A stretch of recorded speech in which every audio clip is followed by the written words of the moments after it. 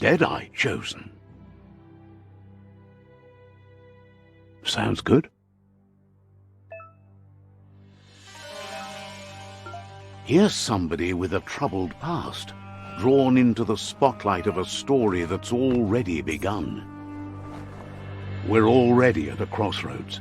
Choosing a path in life is that fork in the road where you make a choice or simply stop living.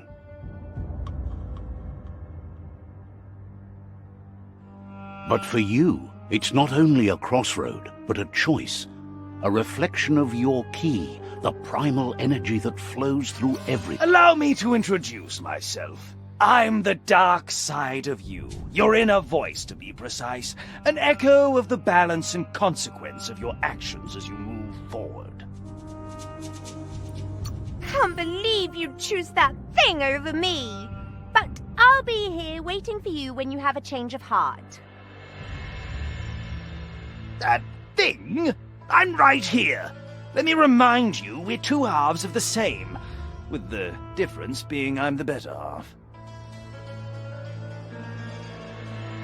Better half. My way is both better and brighter. Light makes it easier to see the best end.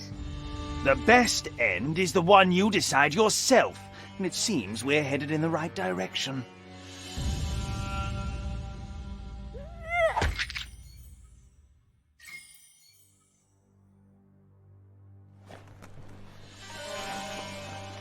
Guess left can be right sometimes.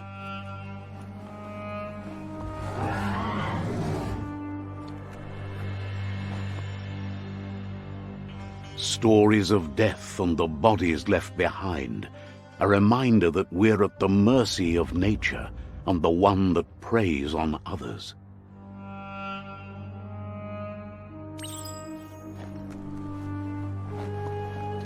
Do you remember the beast that shattered your family, or did you choose to forget? You turned your back on our world and got lost in your own. Meanwhile, the predator only grew stronger.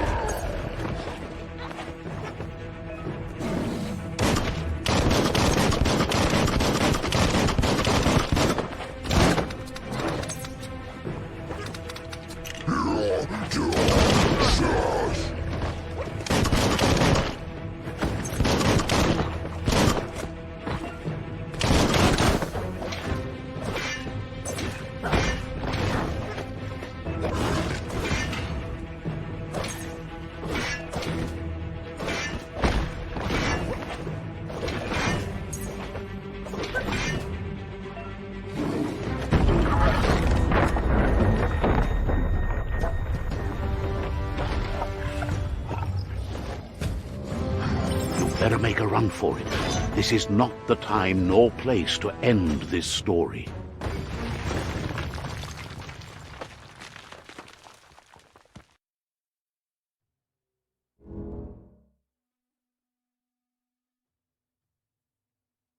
This time, it was best to run and live to fight another day. Let us hope you're ready for it when it comes.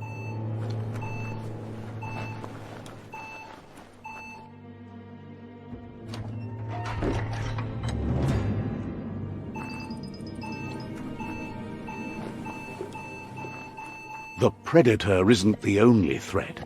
The wildlife started to mutate when the end of days began, and the tree of life started to die.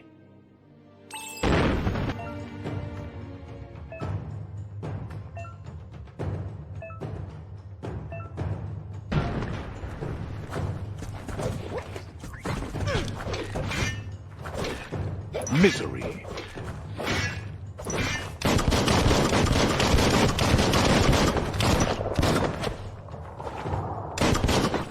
Bullets everywhere.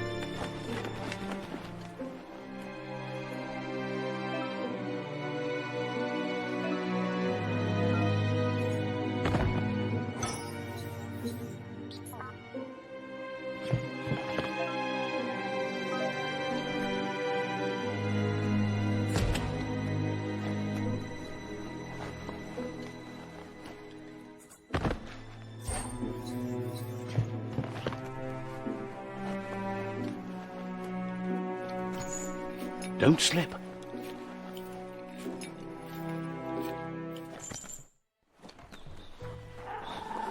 The oil sludge is everywhere. To most, it only means death. But some have adapted to the new environment and changed with it. Evolution has its ways.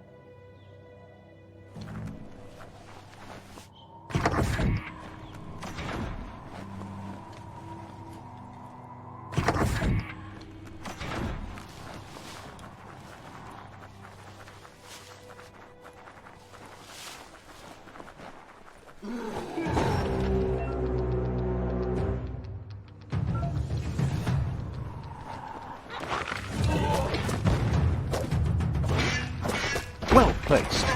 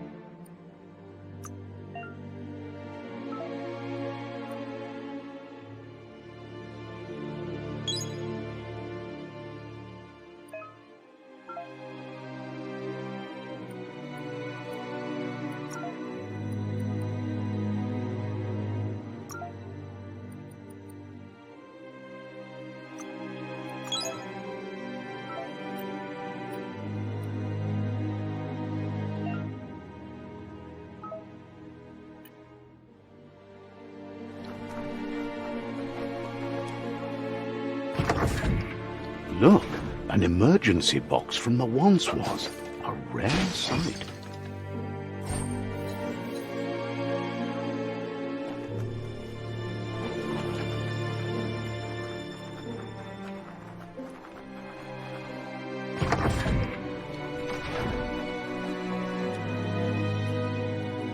That pipe looks weak. The claw bar should come in handy.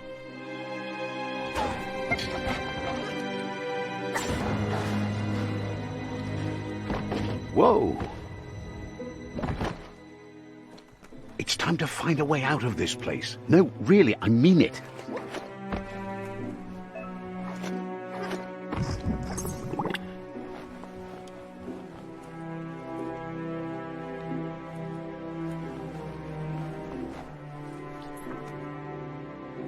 The morks produce biomatter in their multi-organ that they shed under distress, blobs that affect the cellular coding strands of any living being when absorbed, including you.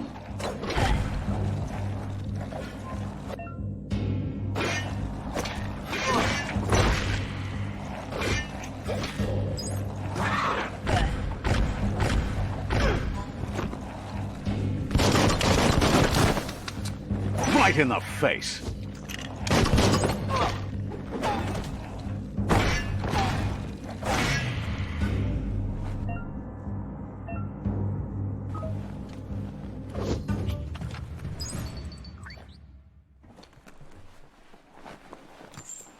Curious about what's up there?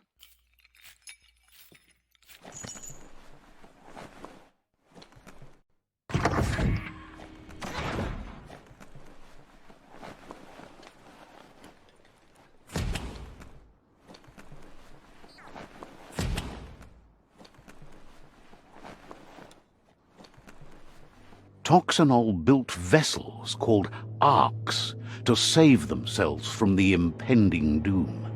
But was it too late?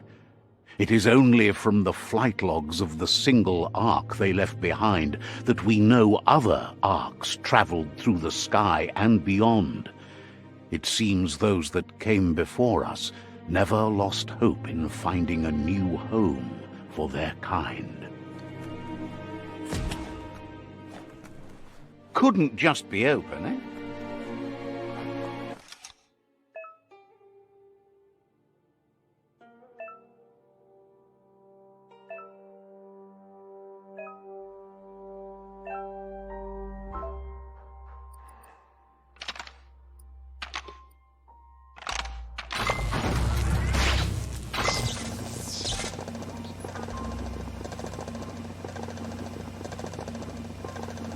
There are few records of the chain of events that led to the big apocalypse eons ago, but it's clear the world wasn't prepared for how recklessly the Toxanol Corporation would make its mark on the world. Their rare earth mining and nuclear industries generated tons of waste, and, without consideration for the future, they dumped it all in landfills until they ran out of space. That's when they made the big mistake. They began dumping the toxic waste in the surf just off the coast instead, assuming that it would sink and decay with time. And they were right, but no one was prepared for what was about to unfold. Once in the surf, the radiation interfered with the genetics of the wildlife and created bizarre mutations in their offspring. It had an inconceivable impact on biodiversity and the entire ecosystem. The world as they knew it crumbled as nature retaliated. It would never be the same again, and what remained of it became ours.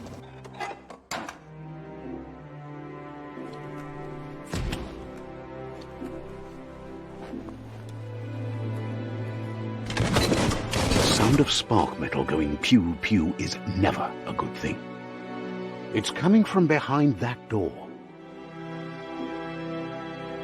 A warning label.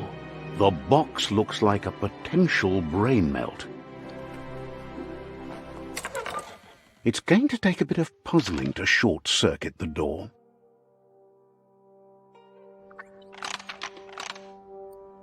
Just a few moves left. Make them count. There you go.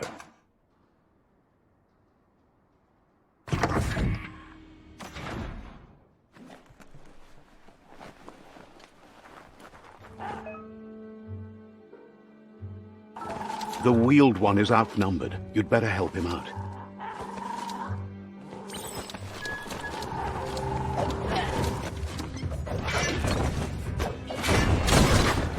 "50% done."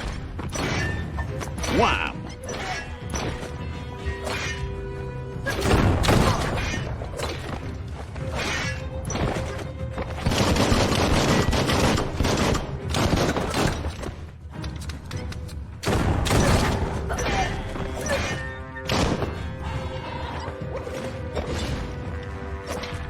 That's the last of them. Let's talk to the wheeled one before backup arrives.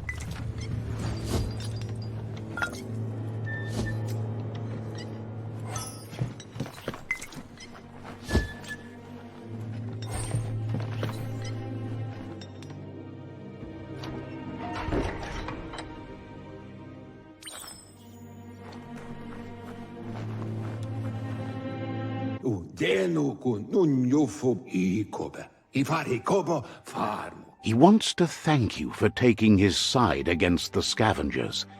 He sounds familiar. You just can't figure out why. He presents himself as out of date. He knows he's way overdue, but he hasn't given up. He doesn't seem surprised that you don't recognize him. You were just a child back then, the night everything changed. There have been rumors of a one-eyed Ronin seen outside the Great Wall, and he's happy to see it's true.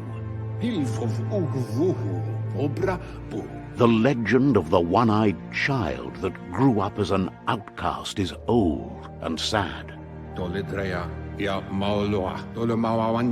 The child could have been anyone, but the evil it had fled had left a mark, a facial scar to remember the past.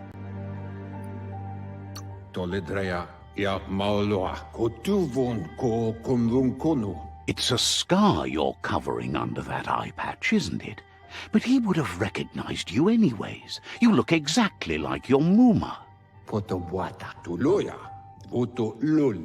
There's no doubt you're the child, and that what Lupa Lupin did to your village, your Muma and Popsy, was the beginning of the end.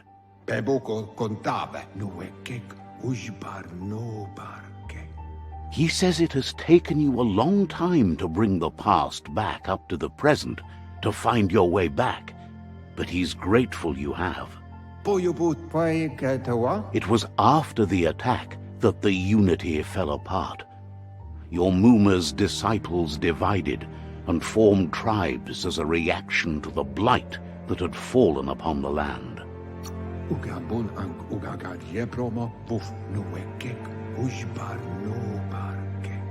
The impending threat of the World Eaters bringing down the Tree of Life is ever so close. He also worries about the Jagni tribe that's actively working for a doomsday and purging of the world.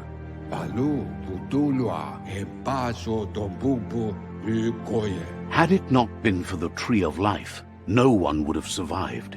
He hopes you at least remember the tree.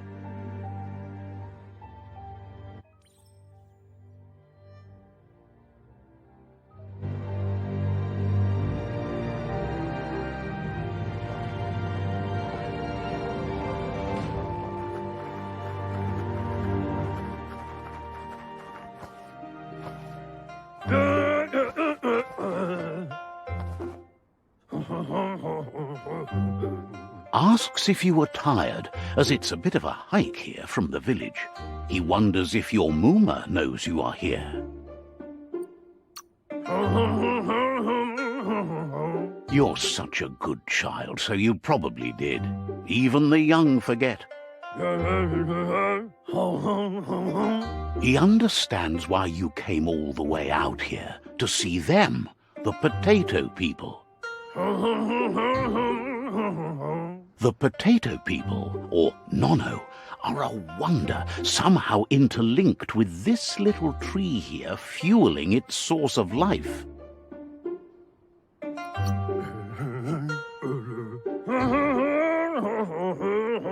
You might be right. Like potatoes, they're packed with energy, an excellent source of ki.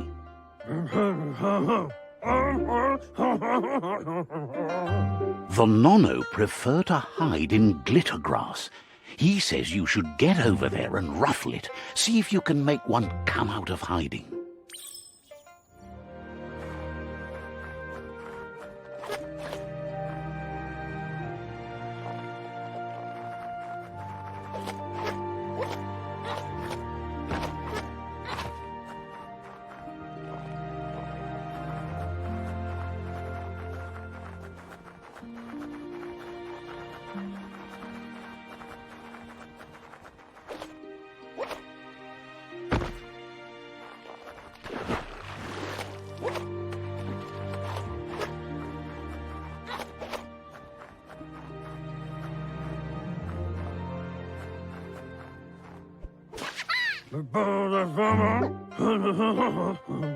You found one.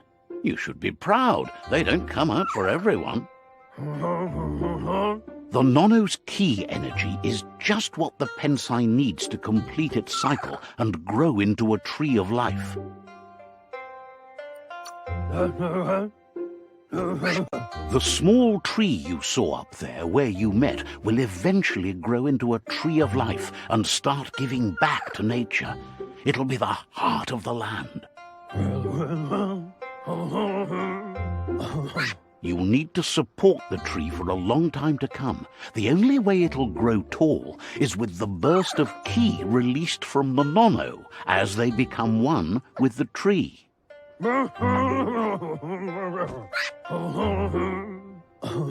You'll need a net to catch the nono, and he wants you to use his, but asks you to be gentle. The nono are sensitive beings, an embodiment of ki, the primal energy.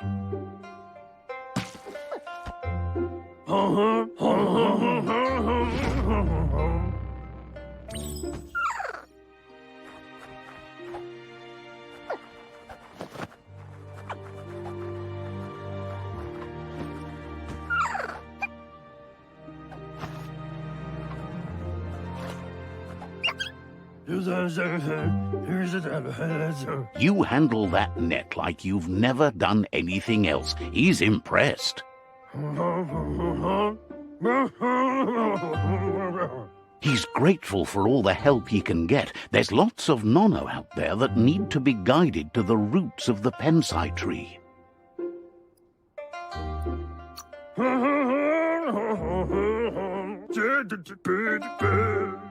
They're hiding in the glitter grass that mostly grows deep inside damp caves, where they draw mineral from the natural rock.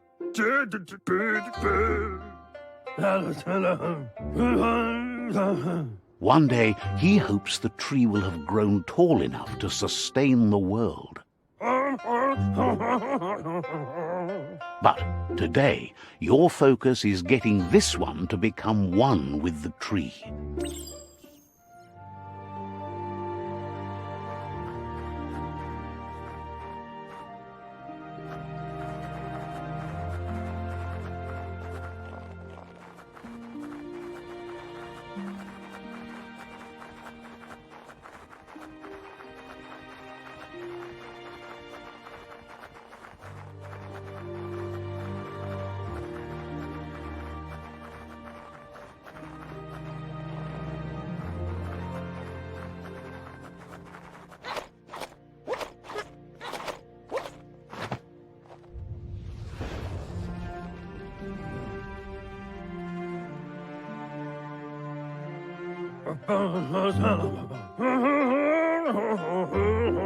Now that you've seen the nono's connection with the tree with your own eyes, you have no reason to doubt. From this day on, he'll make nurturing the pensai into a tree of life, a life goal, not only for our village's sake, but for all of us, everyone. One day, the land won't be as peaceful. Not even your Muma will be able to protect us. You can already see the effects from how reckless those before us acted, and unless something changes, we're doomed. The land won't survive the side effects of the old world's industrial advances. He says you'd better hurry back to the village before your Muma comes looking for you. You did good here today.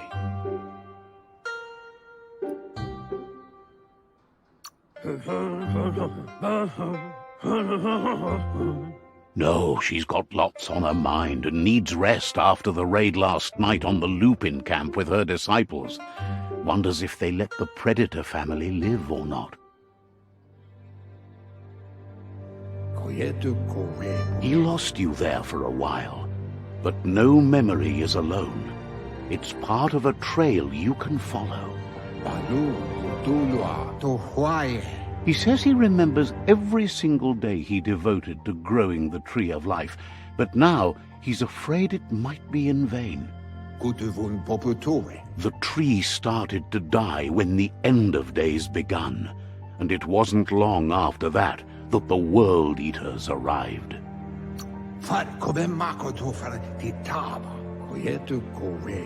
The genetic evolution that occurred after the apocalypse that Toxanol Corporation inflicted on the land set the World Eater's DNA into overdrive.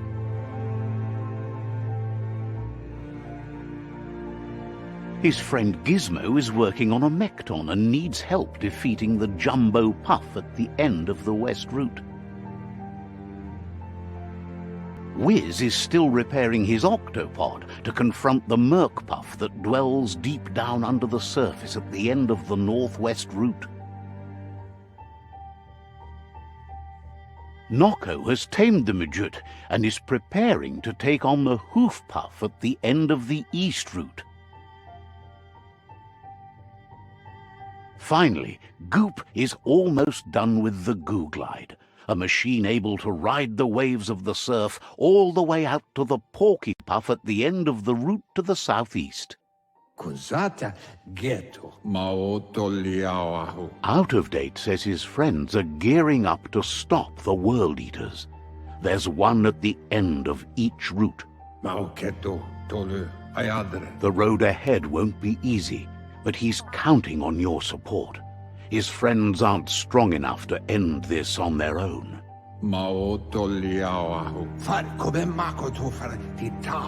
He wants you to understand that you'll all die if the tree isn't saved.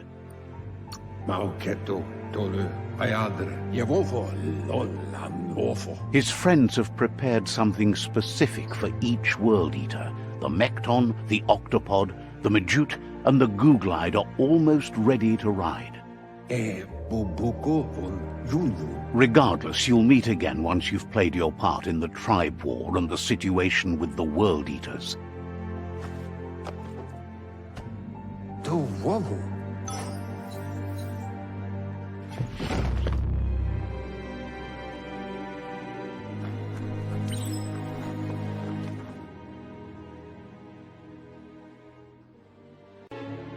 You're getting the hang of it.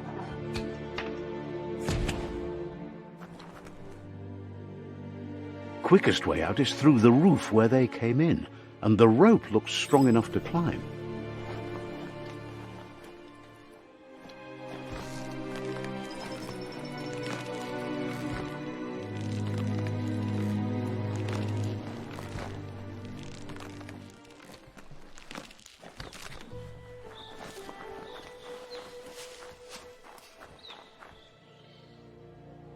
Know that the Tree of Life is dying. Its days are numbered. Without help, it can't endure the environmental change and assault from the World Eaters.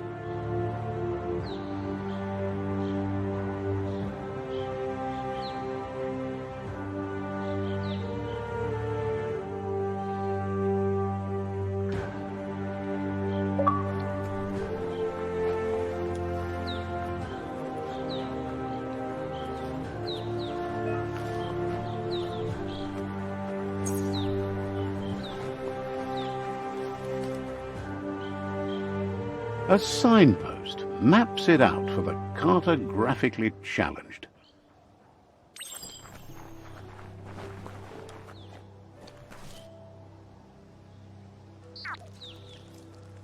Let's see.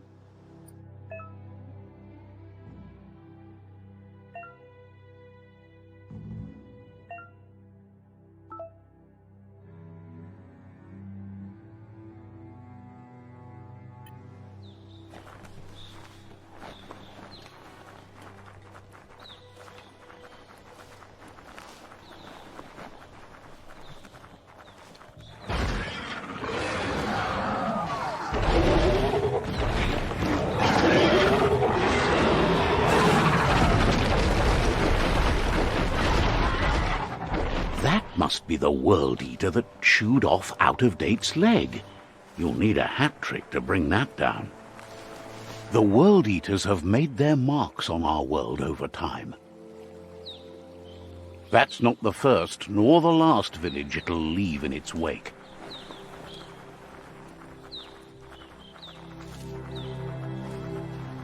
Look, a survivor. Glad to see someone made it out alive.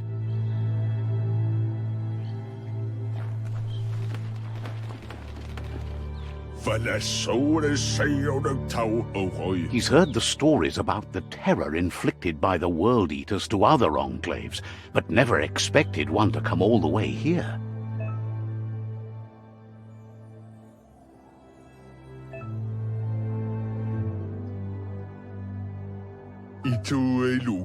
He worries there won't be much left to save if this continues, even if the Tree of Life survives the attack.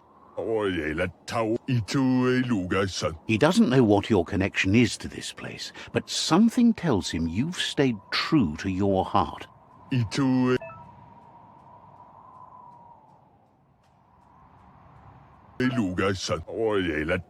Anyway, he needs help and says it's by your actions you'll be judged, not by your intentions.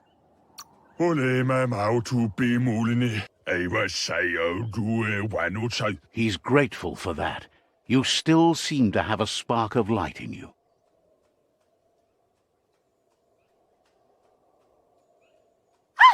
That's a spark of light in you! What's there to like about light? It hurts to look at. Not as much as it hurts to look at you. Always making this personal. And you're always trying to pretend it's not.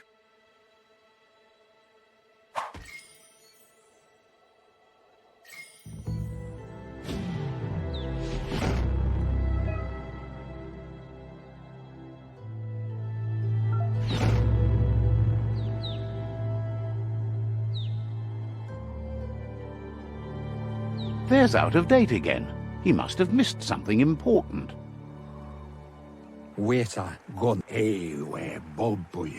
Out of Date says you will make a better stand against the World Eaters with the support of a tribe, and there are two nearby. The Myriad tribe is likely to be a good match as they act on the understanding of the greater good and have a code of honor. Regardless of who you choose, it won't be easy, as the conflict between the tribes is worse than ever, teetering on the brink of war.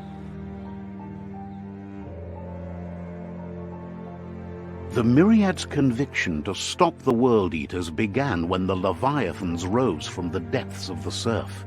Siding with the Myriad's movement for wholeness in a fragmented world might seem like the logical thing to do, but is it the right thing?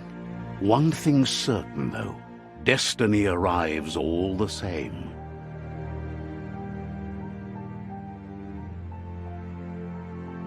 The Jagni tribe only ever had one conviction: to bring balance to the world by wiping out the weak.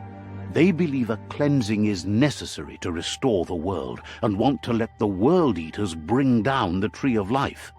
But siding with Jagni isn't necessarily a bad thing. Fate will find a way.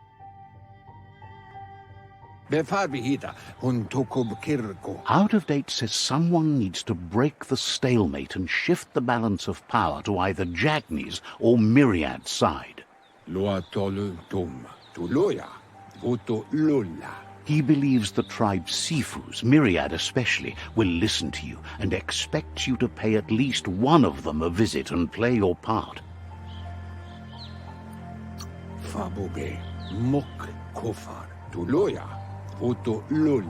He can sense you share Myriad's view on the world. The Myriad would embrace someone willing to fight against the tyranny of the Jagni. Out of Date will be waiting for you beneath the Tree of Life if you lose track of what you need to do. Regardless, you'll meet again once you've played your part in the tribe war and the situation with the World Eaters.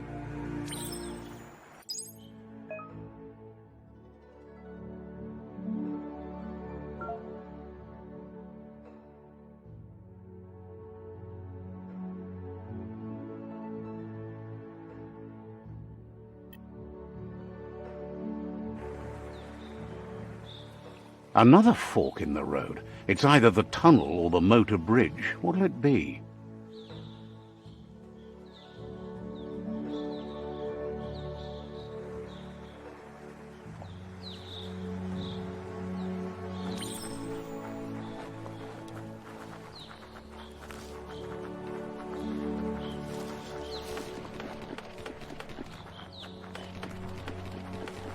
It's unusual that natural tunnels like this still exist. Most of them got flooded.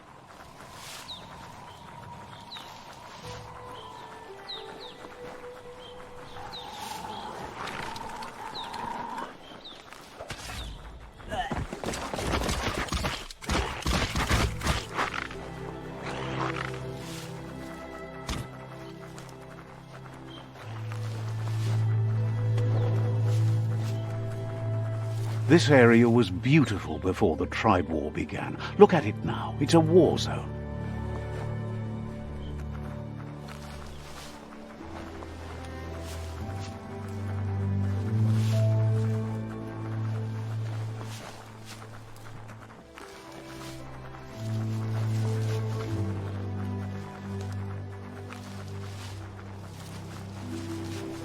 That's the Myriad Tribe's fortress. Will they be friends or foe? You should head up there. That way you'll know.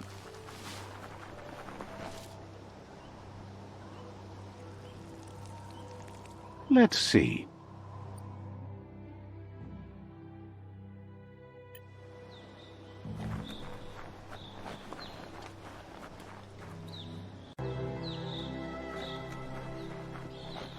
It's a beaten path to that door. If you go there, you'd better make an entrance. Says they're wary of strangers. They're at war.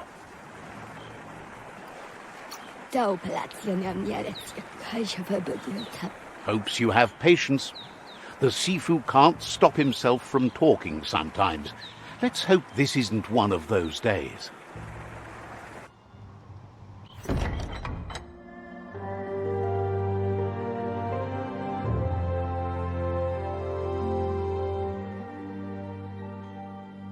Sibi? La panen agin kalman. Gerad na falo hutut mus. Tugai la wute. The Myriad tribe act on understanding of the greater good and a code of honor.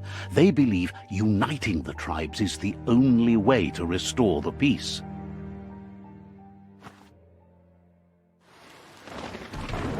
The Sifu is convinced that defeating the World Eaters and saving the Tree of Life is the only way to make the world a better place. He welcomes you to the Myriad Fort and introduces himself as the tribe's Sifu. But he was hoping you'd show up. The news of a vigilante Ronin on crusade crossing the Great Wall through the crack in Bunker 101 has preceded you.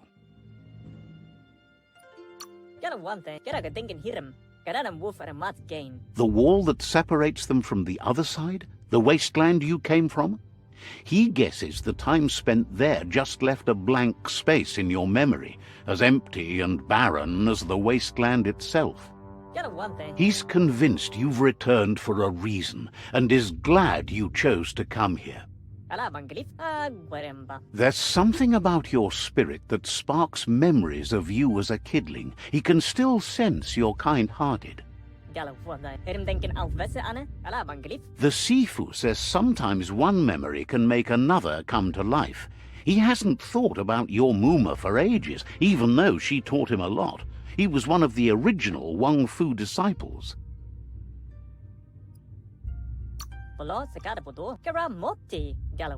There were 6 of them, but the unity fell apart after Lupa Lupin attacked the old village. Soon after, they formed new tribes based on their own values, and when the Blight started, the animosity escalated to war. The Sifu says it's time to set the past aside, at least for now. Unrest is sweeping the land, and there are rivals in all directions. Myriad wants unity between the tribes. Their goal is understanding of the greater good and establishing a code of honor. If you believe there's some good in everyone, there's still hope for tomorrow. You'll unite the tribes and defeat the World Eaters to save the Tree of Life. He was hoping you'd join them. You understand that there's no harm in doing good to others. The Sifu was waiting for something to tip the balance in their favor, and with you by their side, he's confident you can unite the other tribes. The one you should coerce first is the Jagni tribe. The Myriad were placed here to fulfill a certain purpose, chosen to unite the tribes and take control of their destiny. The tribes need a firm hand guiding them into the future.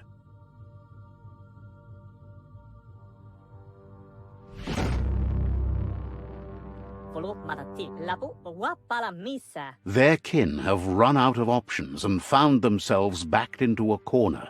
Even those who desire peace have been forced to prepare for war. What's wapala misa? They might bring them war, but they'll never take away their inner peace. He wants you to focus. These are the new rival outposts your tribe needs to take control of.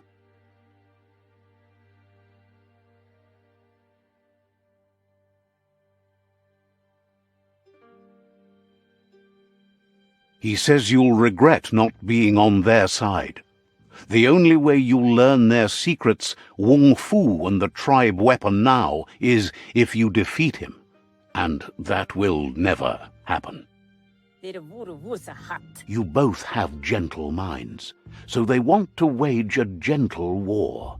A war that bonds as much as it breaks.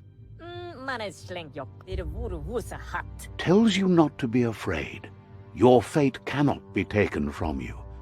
Claim the rival outposts and earn the right to wield the tribe weapon.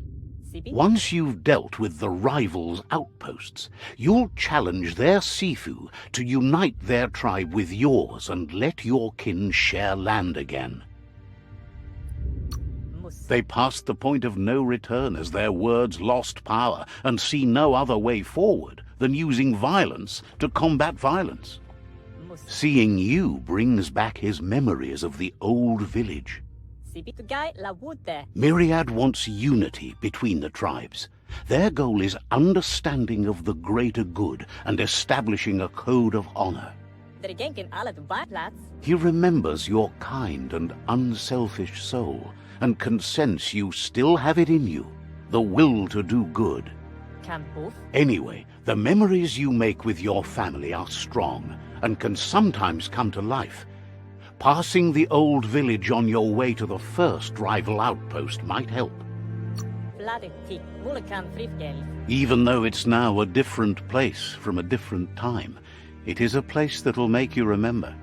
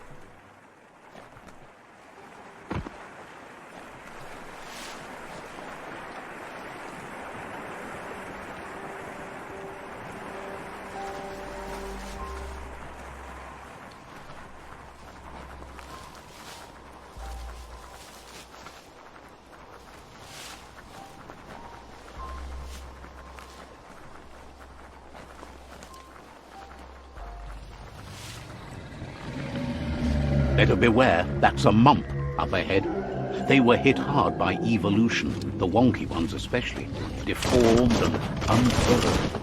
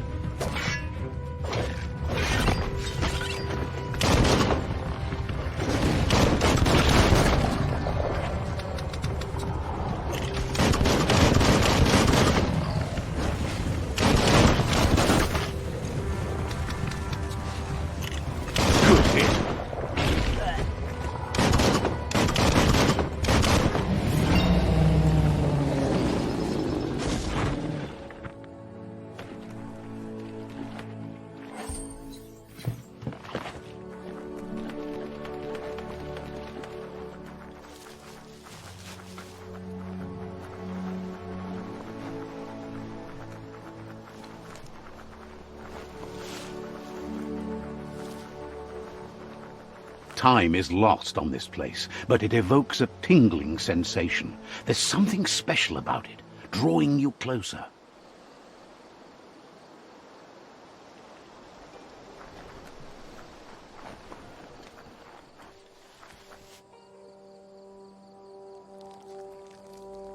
Let's see.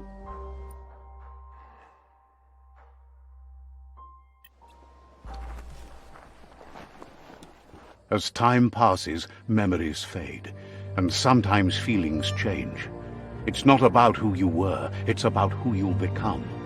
This story is far from over. Echoes of a long-lost past, like whispers in the wind. Here's someone who takes each day as it comes. He asks how you are today. Then he wants you to know that if you find yourself going through bad times, you should just keep going. He wonders where you've been. He hopes you've been out at the lake, practicing your swimming technique.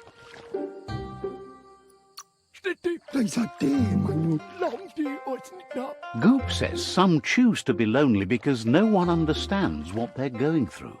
If that's you, he'll try to help you, if you let him. He thinks you should really know how to swim by now. Why not? There's no better time to do what needs to be done than right now.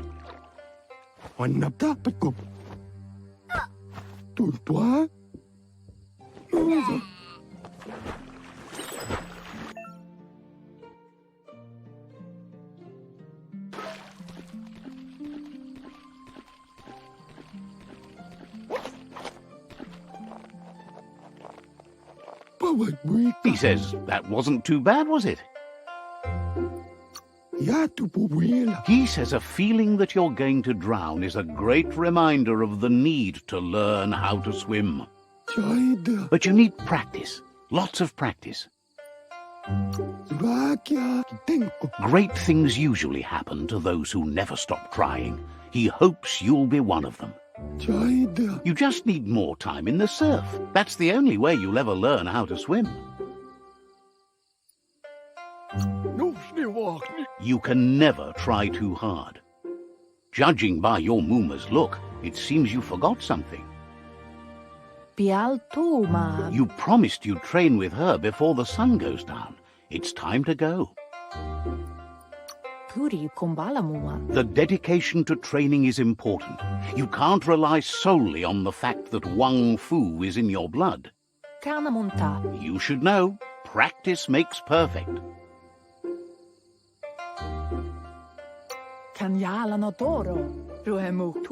You have to keep working on it if you want to be good at it. She'll see you at the village square. She'll be waiting for you. There will be a surprise for you at the end, too.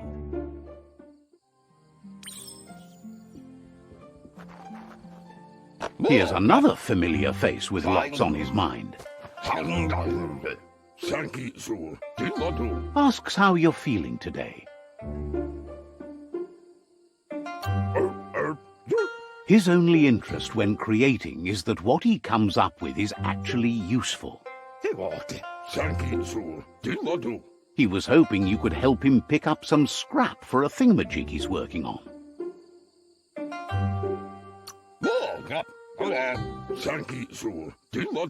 He's happy to hear that from someone that's a part of the coming generation. You owe it to yourself to protect the environment. You should look for things that are recyclable. It shouldn't take you too long to find some.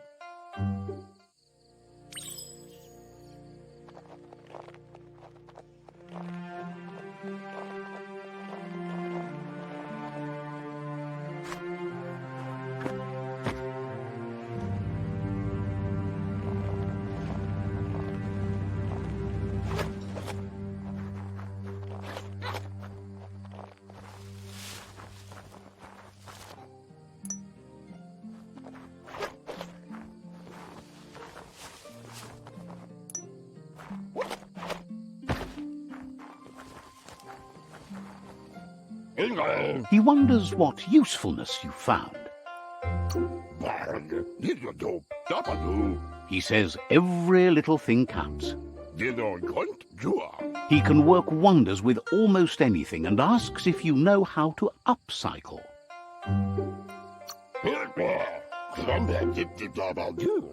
But that's his point, to take something useless, change it, and put it to good use again. He'd love to teach you to upcycle, and the scrap you found would be a good start.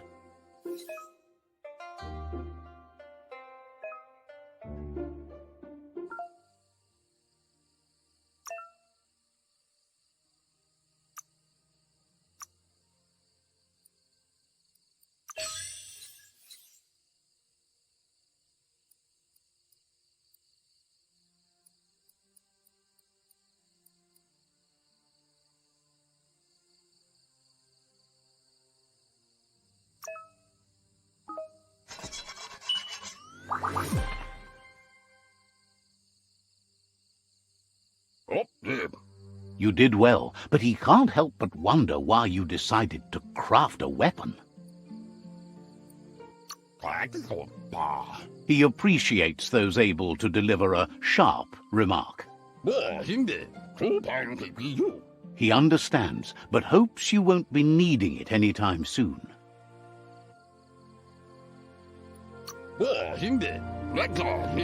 Gizmo doesn't mind sharing. What's his is yours, and what's yours is his. He's looking forward to seeing what you'll make next. It seems you have a talent for this. It looks like she's starting to lose her patience. You know she doesn't like waiting for you. She wants to see you on the village square right away. Then you've got a good excuse. You share a responsibility to prevent hardship on nature and the environment. It's your future. She wants you to grow up and start thinking for yourself. You really need to find yourself before she's gone. She won't live forever, you know that. But she intends to make the most of every day she gets, especially the ones you share together. You've always followed your own path, but this time she needs you to follow her.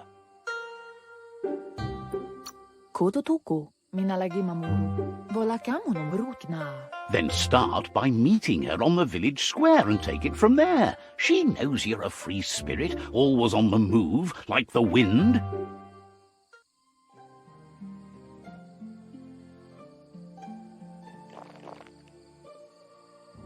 They look determined. Better watch out.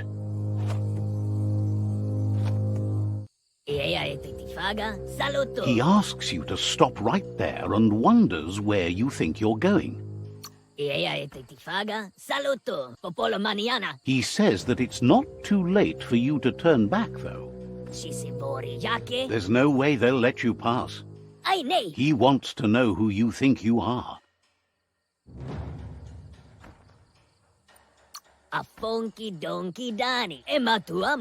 He says you're right. Nobody can tell him what he can and can't do, and that includes you.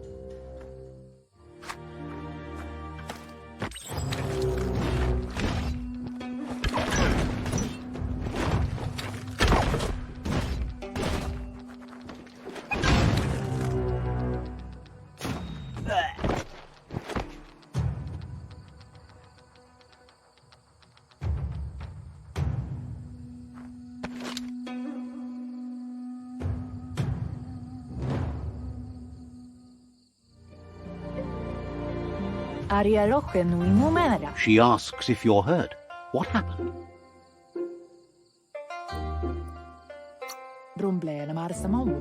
She says it's nice of you to consider them, but they have weapon training at sunrise tomorrow, so they'll need all the rest they can get. The most important thing is that you're okay. It's time to focus on your training now.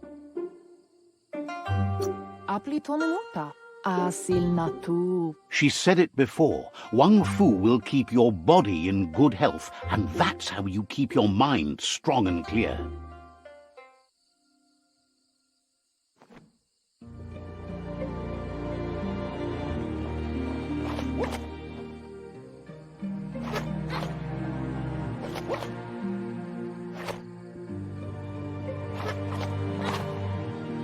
Here's someone close to heart, doing what he does best. Seeing you always puts a smile on your Popsy's face. He wants to know how you're feeling. Training with Muma will make you feel better. It always does. He asks if you could help him too before you leave for training.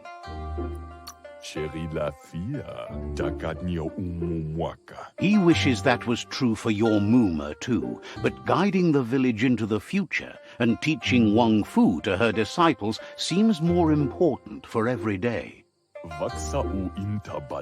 He suggests you get going and find him gadgets and ideas for how you can upcycle some old fabrics.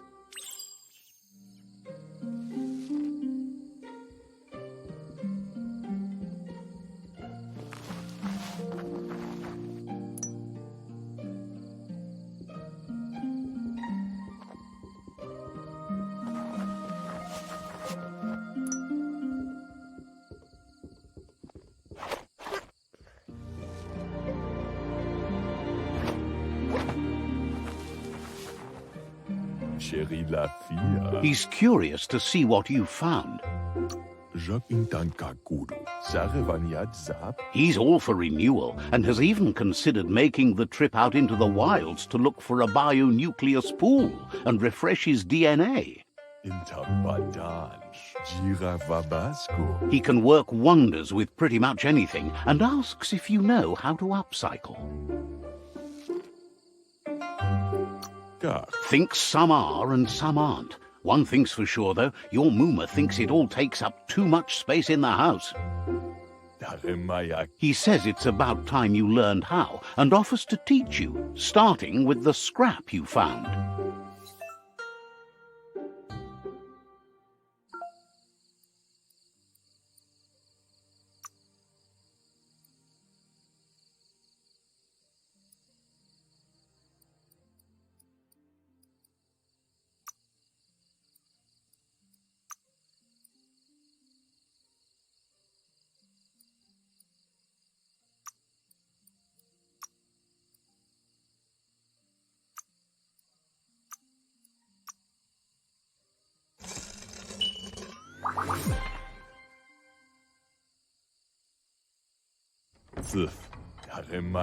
The style might be too edgy for his taste, but it looks sharp on you. He knows she's already proud of you and everything you've achieved so far.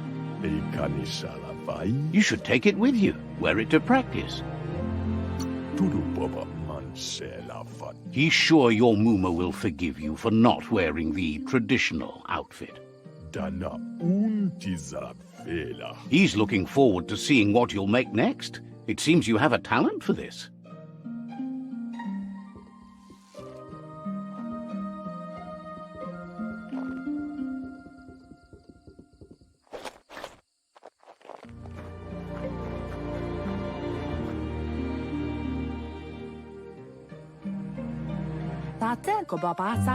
Your Muma says it's about time you got here.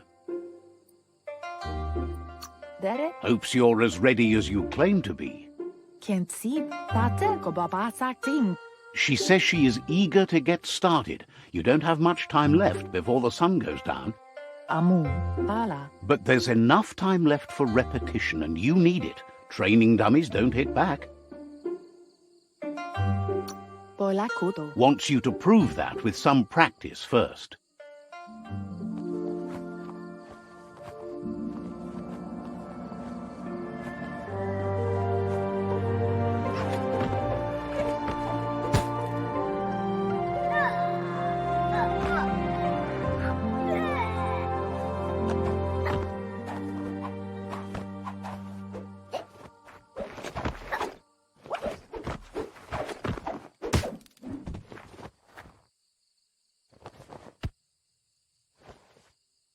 Your Muma says you did well today. She's so proud of you.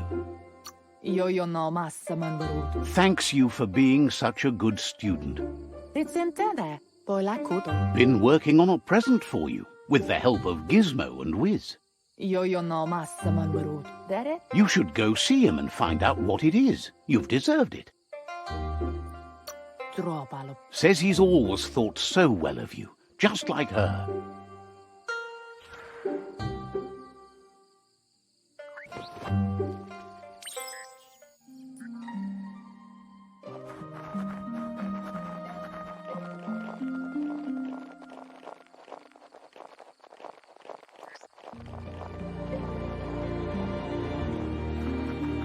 Catchy. It's intended. Your Muma says she's never seen an apparatus as green as this little thing. It's wonderful.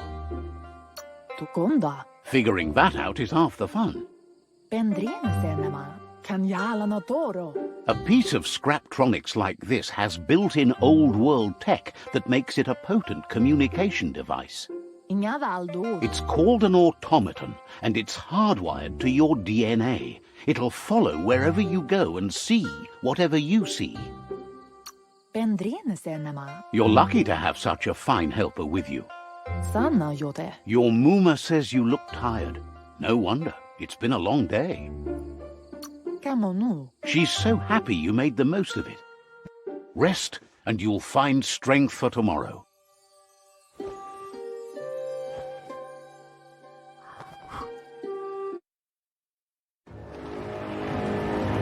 Nothing could stop Lupa Lupin from setting the world on fire. Antoro. Kensi. Kamonu. Your Muma urges you to blaze a trail. A burnt kidling will learn to dread fire.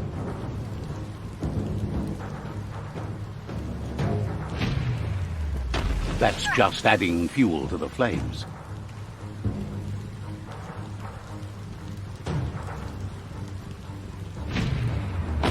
Give it a last burst and you'll make it.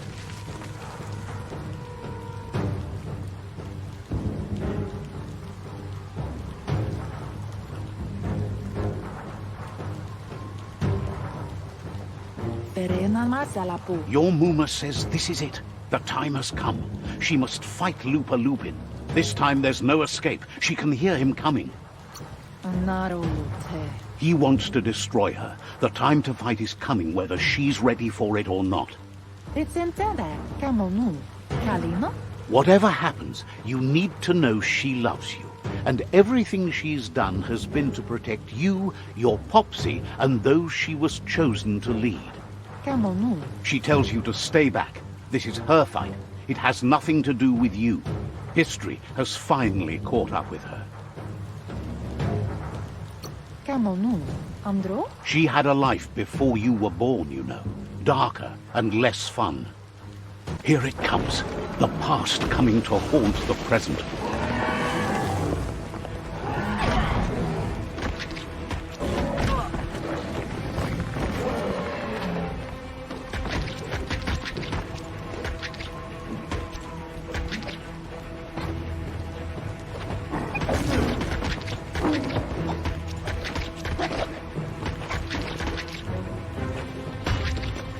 You must go through fire and water to make it out of here.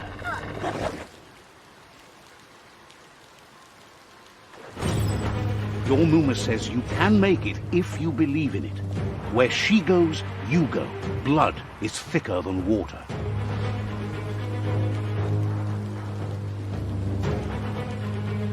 You're in deep surf. Don't make waves. The surf goes where it wants to go. It'll take you to the shore as long as you go with the flow.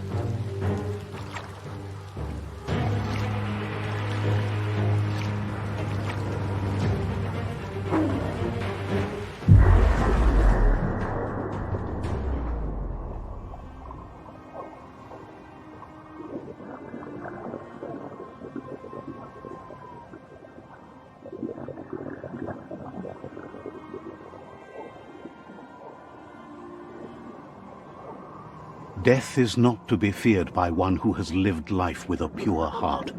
A part of her will live on in you. The creature is hungry for more. Nothing is going to stand in its way now.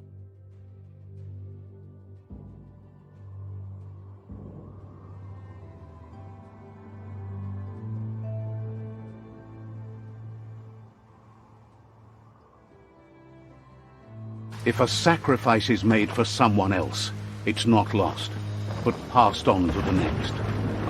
Life must go on. Real sacrifice comes from love and necessity when all other options are exhausted. The ultimate test of conscience is the willingness to give up anything to save what you truly care about.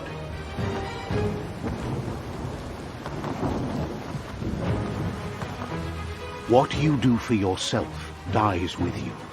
What you do for your kin remains and makes you immortal in their memory.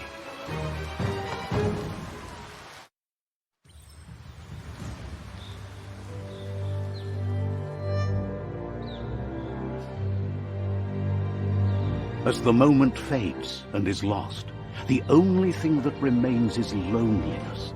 It doesn't mean you'll forget your past. It simply means you need to move on.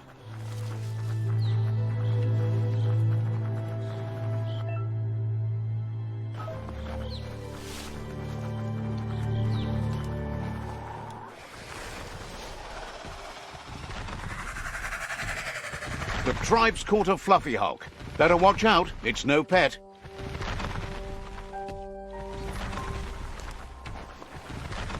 They couldn't keep it down. Fluff Hulk's on the loose.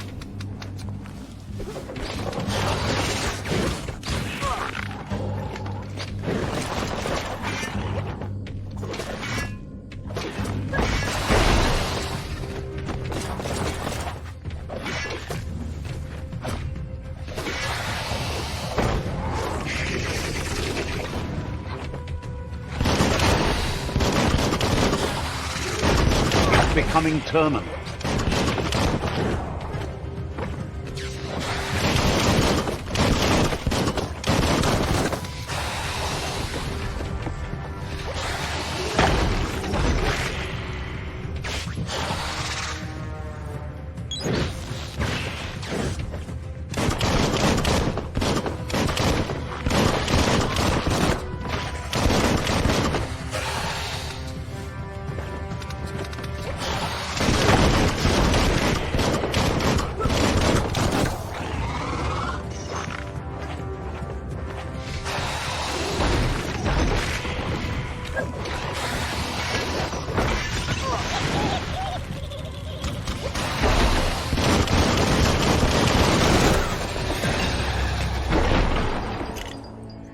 La Sorayafa te mefafa kunenyaima jama. You gave them no choice but to take it down, even though they'd planned to take the Fluff Hulk out to the far Fnacky leaves and let it go. Dola sumala me dula su rayo te sucho. They've received news a Ronin had strengthened their ranks and were looking forward to meeting you. Legenebo yape pioyo. A group of myriad crusaders already headed out to Jagni's Mercadorpus outpost and are waiting for you there. Kipaho yuno pachigatila ejauno. You should hurry there and help them best the outpost. Kipaho yuno pachigatila ejauno. Not really. It's west of Bricktown. You can spot Gizmo's Chugyard from the hill it resides on.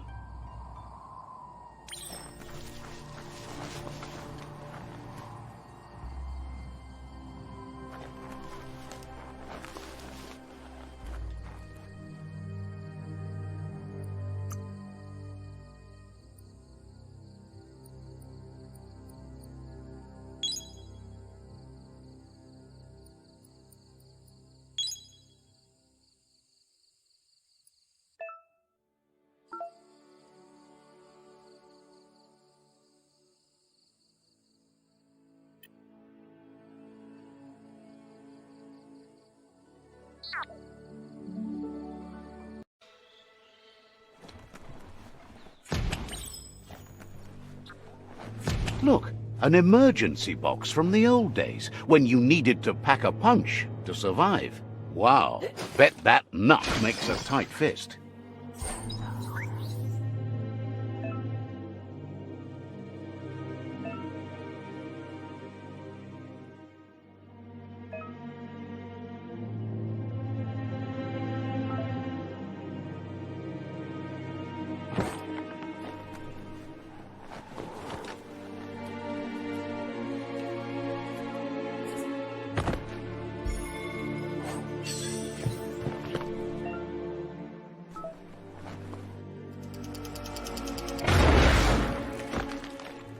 Darkness makes you miss the light.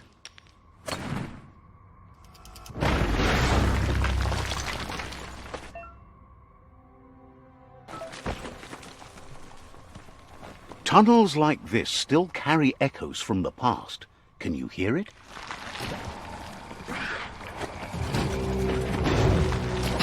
Give him a hand.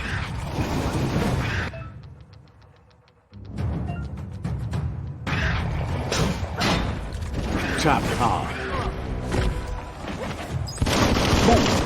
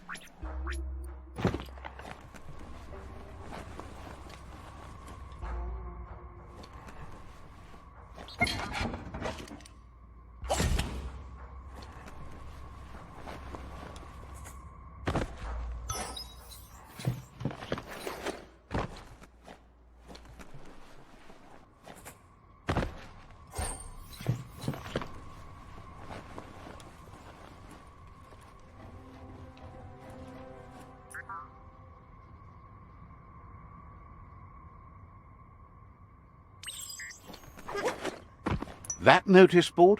Filled with the leftovers of used-to-be wants. You're getting close to one of those old Toxanol brick towns. Pay attention. The Toxanol Corporation made this place, and then just threw it away when they were done with it. Toxanol never cared about the waste, as long as they didn't have to pay to clean it up.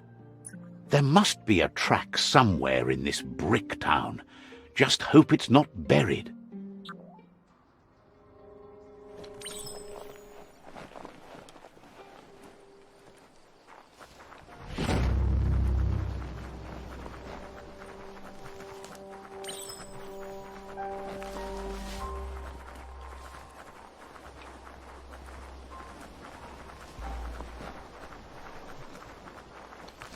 You found the whereabouts, the deepest, darkest forest in the land. Sometimes hard to see for all the trees. The trees in the forest smell so strong.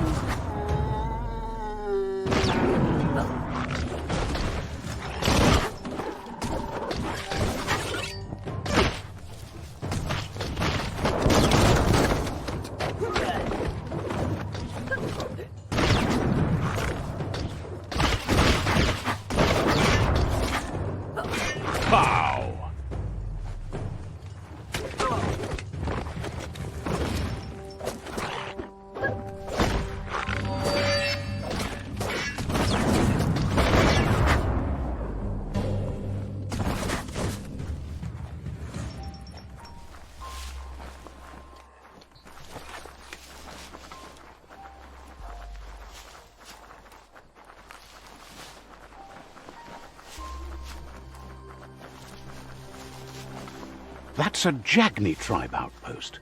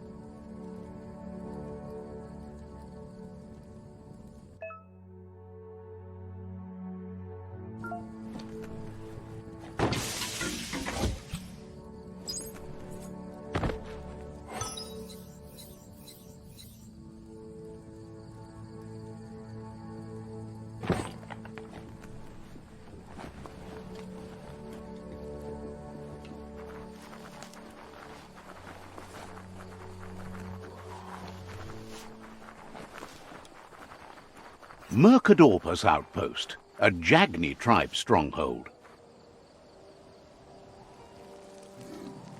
Let's see.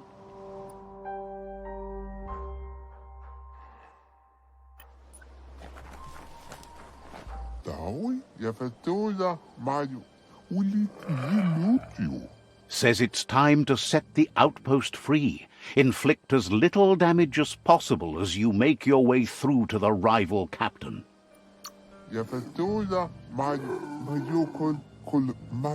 If you can, you should try to convince the captain to give up the outpost and join your cause.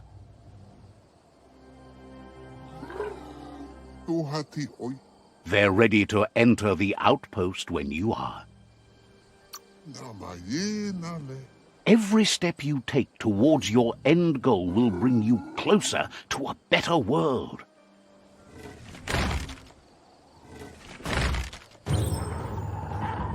Here's the first line of defense.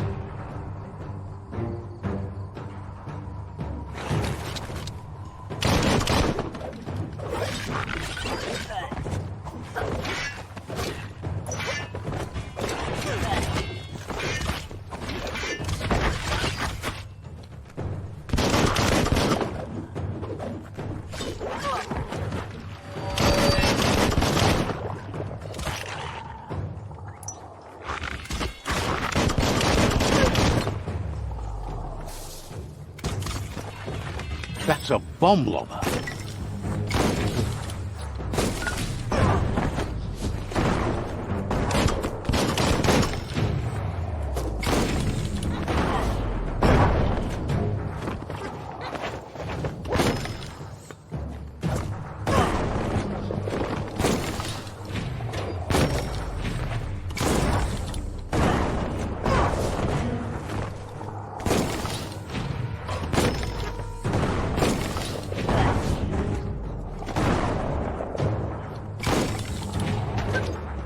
Hit the spot, wrecked it. That twirly wheel works that drain pipe.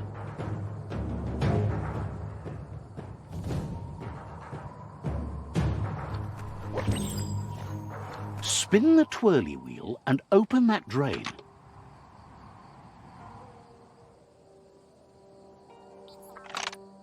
Just a few moves left. Make them count. Everything's clocking together.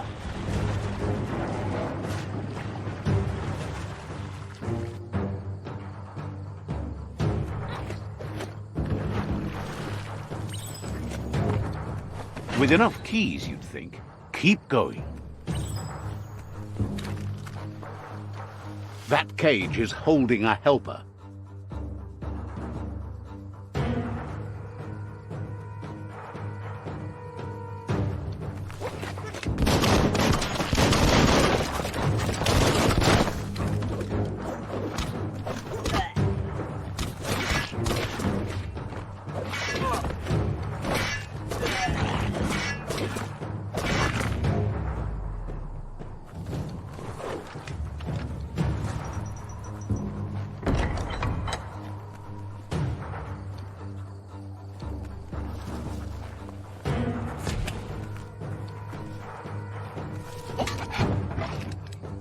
They never lost hope you'd come, but weren't sure if they'd last long enough to see it.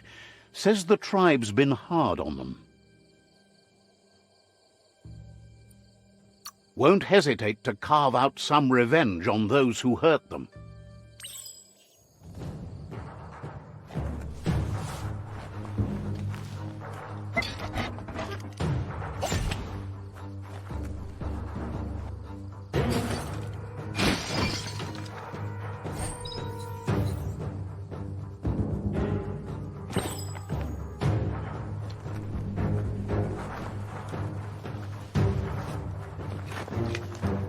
A sharpshooter. The scaffolding looks unstable.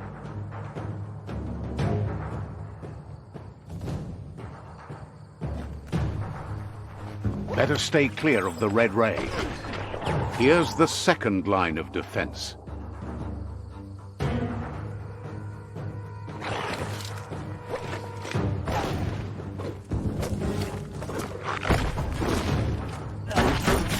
Red means danger.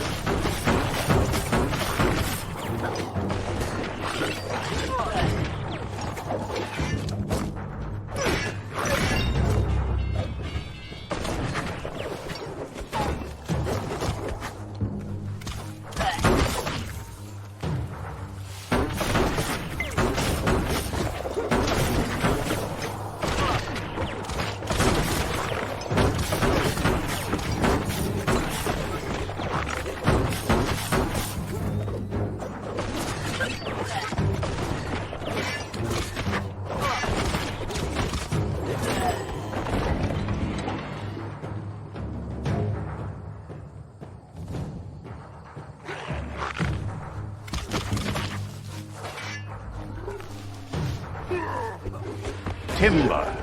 Bet a big bump will bring it down.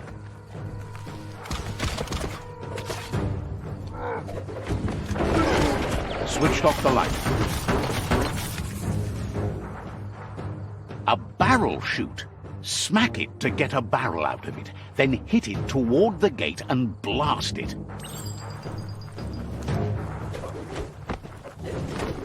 That looks splody. Shoot it and watch it blow. Kaboom! You're in. Almost there. The outpost belongs to your tribe now.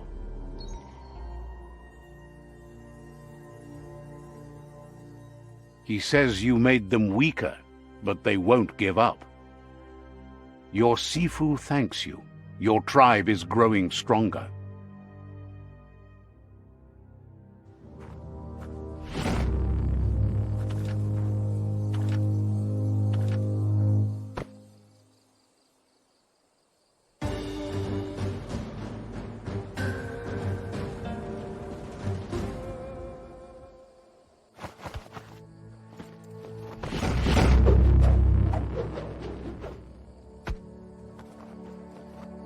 Getting up.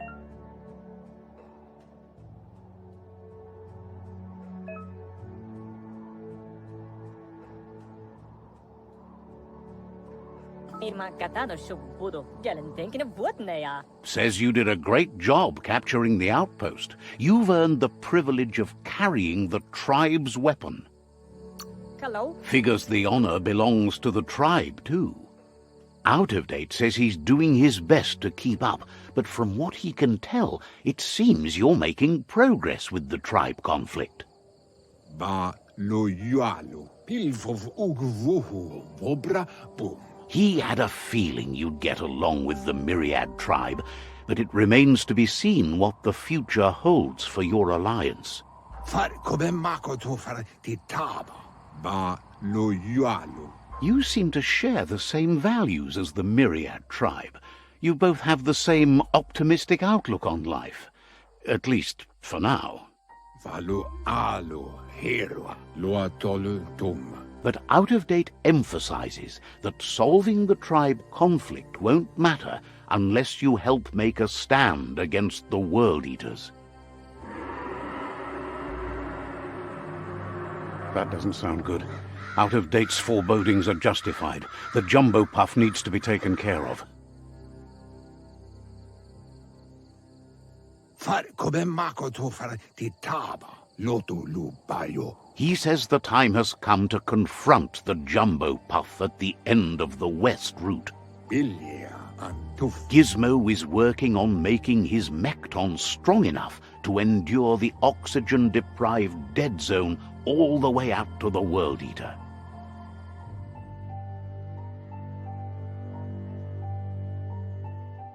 Miss. You should get over there and see what you can do to help.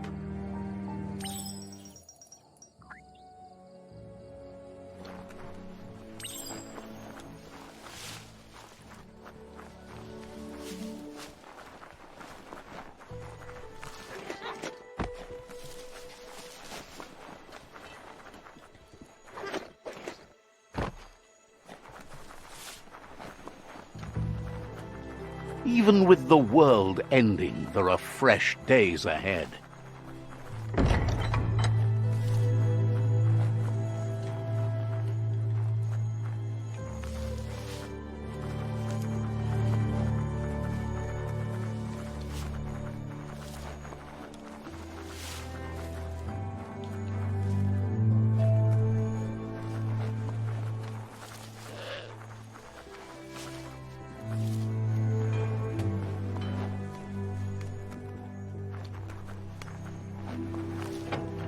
Latino ma fayut onaf tewa peo so white. There's news of a Ronin joining the tribe. That must be you. Latino ma fayut onafay. Wishes you goodbye.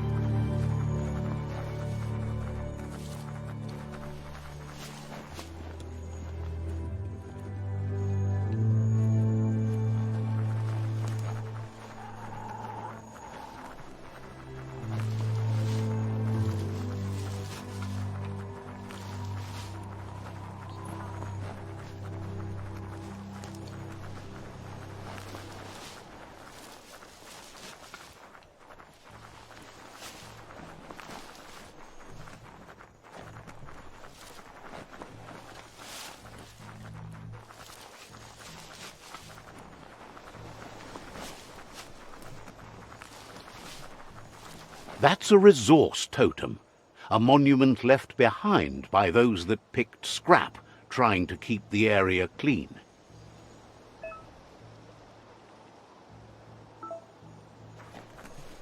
That's some sharp wood scrap there.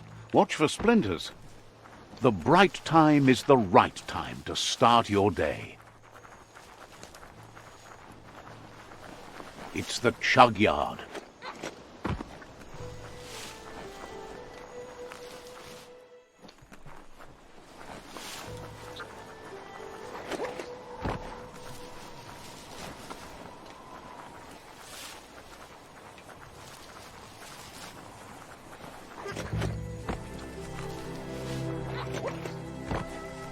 The board mainly has posts from those that used to work at the chug yard back in the days gone.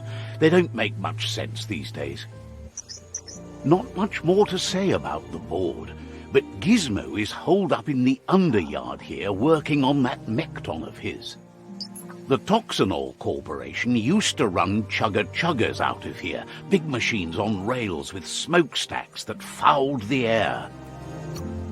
They can carry you anywhere you like, well, anywhere that they go to, and then you can leg it from there. You're on the right track. Keep your eyes open.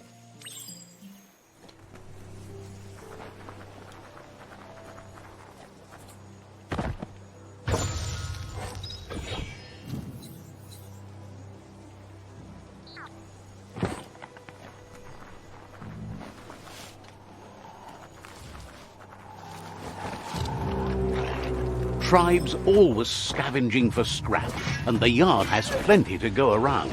But they should have stuck to looting instead of playing around with sprockets. You've got nothing left.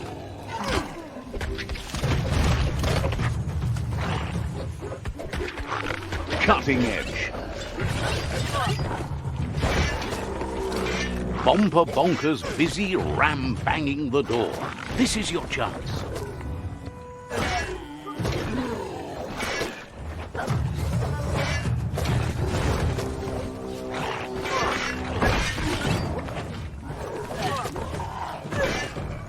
Slice and dice.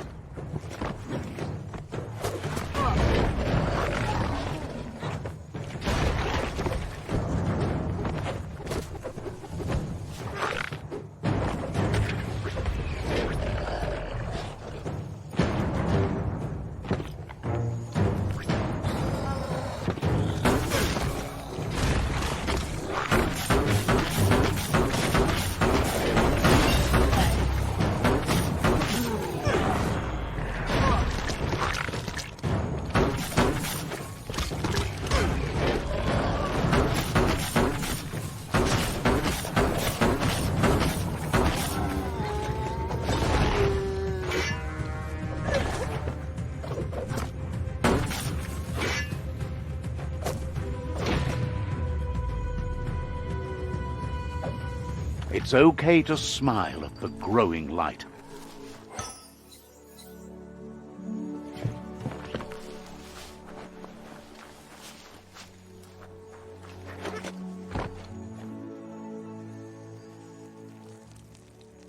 Let's see.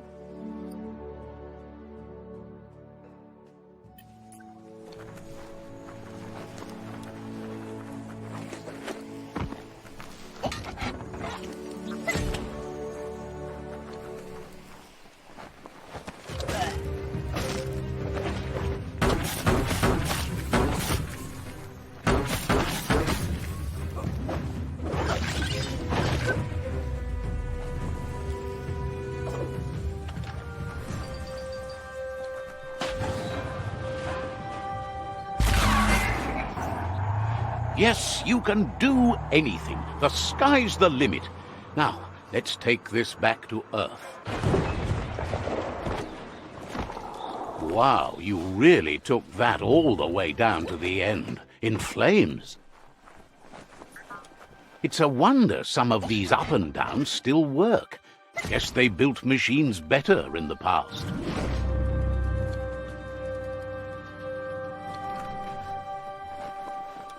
The spent nuclear fuel that Toxanol dumped in the surf had detrimental effects on the marine habitats, while the overflowing landfills contaminated the groundwater. Combined, this sent their world hurtling on an inevitable road to ruin.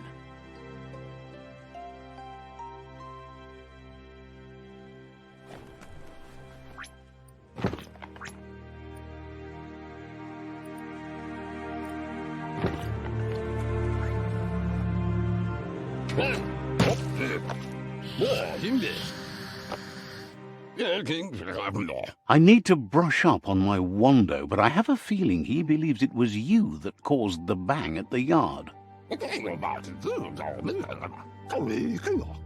Oh, and he says he knows you. You used to call him Gizmo. He gave you the oil-greased hands when he taught you how to upcycle. Gizmo remembers you as a nice kidling, and he can still sense the warmth of your good heart.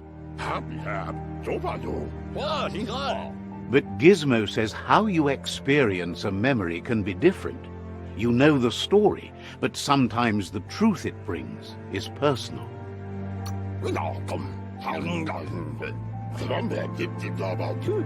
He hopes you remember that one time he taught you to upcycle, and hopes you've had some use for it over the years. Gizmo says he also has re-memories from the long gone, but unlike you, he doesn't think of the past, for it's gone.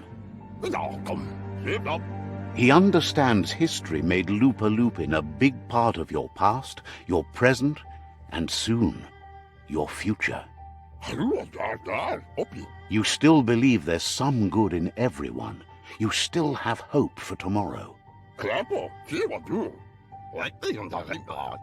He says you should know that what's meant to be will always find a way, but history shouldn't consume you.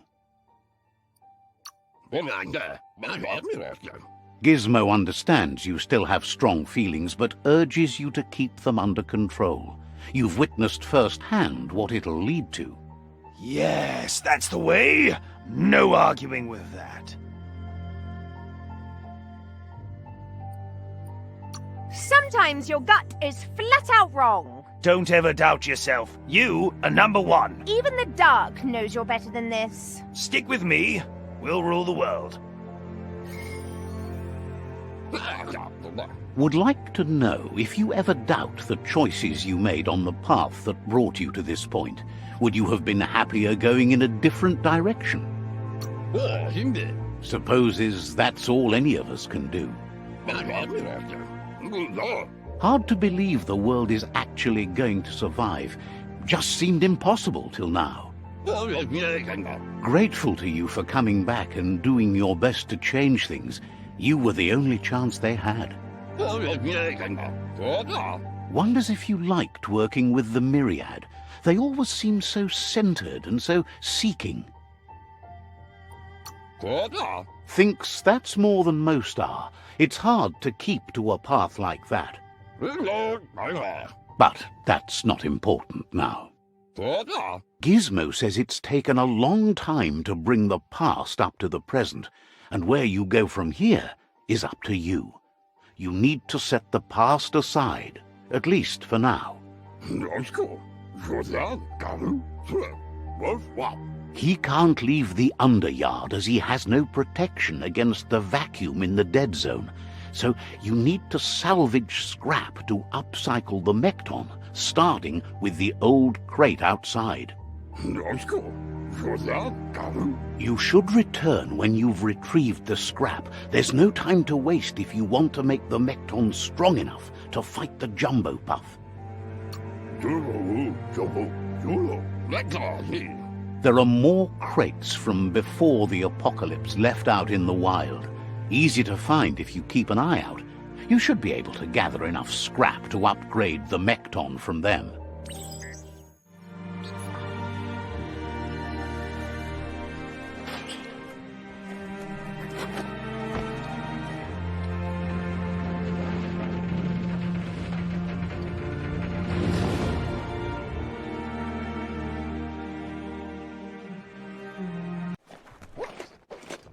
There's short of breath and death to this zone.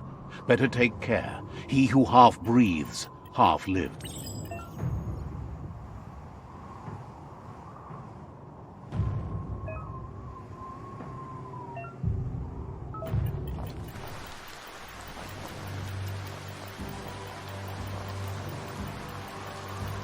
That's the leftover you're looking for.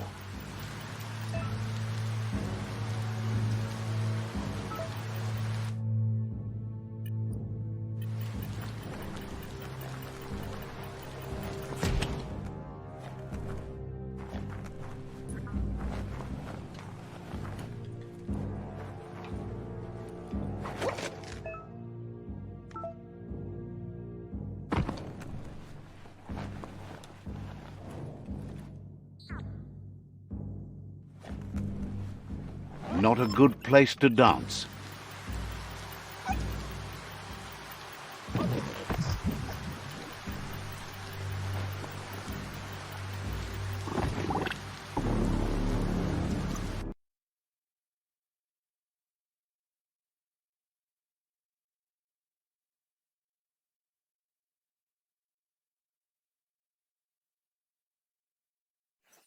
You're maybe not sure you want to leave. Got just enough slack in the line.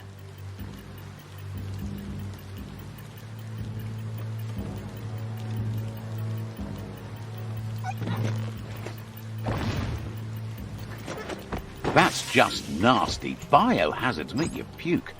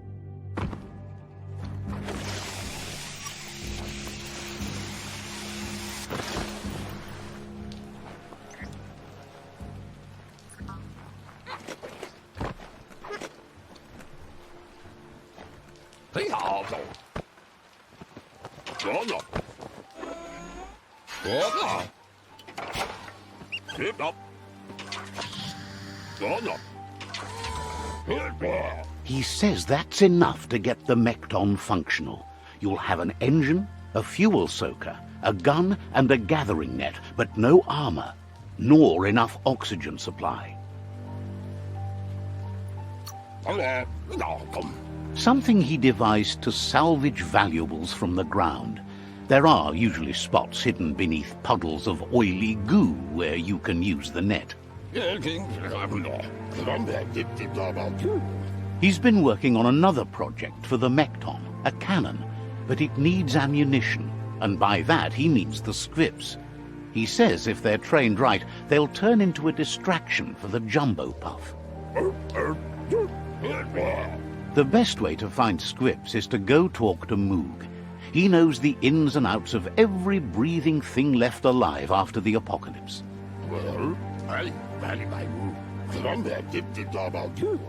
Unfortunately, this means you'll have to venture farther out into the dead zone than Moog's camp on the steep depot.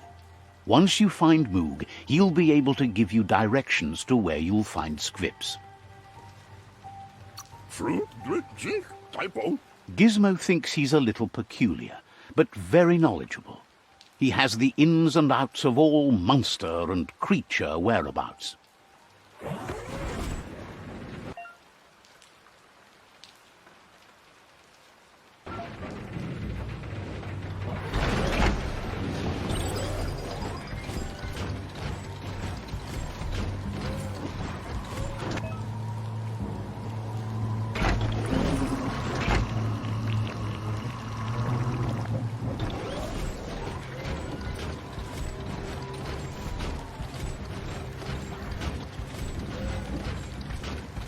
The grease monkey's Mekton is built sturdy, just like himself. Can you imagine how this place used to look before the dead oil flood?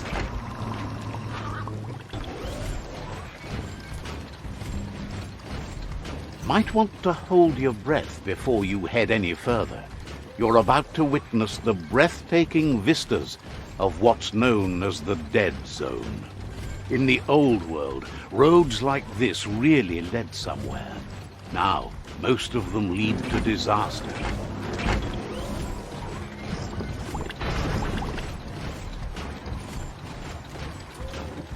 That over there is Steepo Depot, the cliffside that Moog hangs on to. Clear the way.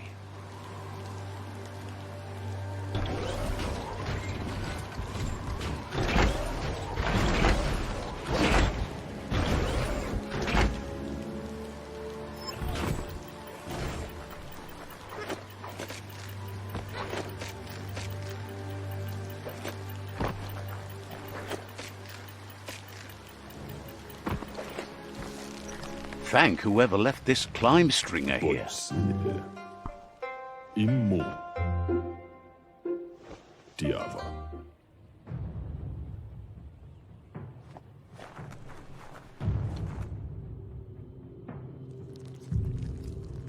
Let's see.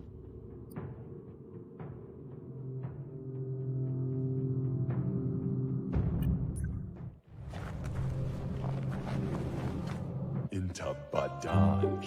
Bustaranadafa. This one's impressed to see you out here. He figured you'd be dead by now. Not many are as tough and clever as you must be.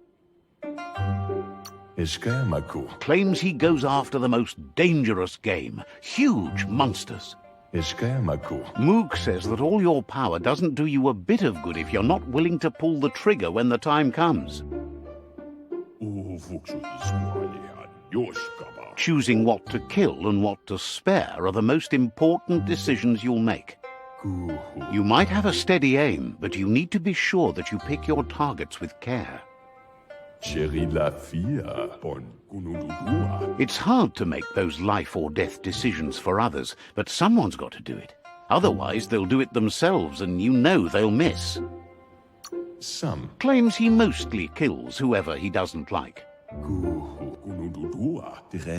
Says it's wild that the world seems to be coming back, but he supposes that means more monsters for him to shoot. Wonders why you work so hard to keep things alive. Bullets help thin the herd instead. Says you should give up on working with the stubborn myriad. He keeps trying to put out their lights and they keep putting up new ones.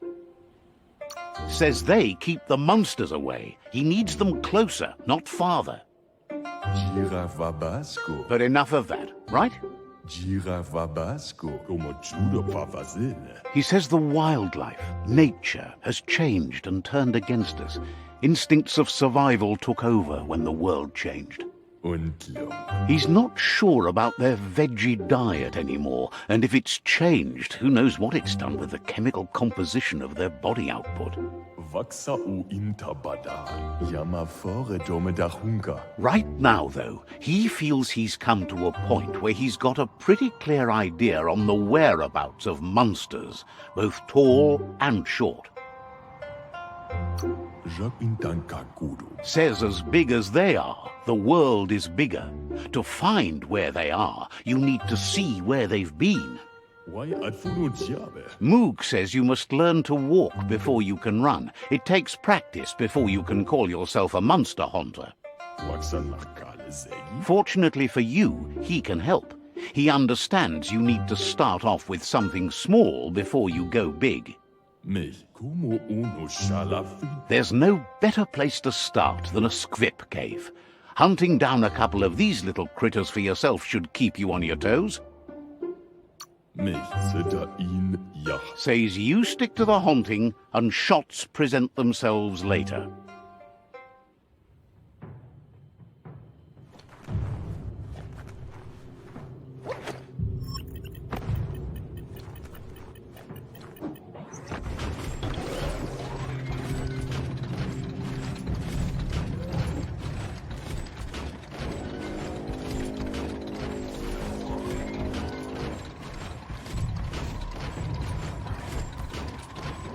Upcycling at its best.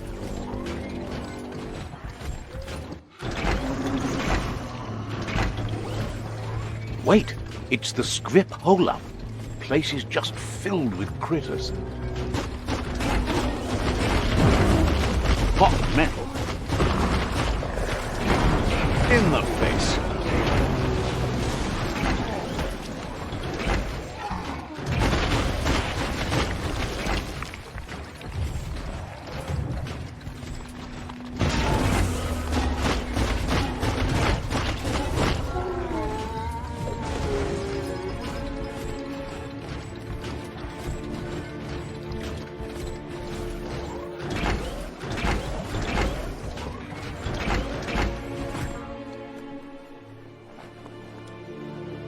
Whoa, smell that?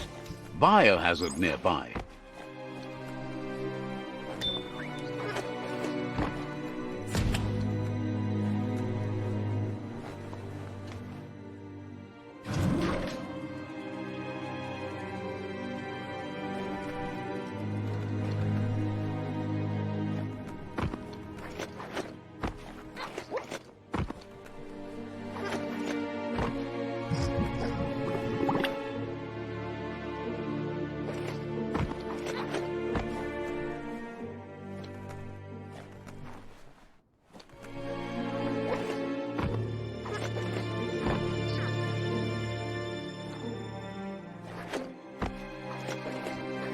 Oh, idea. Go knock the lid off that sludge truck. It'll fill the place up and you can get up to that entrance there.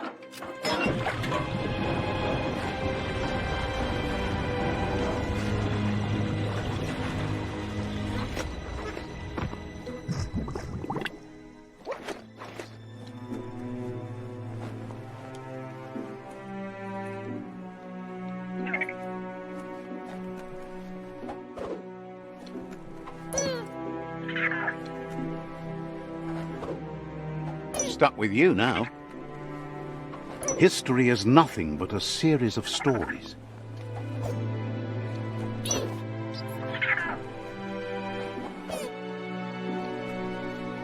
Looks like the switches need to be turned to match so enough charge can flow through the conductor. Just a few moves left. Make them count.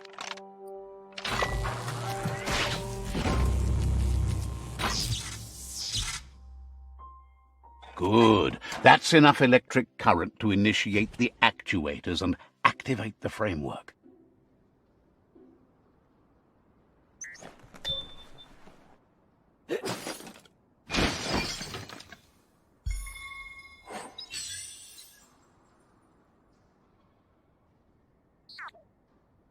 You sure know how to hold a gun.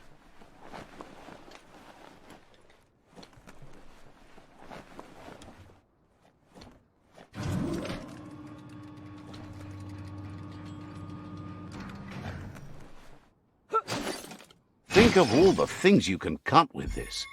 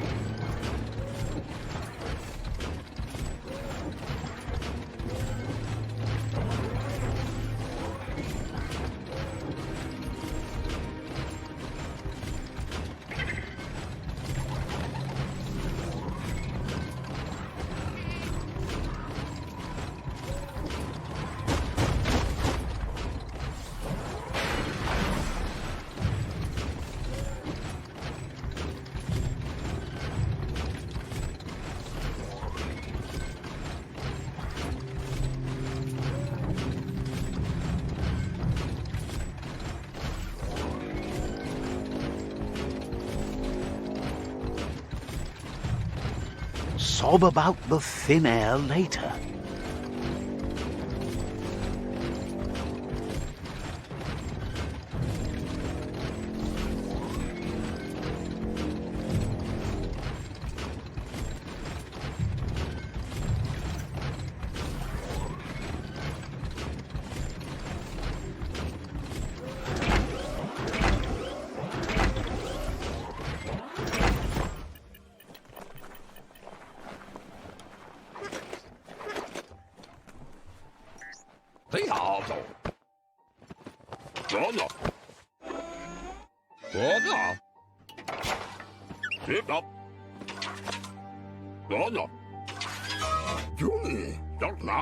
He says that's enough scripts to sustain the Mekton's claw crane cannon with infinite ammunition. Well done.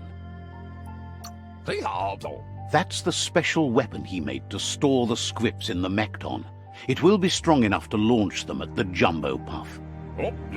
Gizmo's made vehicles before to confront the Jumbo Puff himself, but failed. But this time, it's different. The Mekton will be strong enough to do the job.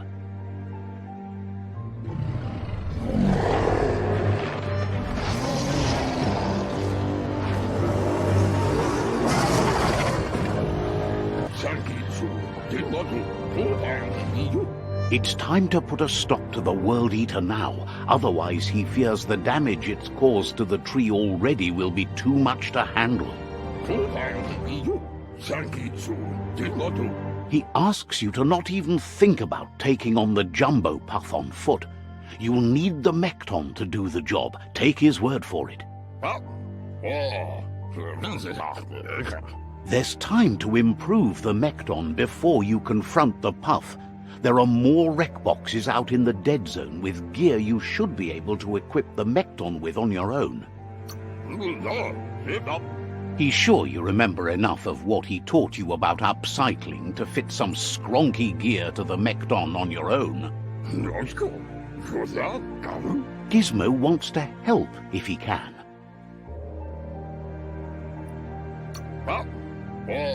Says you should take care.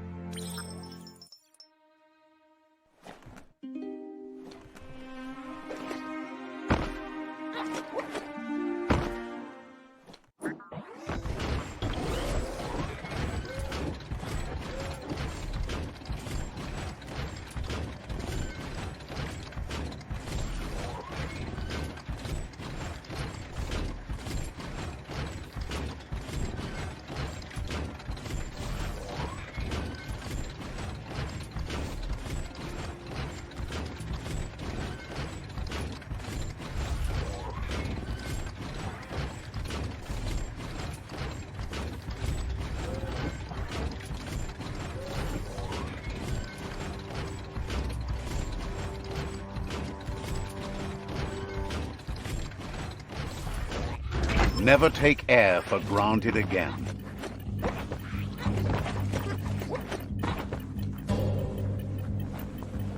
Gross. This place stinks.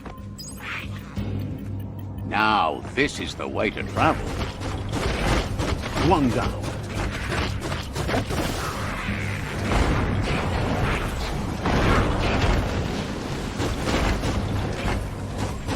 Imagine. You could just go to a place like this to get a proper meal back in the old world. Nice shot.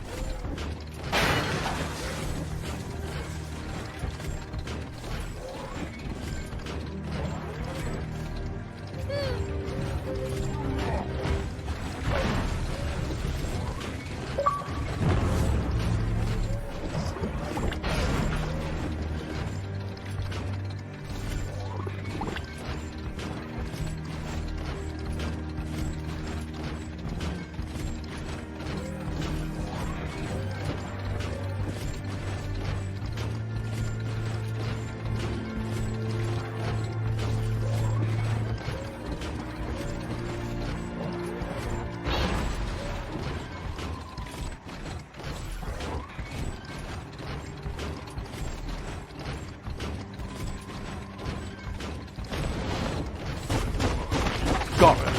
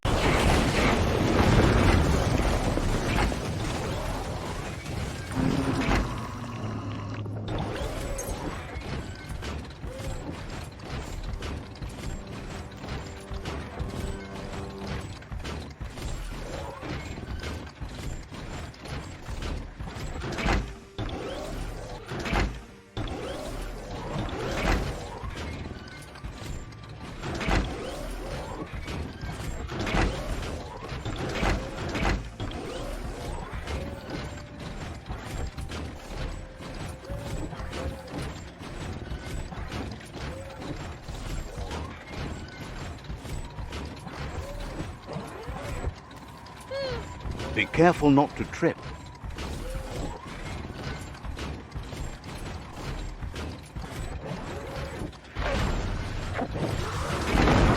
Knuckle pie. Certain.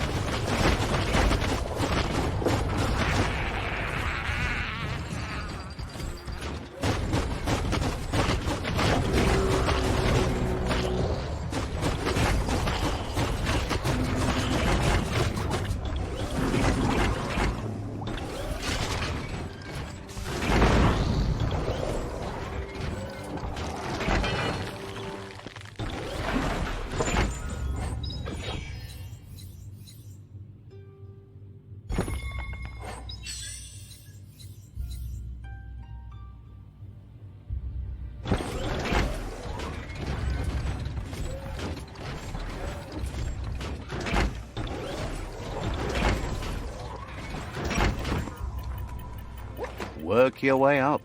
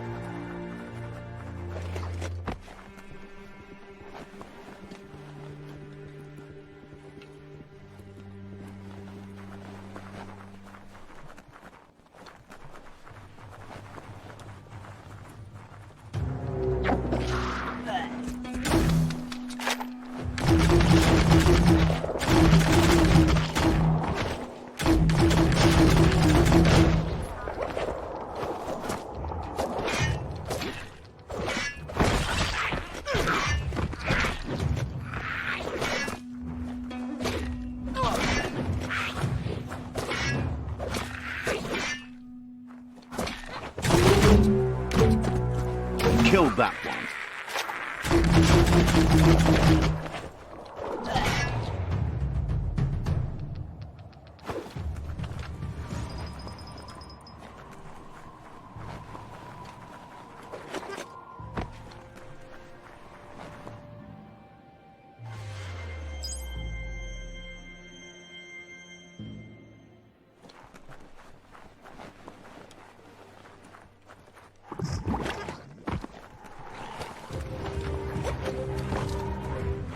Shot, shot. That's one just over there. Go for it.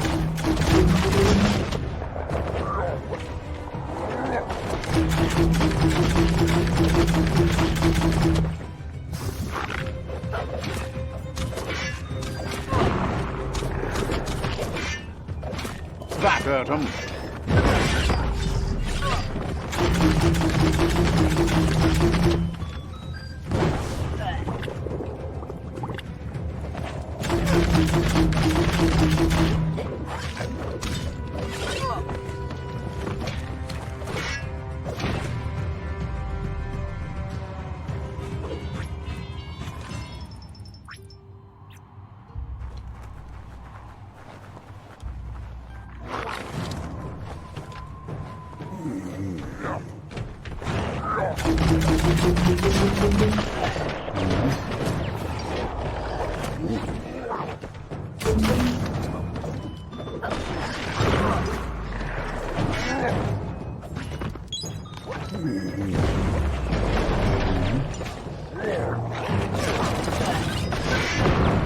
It's becoming terminal.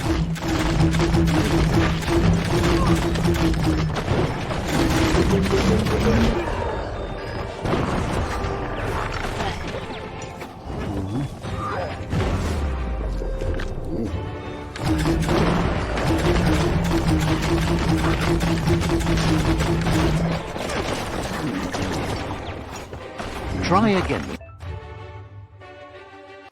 You have some key energy.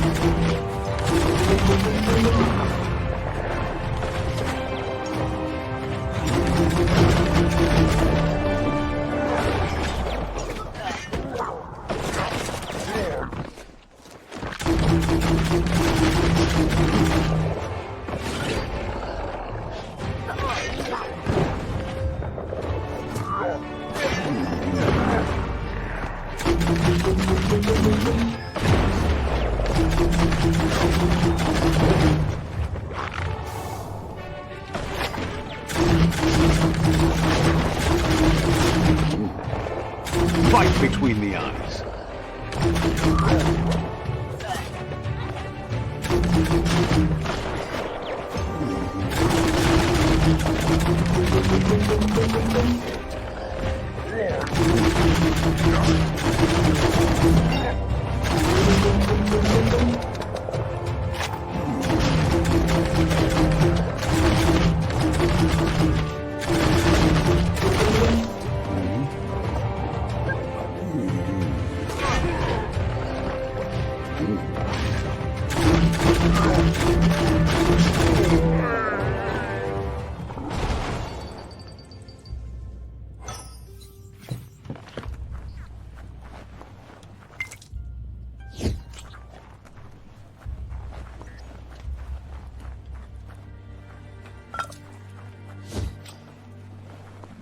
There's no time to look back.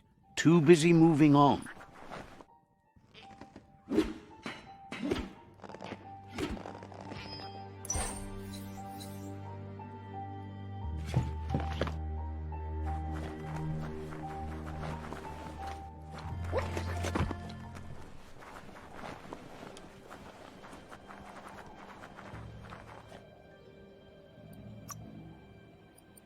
Look at you move.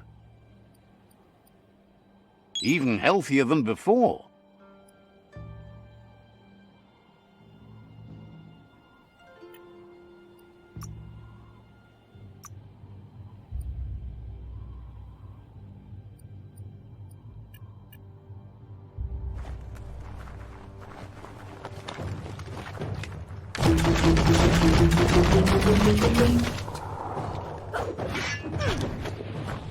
Right in the face.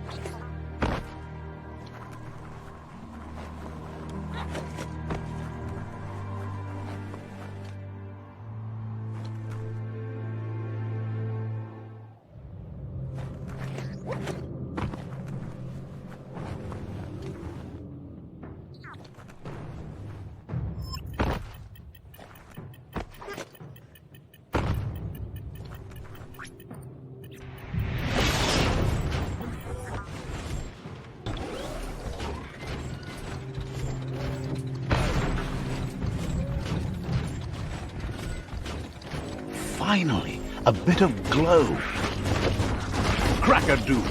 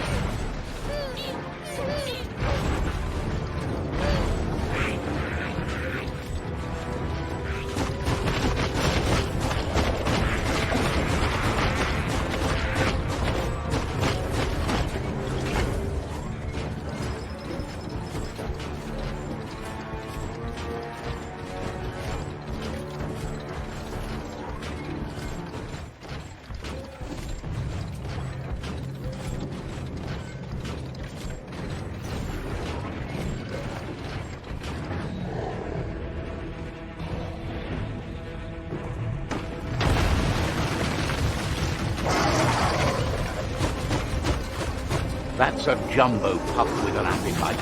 Ain't no fuss. Better put an end to it before it ends our world.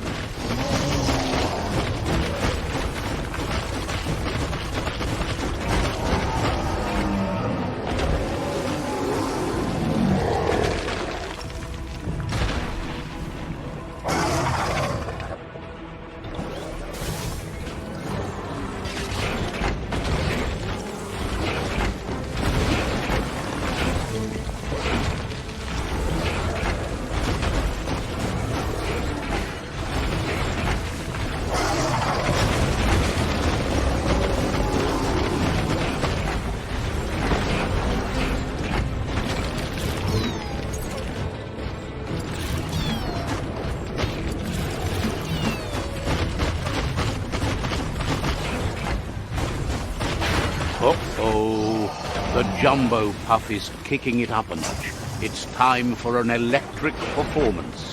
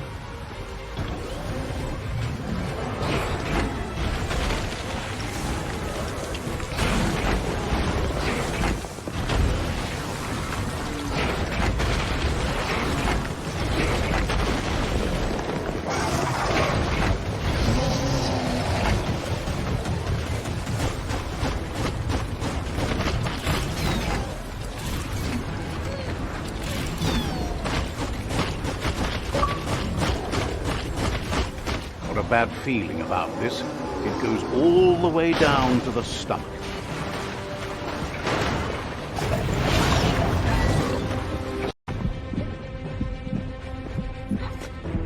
That's too close to the end station. Better move up and away, or be swept out the bowel way. Better pumped out than flushed down. Don't let it happen again. Wow, what a super-sized wormwhip. That must be as big as they come. You see, it's what's on the inside that counts. That meaty Taurus is already offbeat. End it.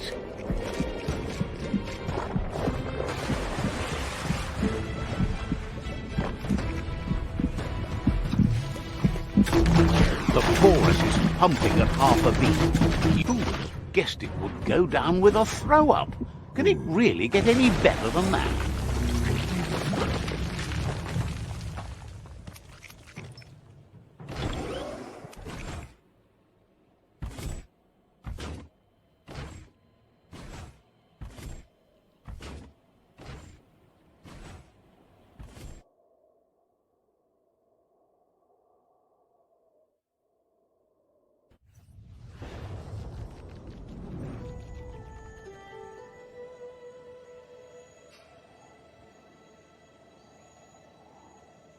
He thanks you for dealing with the first World Eater.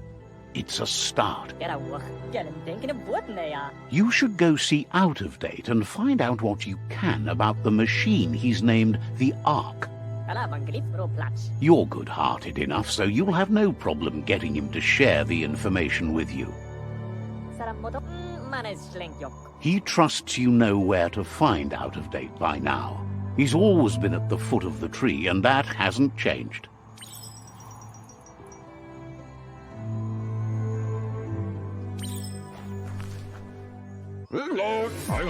Gizmo will always make time for you.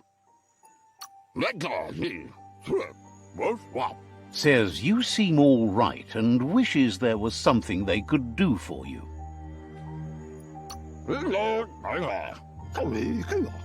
The tree remains intact, but you must all make a change to save it.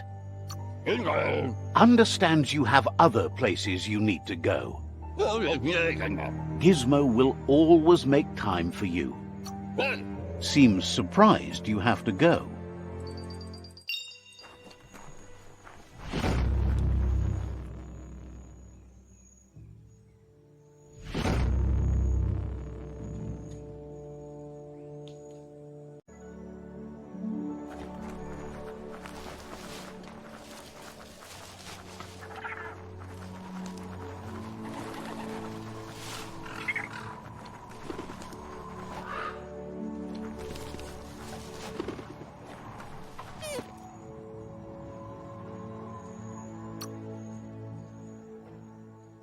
Every little bit helps.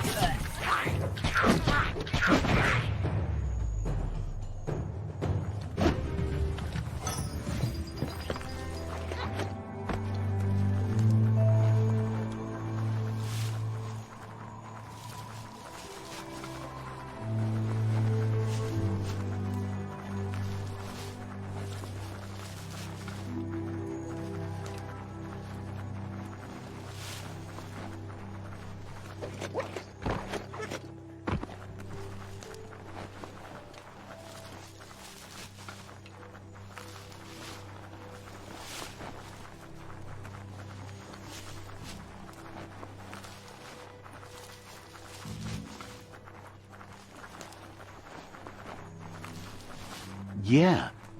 The future is in your hands, so take care of it.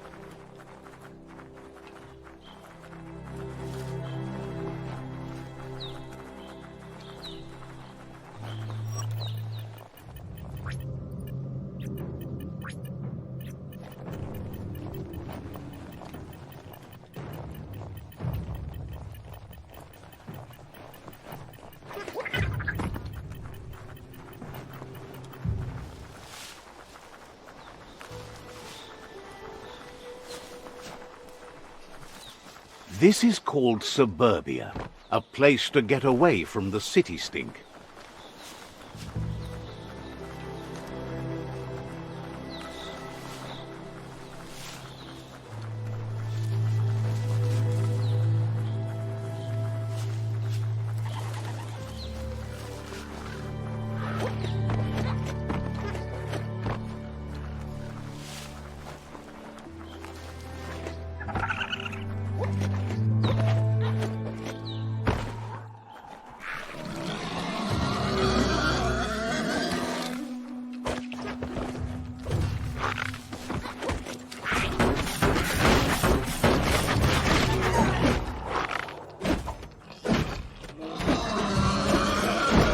Getting there.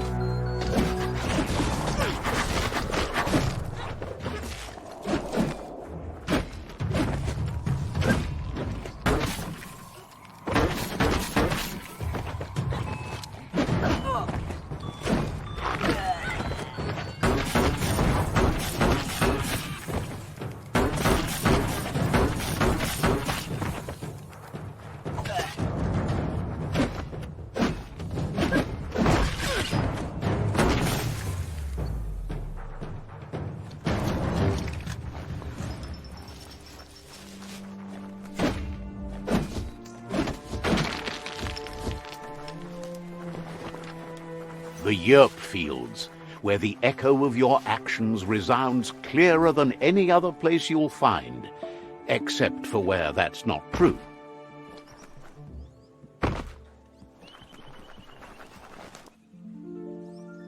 There it is, the tree of life, the idea that all life is related by common descent, where the twigs are existing species and those produced in the past represent the succession of the extinct. The tree's great branches were once budding twigs, a connection between the past, present, and future, a representation of all extinct and living species with its ever-branching and beautiful ramifications. We are an evolution of those that came before.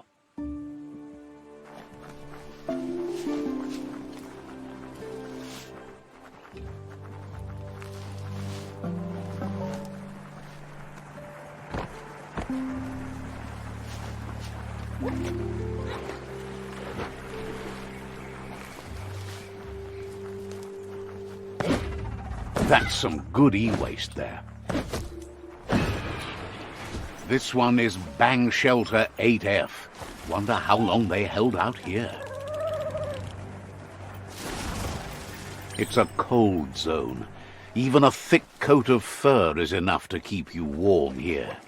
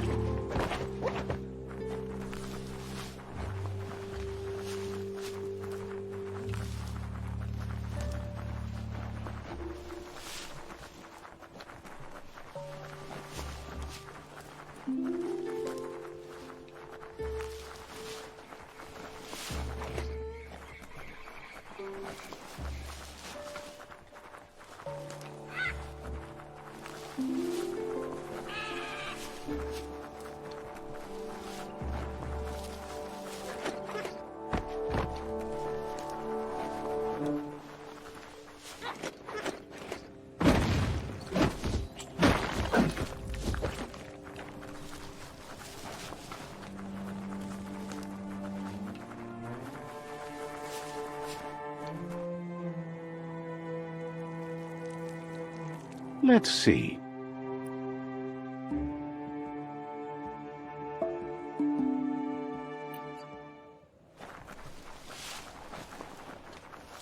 It's a place well hidden. It's just below the above.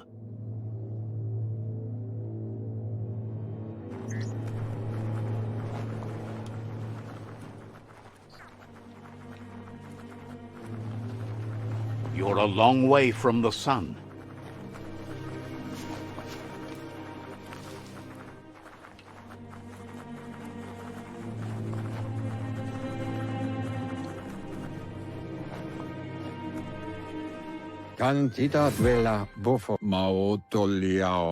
Out of Date's impressed you made it this far, but there's still so much left to do. The end of the world is still on everyone's minds. You've beaten a path where you have the power to destroy or save everyone. Question is, what you'll do with that responsibility.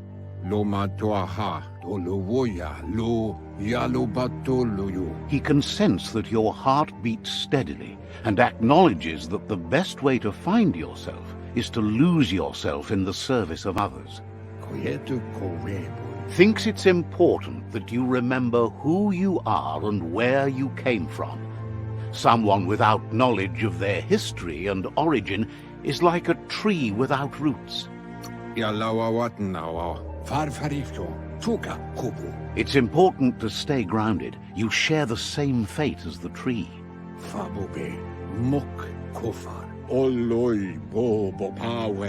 Out of Date says there's a time for everything, and now there's no use thinking of the past, for it's gone. Think of the present, because that's where you are. It's time to set your priorities as the one who completes things. If you continue to do good, good will follow you. If the world really does end, there won't be anywhere to run. So he's prepared for the worst, something he calls the Ark. Two sides to everything, but for him it would be devastating if you were forced to use the Ark to escape while the world crumbled. Out of Date says there's no clear record of the chain of events that changed the course of history and brought the world to its knees. He's found evidence on the Ark, records of a crisis, decades of contamination that permeated the ground and broke its inner core. The contamination disrupted what we now know as Ki energy, the life force that runs through all things, living and inanimate. He's been told the blight affected everything at a genetic level and turned our perception of normality on its head.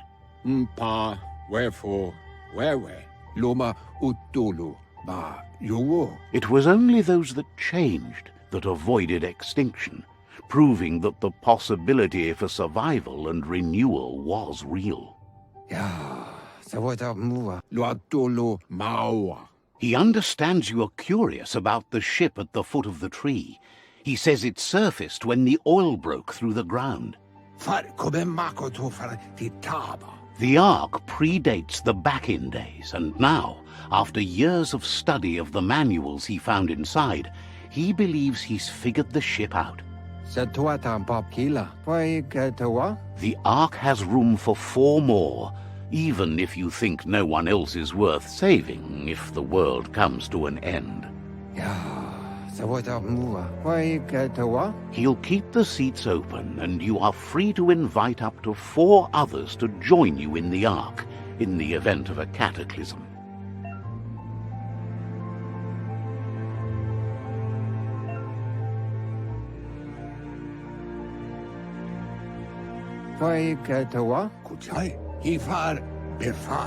Out of Date says that from what he's heard, you've been busy. He says he appreciates what you've done so far, but unfortunately he's got urgent news from his friend Goop in the southeast. Out of Date says he knows you're good-hearted enough to do your best to support Goop. He says he'll point you in the right direction, but finding Goop and making sure he gets what he needs is up to you. That's the sound of impending doom. Out of Date's premonitions of imminent disaster are true. The Porkypuff needs to be handled. Out of Date says that Goop is worried now that the Southeast World Eater is stepping up its activity. He explains that Goop is working on a goo-gliding vessel in order to get to the World Eater, but needs help to get it done.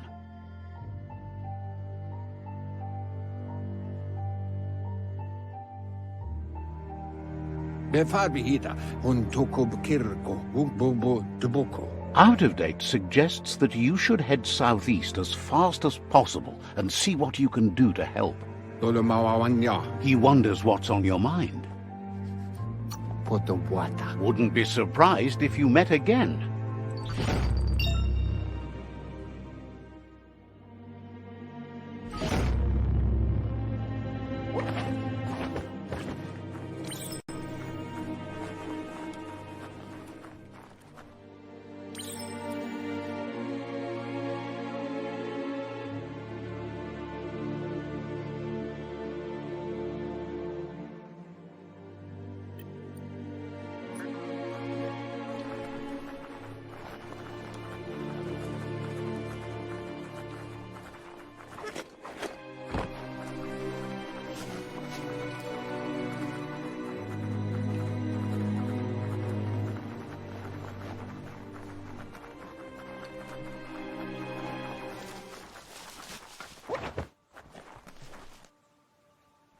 Let's see.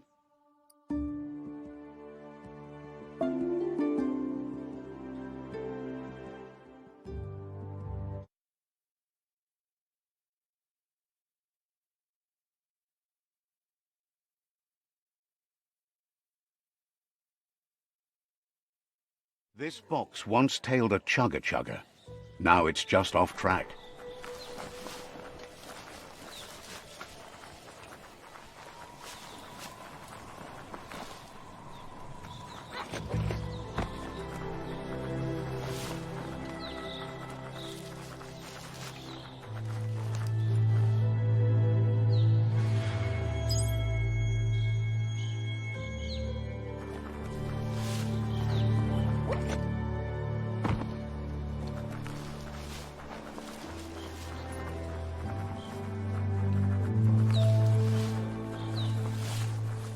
This corner of the world is called Bricktown.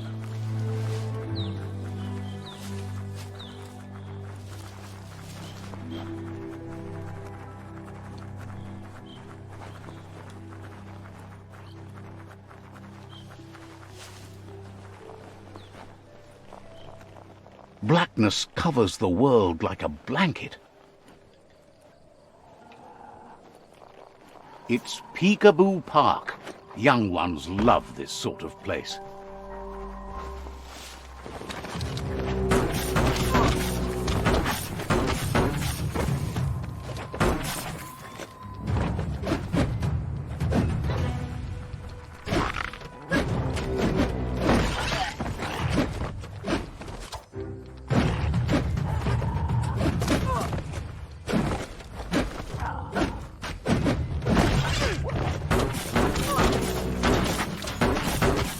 Itchy trigger finger.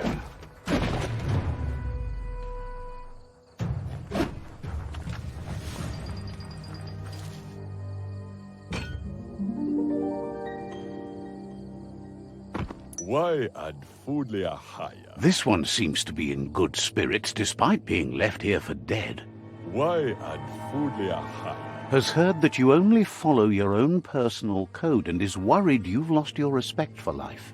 Maskinka Michael Tagukal. Ja. Asks you to do the right thing for the sake of your conscience. It's only through your inner conflict you're held accountable for your actions. Ja, Jira Vabasco. Seems happy, but surprised you chose to turn this disaster into a blessing.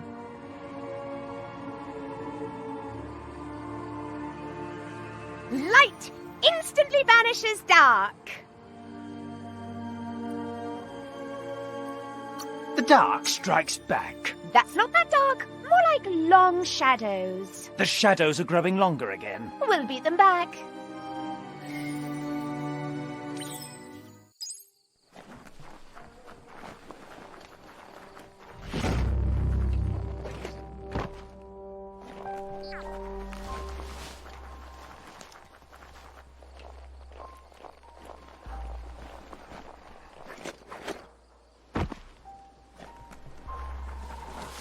That's a myriad tribe outpost.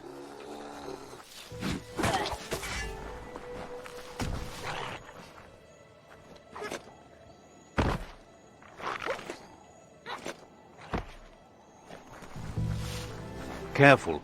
This place might look serene, but it is not.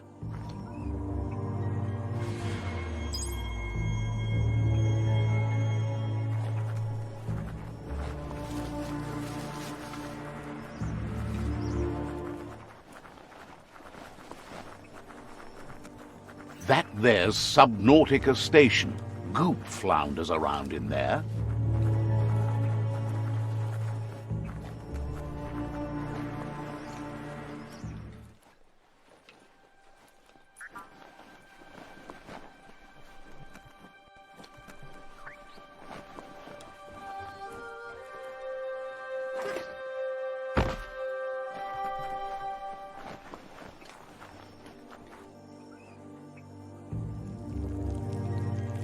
Let's see.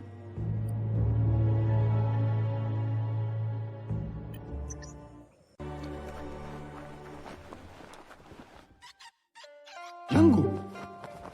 Ajitawa. Kompohoga. Duisa pitaikeza. Gulpo ain't the easiest tongue, but I think he says he's happy to see a friendly face. Not too many of those around these days. Says it's good to see you again. He's Goop. You might remember him from the old days when he tried to teach you how to swim. Goop says you were always so righteous as a child, and he can still feel it, even at a distance. Goop says memories fade surprisingly fast. We are all pieces of what we remember. It's only together we can remember the story as it was.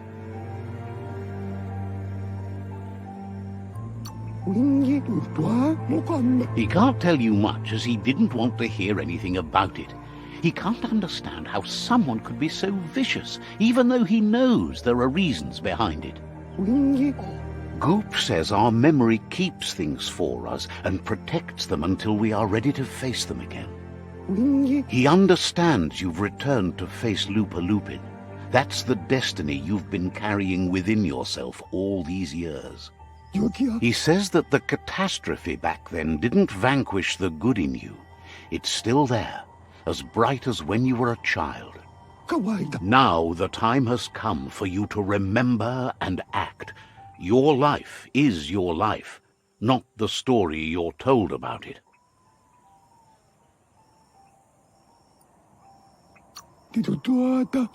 He thinks that's the right thing to do. It's only when you have forgiven that you'll find peace. The light shines on. Yes, break it in half. Crack that light. It's just a break, a short pause. A break, as in broken. This can be fixed. Says life on the goo is wide open. You have so many choices of where to go. Some harder than others, of course. Which kind do you like? Best to stick close to the shore then, where the goo isn't so deep. That's like being close to your friends who can help when things go wrong. Can hardly believe the world is going to make it. Wonders what that's going to do to the goo. Thanks you for doing everything you could to de-goop the surf. Thinks the Myriad made a good match with you. You're both like sunshine on the surf. Never seen any brighter. Shine on. But hey, back to the goo. Knows yesterday is already gone. It's what you do today and tomorrow that'll move you forward. You need to set the past aside, at least for now. He can't leave the Subnautica station, as the pollution has worn down the insulation of his suit. So you must salvage enough scrap to fix up his goo glide, starting with the old wreck box outside. You should return when you've retrieved the scrap. There's no time to waste if you want to make the goo glide strong enough to fight the Porky Puff. You're lucky that way. There's still cargo left on the shores from before the apocalypse. His best guess is a power tanker hit a reef and went under.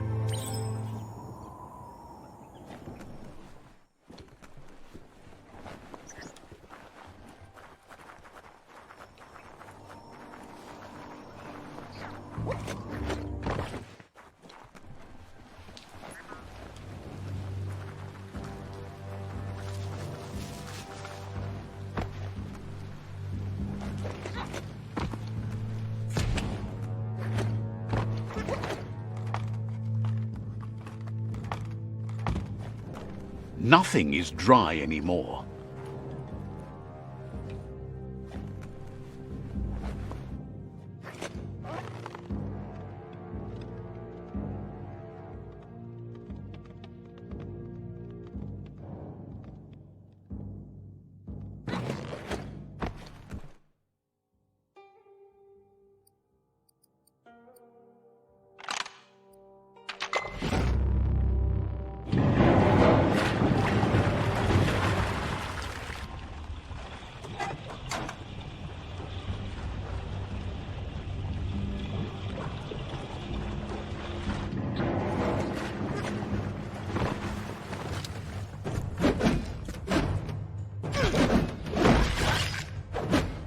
Bangarang!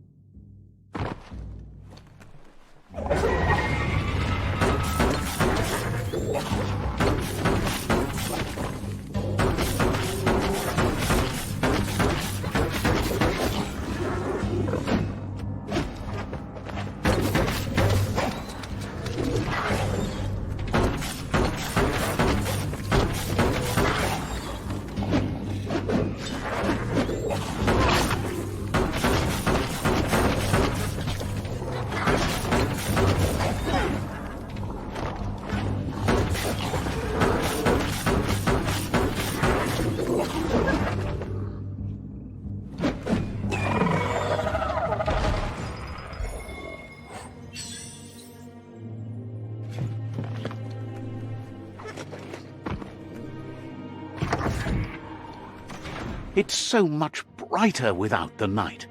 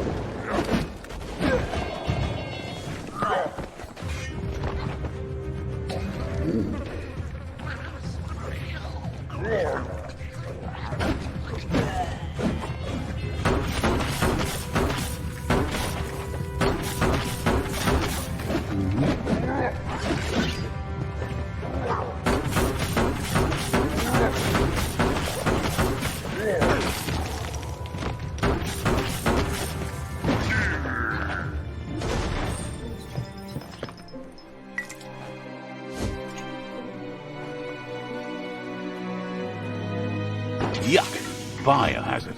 Sickening.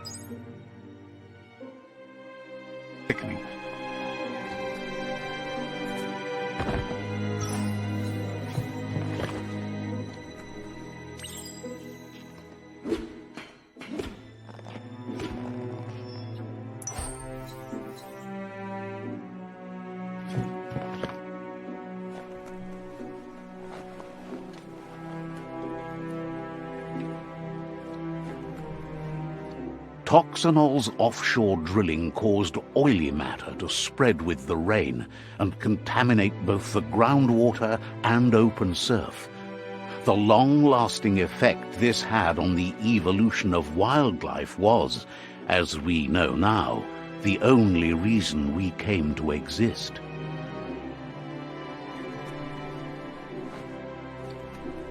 You need to line up the switches so they match.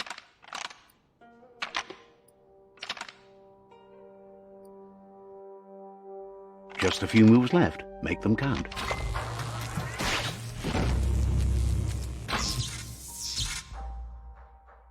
Good. That's enough electric current to initiate the actuators and activate the framework. It's time for an adventure, for good or bad.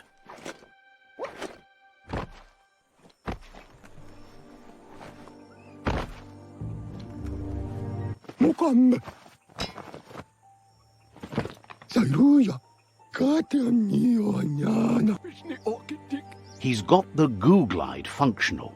You'll have a pull hook and a salvage net, but no armor, and an engine strong enough to break through the thick goo further out. There's debris floating around on the surf that might be blocking your path or needs to be towed. That means you'll need a device so you can get it out of your way. Goop says Gizmo's devised a cannon for the goo glide, but instead of bullets, it flips quacks, squeaky distractions for the triple attentive porky puff, which will give you time to get yourself in position. The best way to find quacks is to talk to Gulp. He has the bearings of the surf archipelago and knows where the quacks like to float.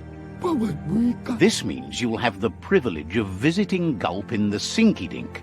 He'll be able to give you directions to where you'll find quacks.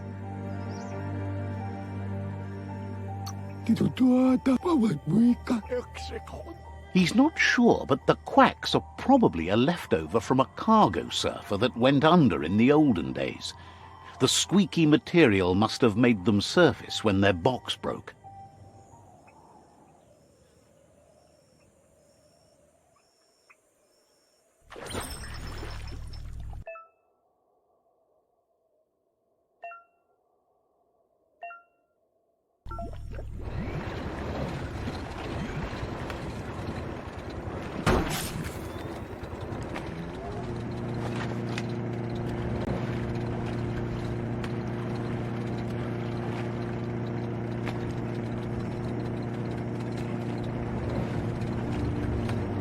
Feel that sunshine.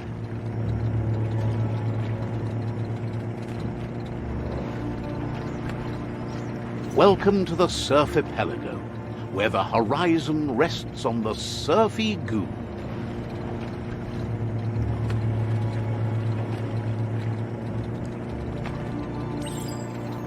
You're poking around Pockbur, a prime village.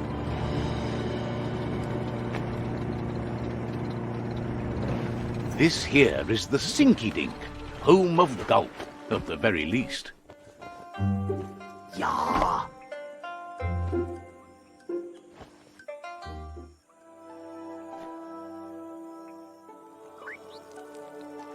Let's see.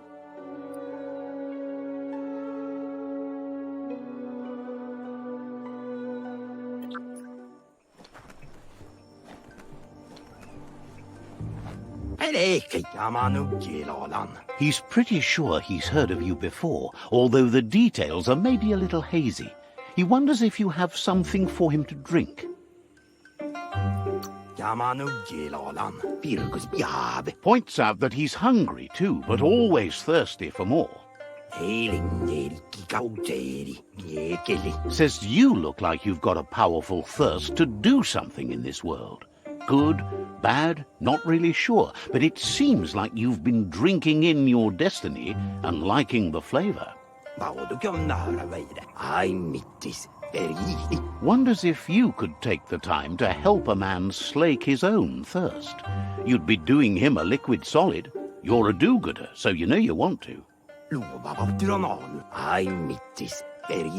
Either way, he hopes you find a way to wet your whistle before the world comes to an awful dry end and leaves us all thirsting for more.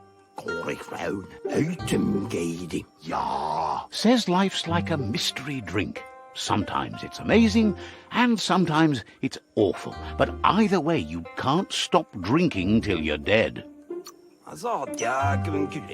Sure, that's the point. But you can't stop trying new ones, or life gets dull.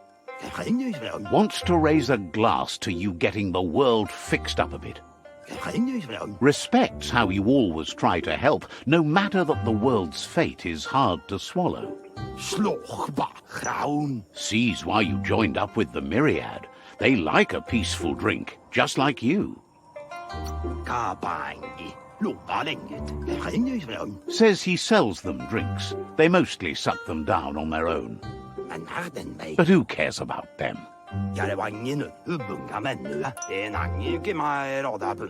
Says you'd be as bummed out as him if you came for the hot stuff. The Glugmocker, Nimhimbibble, and his favourite radium syrup. That one's even more intoxicating now, aged in truck tankers and all.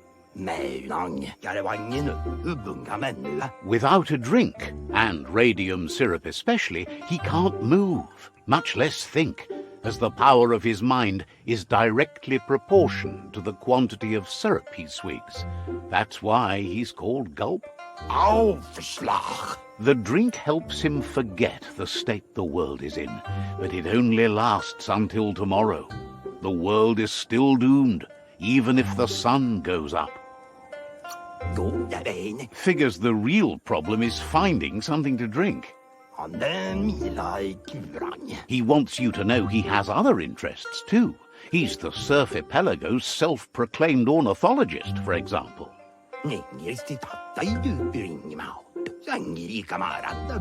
There are other ways than a cold drink to relieve stress, even in these dark times, and, fortunately for you, he can help. Watching Pippi's flap is calming, but better yet are the ones you can look at and touch, like quacks. Squeezing them is a great way to relax.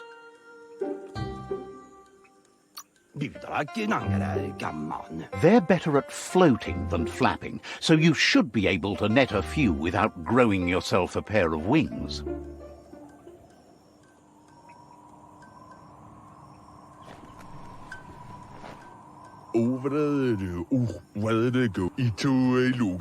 Remembers you as a quiet kid.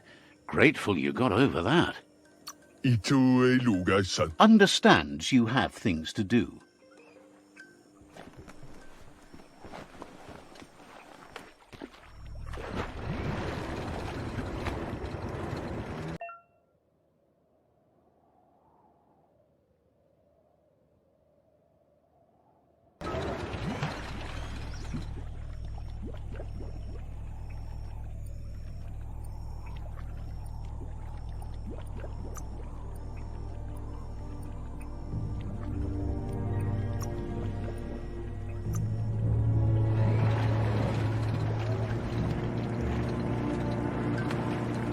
Good work, Captain.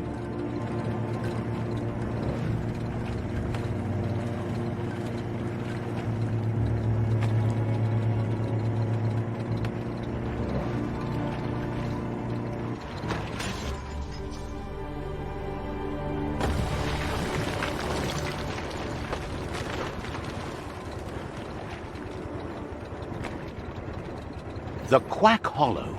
It's just lonely.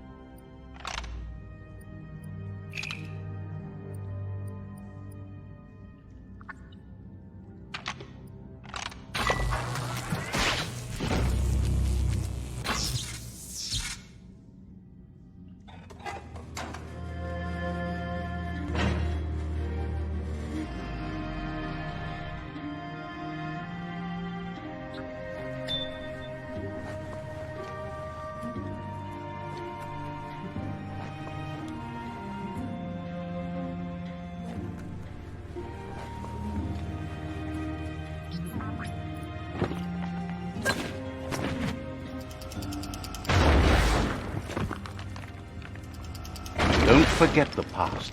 Learn from it.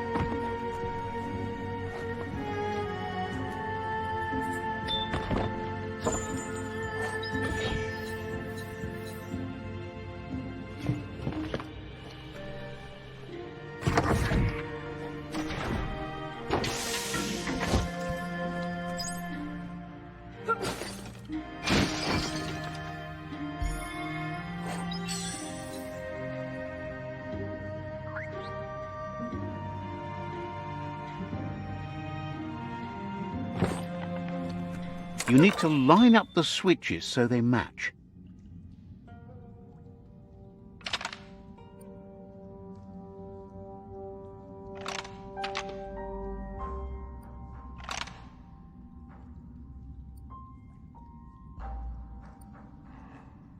Just a few moves left. Make them count. Bristles like the hair of one electrified. You need to line up the switches so they match.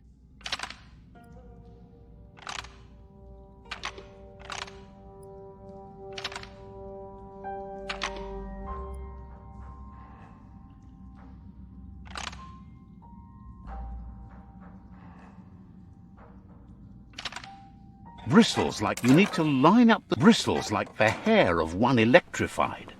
Couldn't just be open, eh? You need to line up the switches so they match. Bristles like the hair of one electrified. You need to line up the switches so they match.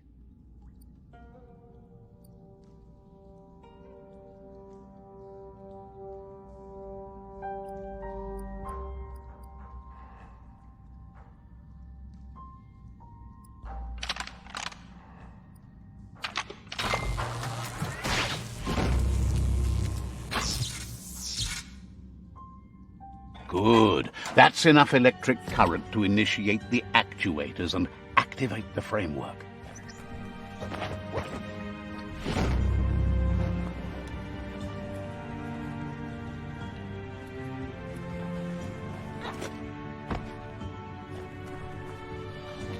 Keep your eyes as wide as you can.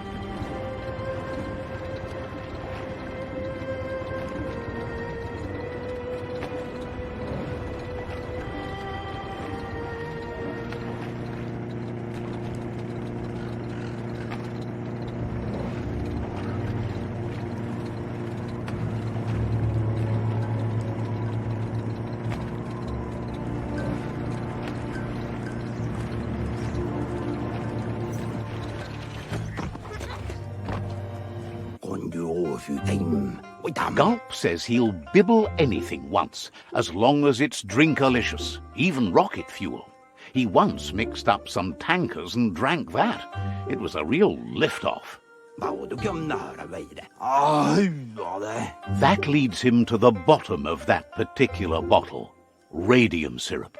If only he could find a tanker truck to empty.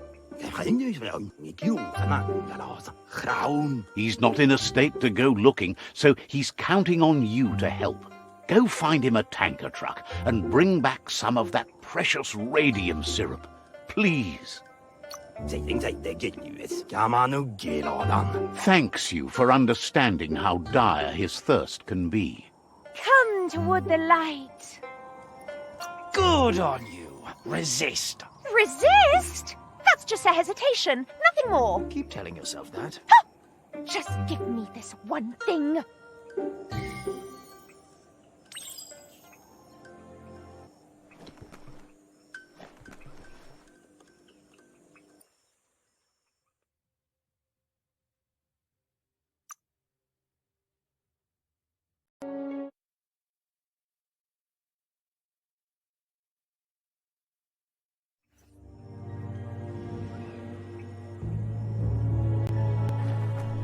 The plague that's ruining the land needs to be stopped.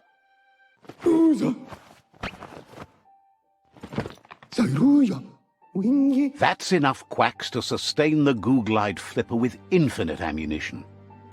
Goop says he was there when the Porky Puff took Out-of-Date's leg, so this World Eater has made it personal.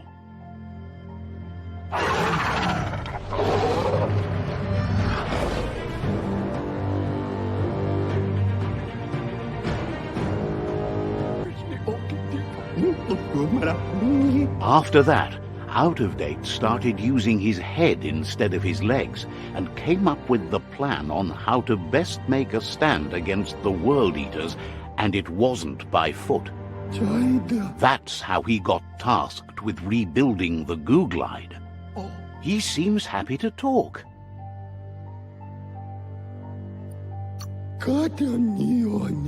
Understands you have other places you need to go.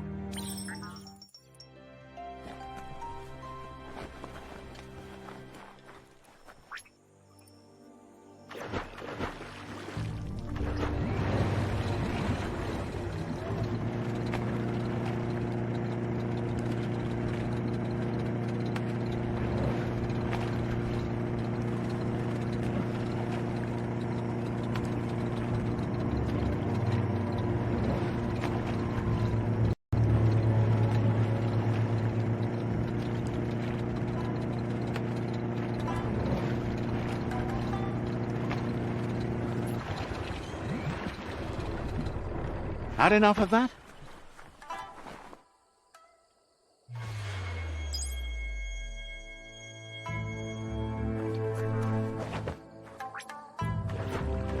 See where the goo takes you.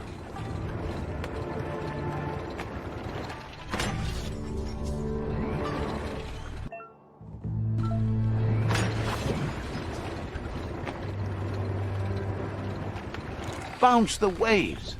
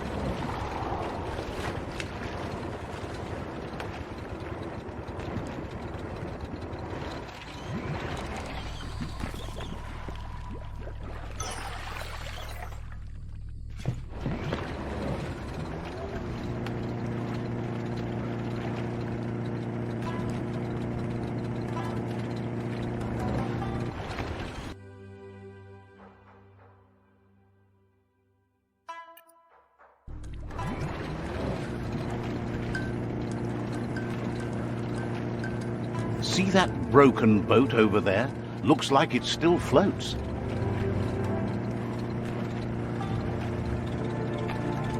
The surf is wider than any road.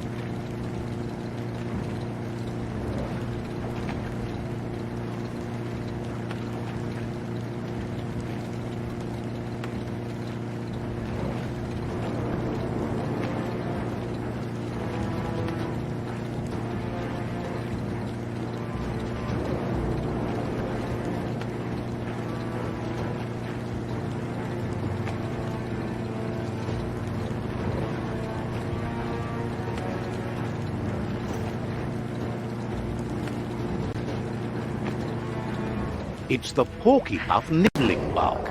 It took quite a liking to the crunchy stuff after munching down out-of-date's leg.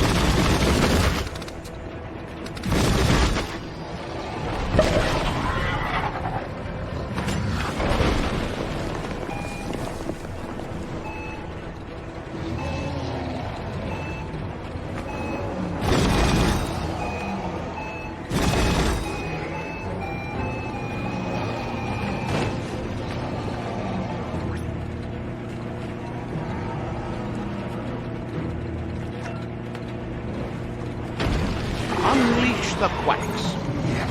Ain't that cute? A two-bit playing with quacks.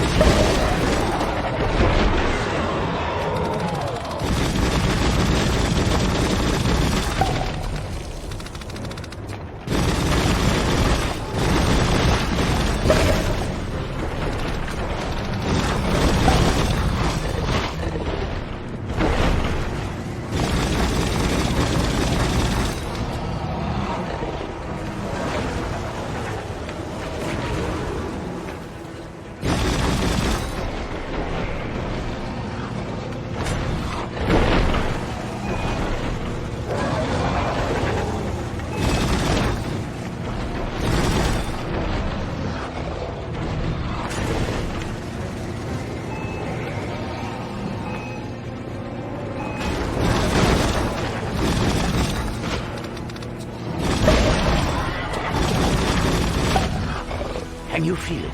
It's the brisk wind of change. Don't let this opportunity slide.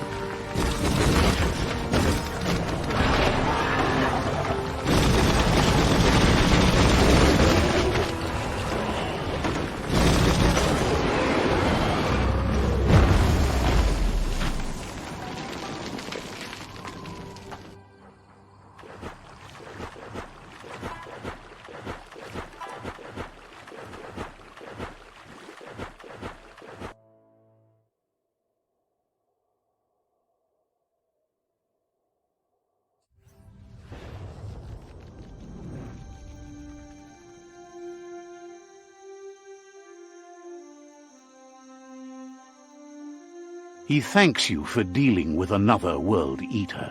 You're halfway there. What follow Marati? He's got word out of date spotted Lupin and has a feeling your time has come. He hopes you are up for it. Sibi? Even though you're good-hearted, you shouldn't miss this opportunity to confront the predator. Galed not follow Marati. Just head back to the foot of the tree. Fingers crossed Lupin will stay put until you're there.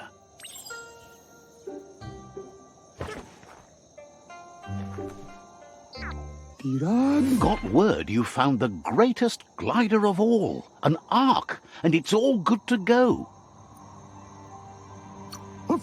Can't imagine how that would feel, to zoom so fast. Funny that you found an ark when you don't need to go anywhere in it. The world's still going to be here. Proud of you for thinking about helping before escaping, either way. Wonders if there are any open seats left in that fancy ark glider of yours. So, what we have here is an opportunity to help your next. There's a seat open on the ark should you want to offer it as a gesture of appreciation.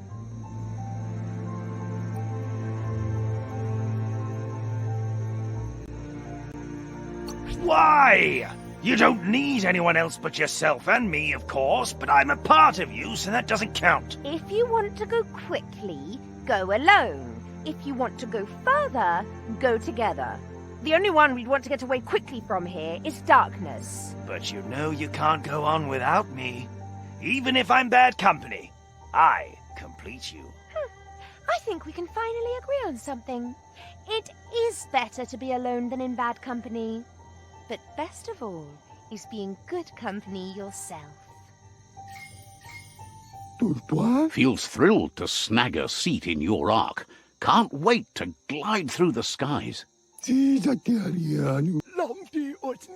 Goop knows he's repeating himself, but can't help talking to you. Says you should take it easy.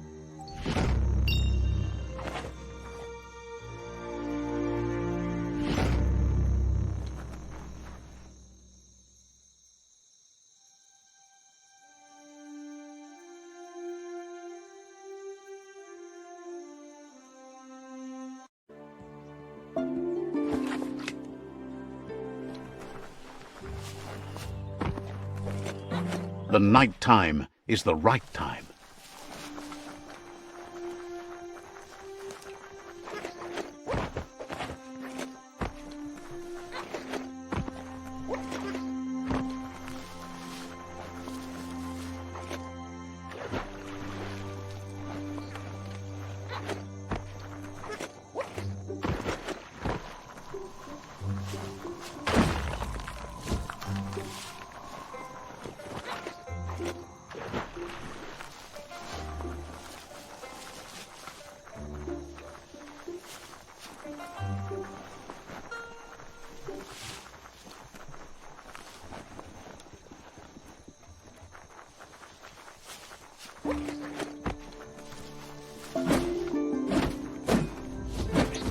Oh, there's some plasty plots up ahead.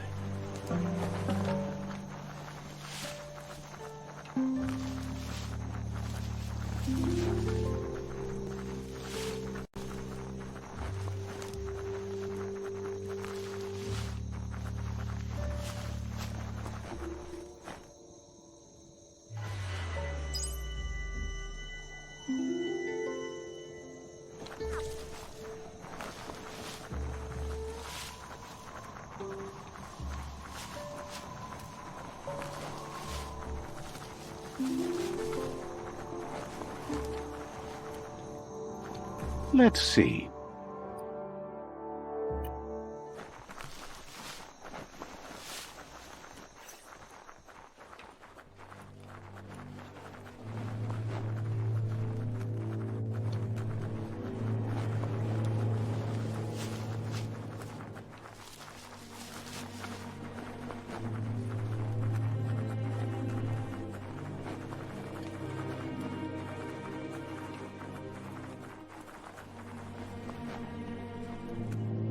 Gabobe farhi. Out of Date says the time has come for you to reconcile with your past. Balu Budulua. Lupa Lupin is still staying in the camp where he was brought up. He hopes you'll find the answers you are looking for there. Balu Budulua. Even though darkness is a part of your nature, he suggests you try to keep your cool, as the best fighter is never angry. Balu Budulua Yuba Duluwawa. He'll point you in the right direction, but the rest is up to you. This part of the journey is one you'll have to do on your own. Lupa Lupin's camp has always been there, hidden deep inside the mountains.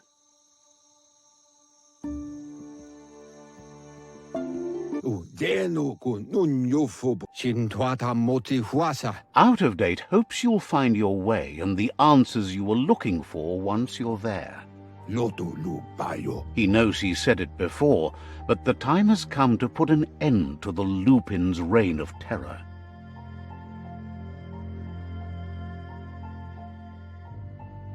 Tamuk Gabamuktab Yuba Duluwawa. You should get over there, come face to face with destiny.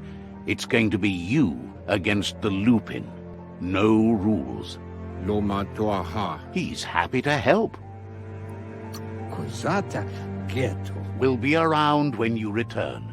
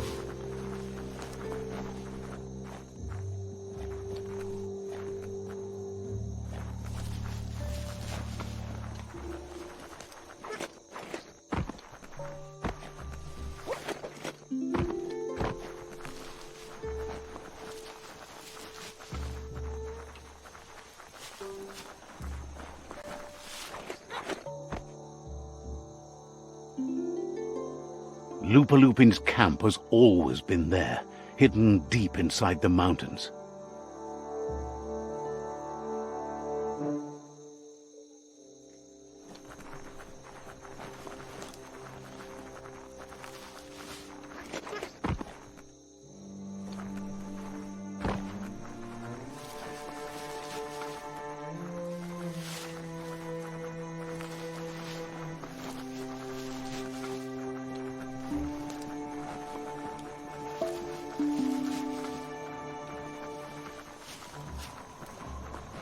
It's not so dark out anymore.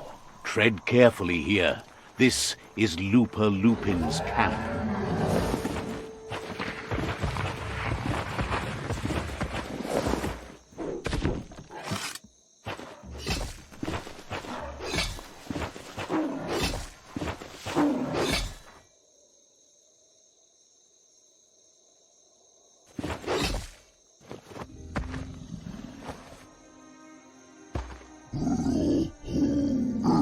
Lupa Lupin says he's been looking forward to this moment. He wanted you to come here and see for yourself where it all started. He was so little when your mother and kin came here to put an end to his mother just because she was different, a hunter. That night, the hunter became the hunted, trapped with nowhere to run. He says your mother showed no mercy, only vengeance. He can see that you're not like your mother. There's something different about you. Maybe you would have made a better decision than she did, and let them be. They orphaned him, left him alone, an outcast and a freak. Lupa Lupin says he's been reliving the moment every night since then.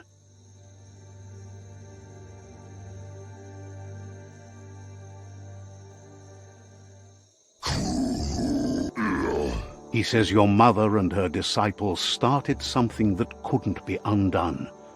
They created the monster he would become. He knew his time would come, and he was patient. So, when he got news about your birth, he knew how to get revenge that would last. That's why he spared you that night he raised the village when you were a child. He wanted you to suffer for life, like he had. He marked you for life, so he'd recognize you when you met again, and you'd eventually remember where you came from. His hunger grew insatiable over the years to come. He tried, but being vegetarian wasn't in his nature, and he couldn't go hungry. But he's never taken a life for the sake of appetite. It's always been about survival, and that our true self is being who we are. A deep look into nature will make you understand everything better, and that natural selection eliminates, and the strongest survive. Fate is for those too weak to determine their own destiny, and now the time has come for you to accept yours.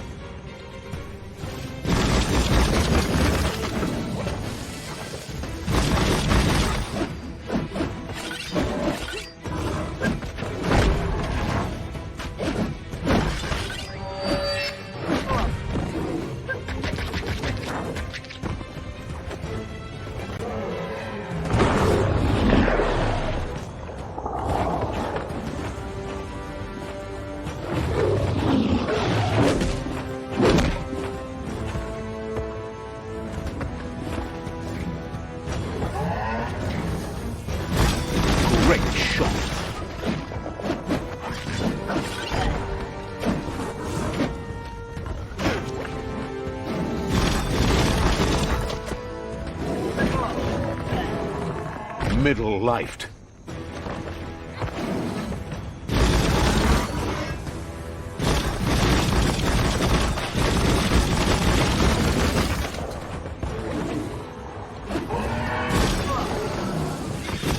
Took care.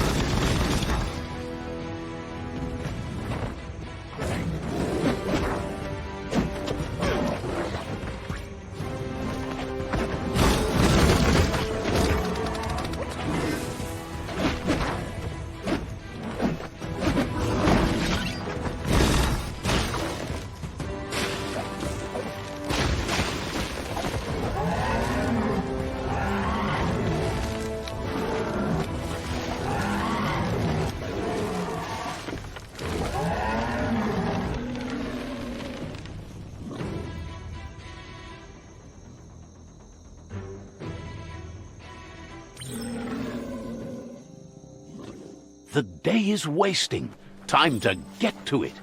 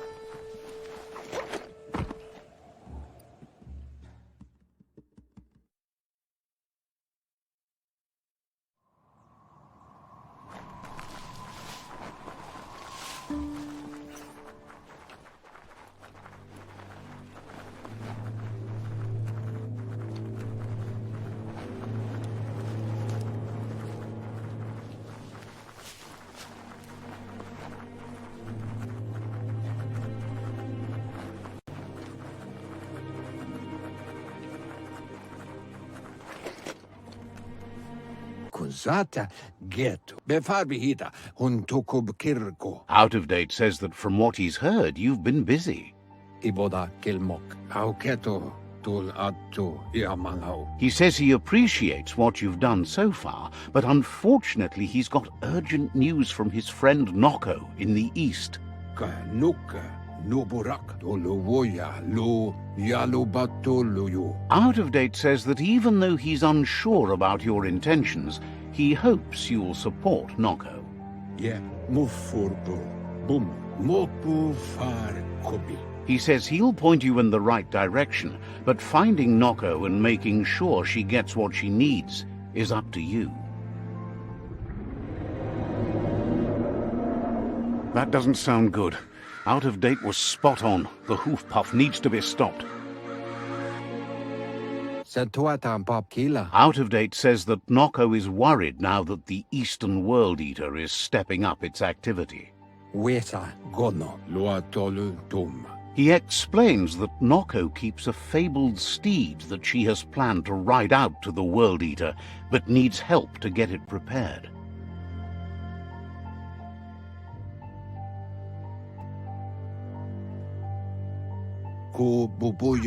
Out of Date suggests that you should head east as fast as possible and see what you can do to help. He's happy to help. Says you should take it easy.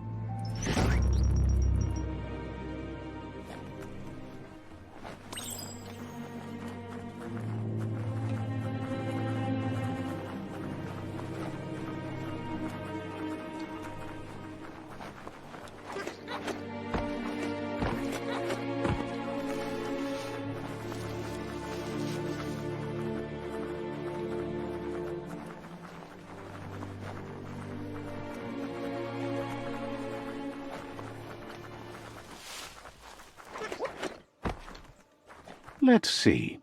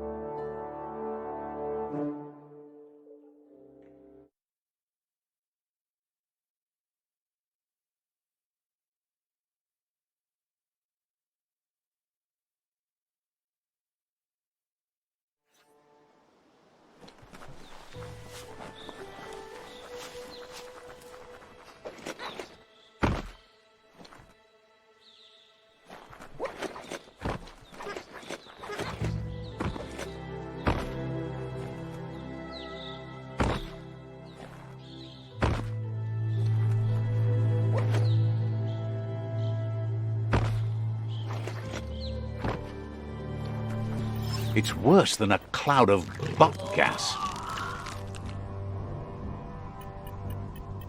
This area is biocontaminated. It's really hazardous.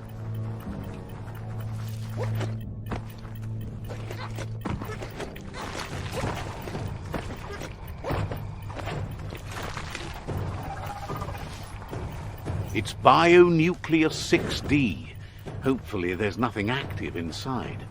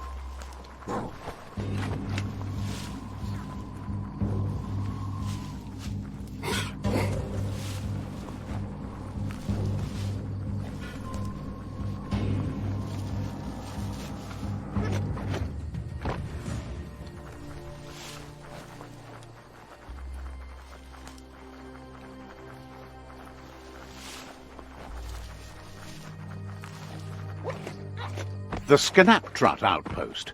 The Jagni tribe first nested here long ago.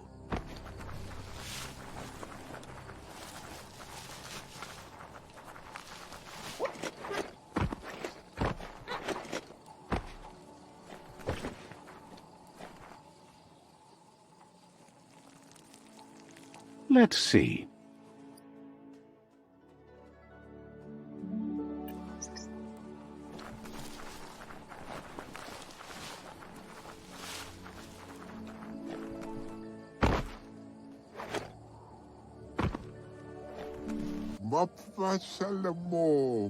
Says they've been waiting for you to help them liberate the outpost. Just keep going while you can, and don't stop until all outposts are under your control. Says scouts spotted a moth nest close to the outpost. If you destroy that, the moths should infest the place, looking for a new home. That's the idea. If everything works out as planned, the moths should cause a buzzing tumult.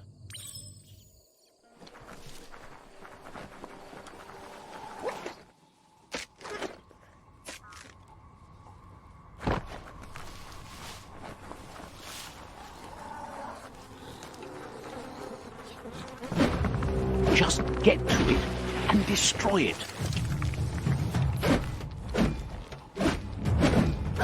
Shot.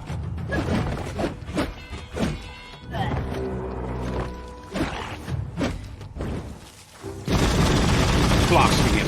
Yes.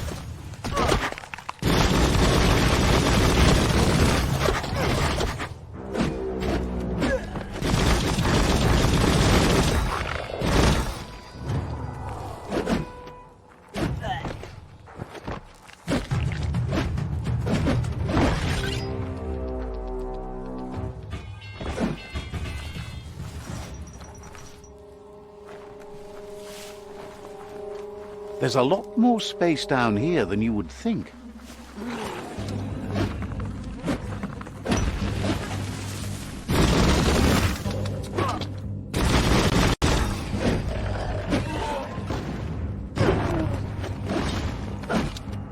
Your energy is empty.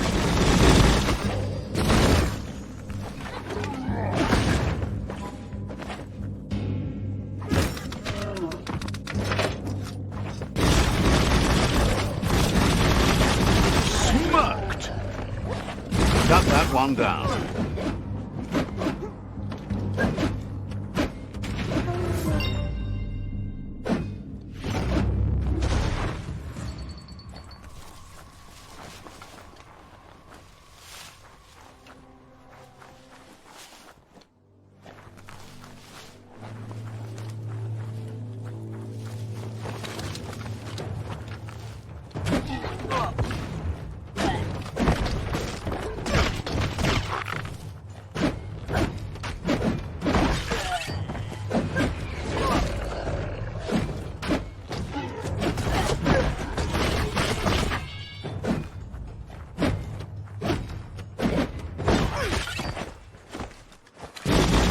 Fired up.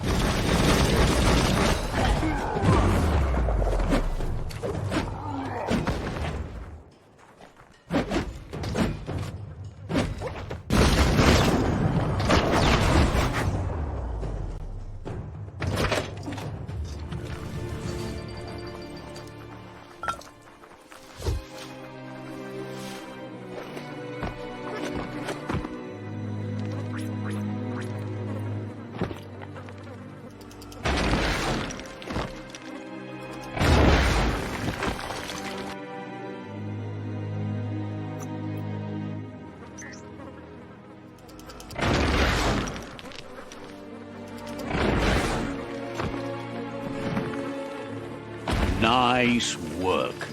No more moth's nest. There go the moths toward the outpost. They're good and mad. The outpost belongs to your tribe now.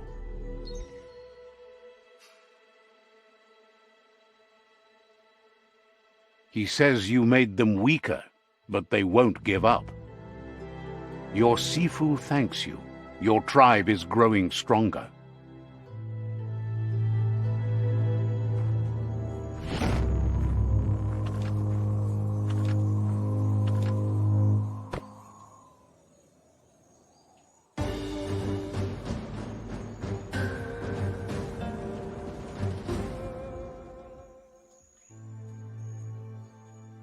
Those look sharp on you.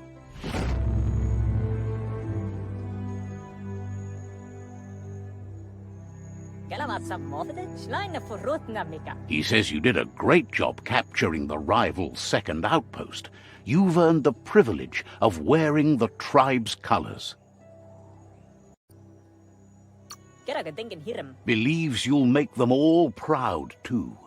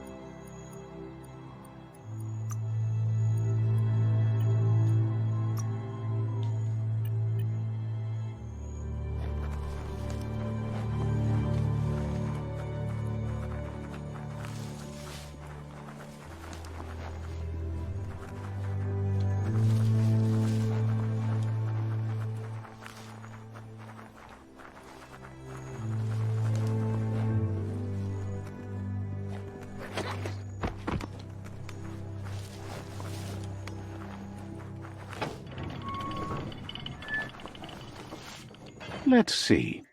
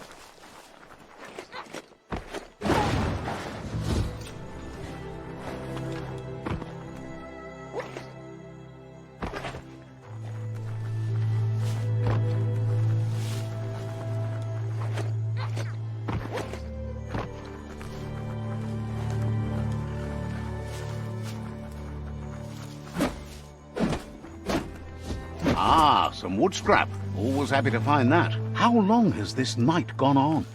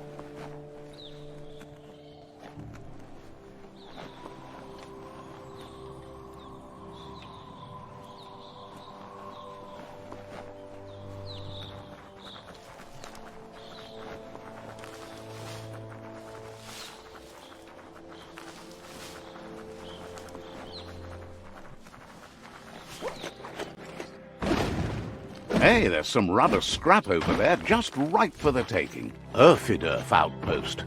The Jagni tribe claimed this forever.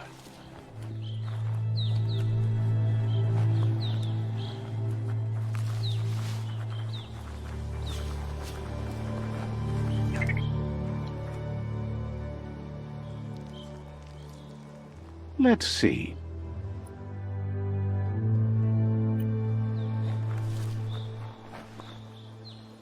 There's the tyrant who runs this outpost.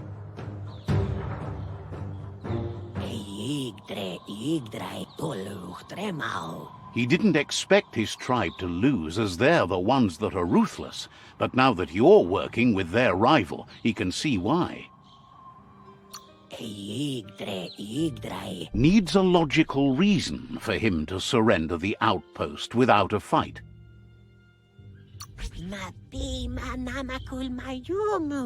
He can recognize the strength of a good argument and agrees it's for the best. He'll surrender the outpost to you. The outpost belongs to your tribe now.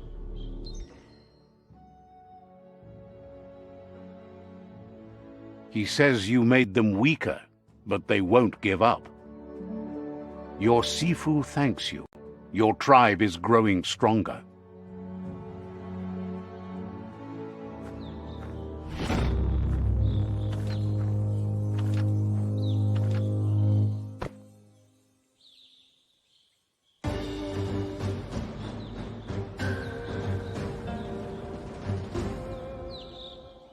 Thinks you did a great job capturing the rival's third outpost, and believes the rival is weak enough to engage them at their fort. What? They all hope you can lead them to peace.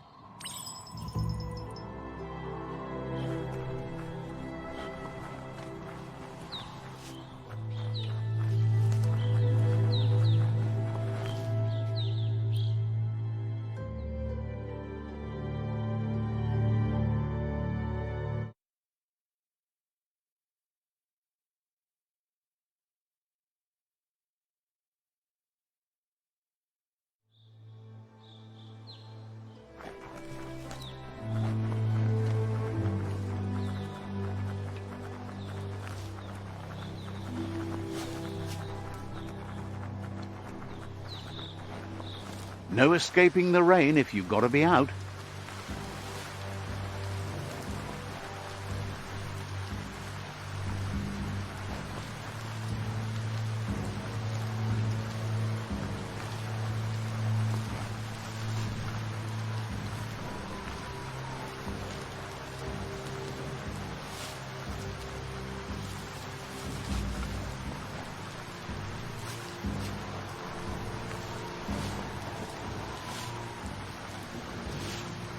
That's the Jagni tribe's fort. Their friendship can be a blessing or a curse. It's up to you. You're either a part of their solution to the tribe war, or part of the problem.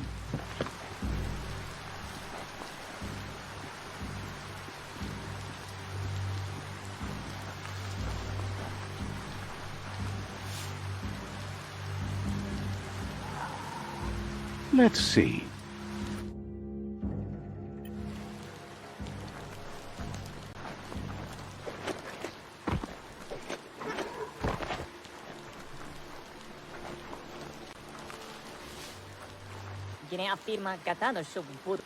They've been waiting for you. Taking control of this fort will bring peace between your tribes. You better be. A tribe's fort is a bigger challenge than an outpost. They've positioned a storm tower near the fort that you'll use to get over the wall. However, you need to prop up its wheelhouse first to stabilize the situation.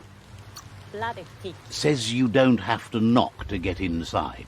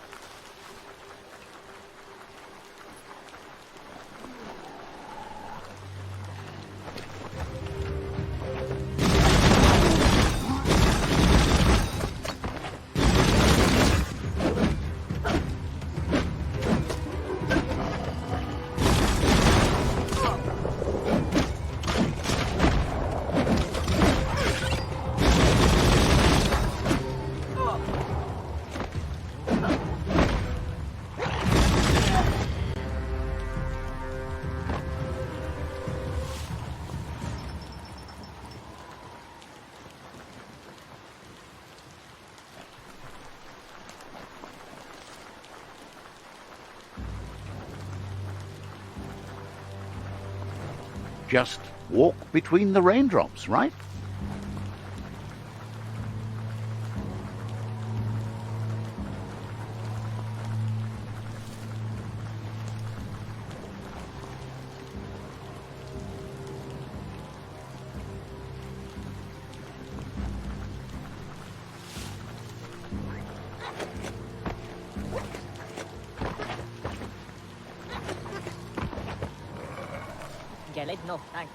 It's time to set the rival tribe free. Inflict as little damage as possible as you make your way through to their sifu. You need to unite the tribes and save the Tree of Life to truly become free.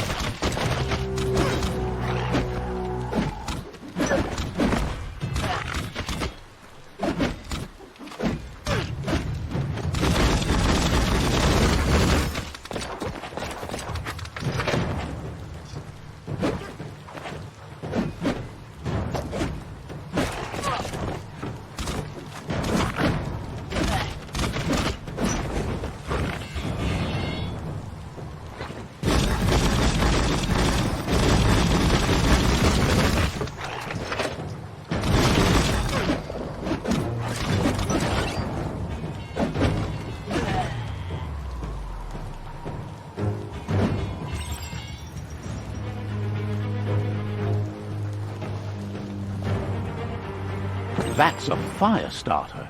The dry grass looks like it would ignite easily. You just need to create a spark to light a fire. It burns brighter than the light.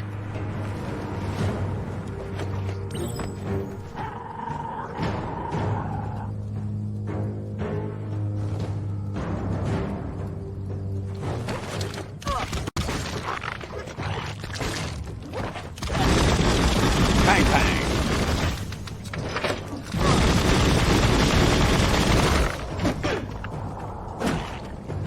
Carving it up.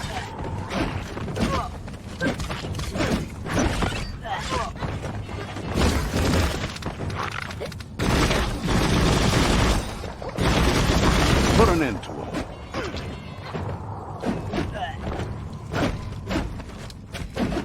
Close encounter.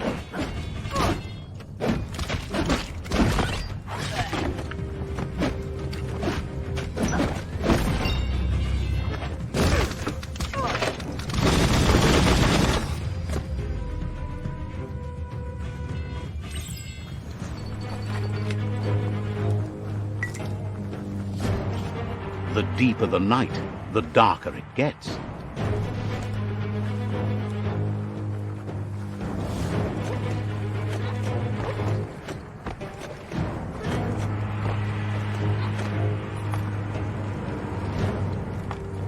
That's a pyro sizzler right there.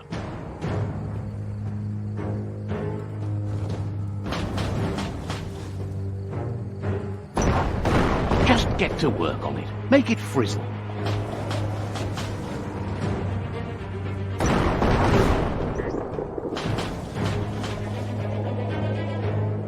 Nice crackle.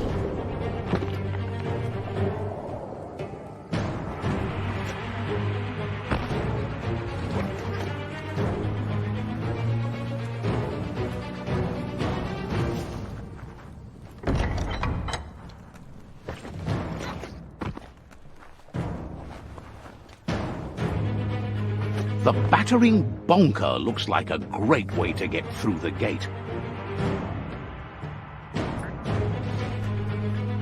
Bet you just need to knock and it'll open up. That's bonkers.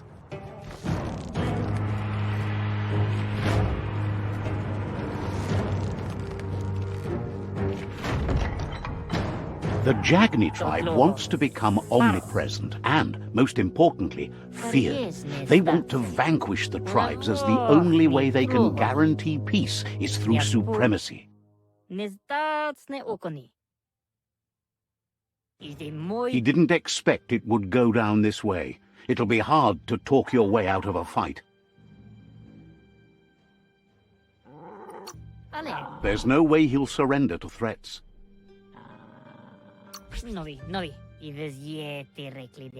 He recognizes the strength of a good argument and agrees it's for the best. He'll surrender the fort to you.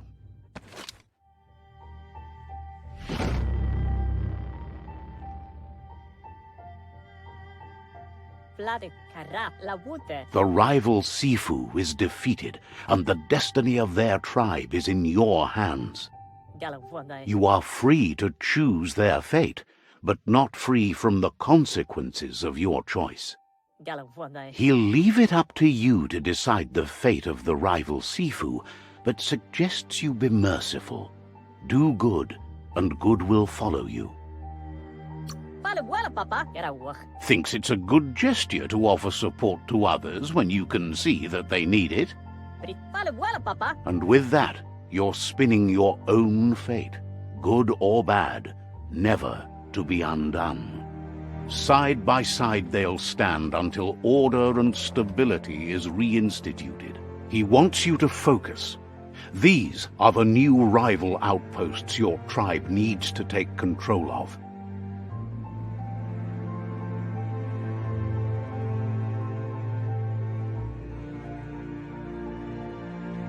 He says you'll regret not being on their side.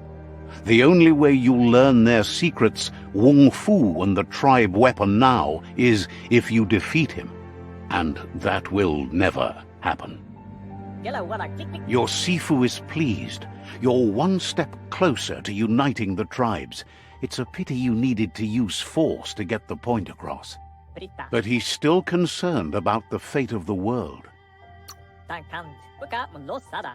You can't lose this war. If you get the ending wrong, the effort it took to get there was in vain. A proper ending, however, provides closure. He says you've grown so much stronger than when you first met.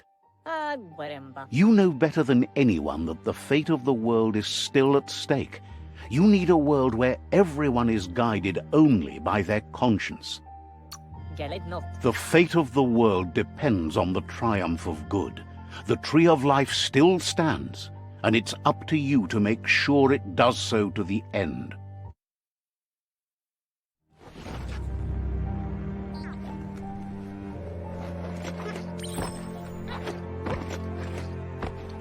It's the Jagni staff.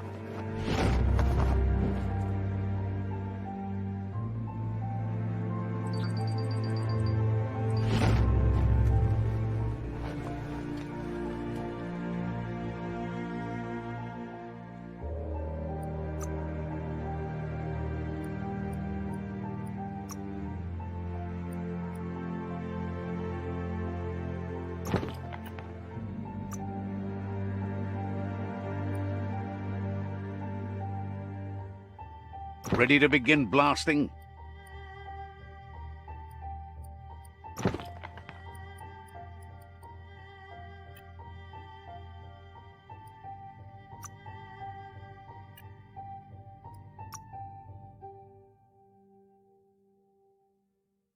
Grin and bear it.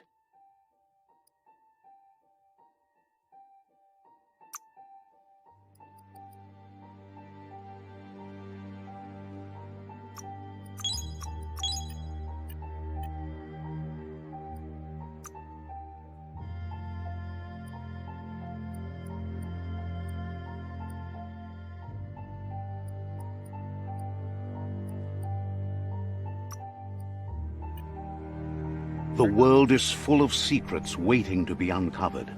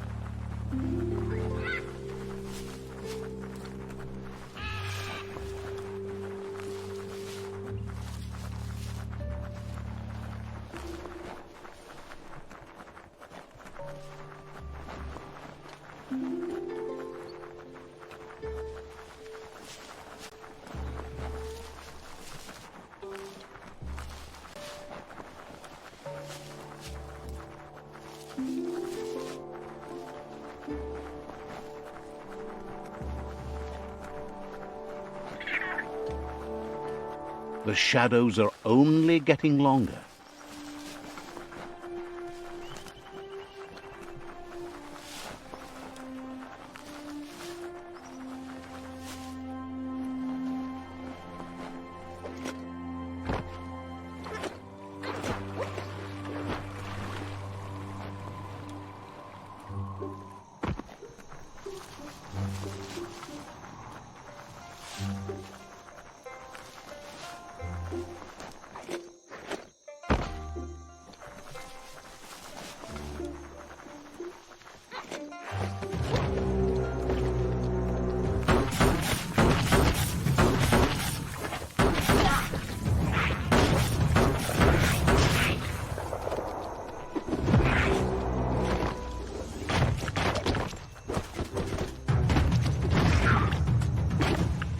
Swing, parry, dodge.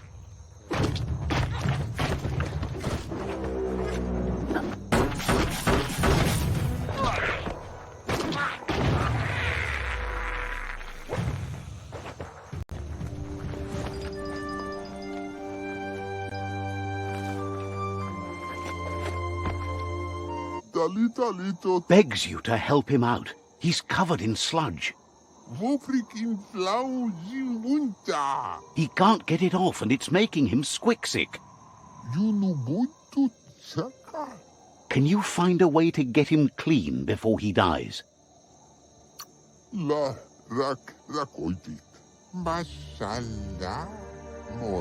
Figures it can't be long. Feels like he's dying already. Says he figured out what he needs to get clean. See that giant tufa brush up on that tall sign? That would be the perfect scrub brusher.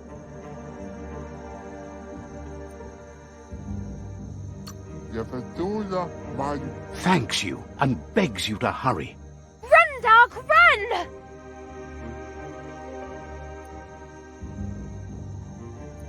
It's not a race. You only say that because you're losing. That doesn't mean I'm wrong. No, there are lots of other reasons you're wrong.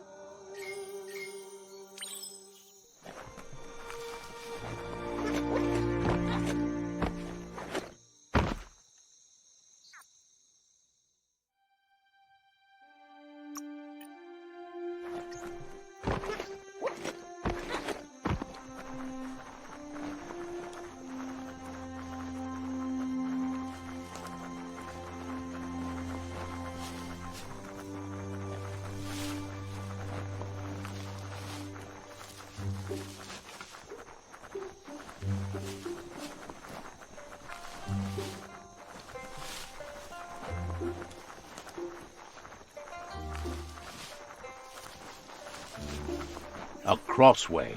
This means you have a choice to make. Which way?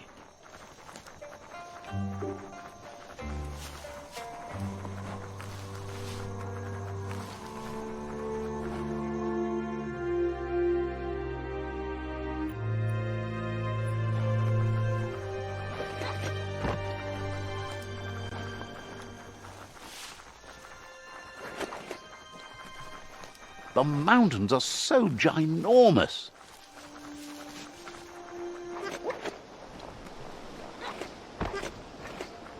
This region is known as the Canuckstonies. You can't find a harder place in the world.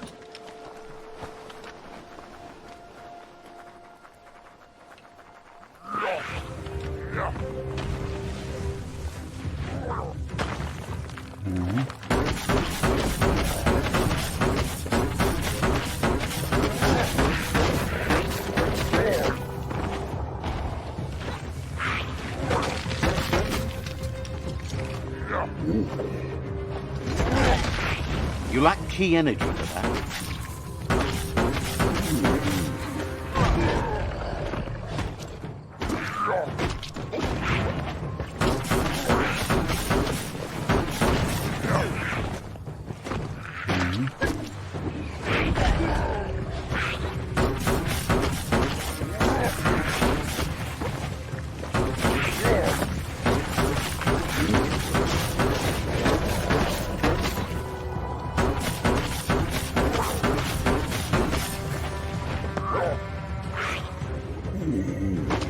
What more than a flesh wound? The simplest thing.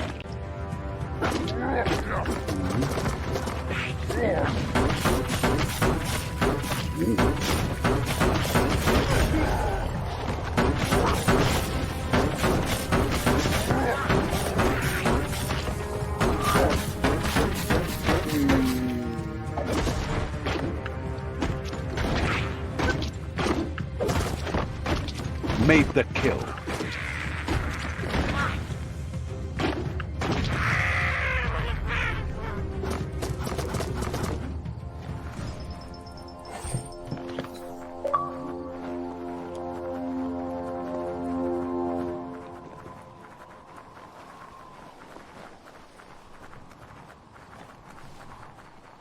Look at those notices on the board.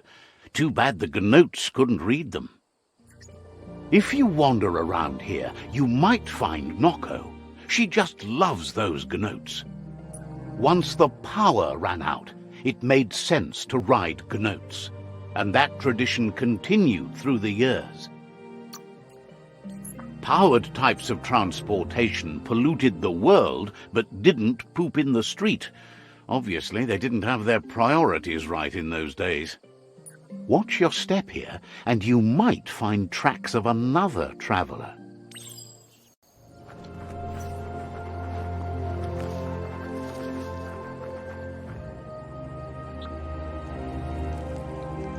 Let's see.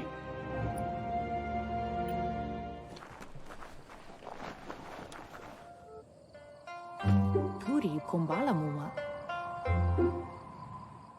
Doma lektuk. Nooks isn't an easy language, but at least it's manageable. She says she is so happy to see you again. Beri, dromblene marsamambunundu. She wonders if you remember her. She's Noko. She let you ride her Majut when you were a kid. Beri, Noko remembers you used to chase around with so much energy and is glad to see you haven't lost any of that spark. anora kapapom. But that's all long gone now, though. Memories show us where we've been, not where we're going.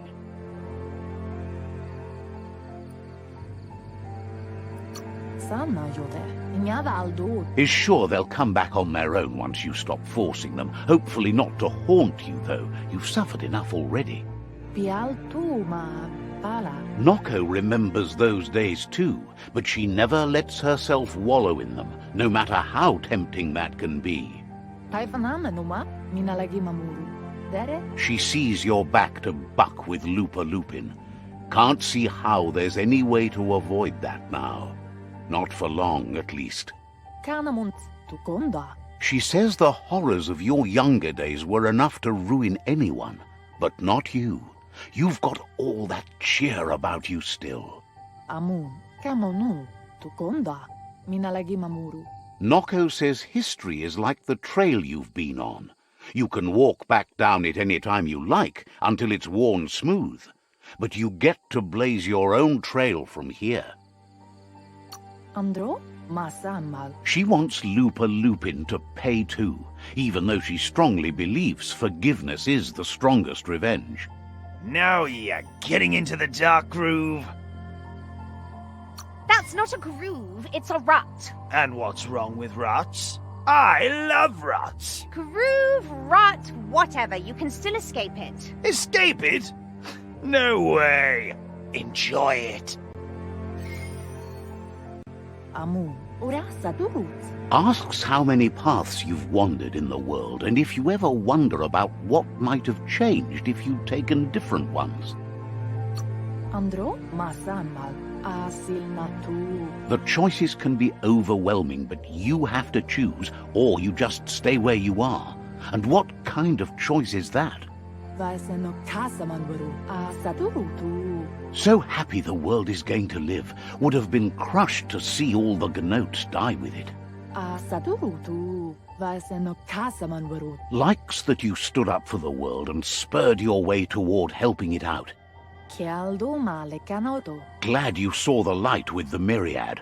They always bring a sparkliness to any day, and sometimes the nights too.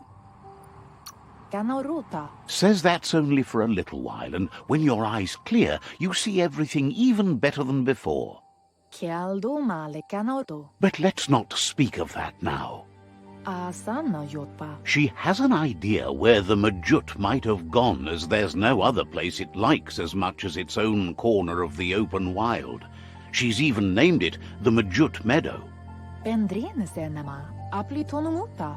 The Majut will recognize the scent you've attracted while being here, so it'll probably trust you enough to follow you. Vaiseno kasamanwaru. You should lead the Majut back here when you find it. It's going to take time to get it calm enough to be able to ride out to the World Eater. Asil natu. It's the most magnificent creature she's ever encountered. A creature straight out of a dream or story.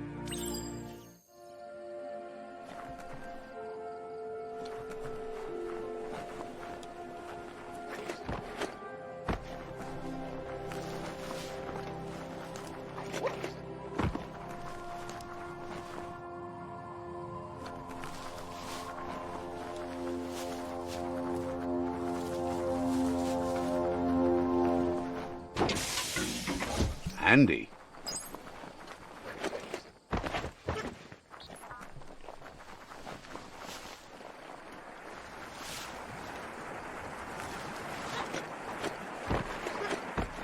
Control your destiny, or someone else will. You found the Majut Meadow. Watch out for the Majut.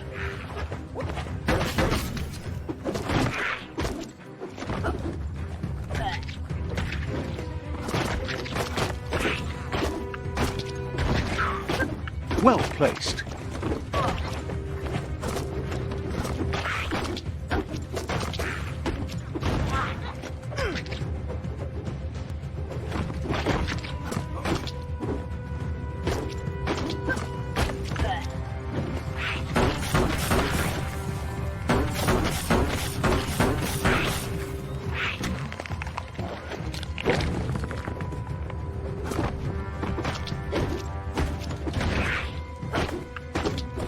Swish crack! What a great sound!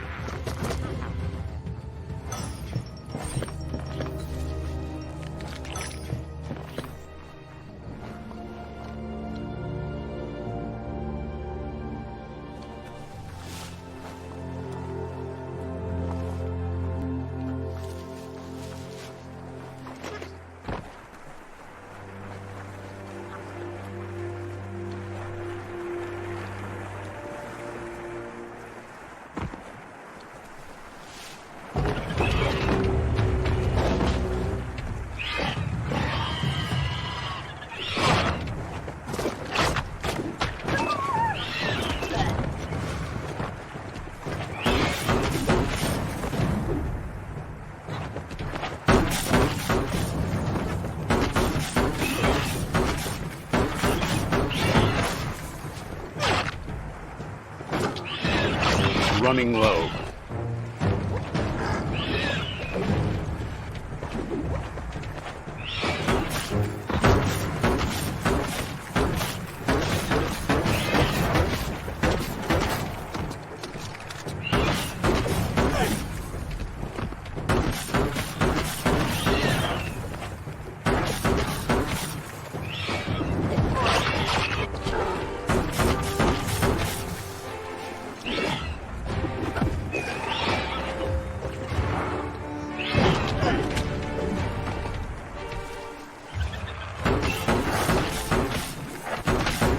Boom, boom.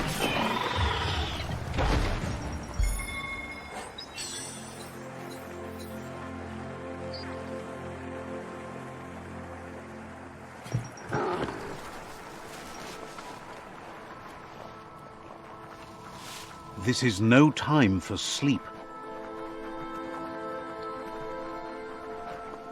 Nice. Some barked wood scrap for you.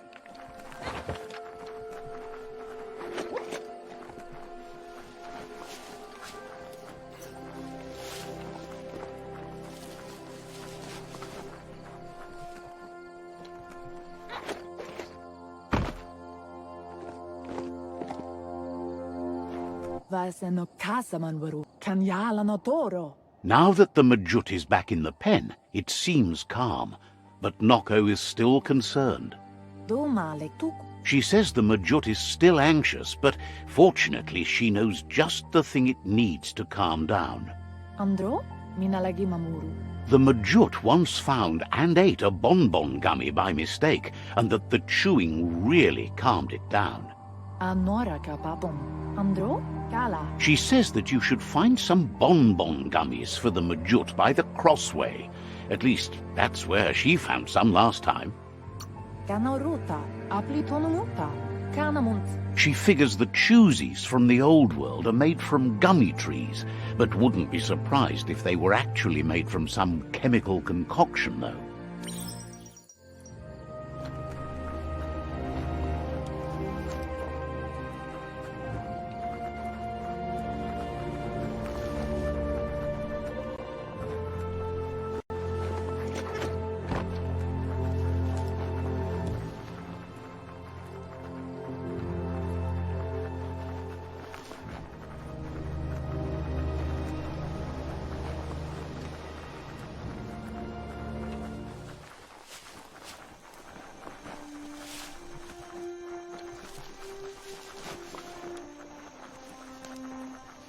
Bring on the night.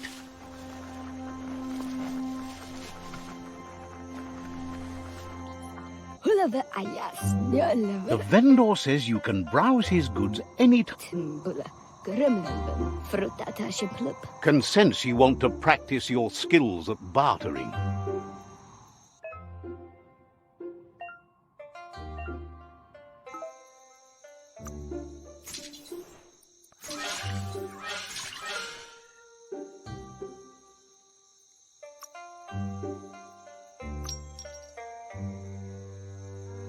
That went well.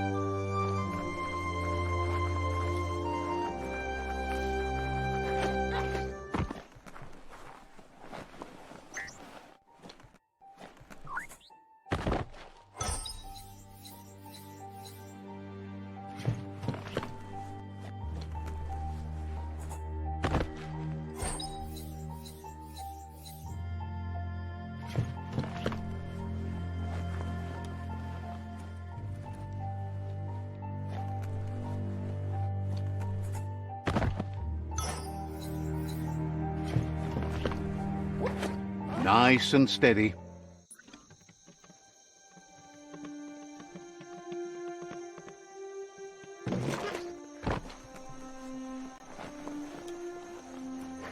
Hang on.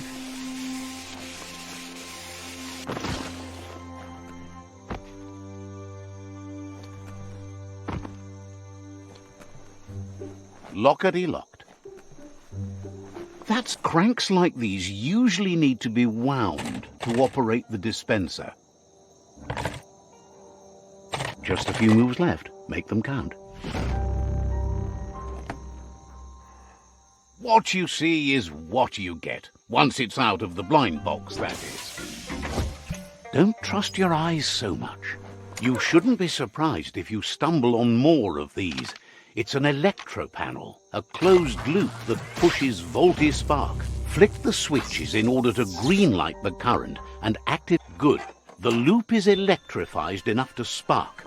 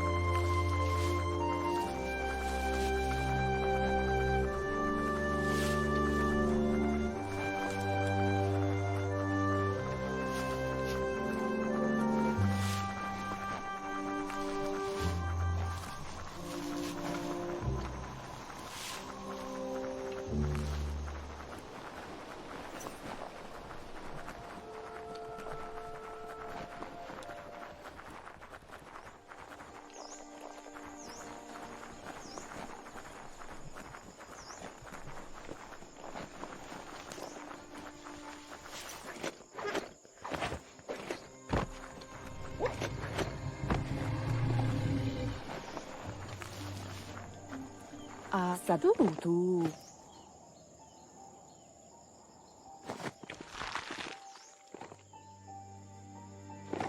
Monibasa. With its attention diverted to the chewy bonbon gummy, the Majut calms down. But Noko is still concerned. Arialoche nui mumera. Sadurutu. She's relieved the Majut has calmed down, but you'll need a heavier sit-tight to ride it than the one she's got.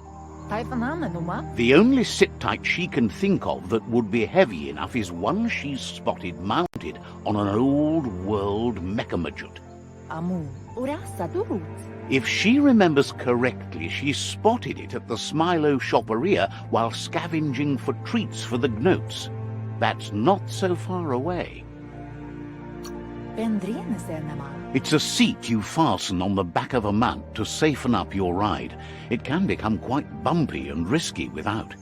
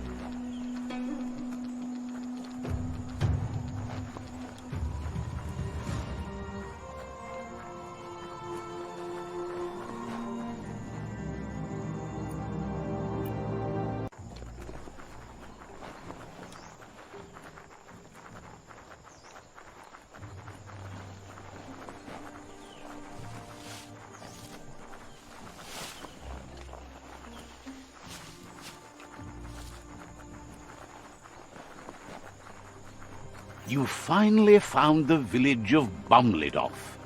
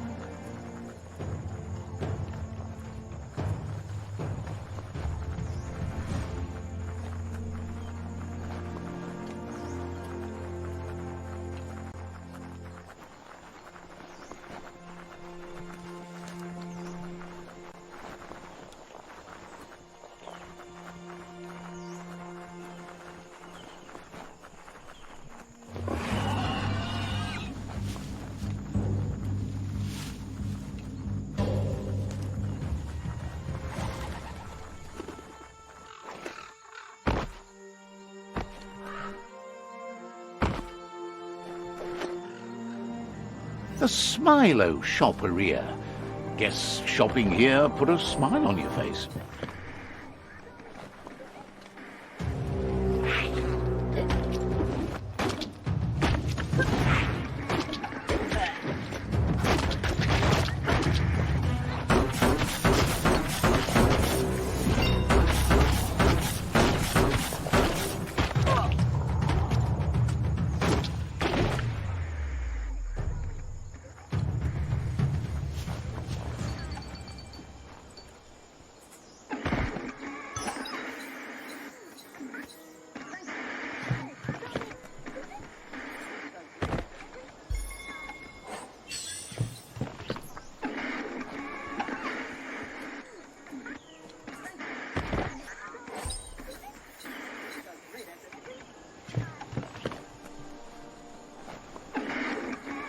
Locked solid.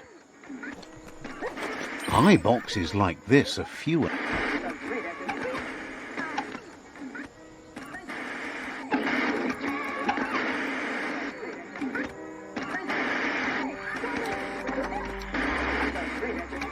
Just a few moves left. Make them count.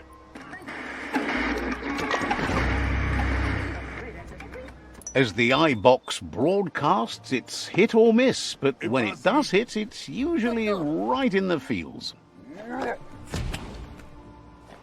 It's easy to lose track of time down here.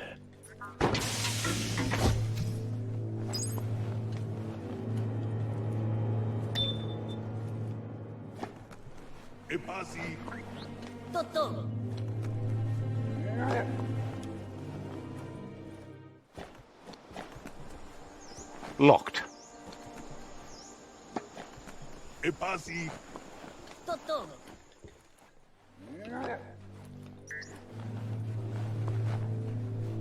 You need to line up the switches so they match.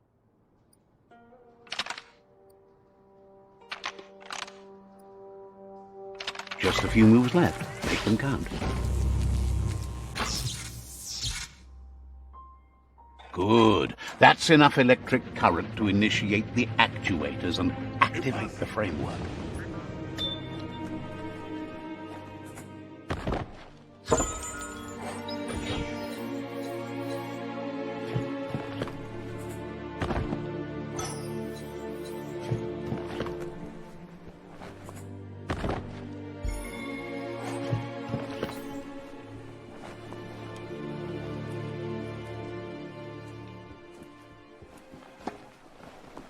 Now hold on, sit tight.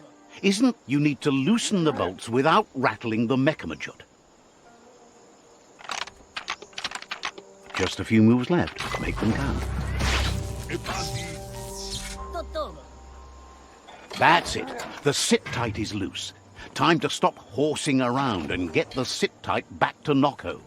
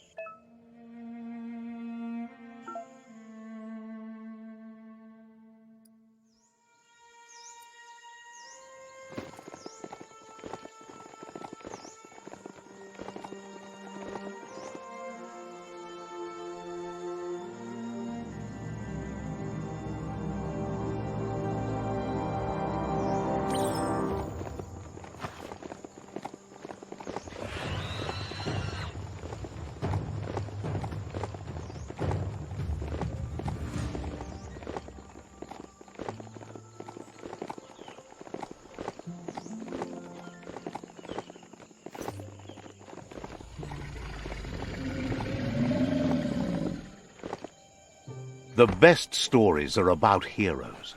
This is such a story.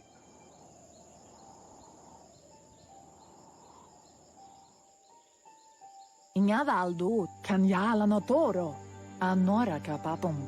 Now that the Majut's got a mouthful of bonbon gummy and the brand new sit-tight is in place, the Majut is ready to ride.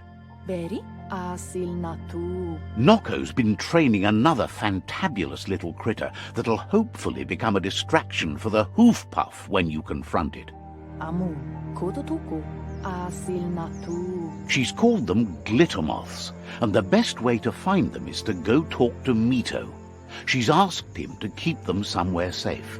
Kala. You'll find Mito at Brightlight. He's a light-headed fellow, but hopefully he'll remember where he stored the moths. Amu. They're small airborne creatures with bright reflective wings and a conspicuous fluttering flight.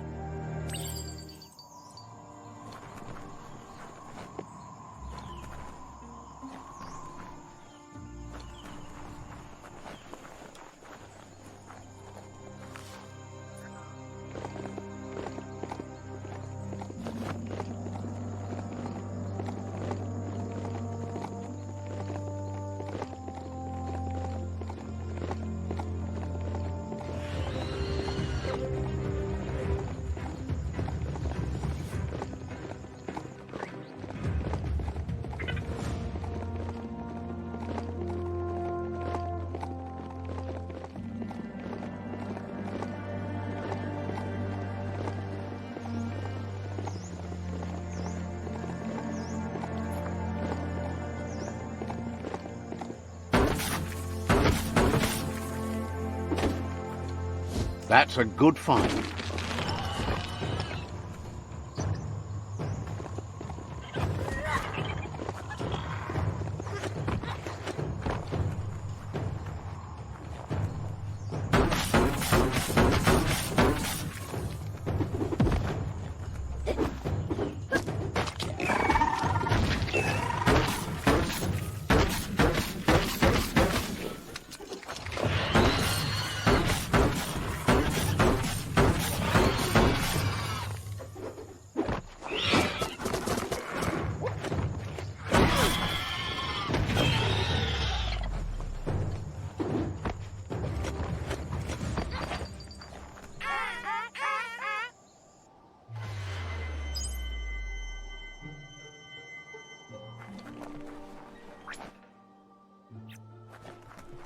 If the mount didn't throw you, you're good.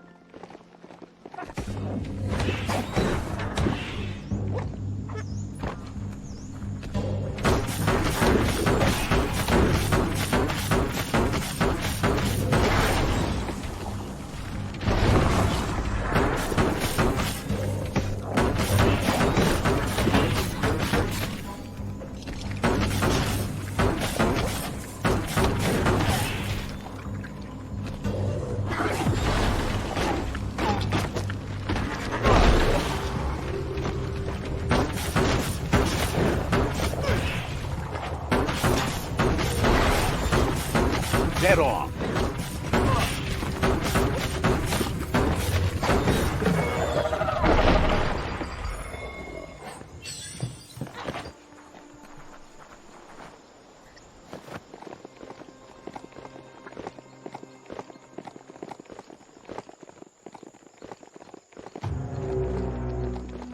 This place is called Brightlight. Mito lives close by. Sai Kantum.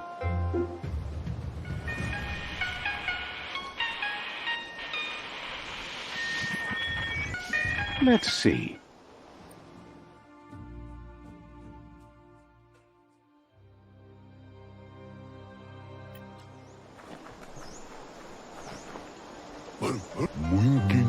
With the world getting darker by the day, there's not much time left to save it. And even though you've just met, he feels you're bound to play a huge part in that. Says there's so much darkness to deal with. Rather than curse it, he makes lamps to fight it. Mungkin Tuko. You've found your way through the darkness. You shine like the sun in the sky, but will you use that power to warm the world or burn it? Tuko. Hopes you see how much good you can do with power like that, and how easy it is to let it drive you mad. Totum Taikatapa. No matter where your path takes you, though, it's important to remember where you came from. The past bright lights the present. Tisindo Kamui Ui Saja Sendiri. Wonders if you know how much of an effect you've had upon the world. Your presence changes things like light changes darkness. Did you realize that when choosing where to shine? Donko Boykin. Figures that doesn't matter. You can't help but shine either way. Sai Kantum. So happy you know you're helping brighten the world. There's plenty of it that's still worth saving. Donko Boykin. Whatever happens to the world, you shone as bright as you could. That matters more than you know. Says you did the right thing in taking up with the Myriad. They buy lots of his lamps. That's a tribe that believes in the bright things in the world. Claims he wasn't trying to sell you anything. Now, says he can see by the twinkle in your eyes that you're not here to talk about your allies. He assumes you are here to be enlightened. He can't blame you, as everything just feels dark and hopeless these days. There's something about you, like you're knit together. Your fate's connected. What you've said, he feels too. So, why not call him Me Too? He senses you're like the dayfly, living every day like it's your last, afraid that when night comes, it might be proved right. Claims you both walk in different types of darkness, but you guide yourself by the same light. Mito says he's not only into those who shine bright, he likes things that glitter too. He reckons you haven't seen a glitter moth, and says it's about time you did. Even though they're nesting near gone grass, they never run out of glow. Finding yourself a glitter moth would give you that glimmer of hope you need to continue all the way to the end. You really do need them alive. Dead glitter moths fade.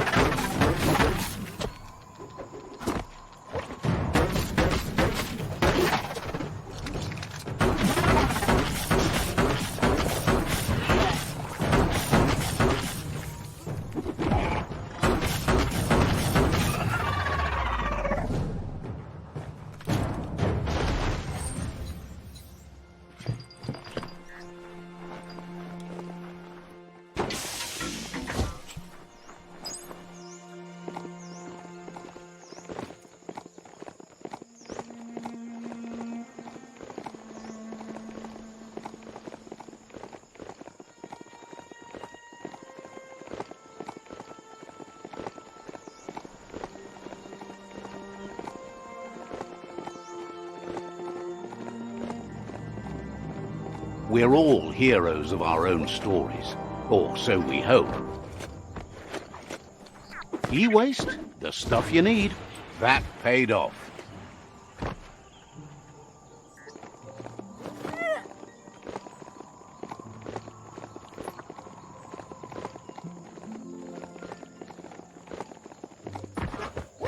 Glad to see some wood scrap there.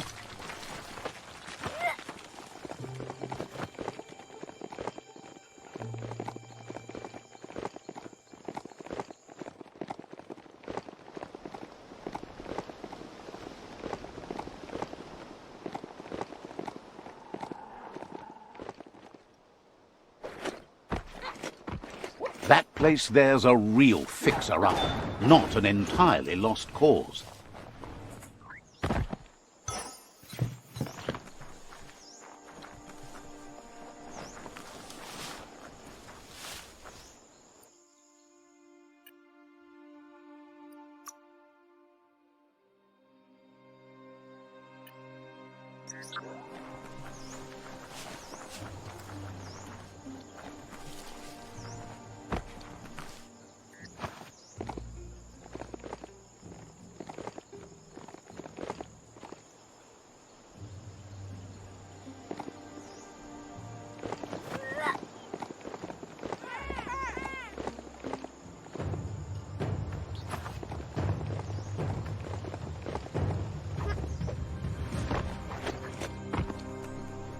That, you need to swivel the globus's bearings to get the atlas mapper to work.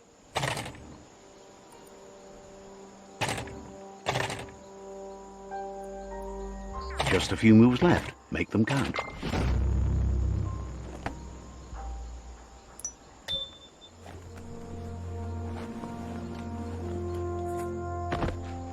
Don't flinch away from this. It's your moment.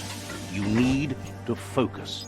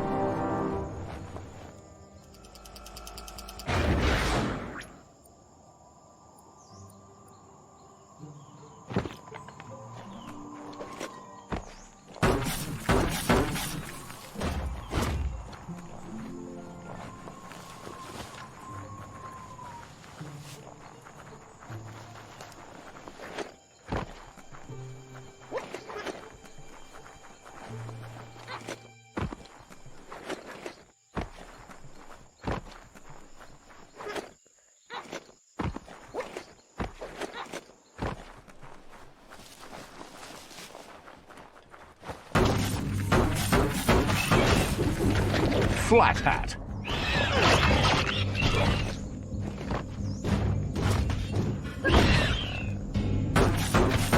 Shot through.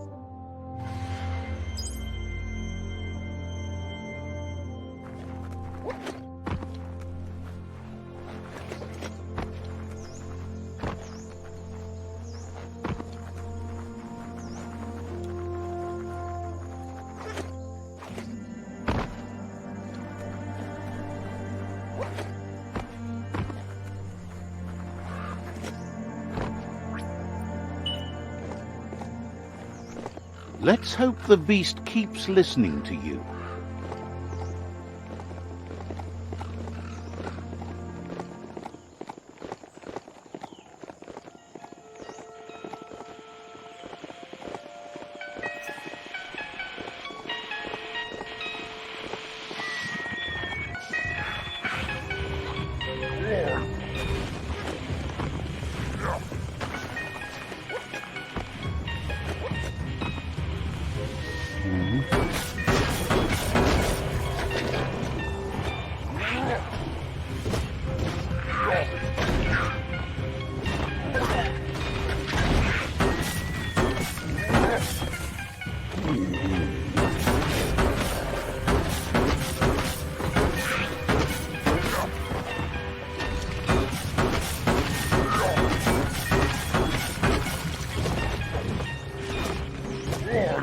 Busting heads.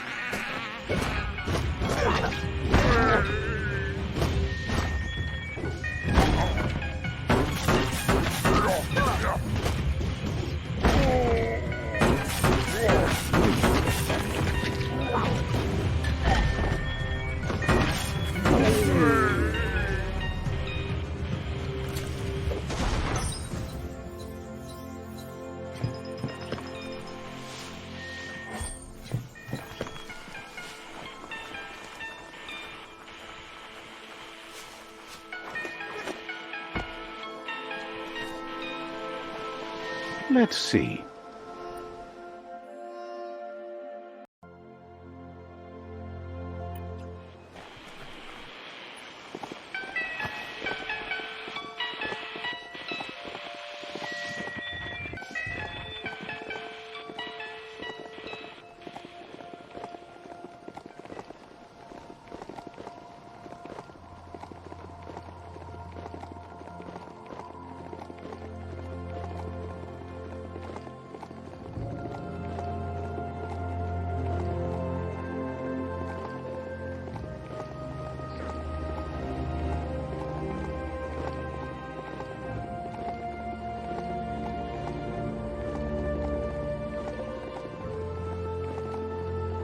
They used to call this a thoroughfare. Look at all those old homes.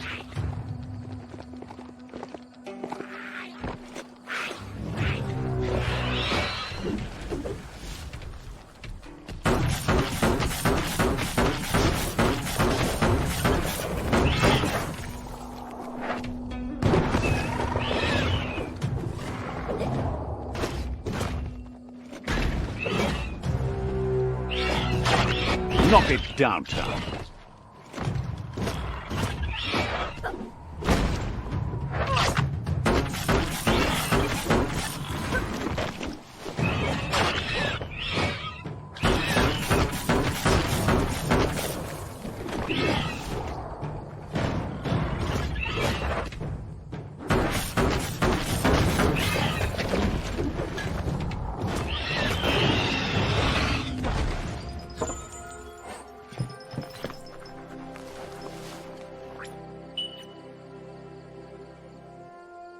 It's time to create your own path.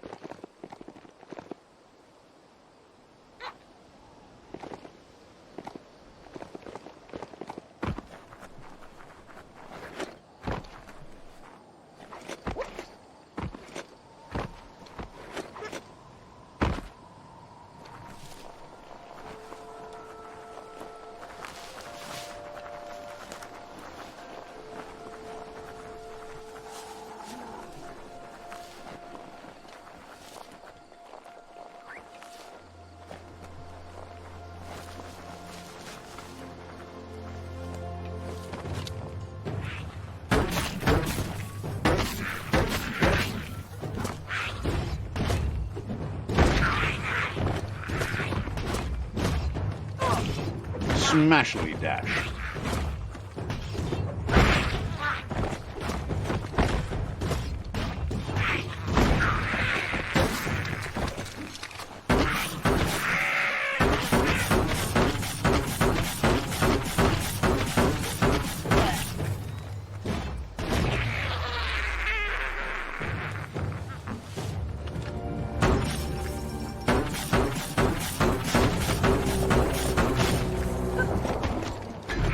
Hey, nice shot. Smashing.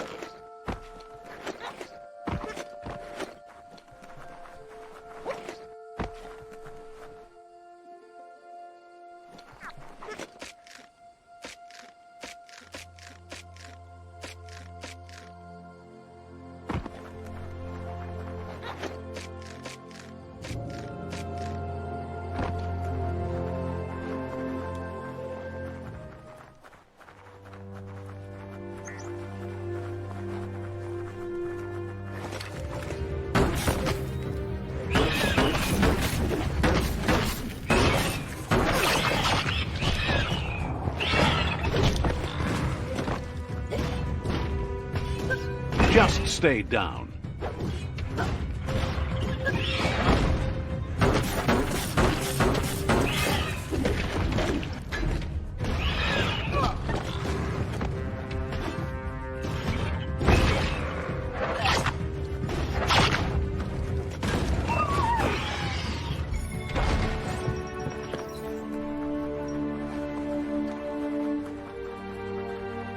You can't really understand your story till it's done. Glittermoth Cave is right here.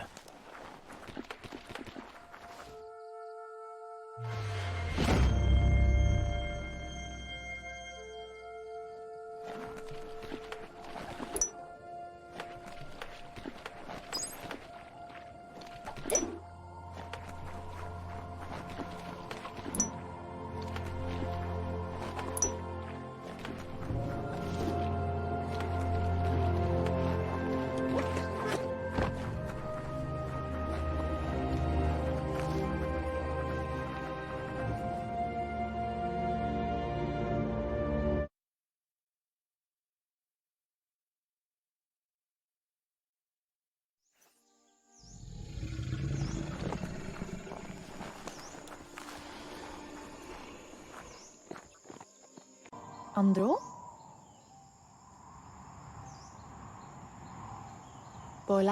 That's enough glittermoths to make her plan work. She wants you to stop worrying about the paths you've ridden and focus on the inevitable road ahead, the one that leads to confrontation with the World Eater.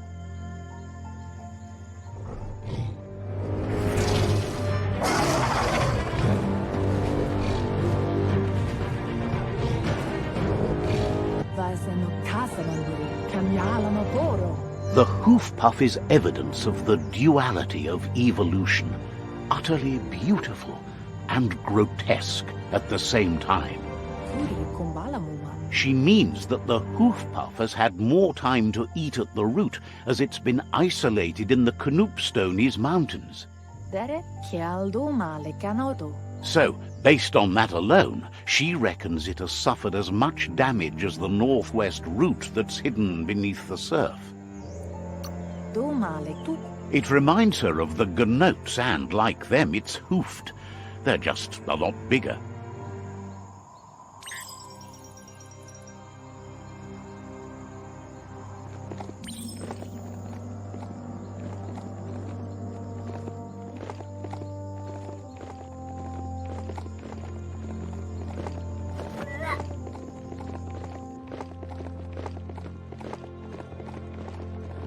Growl it into a higher gear.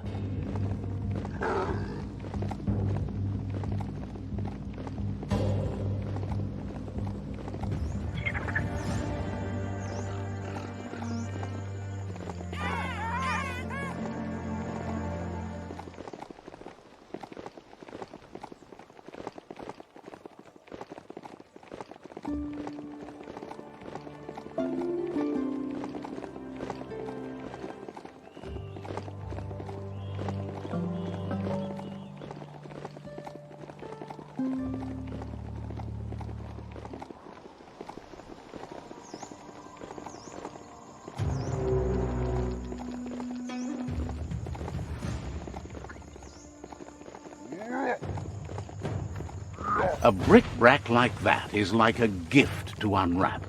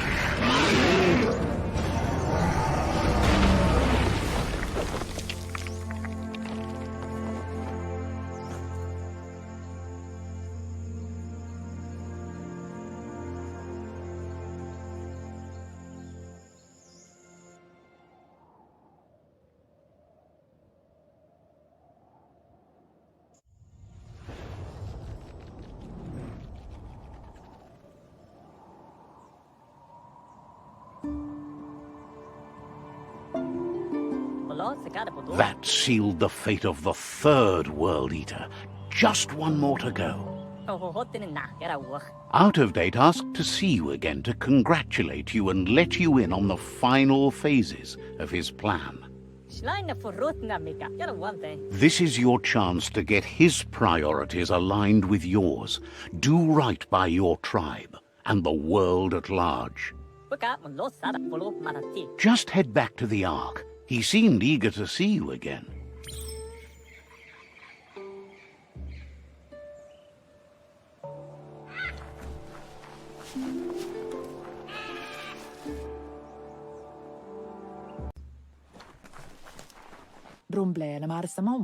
She wonders if the rumors she's heard about you finding the Ark are true. Thinks that's impossible, of course, but she also knows you regularly make the impossible happen. With the world recovering, the Ark would be a wonderful way to see it, so much faster than even her favorite gnotes. Loves that you did your best to help the world rather than hurt it. You could have used much more of that, even before you returned. Any idea who might be joining you on your Arky journeys? So, what we have here is an opportunity to help your next. There's a seat open on the Ark should you want to offer it as a gesture of appreciation. Why? You don't need anyone else but yourself and me, of course, but I'm a part of you, so that doesn't count. If you want to go quickly, go alone. If you want to go further, go together. The only one we'd want to get away quickly from here is darkness. But you know you can't go on without me. Even if I'm bad company, I complete you. I think we can finally agree on something. It is better to be alone than in bad company. But best of all is being good company yourself. Feels deeply honored that you'd want her to come with you. An Ark is no gnote, but she can't pass this up. She's coming aboard. Noko knows she's known for saying things over again. Says you're welcome back.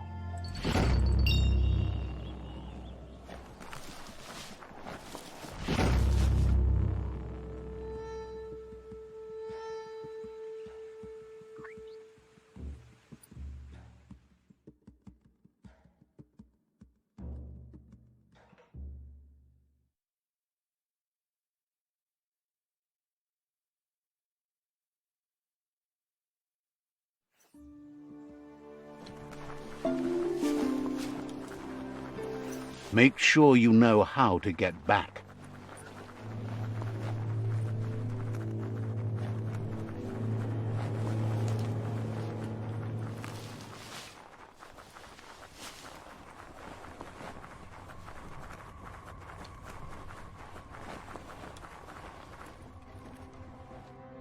Ugambun ang ugagad yebroma wuf loma utulu ba yowo. Out of Date thinks the time has come to end the conflict between the tribes.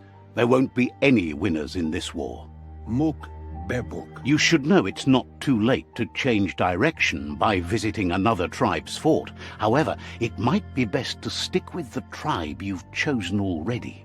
Mauketo tolu ayadre. He believes it'll take someone with a light perspective and key to counterbalance the Sifu's energy in the end.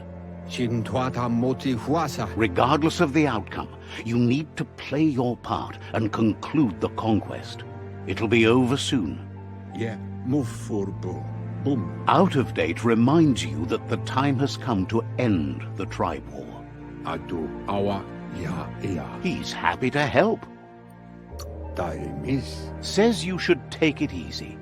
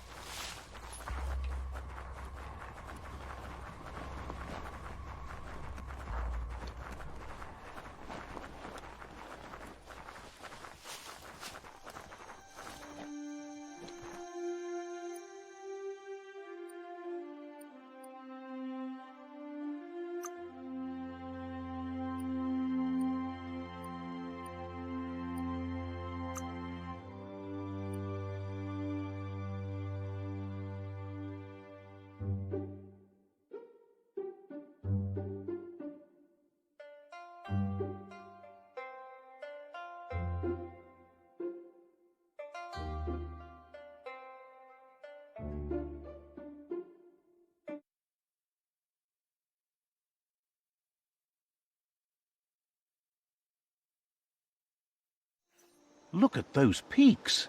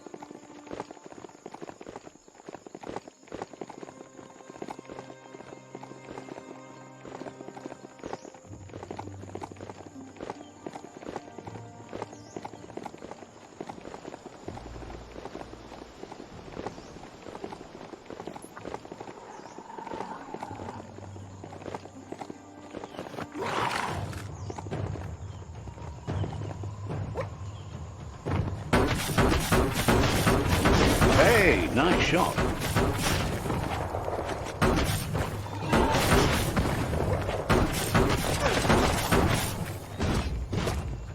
Flat hat.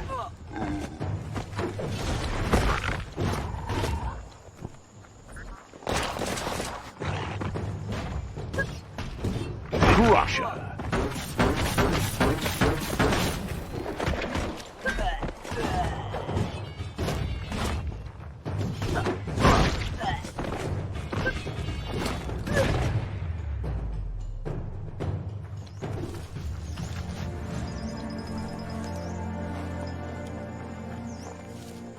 We're all heroes of our own stories, or so we hope.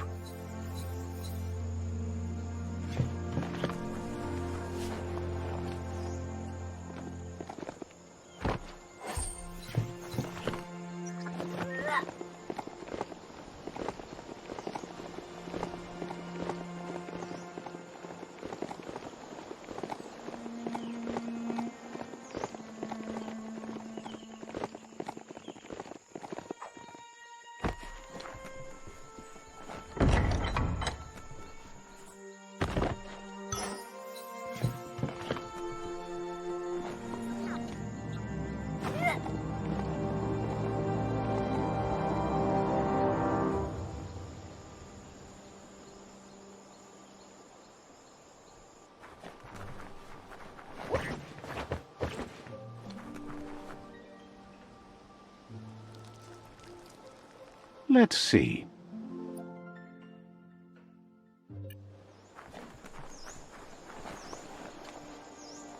There's the sovereign who runs this outpost.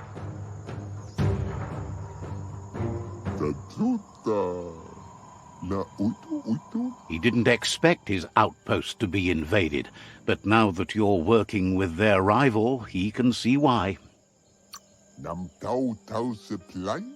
Needs a logical reason for him to surrender the outpost without a fight.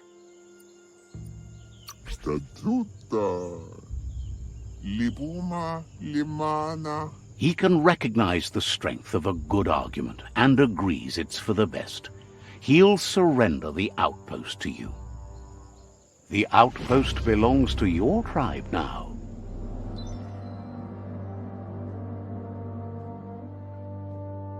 He says you made them weaker, but they won't give up. Your Sifu thanks you. Your tribe is growing stronger.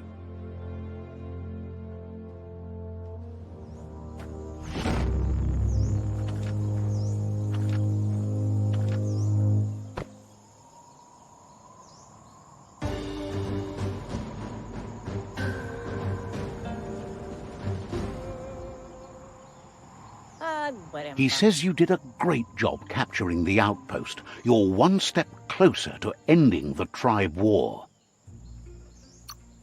Says you're in good company there.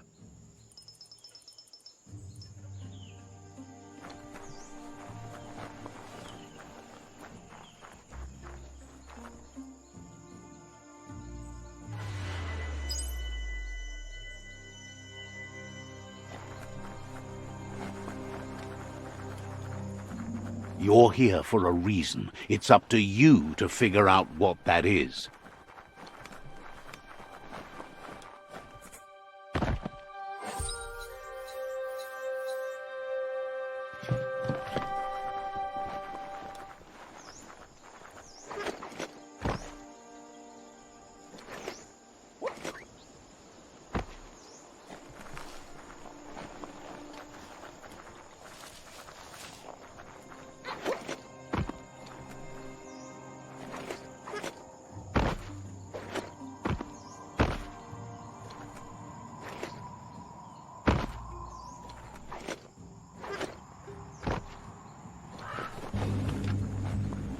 Check out that motor juice station. Wonder if there's any go juice left in the juice tank.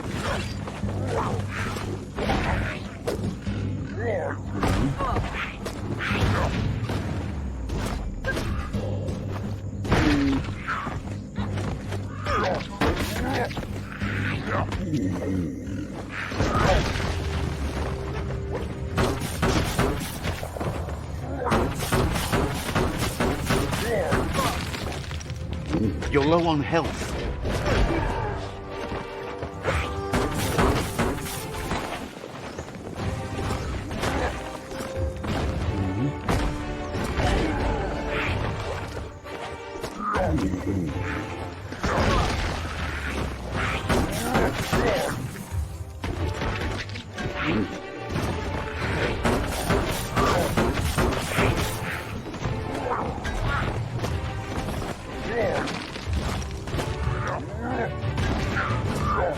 Knock it downtown.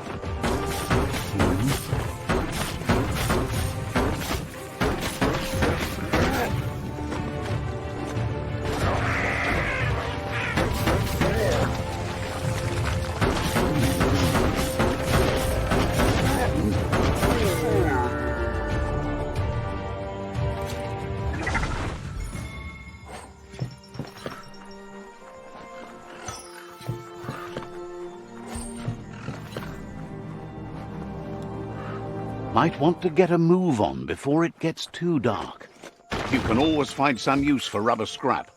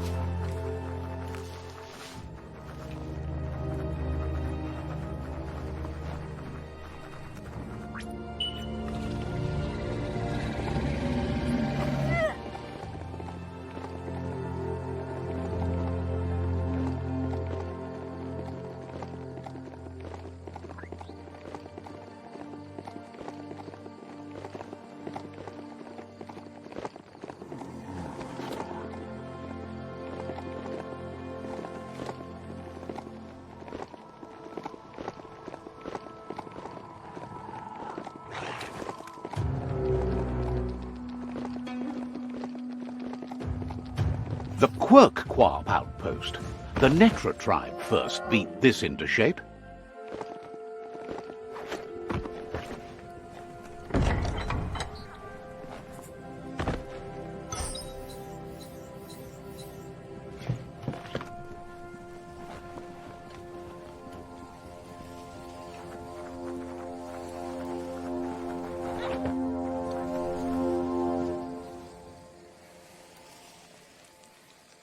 Let's see. Imagine if you landed at the bottom of the mountains. Says they've been waiting for you to help them liberate the outpost.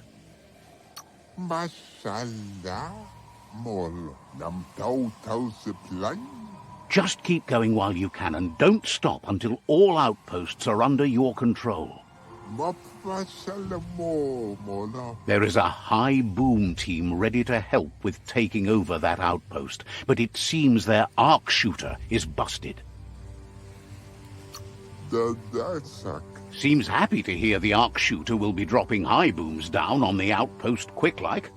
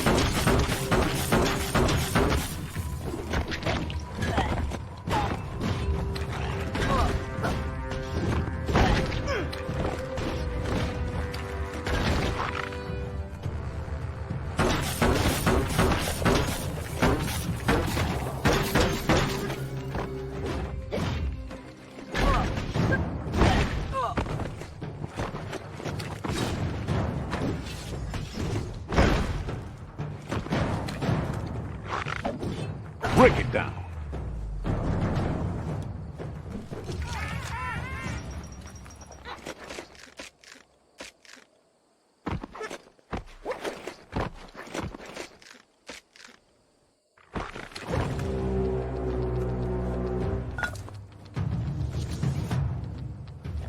Get up there and get fixing. Just a few moves left. Make them count.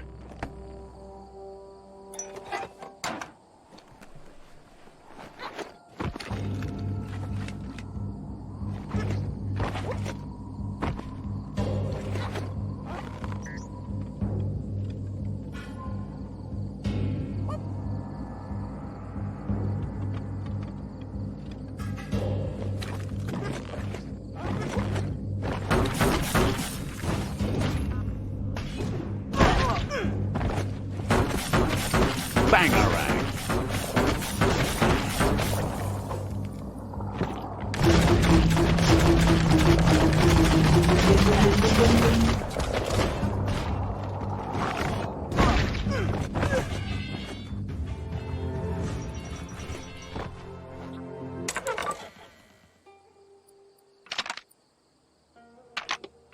Just a few moves left. Make them count.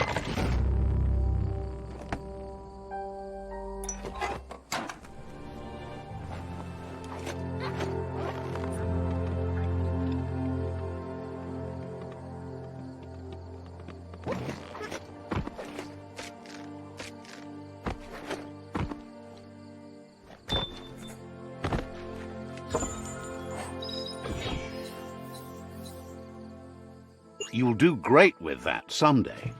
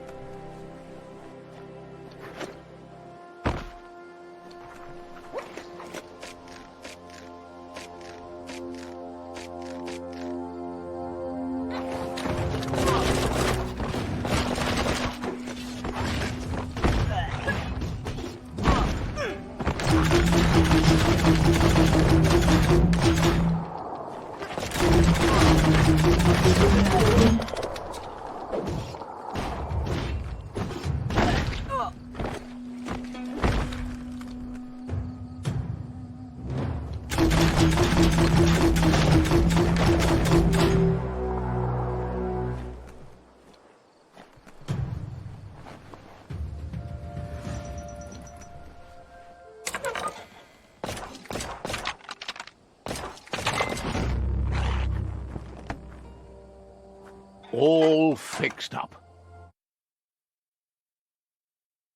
The arc shooters are already gearing up the high booms. Hope their aimers are fixed too. The outpost belongs to your tribe now.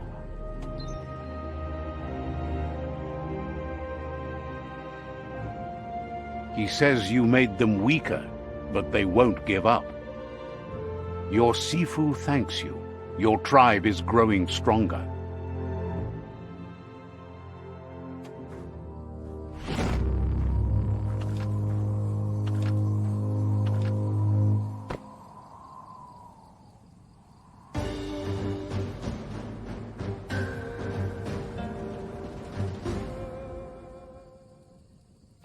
He says you did a great job capturing the outpost. You're one step closer to ending the tribe war. Says you didn't have much of a choice.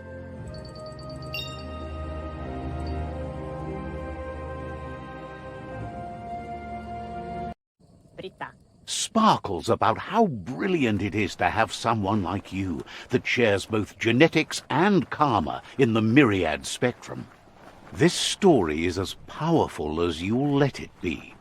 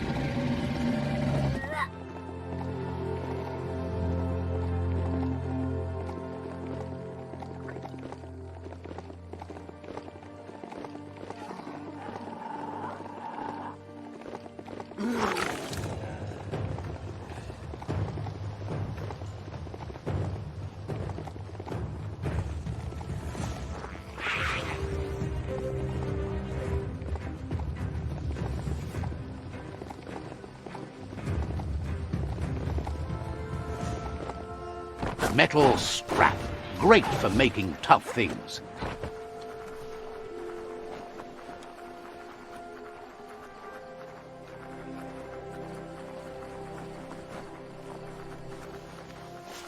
Every day is a new chance to fulfill your destiny.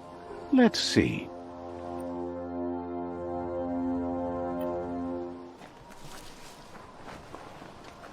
You know what to saga.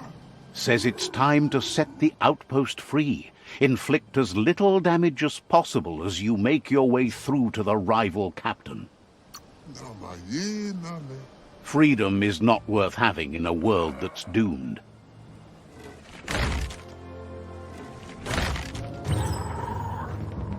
Here's the first line of defense.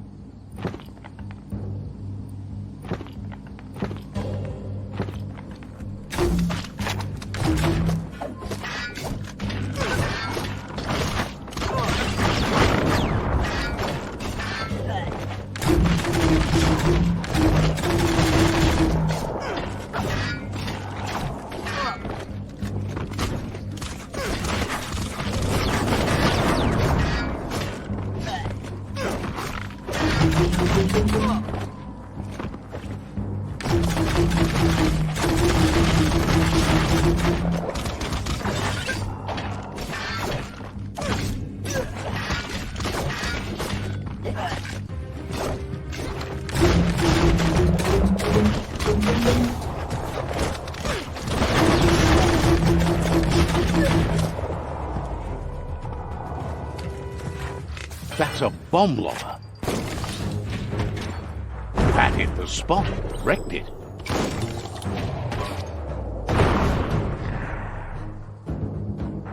A barrel shoot. Smack it to get a barrel out of it, then hit it toward the gate and blast it. That looks splody. Shoot it and watch it blow. Not too close, though. It's complicated. Give it another try.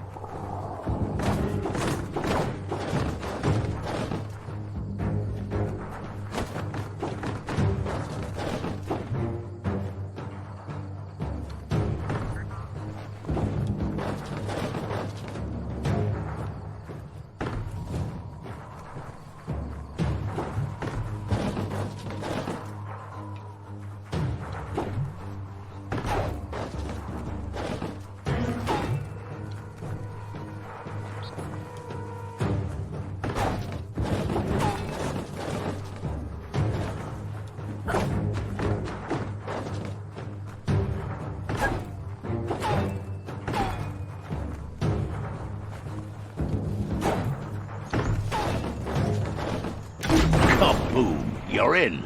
Keep going.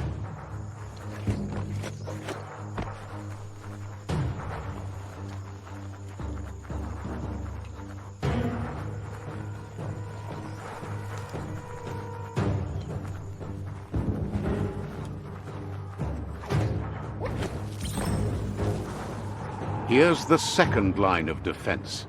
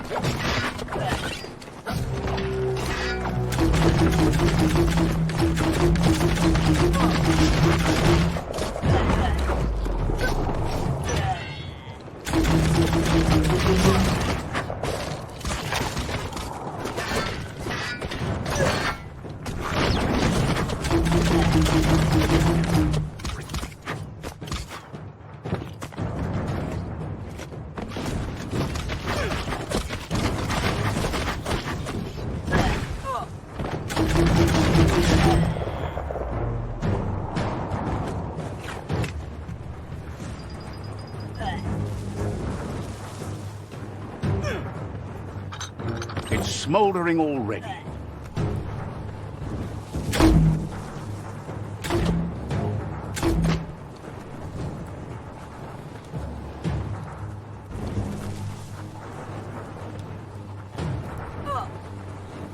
Give it a good smack.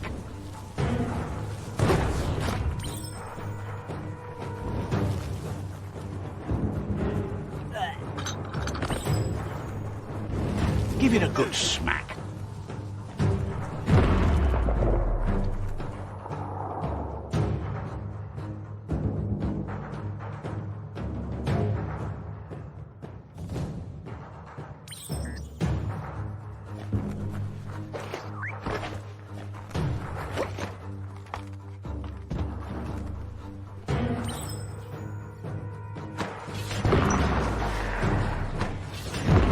Almost there.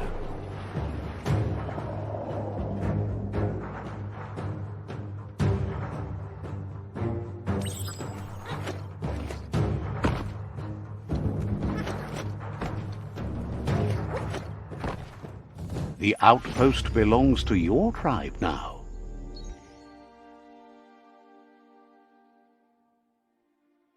He says you made them weaker, but they won't give up. Your Sifu thanks you. Your tribe is growing stronger.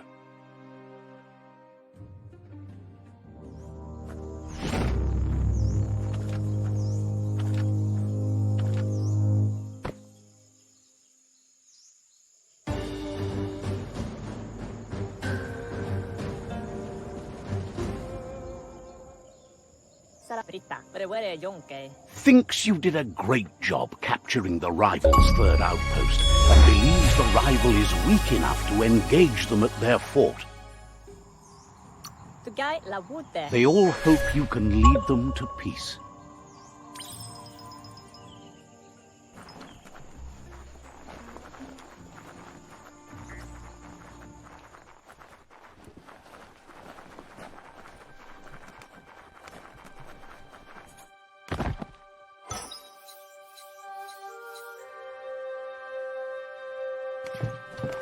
Nothing's more important right now than this.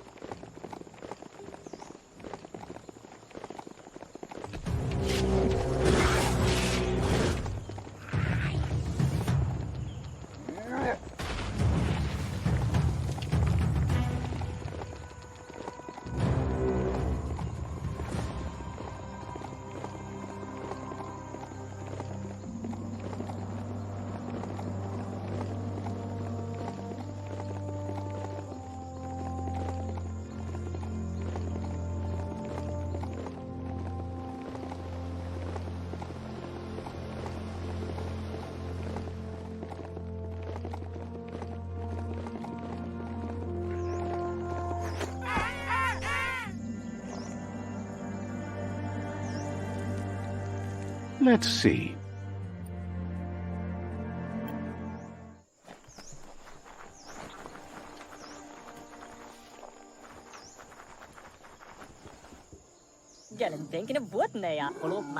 They've been waiting for you. Taking control of this fort will bring peace between your tribes. You better be. A tribe's fort is a bigger challenge than an outpost. The plan is to fling you over the wall with a sling lobber. However, he wants you to secure a hard hat first, should anything go wrong. It's better you go and find one for yourself. It can't be too much trouble, though. It's one size fits all.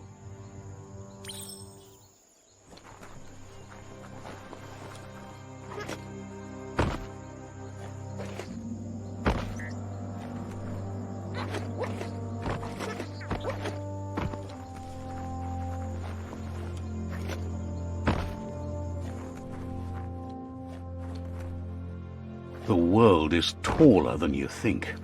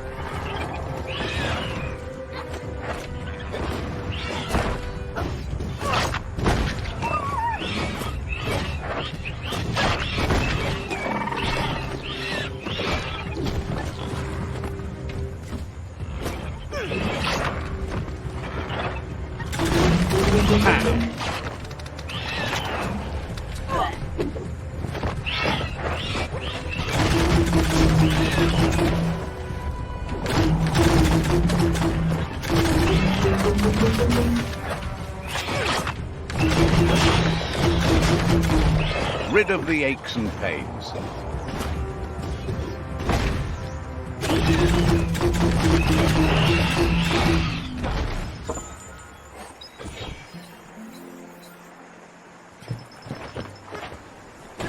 See that rubber scrap? That'll add a bit of bounce for you.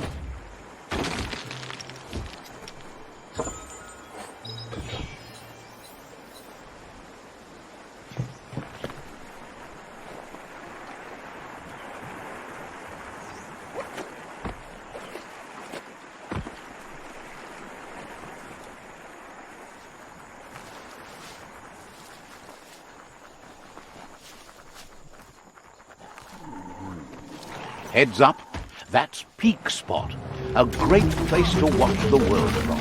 Who knows who might be watching you? All fired up.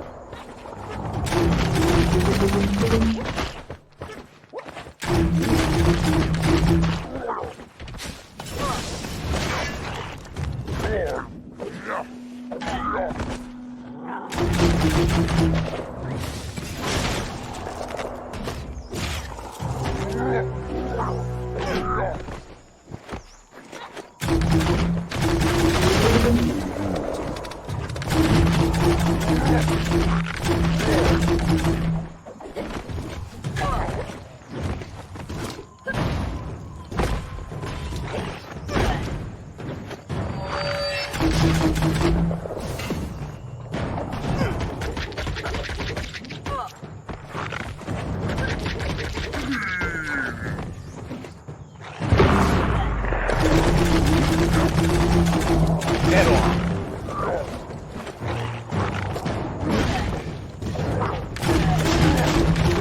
Get up.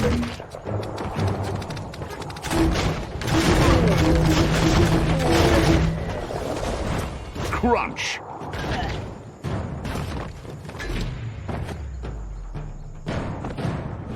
It's so vibrant out during daylight.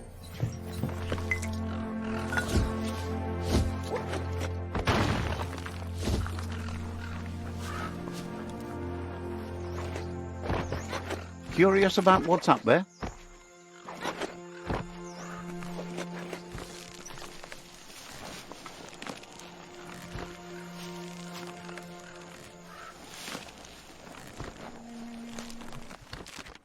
That's something.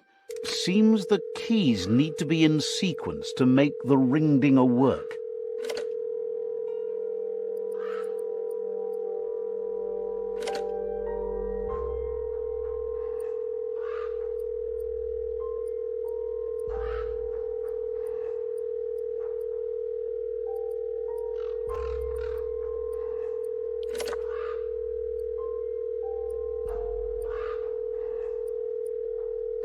Just a few moves left. Make them count.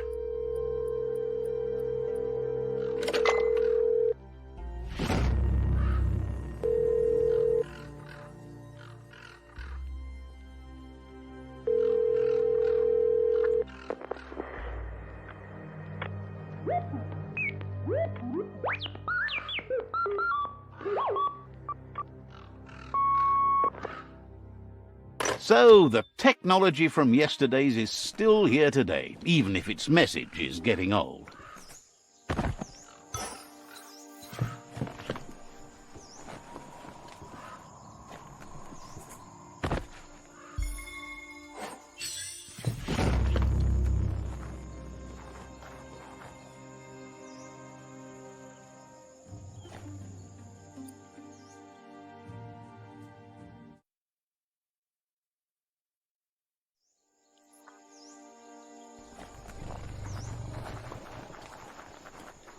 The mountains are beautiful, but so exposed.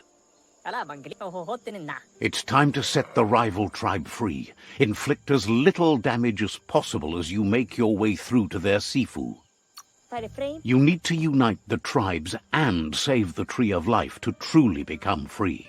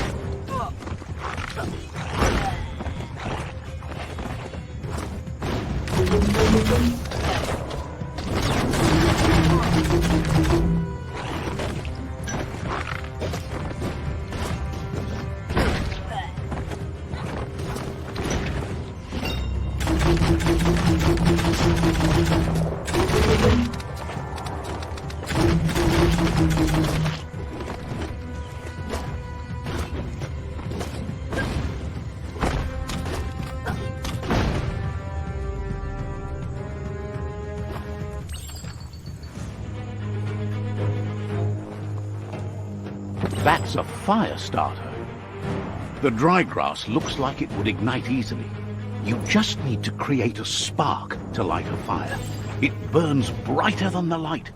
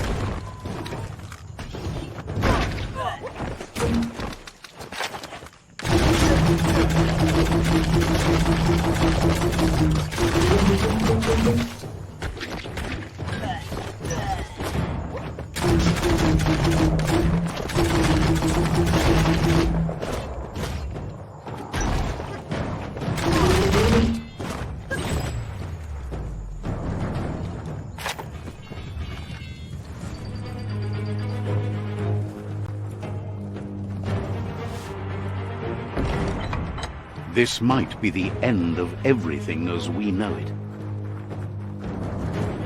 The battering bonker looks like a great way to get through the gate.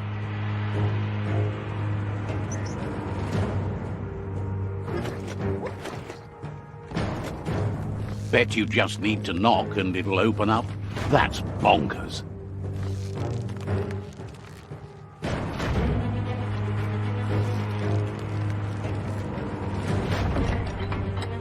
The Netra tribe values liberty and is striving to protect freedom. They want to continue with each tribe being responsible for their own and believe that uniting the tribes is the only way you can survive.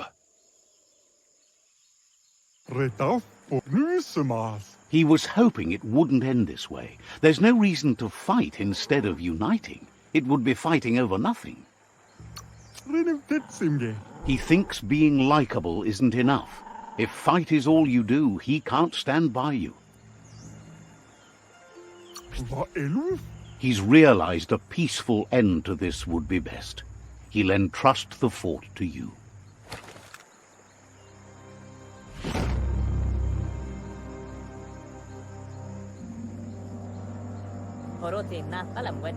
The rival Sifu is defeated, and the destiny of their tribe is in your hands. You are free to choose their fate, but not free from the consequences of your choice. He'll leave it up to you to decide the fate of the rival Sifu, but suggests you be merciful. Do good, and good will follow you. Thinks it's a good gesture to offer support to others when you can see that they need it. And with that, you're spinning your own fate, good or bad, never to be undone. Side by side they'll stand until order and stability is reinstituted. He's gotten news that the other tribes have realized there are no winners in this war. There's no purpose in antagonism. All three of them believe your tribe has grown strong enough to unite them. It's clear your efforts have been successful. There's light at the end of the tunnel. The tribes are tired of war and will remember the one who brought them peace, whether you decide it'll be now or later. So, do you want to end the war now or continue the crusade?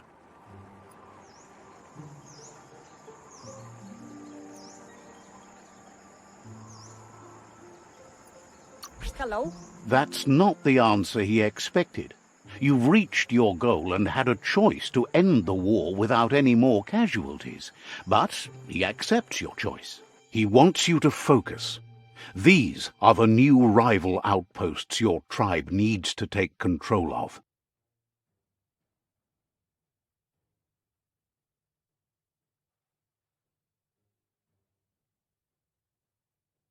He says you'll regret not being on their side. The only way you'll learn their secrets, Wung Fu and the tribe weapon now, is if you defeat him. And that will never happen.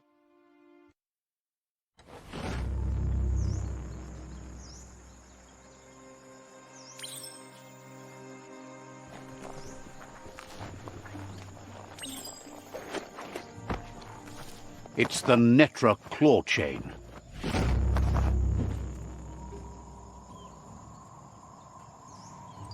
The day is here.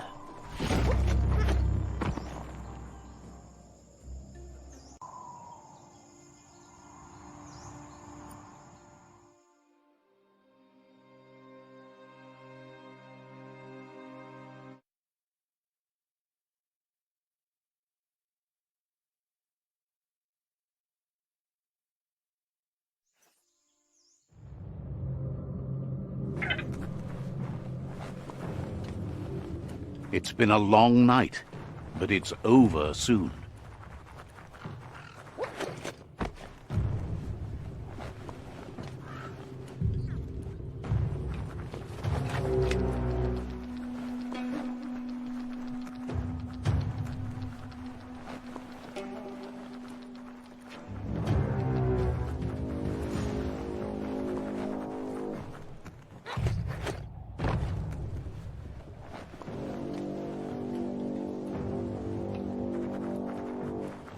It's Skypook Outpost. The Ankati tribe blew life into that ages ago.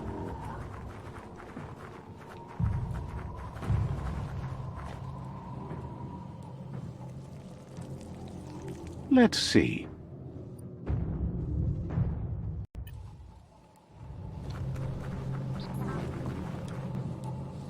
There's the sovereign who runs this outpost.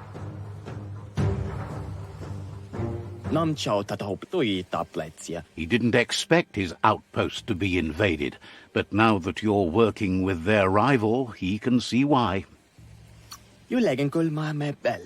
Needs a logical reason for him to surrender the outpost without a fight. Strong arming won't work. You'll have to fight for it. It's their last line of defense. Once their guardian falls, they'll surrender.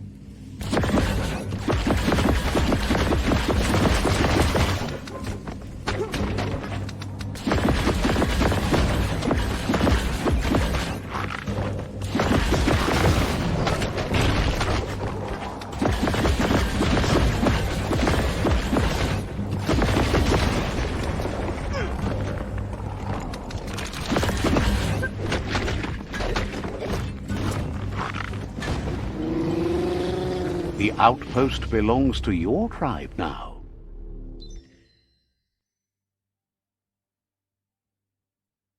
He says you made them weaker, but they won't give up. Your Sifu thanks you. Your tribe is growing stronger.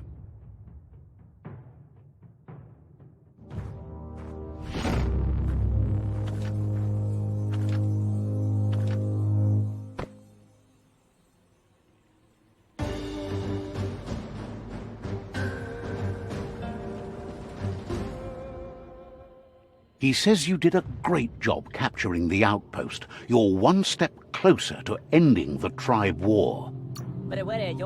Says you're in good company there.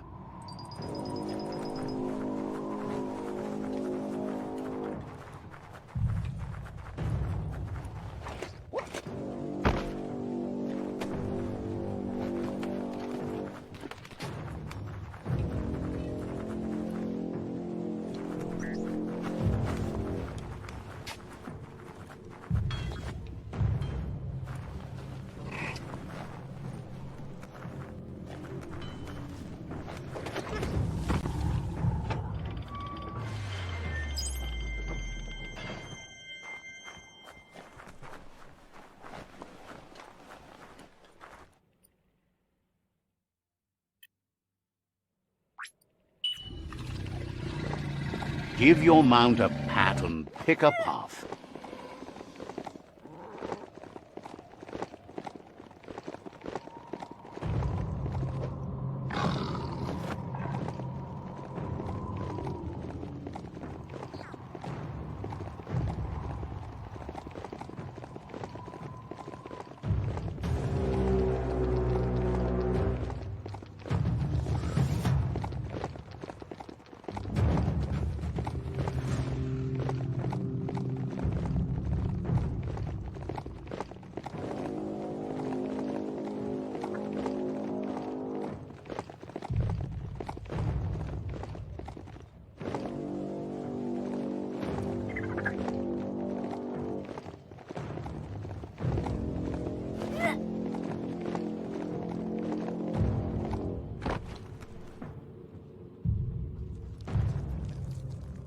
Let's see.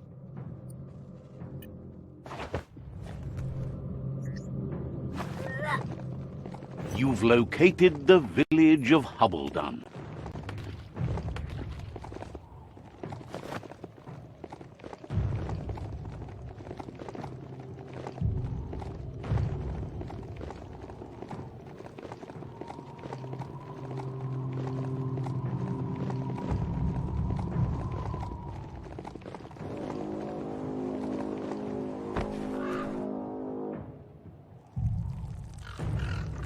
Let's see.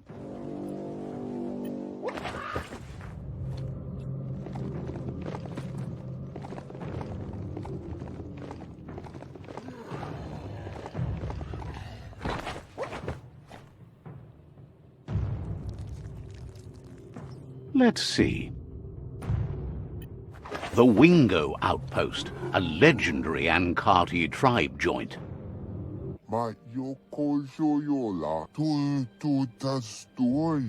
Says it's time to set the outpost free.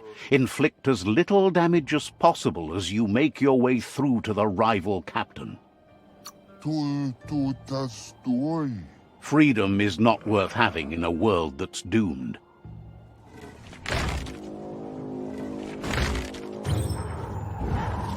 Here's the first line of defense.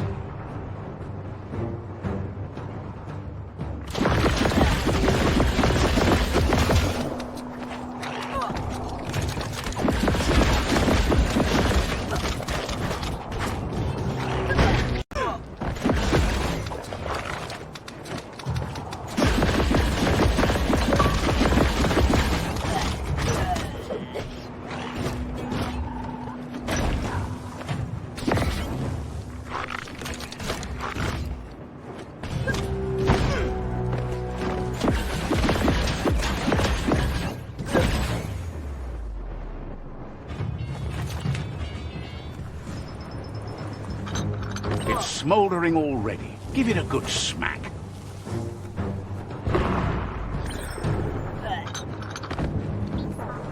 Give it a good smack.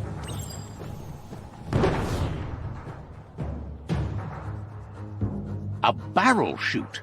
Smack it to get a barrel out of it. Then hit it toward the gate and blast it.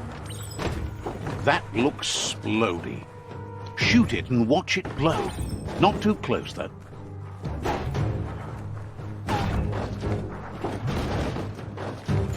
Kaboom! You're in. Keep going.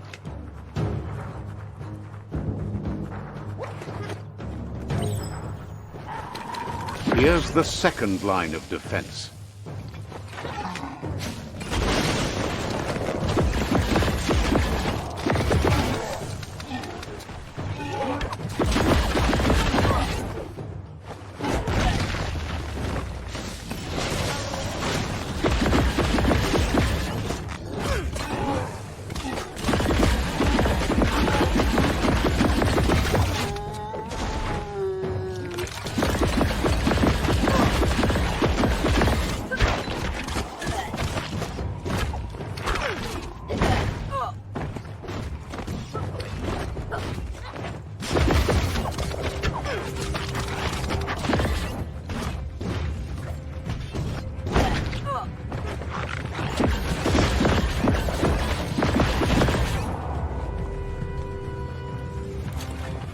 That's a bomb lobber. That hit the spot, wrecked it.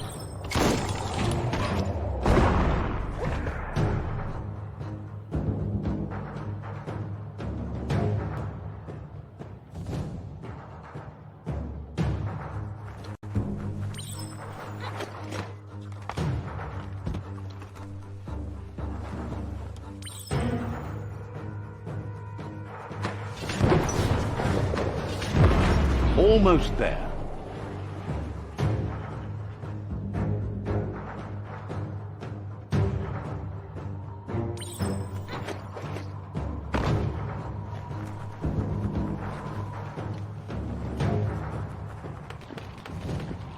The outpost belongs to your tribe now.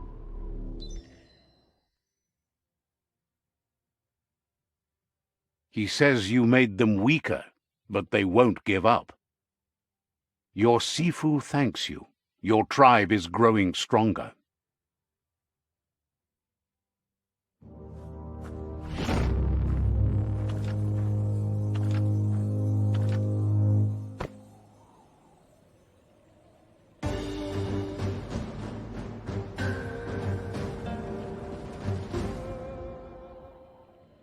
He says you did a great job capturing the outpost. You're one step closer to ending the tribe war.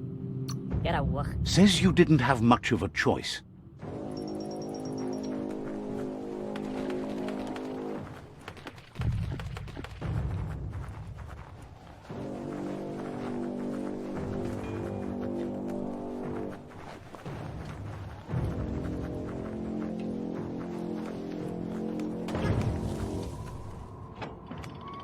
The end is coming to the world, and everything else.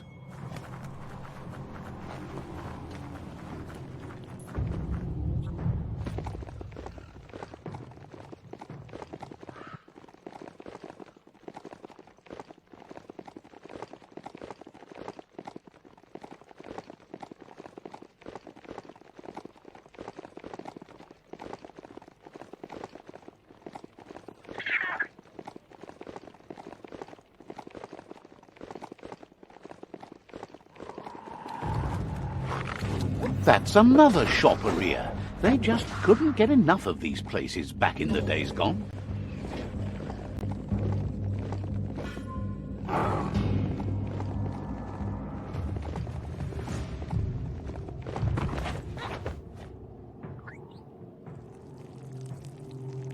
Let's see.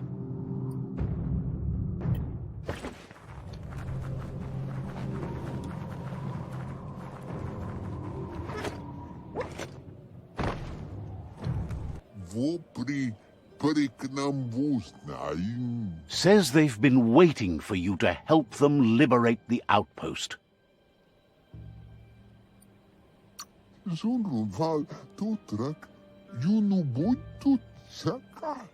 Just keep going while you can, and don't stop until all outposts are under your control. The scouts spotted a well being used by the outpost. Mess with its filter, and you could sicken their troops. Says that sounds all well and good. Or bad, you know.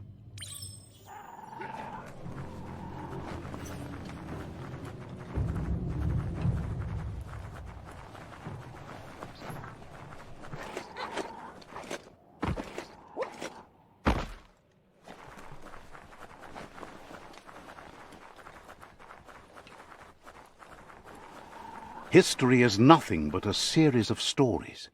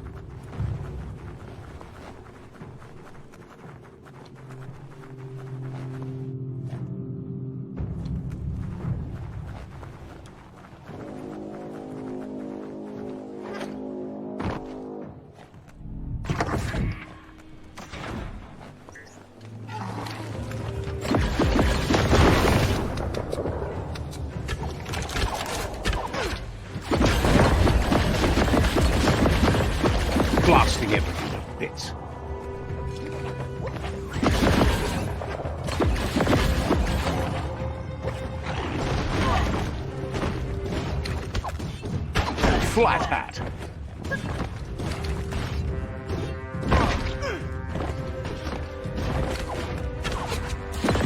Head off!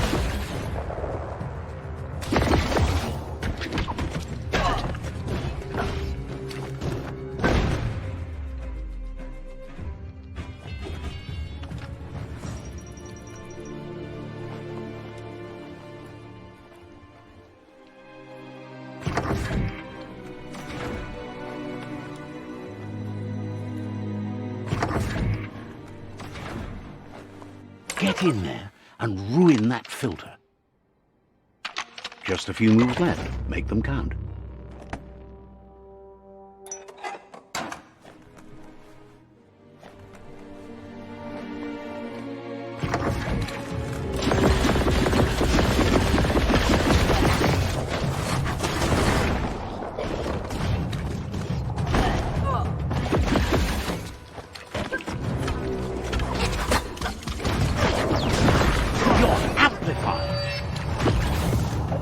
In the face.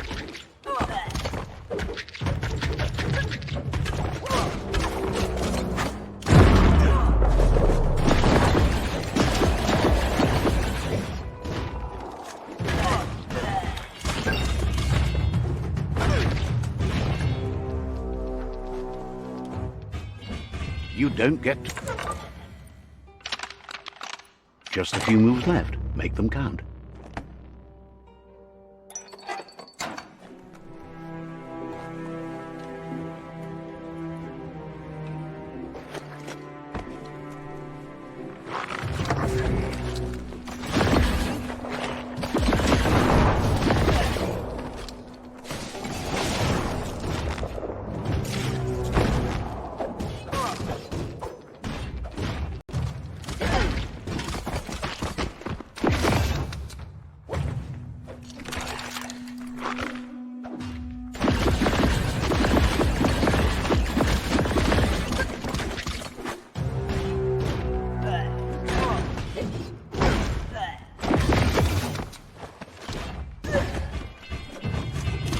Made to be broken.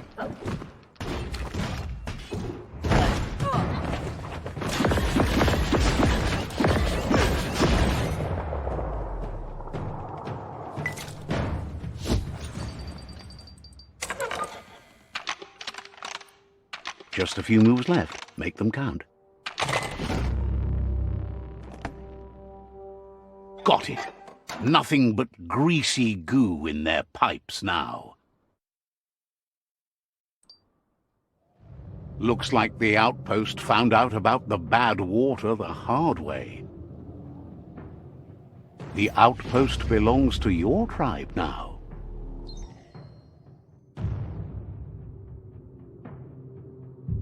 He says you made them weaker, but they won't give up.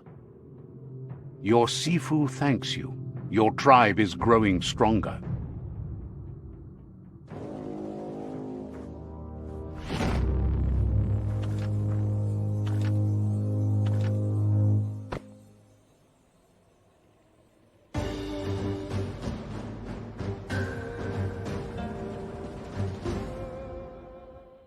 Thinks you did a great job capturing the rival's third outpost, and believes the rival is weak enough to engage them at their fort. They all hope you can lead them to peace.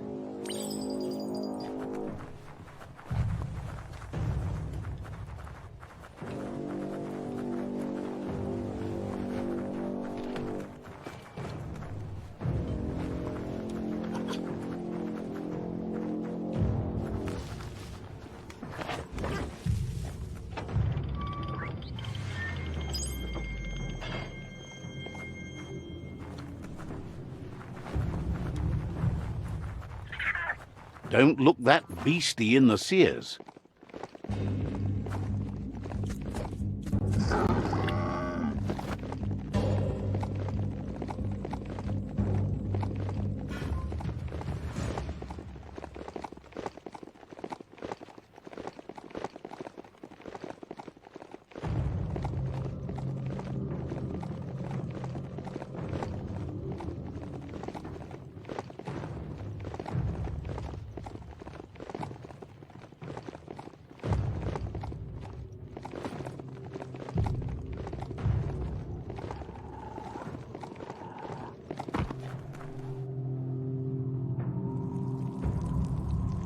Let's see.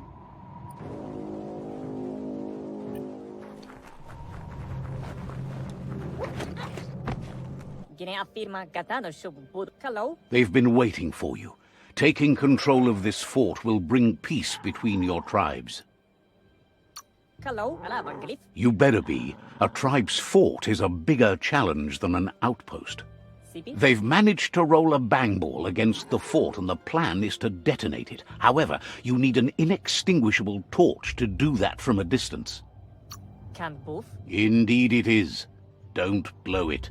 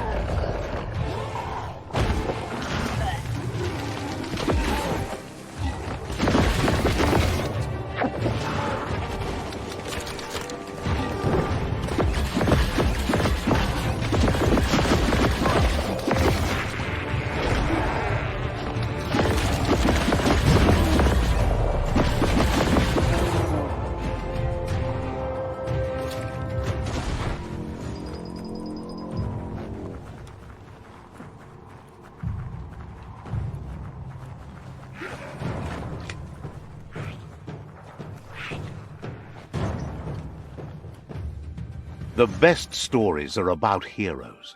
This is such a story.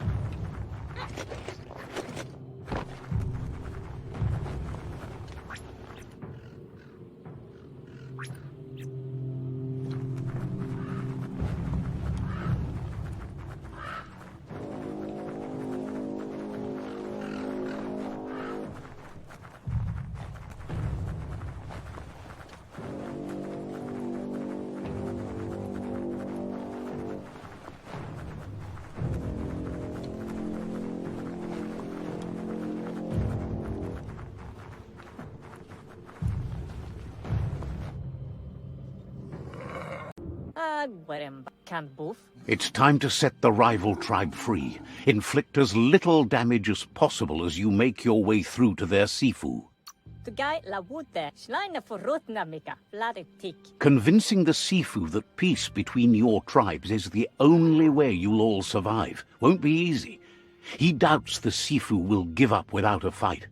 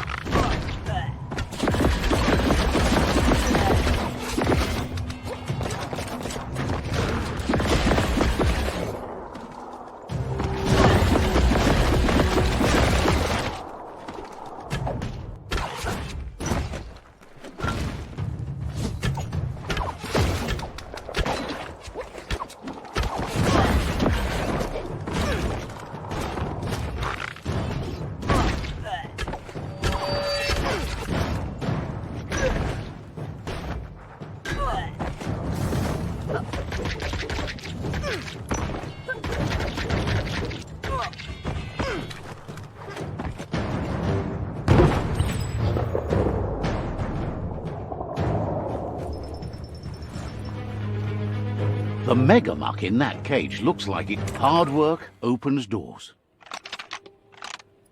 Just a few moves left. Make them count. Just get out of the megamuck's way.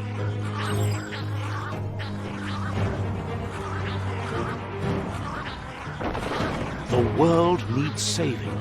Make the most of the day.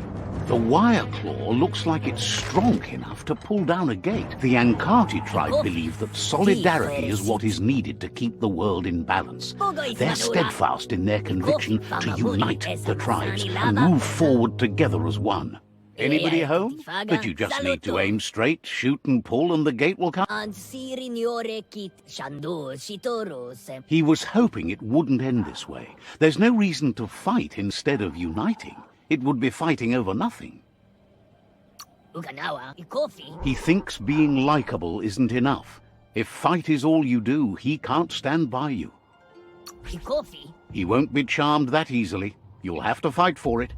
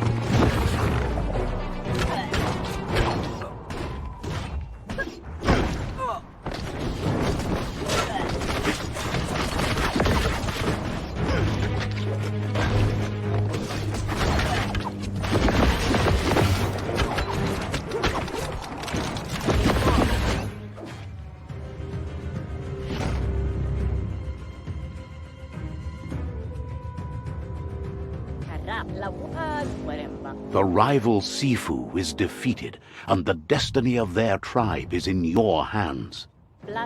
You are free to choose their fate, but not free from the consequences of your choice.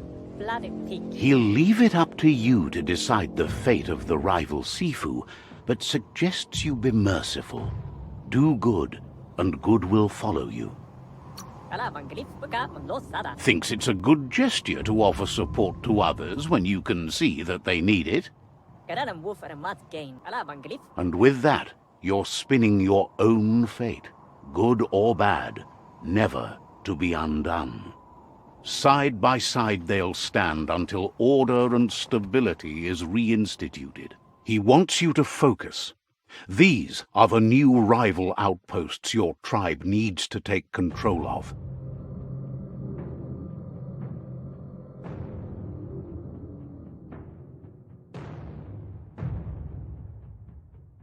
He says you'll regret not being on their side. The only way you'll learn their secrets, Wung Fu and the tribe weapon now, is if you defeat him. And that will never happen. Your Sifu is pleased. You're one step closer to uniting the tribes. It's a pity you needed to use force to get the point across. But he's still concerned about the fate of the world. Believes the war you wage is based on the principle that if you win, the end will justify the means. He says you've grown so much stronger than when you first met. You know better than anyone that the fate of the world is still at stake. You need a world where everyone is guided only by their conscience. That little voice inside that lets you know right from wrong. Don't go against it if you want to enjoy life.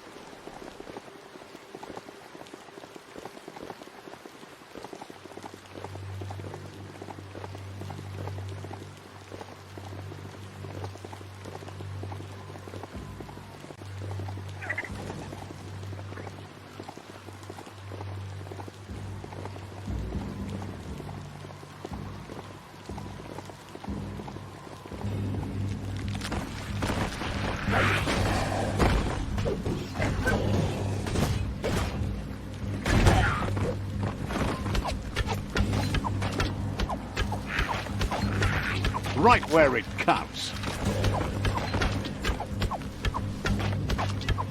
And loose.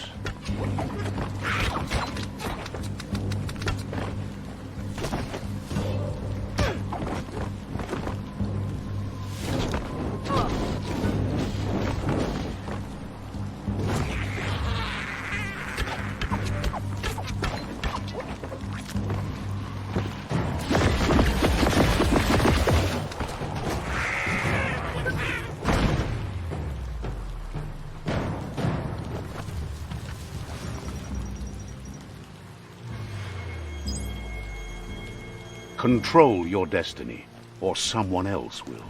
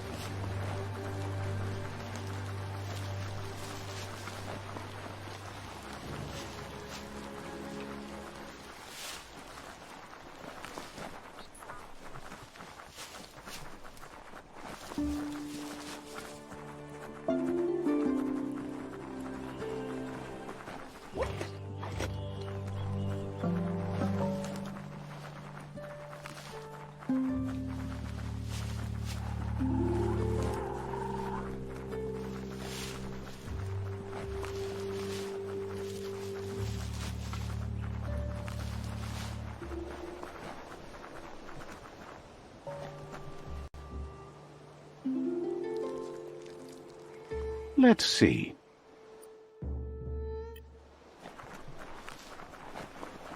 There's the Reef outpost, which the Lotus tribe slapped together. There's the tyrant who runs this outpost.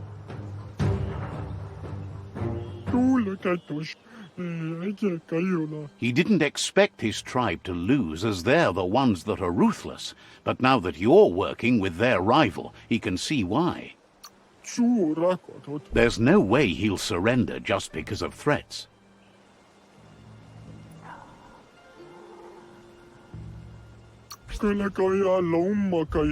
He can recognize the strength of a good argument and agrees it's for the best.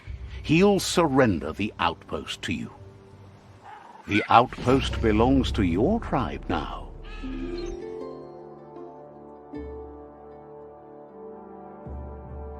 He says you made them weaker, but they won't give up. Your Sifu thanks you.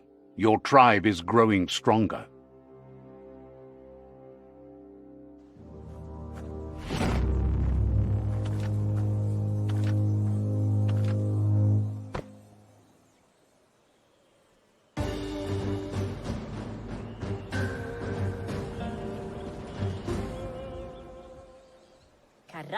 He says you did a great job capturing the outpost. You're one step closer to ending the tribe war. Says you're in good company there.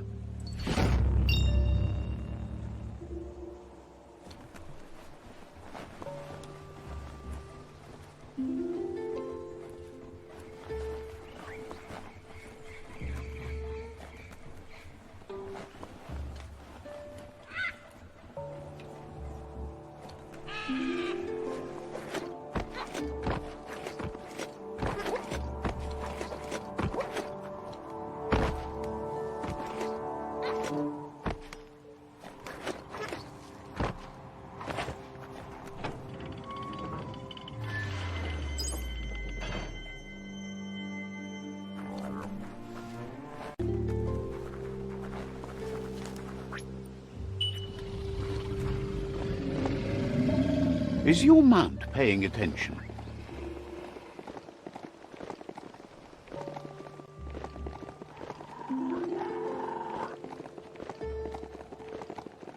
You've stumbled into the mushy-mosh mire, where the risk of getting forever stuck is omnipresent, regardless of whether you want it or not.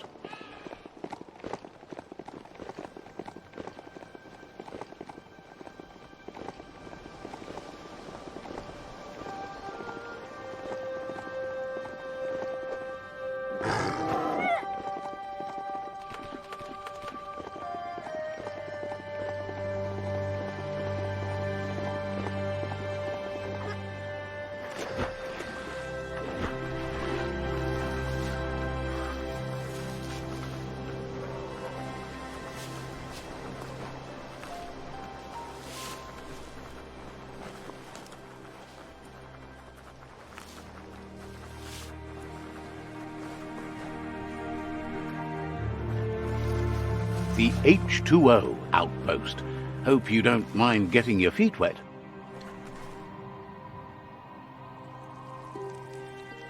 Let's see.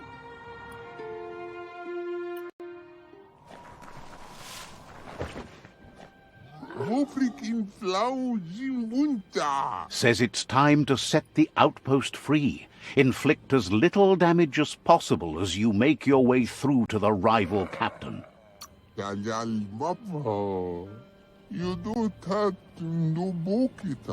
Clarifies that rigging the odds in your favor in preparation of the takeover is one thing, but collateral damage is another.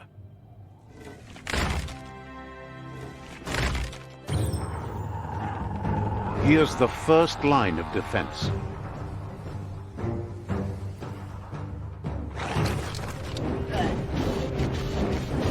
Careful of that pew-pew, Machina.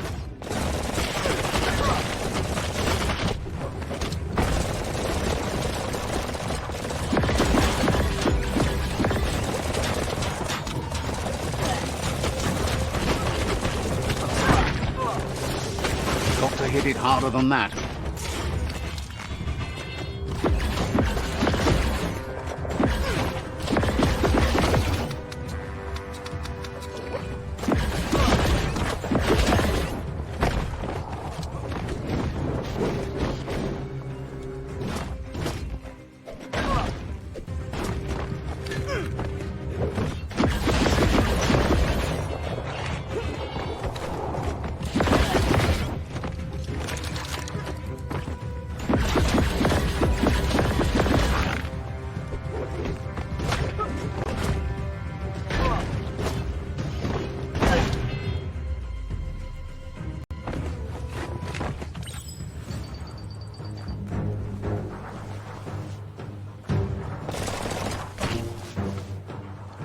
Better to bring it down.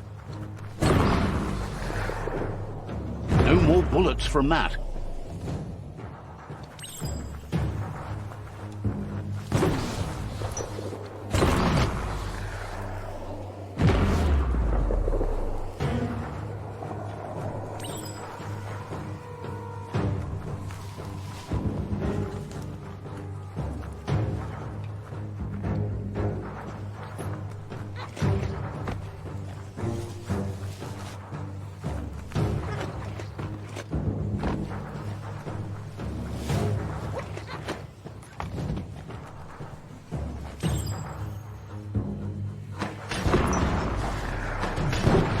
Keep going.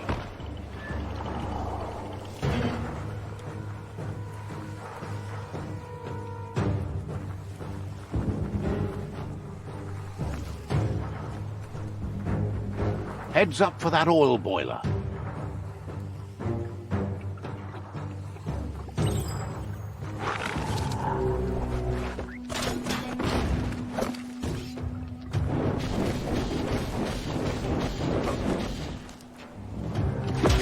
That oil's still boiling.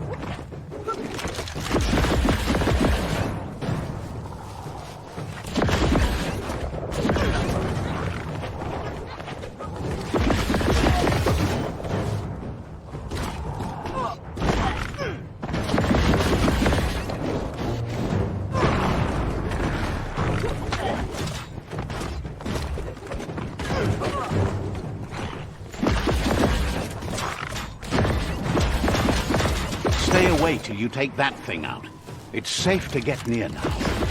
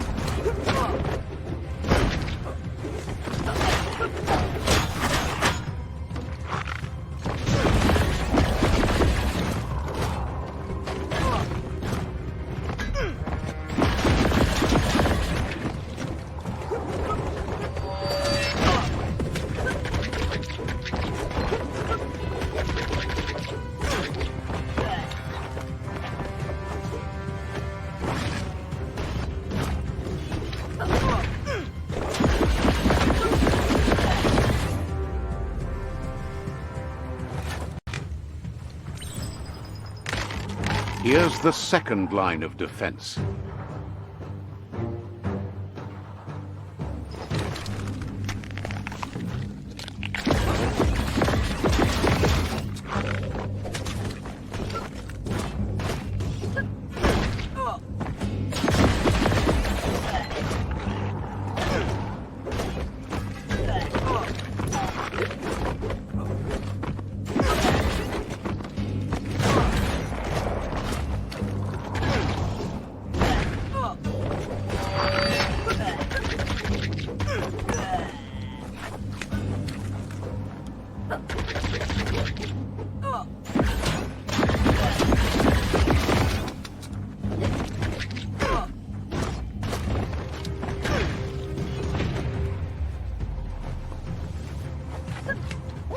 That sprocket ride could be just your ticket.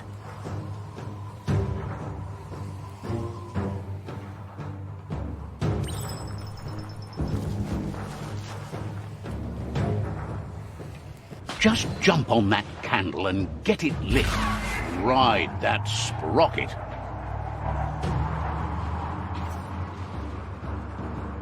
Kaboom! You're in. Almost there.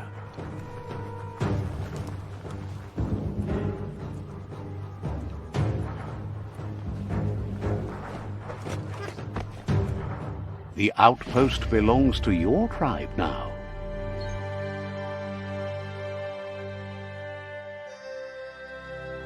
He says you made them weaker, but they won't give up. Your Sifu thanks you. Your tribe is growing stronger.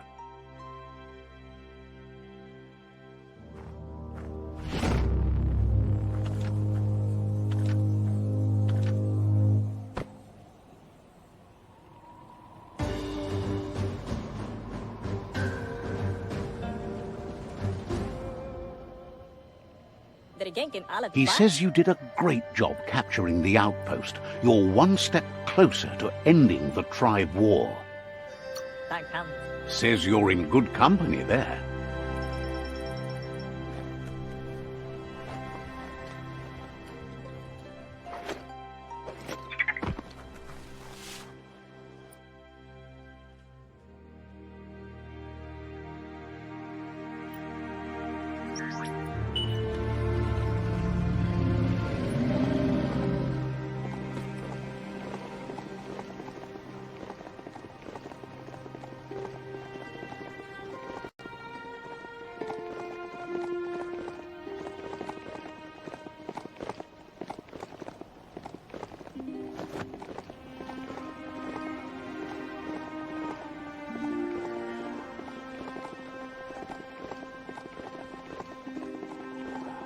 A quarrel spot.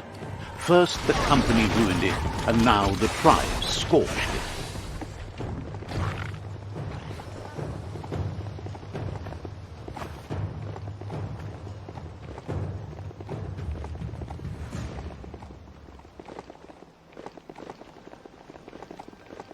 You're still aboard your mount, which is probably a good sign.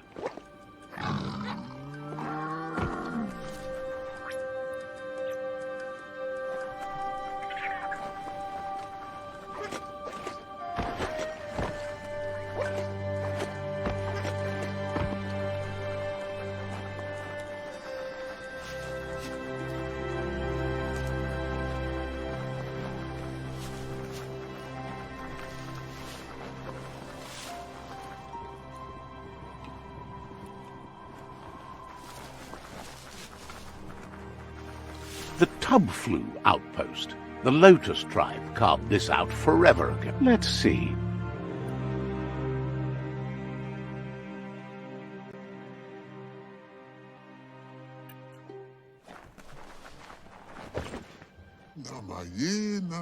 Says they've been waiting for you to help them liberate the outpost.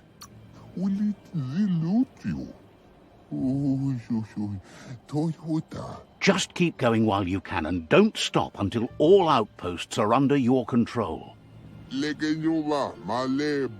is a high boom team ready to help with taking over that outpost, but it seems their arc shooter is busted. Seems happy to hear the arc shooter will be dropping high booms down on the outpost quick-like.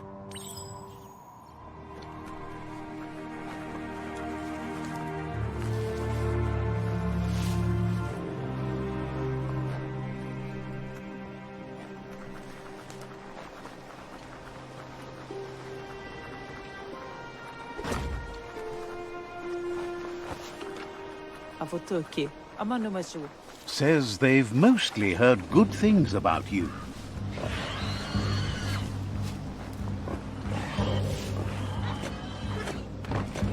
Aren't crossways fun? Just filled with possibilities.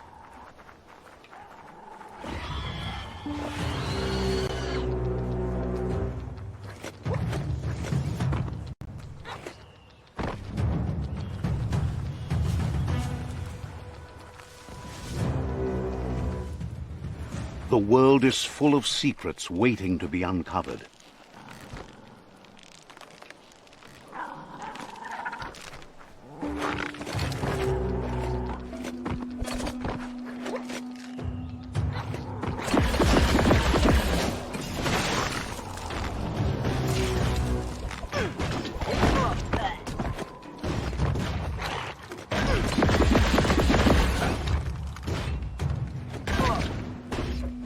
Pancakes, anyone?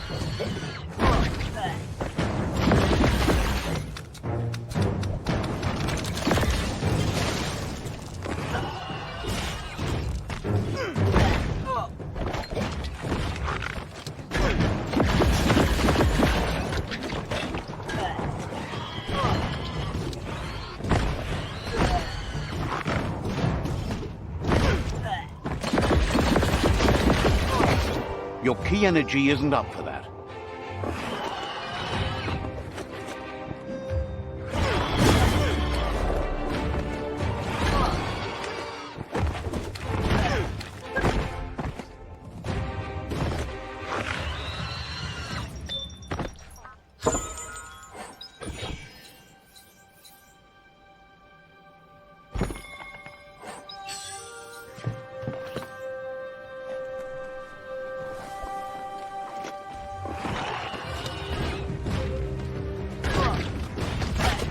Smashly dash.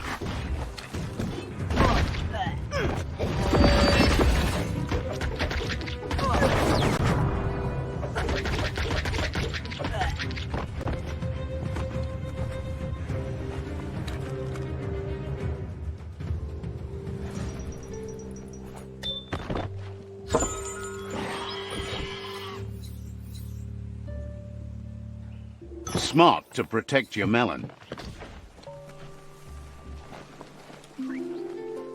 Get up there and get fixing. Just a few moves left. Make them count.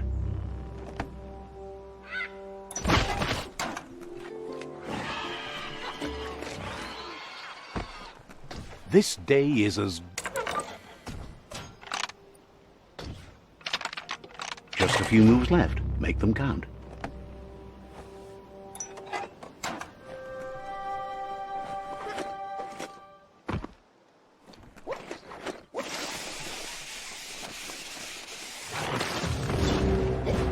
Nailed it.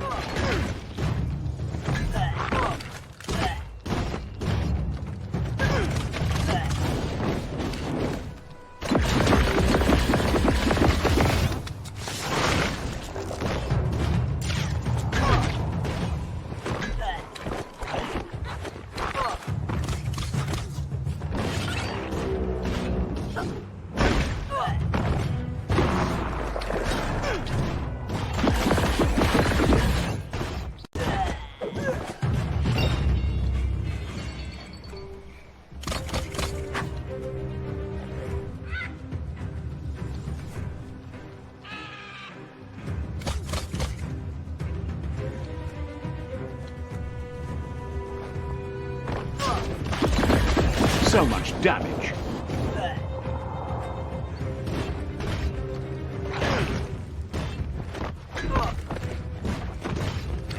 Crushing it.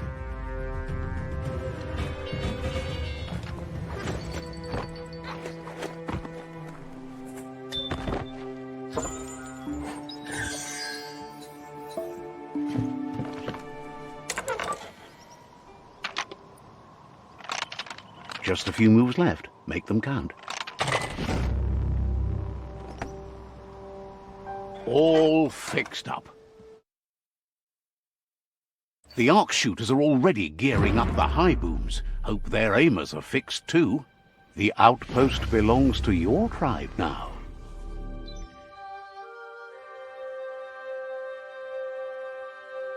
He says you made them weaker, but they won't give up. Your Sifu thanks you. Your tribe is growing stronger.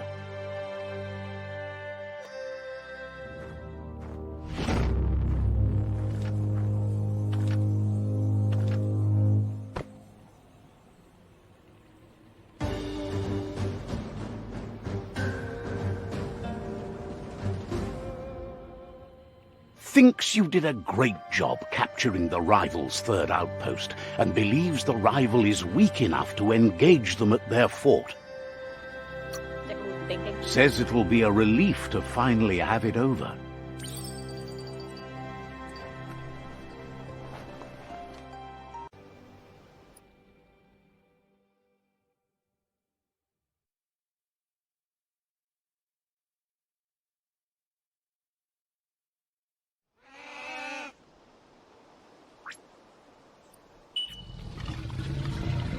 Got a good grip on that beastie? Excellent.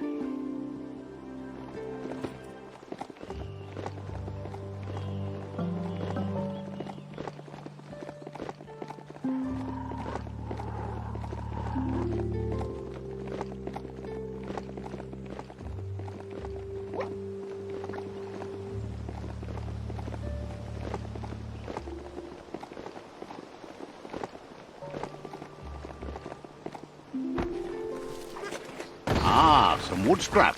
Always happy to find that. Let's see.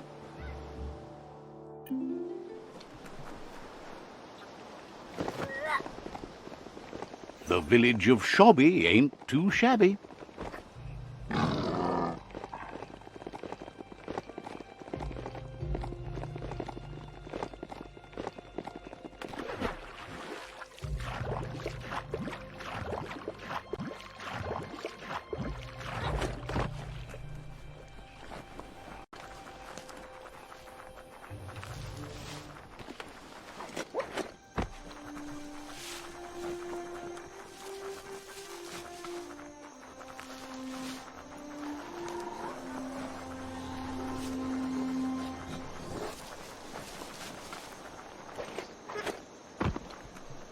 of fall roblach. They've been waiting for you.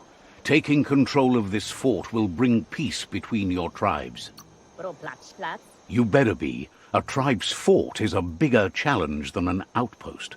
Roblach mus. They've positioned a storm tower near the fort that you'll use to get over the wall. However, you need to prop up its wheelhouse first to stabilize the situation. Brita. Says you don't have to knock to get inside.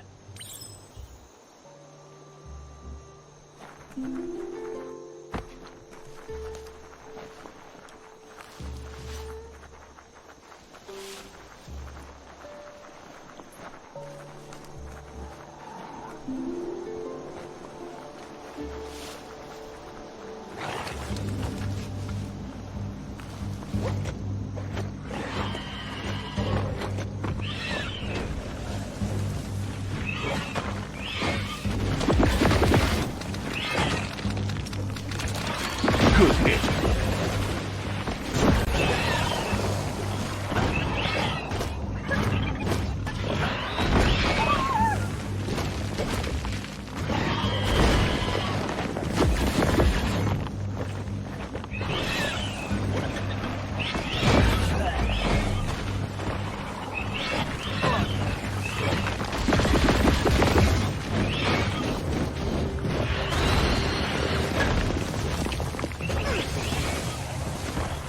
Oh, smart.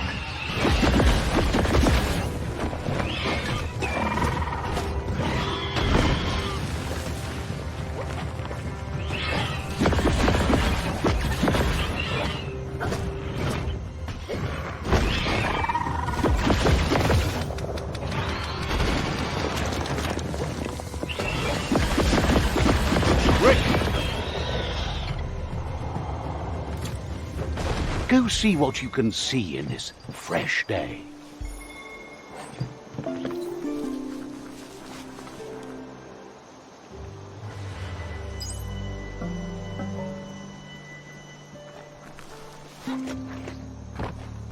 Bang Shelter 8K. Gotta give it to Toxanol. They built these to last.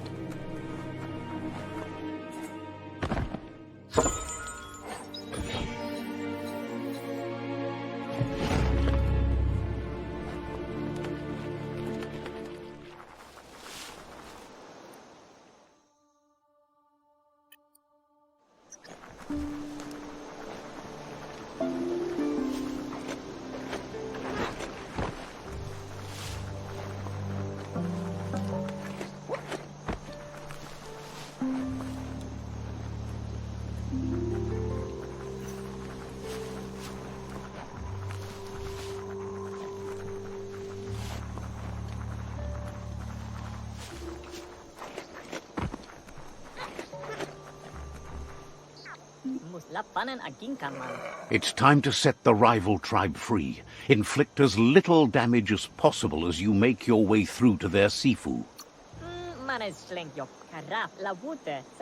Convincing the Sifu that peace between your tribes is the only way you'll all survive won't be easy. He doubts the Sifu will give up without a fight.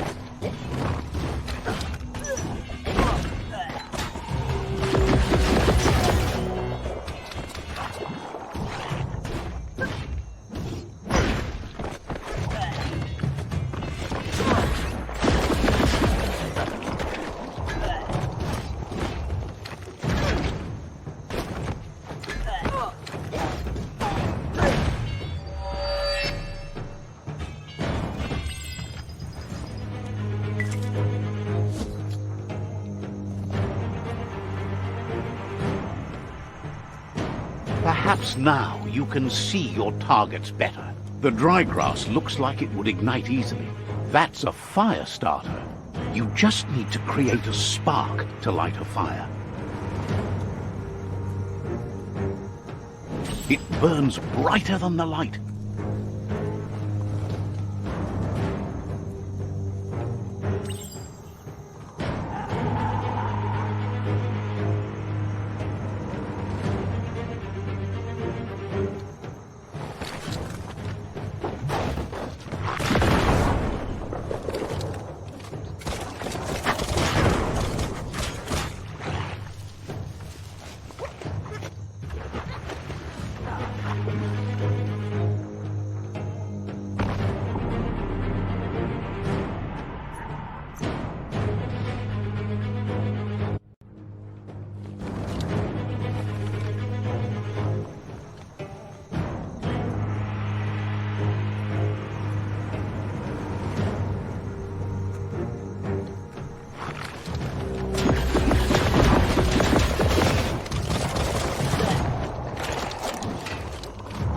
Knock it all around.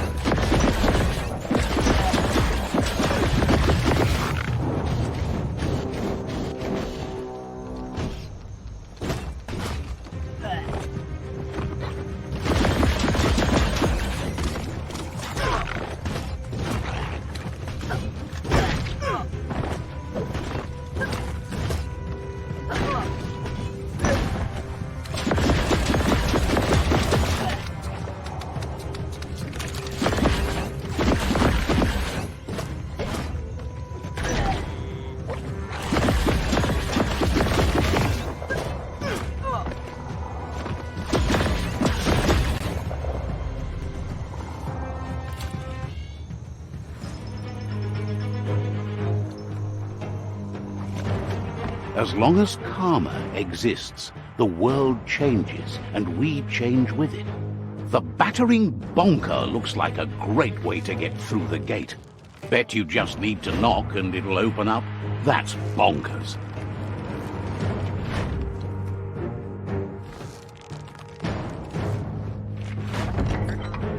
The Lotus tribe is seeking to build a perfect order, regardless of how many are hurt in the process. They want to subdue the tribes, as control is the only way they can guarantee peace.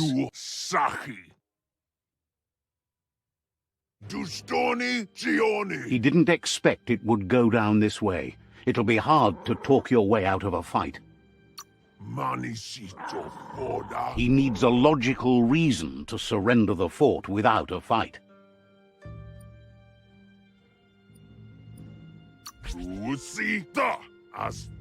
He recognizes the strength of a good argument and agrees it's for the best.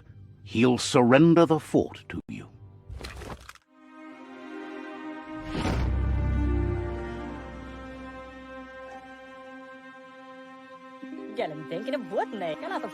The rival Sifu is defeated, and the destiny of their tribe is in your hands. You are free to choose their fate, but not free from the consequences of your choice. He'll leave it up to you to decide the fate of the rival Sifu, but suggests you be merciful. Do good, and good will follow you. Thinks it's a good gesture to offer support to others when you can see that they need it.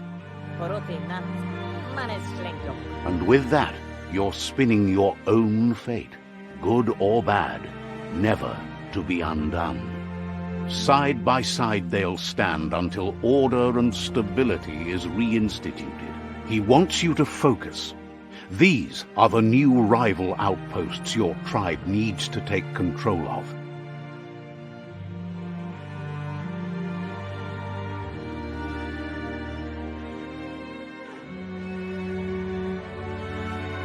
He says you'll regret not being on their side.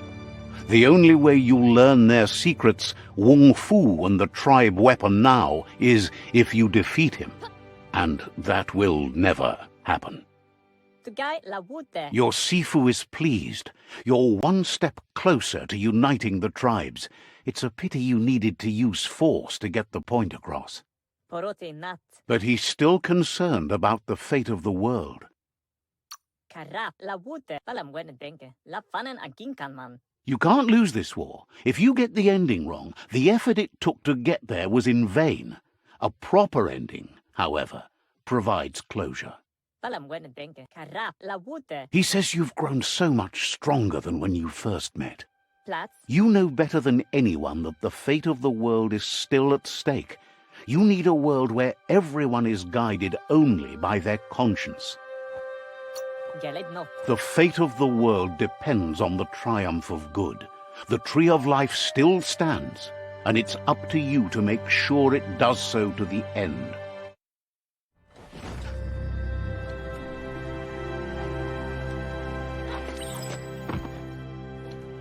It's the Lotus Shuriken.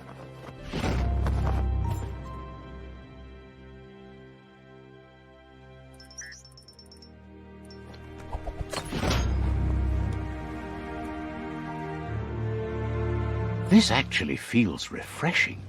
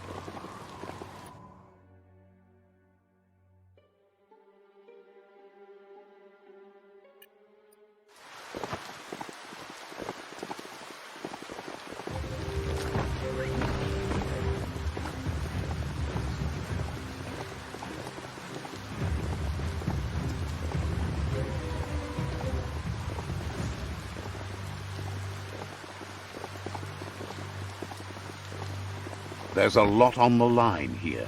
That's a good sign. Small's Mart is a favorite thingamajig broker. Let's see.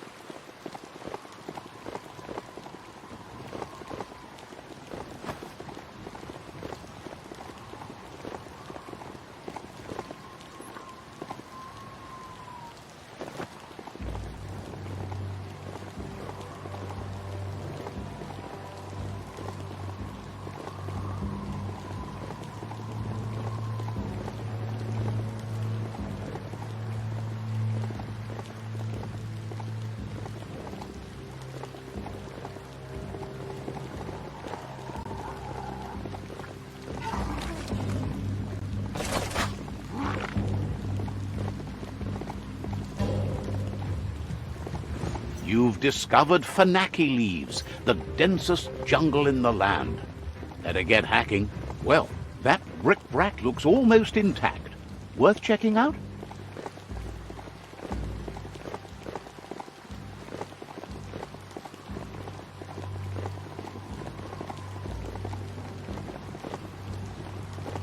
The Underfoot outpost, right where the Pichu tribe dug it up.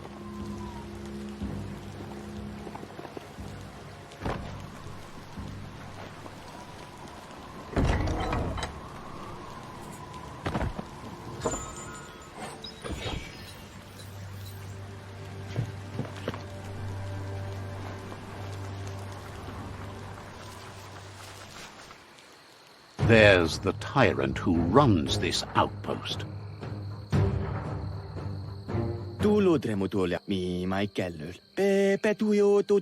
He didn't expect his tribe to lose, as they're the ones that are ruthless. But now that you're working with their rival, he can see why. Not sure if you're likable enough to just give up the outpost without a fight. Won't be charmed that easily. You'll have to fight for it. It's their last line of defense. Once their guardian falls, they'll surrender.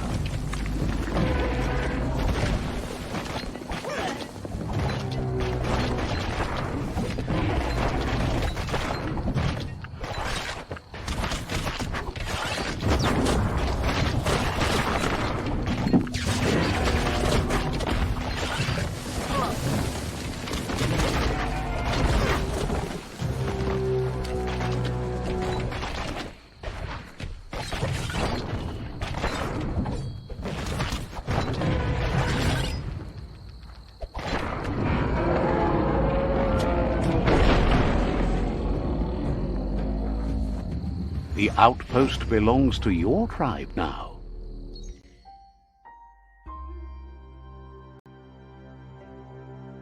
He says you made them weaker, but they won't give up. Your Sifu thanks you. Your tribe is growing stronger.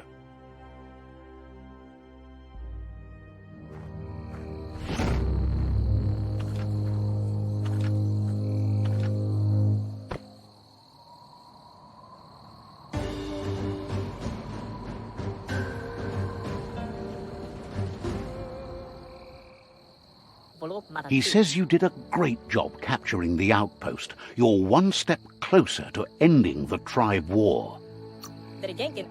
Says you didn't have much of a choice.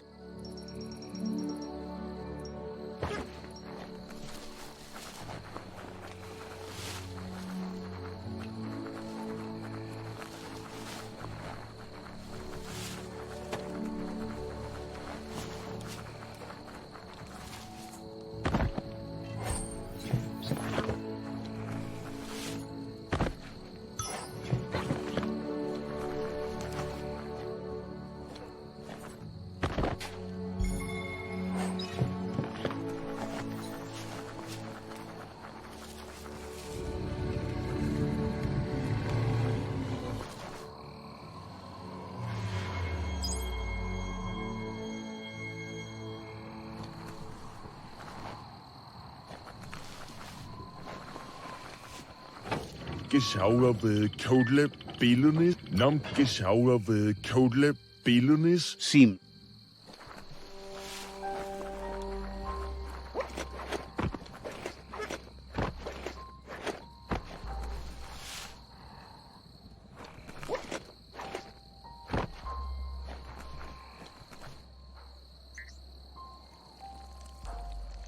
Let's see.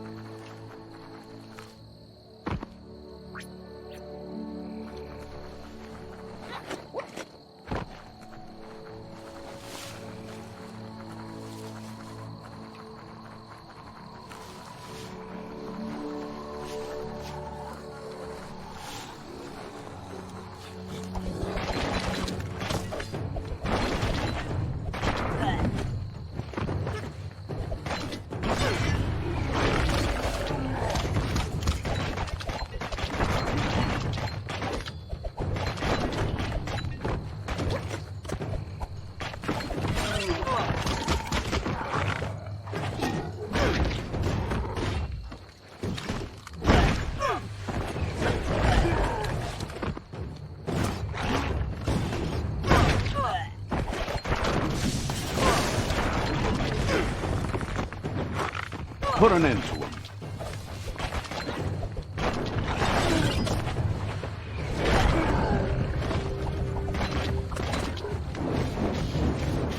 Crackle, crackle, pop!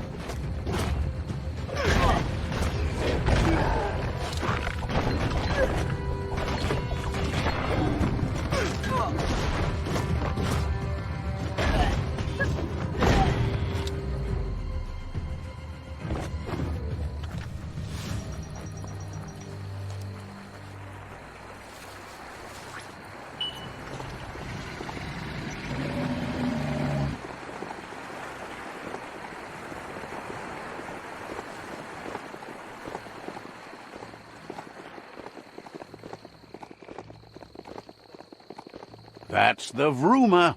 Go, beastie, go. Let's see.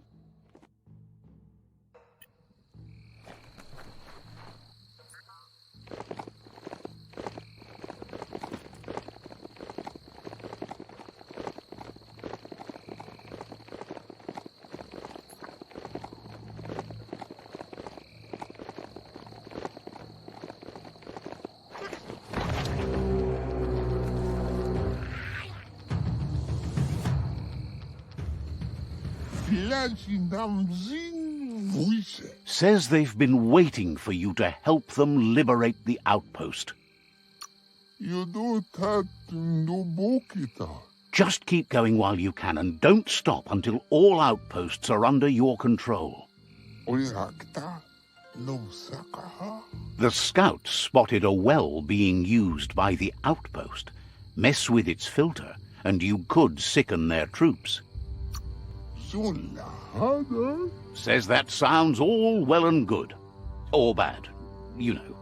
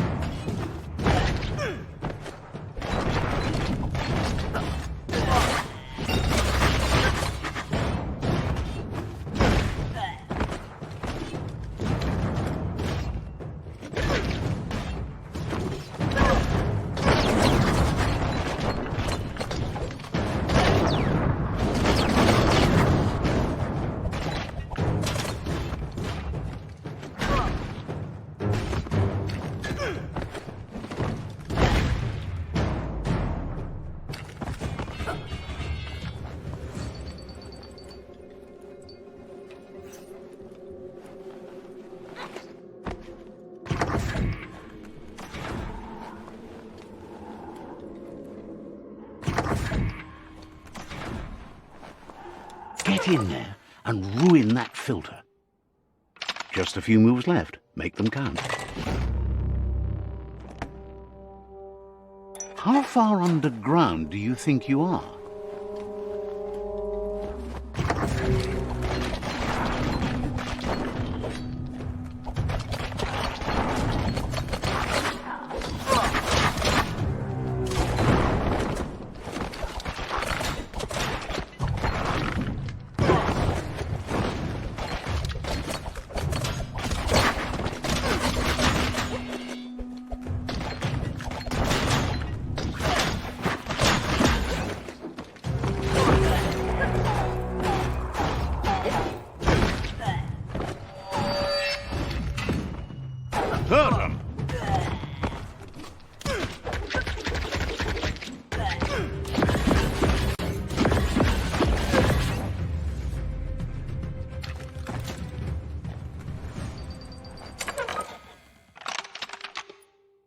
Just a few moves left. Make them count.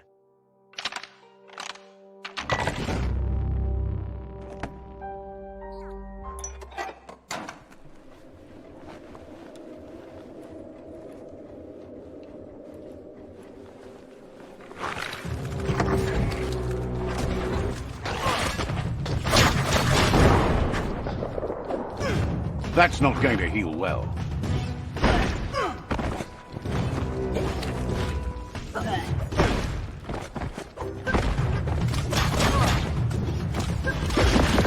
Itchy trigger finger.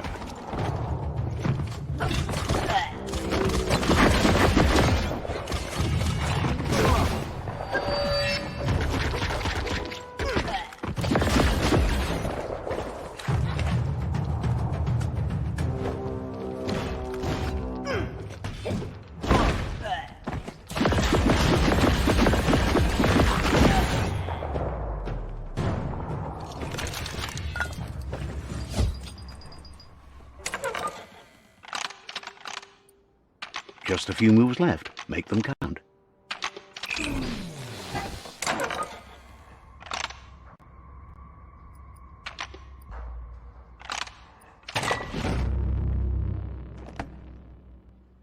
Got it. Nothing but greasy goo in their pipes now. Looks like the outpost found out about the bad water the hard way. The outpost belongs to your tribe now.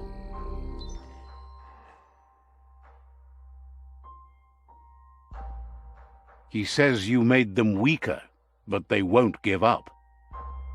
Your Sifu thanks you. Your tribe is growing stronger.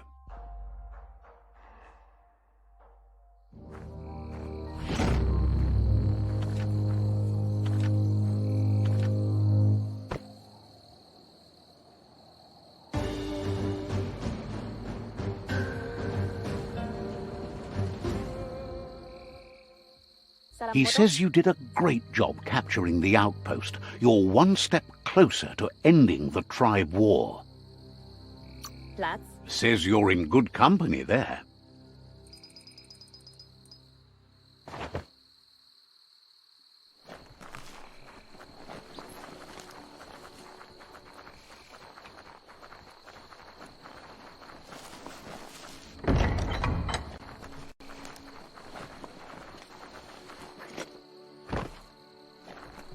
The place feels like it has teeth.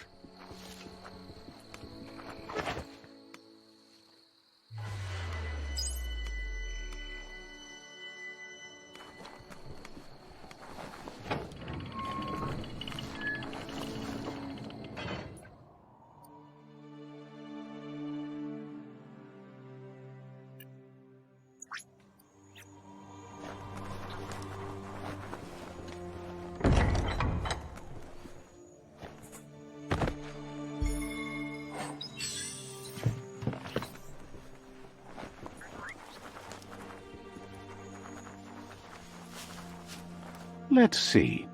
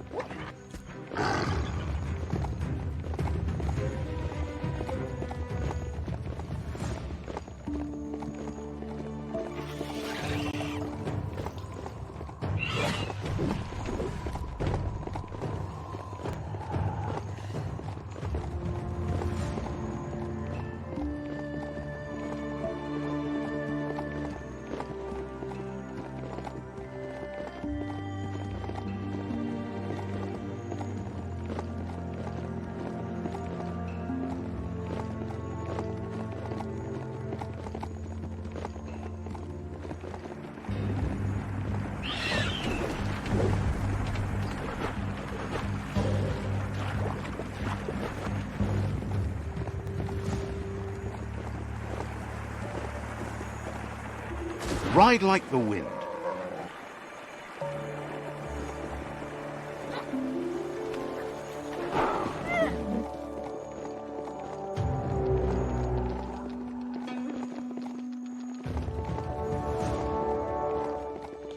That's a bang plant, where Toxanol used to make all sorts of splody things before it blew up in their faces.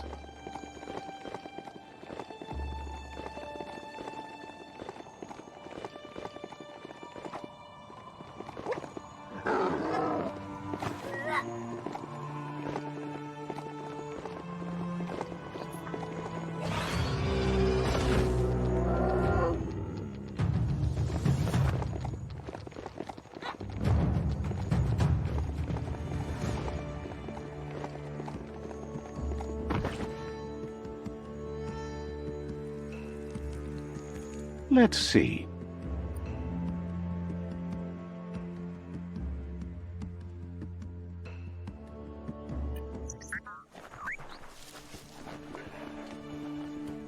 It's the Benearth outpost, right where the Pichu tribe dug it up.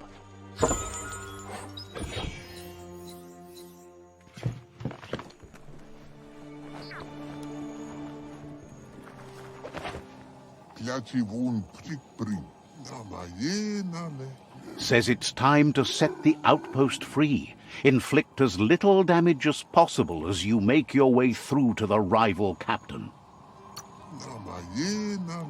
Freedom is not worth having in a world that's doomed.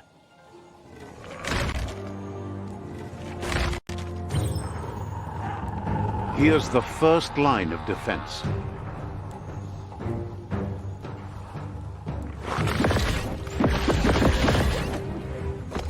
Careful of that pew-pew, Machina. Got to hit it harder than that.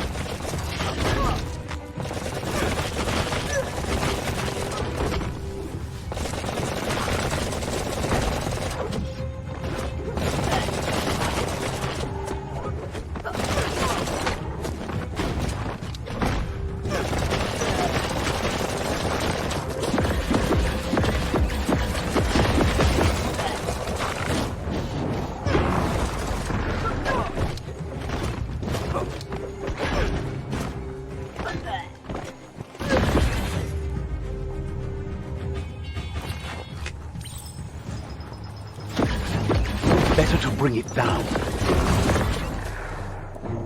No more bullets from that.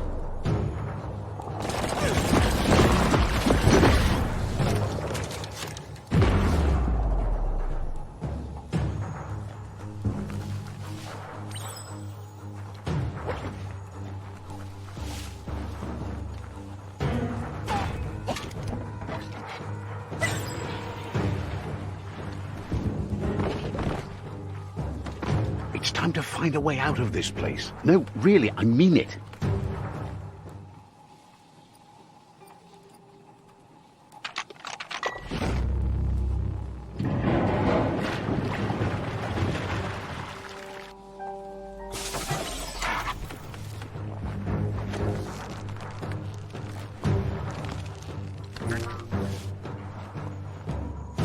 Keep going.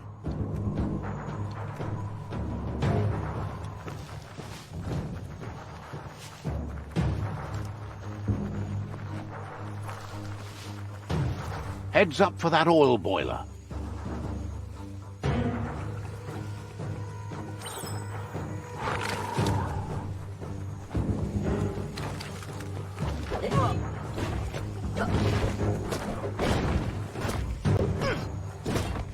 That oil's still boiling.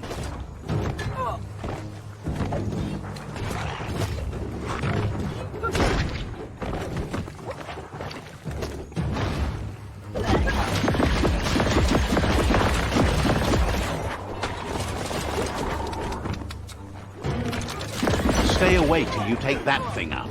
It's safe to get near now.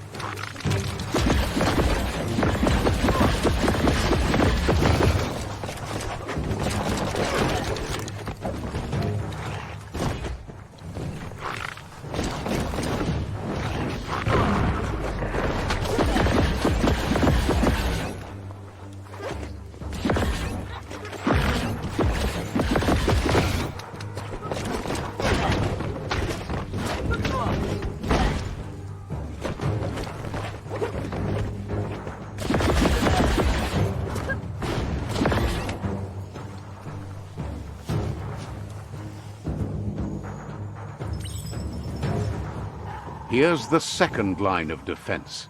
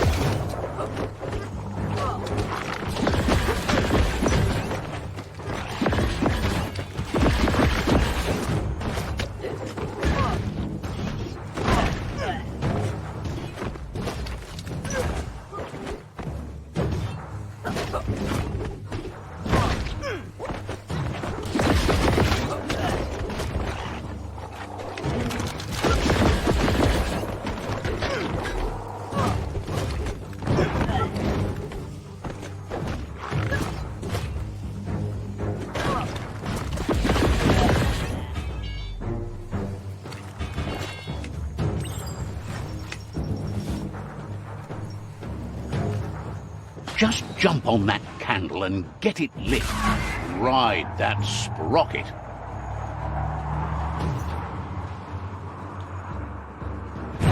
Almost there.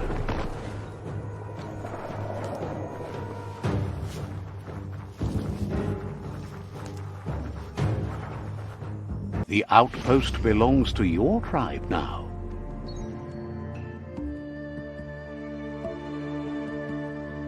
He says you made them weaker, but they won't give up. Your Sifu thanks you. Your tribe is growing stronger.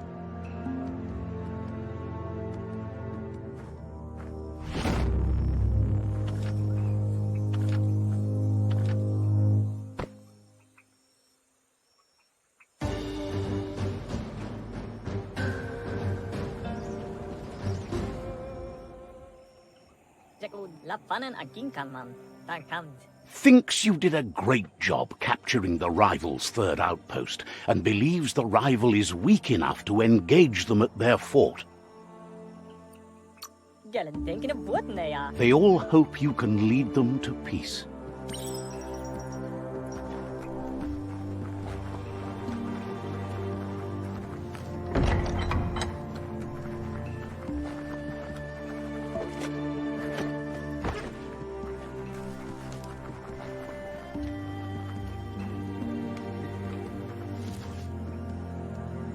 A breeze would be wonderful right now.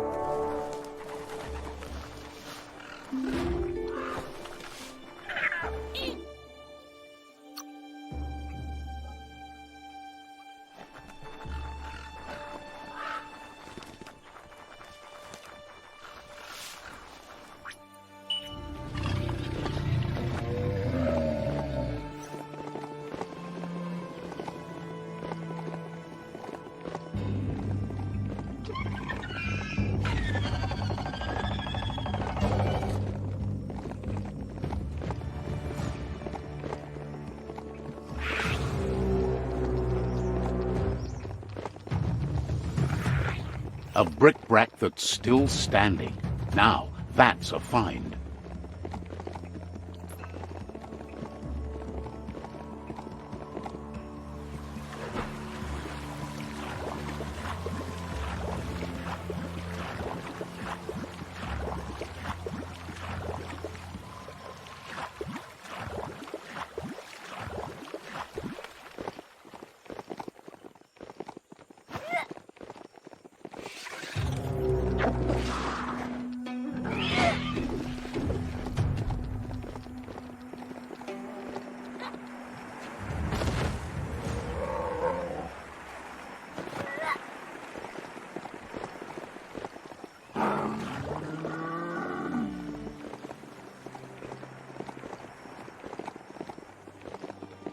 You seem to have made a new friend.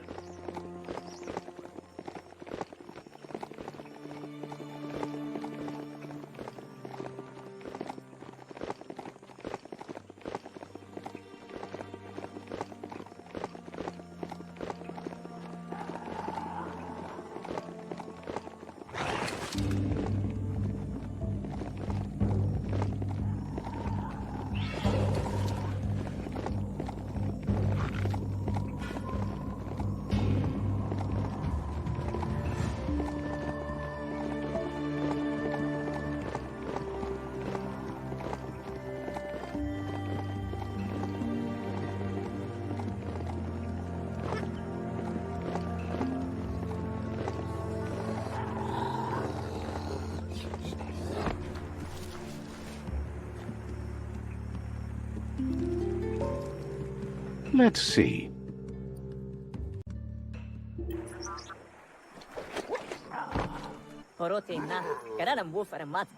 They've been waiting for you.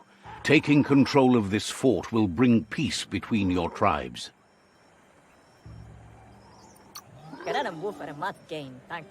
You better be. A tribe's fort is a bigger challenge than an outpost.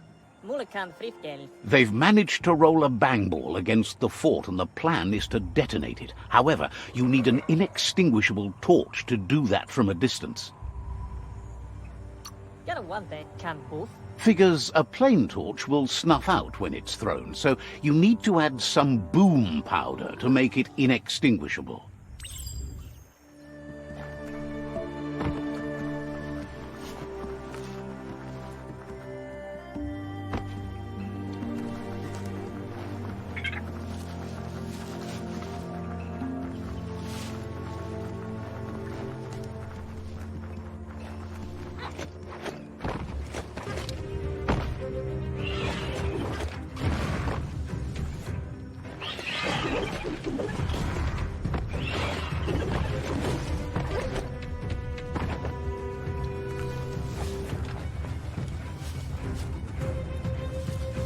Don't let the dangers spoil your day.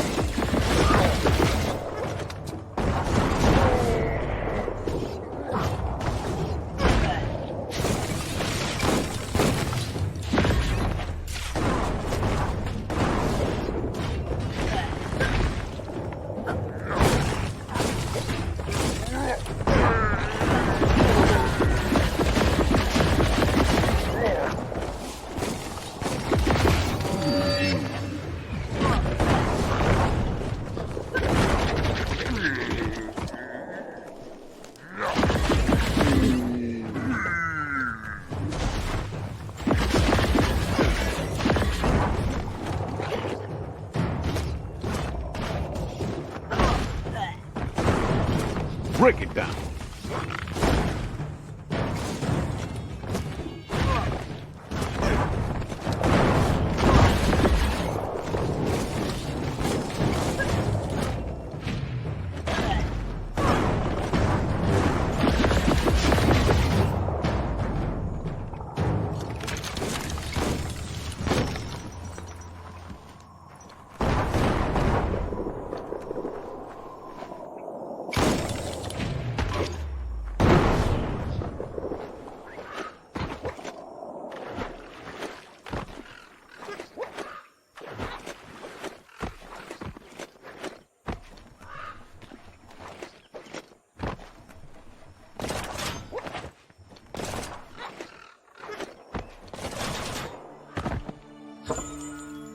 Well, what do you know?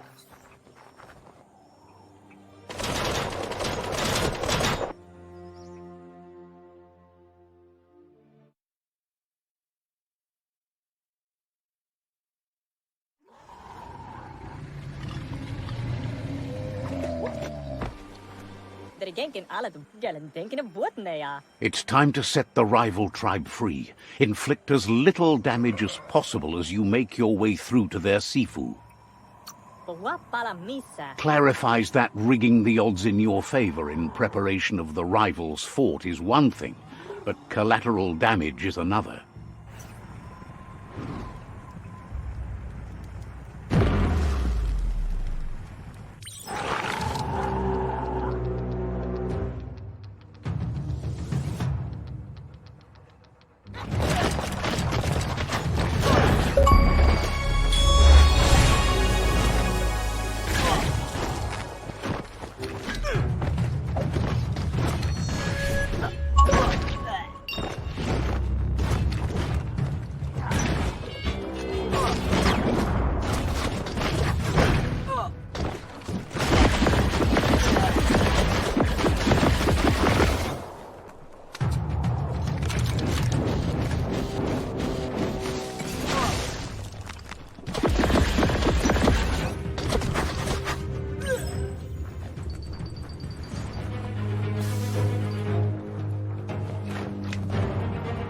the megamuck in that.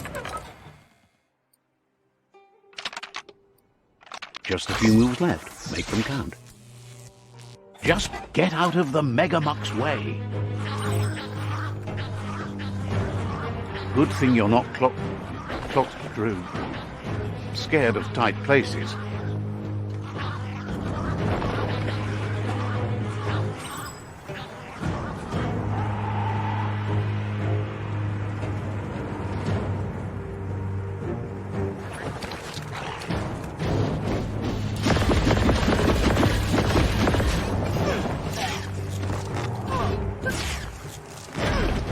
Breaking bones.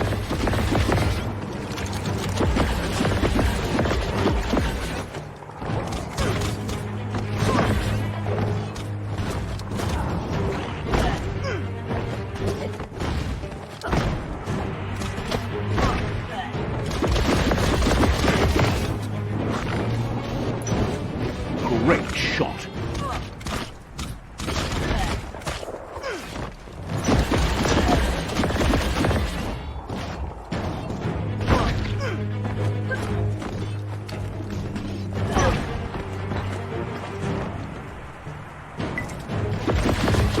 Scrapalicious.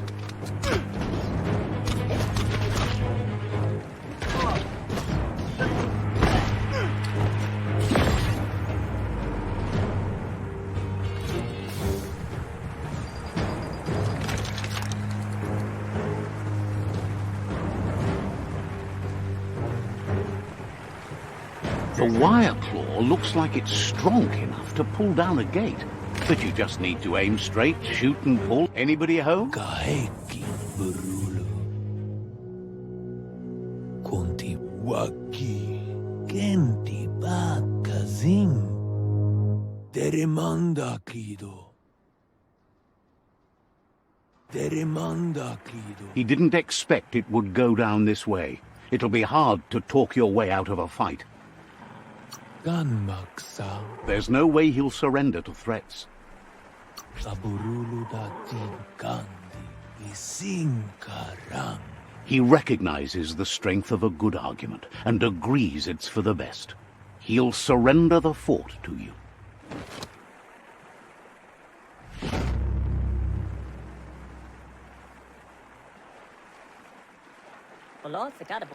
The rival Sifu is defeated, and the destiny of their tribe is in your hands. You are free to choose their fate, but not free from the consequences of your choice. He'll leave it up to you to decide the fate of the rival Sifu, but suggests you be merciful. Do good, and good will follow you. Thinks it's a good gesture to offer support to others when you can see that they need it. And with that, you're spinning your own fate, good or bad, never to be undone. Side by side they'll stand until order and stability is reinstituted. They've achieved a great thing for the tribe and the land by winning the war. The other tribes will see your side of things with time. You'll succeed quickest by helping others succeed. This is why uniting the tribes is so important. It's only together that you'll stand strong. When you first met, the world was divided and filled with fear. But you've come a long way on your path towards a world ruled by truth and justice. He says it'll take some time for the tribes to come together as one, even if the tribe war has ended. Saving the Tree of Life will be a task you have to tackle on your own. You know better than anyone that the fate of the world is still at stake. You need a world where everyone is guided only by their conscience. The fate of the world depends on the triumph of good. The Tree of Life still stands, and it's up to you to make sure it does so all the way to the end.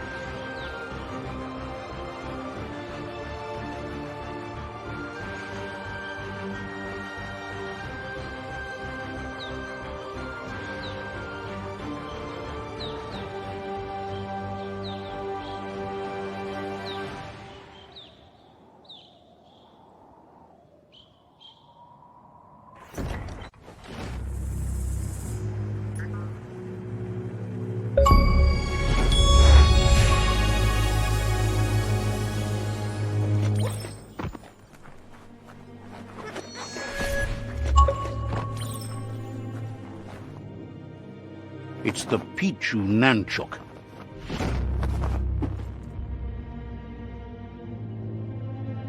You can smell the must down here.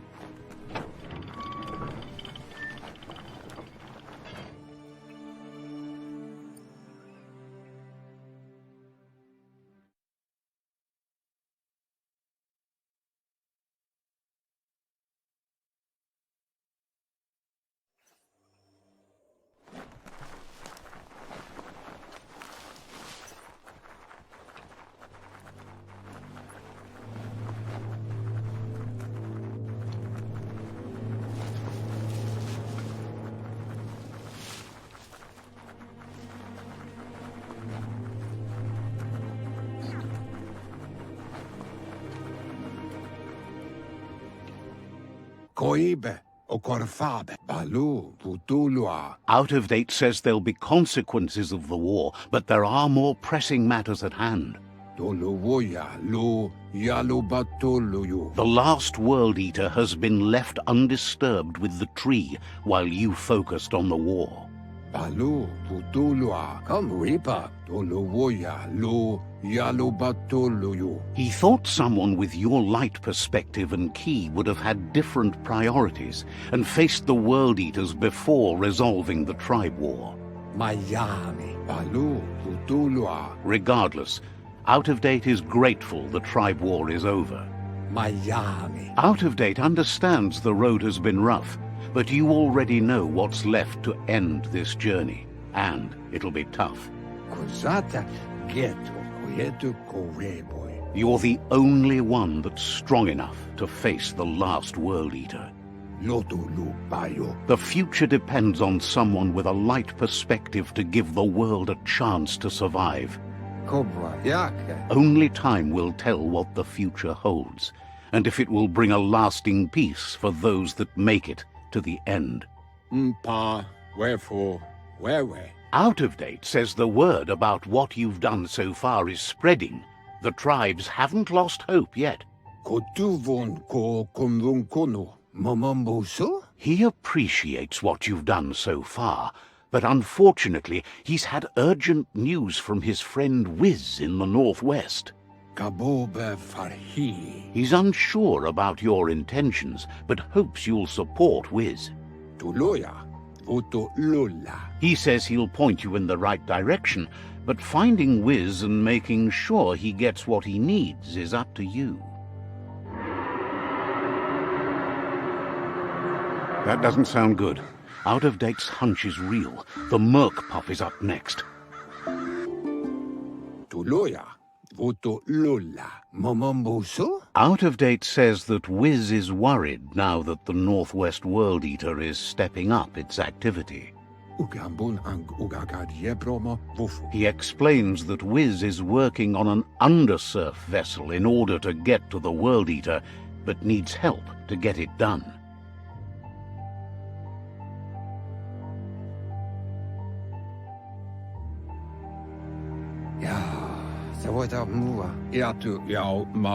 Out of Date suggests that you should head northwest as fast as possible and see what you can do to help.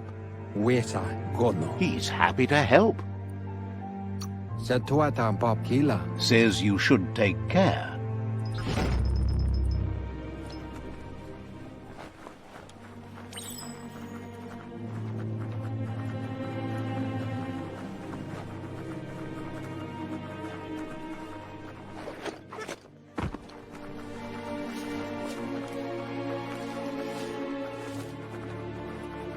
Be on the watch for a way out.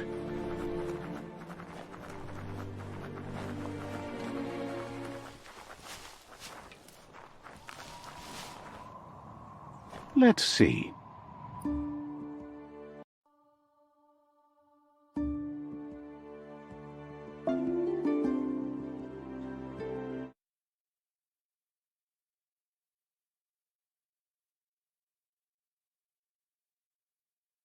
You'd never find snow or ice here.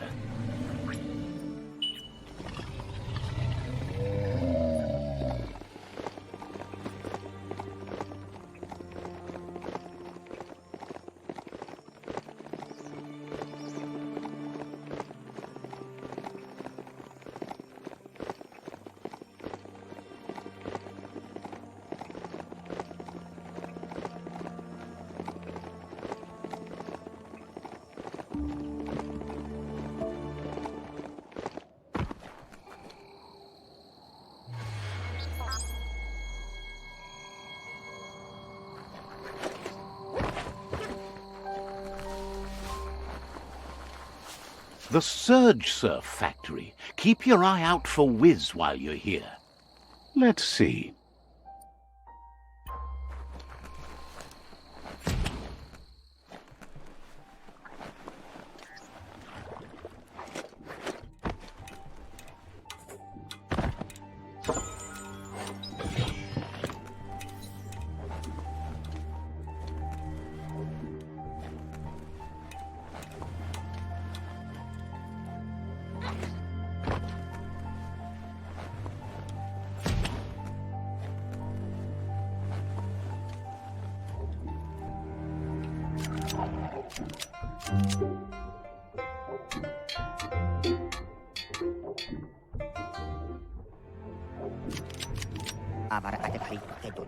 Wuz isn't easy on the tongue, but I think he says he's happy to see a friendly face. Not too many of those around these days. Says it's good to see you again. He's Wiz. You might remember him from the old days when he let you try his octopod? Wiz remembers you were such a cheery kid, and he's glad to see that light hasn't faded from you, despite the years. But Wiz understands it was a long time ago, and memories get murkier the deeper you go, but says it helps to have friends with you to plumb those depths.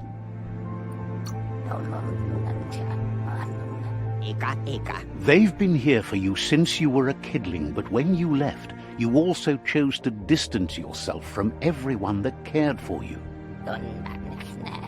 Wiz says our memory keeps things for us, preserves them until we are ready to face them again.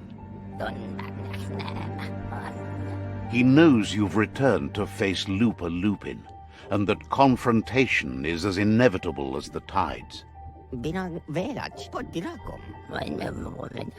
He's not surprised that the loss of your family could plunge you into the depths forever, but you've always been able to rise like a bubble to the surface, no matter what.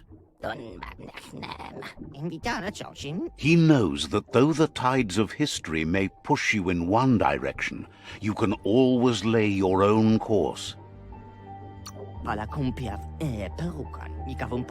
He feels you've deserved revenge because of how you were wronged. You've suffered enough to make him pay. Getting darker around here by the minute. There's still time. Dark hasn't won yet. Oh, but it will, and we'll take our time to enjoy it. Just like you to enjoy the end of everything. Hey, even endings have to end.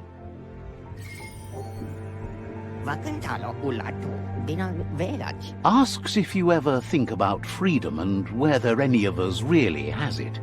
Did you make the decisions that brought you here, or are you just a pawn of fate? Glad to hear that. He only wishes he was that sure about himself.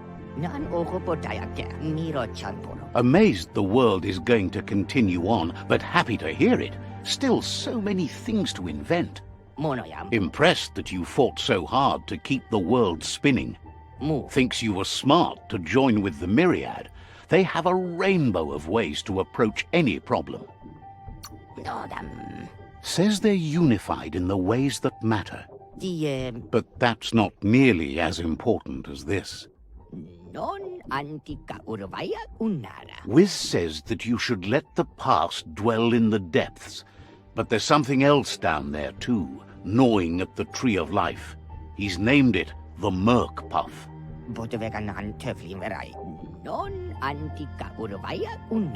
This is why he's tinker-tonkering with the octopod. But the lid got stuck, so he needs a big enough tug twister to open it up and let you a-go-in. He can't leave the surge station, so you must help him find a tug twister. There's a wound-up mecha fingro in the mecha stadium that still has one stuck on its back. Find it, and you'll find the tug twister. Getting that tool will help turn around the situation for sure. It'll definitely help him unshut the hatch.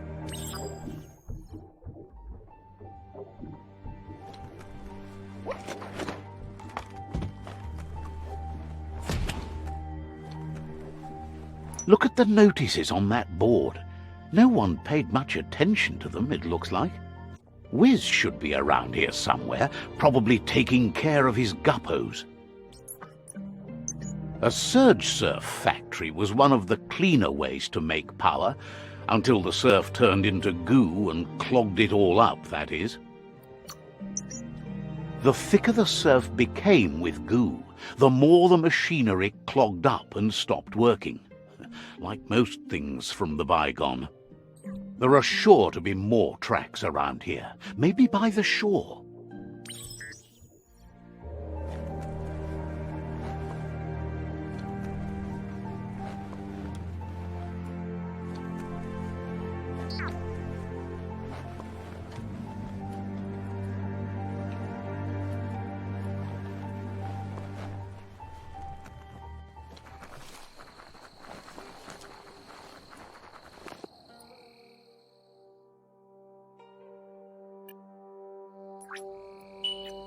A moon could make this a hunter's night.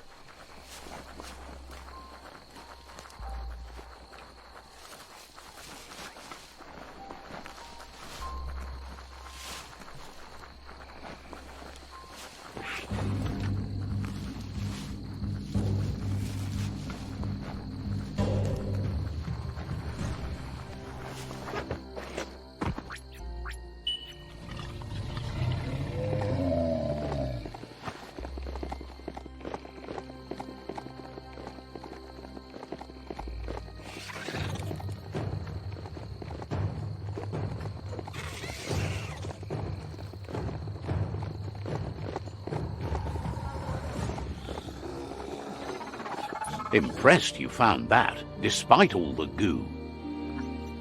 This place has held power for a long time. In many ways it still does.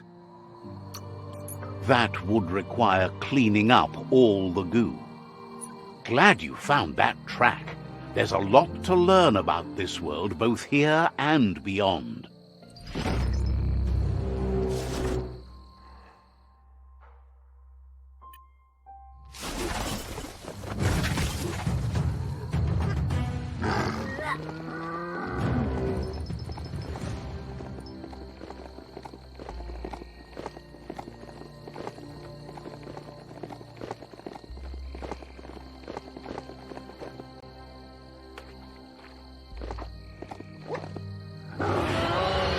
An old home. Could be something to it.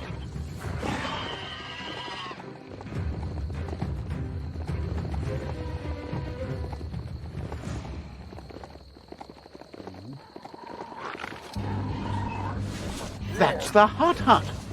Wonder if there's anything still inside. For a beastie, this mount is so gentle.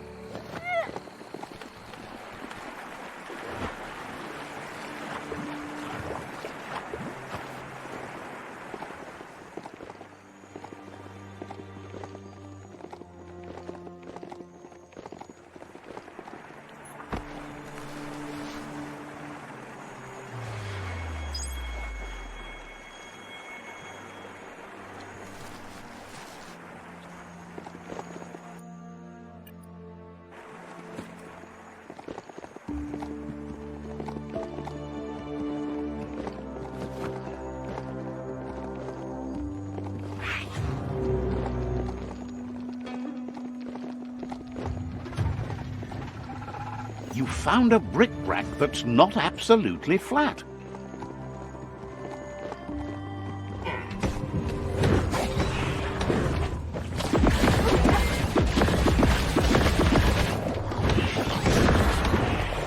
Don't want to point a finger, but the Mecha Stadium is near here.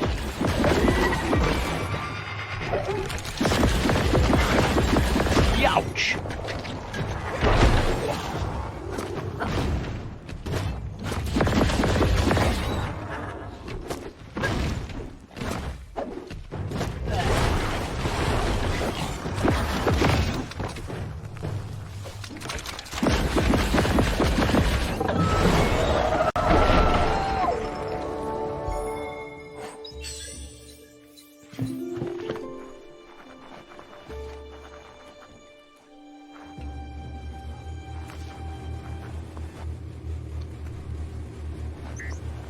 Need the right key? That's not opening on its own.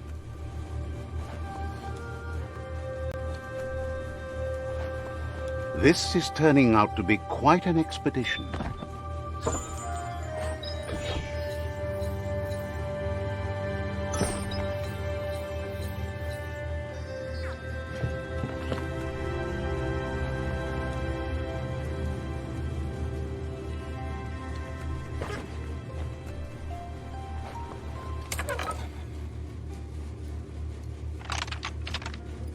Just a few moves left. Make them count.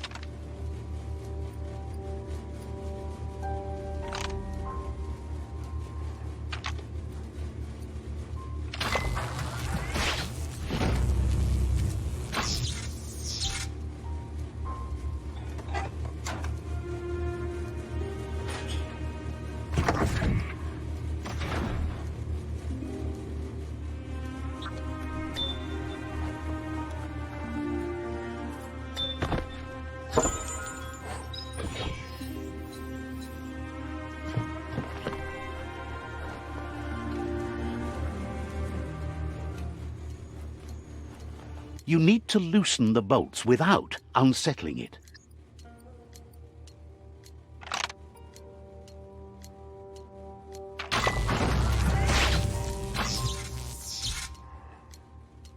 That's it. The tug twister's loose. Let's hope it turned the grabbing hand into a helping hand, too.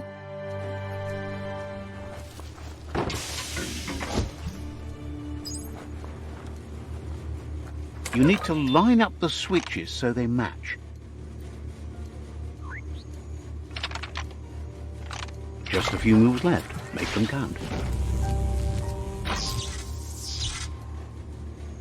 Good. That's enough electric current to initiate the actuators.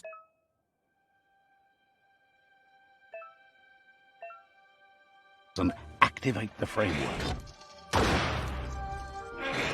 Time for another day to begin.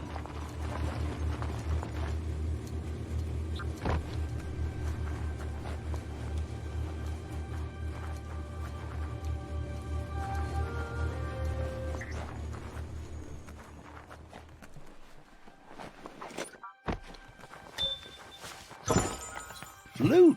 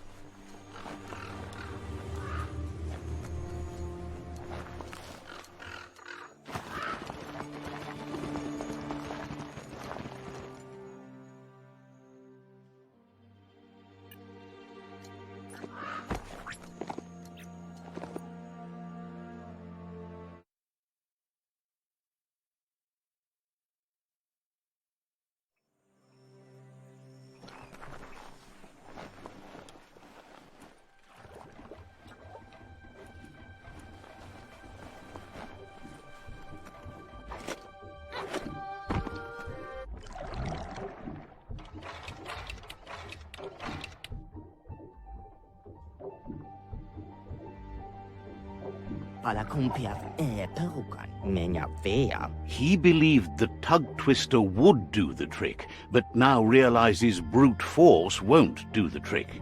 You need something slick.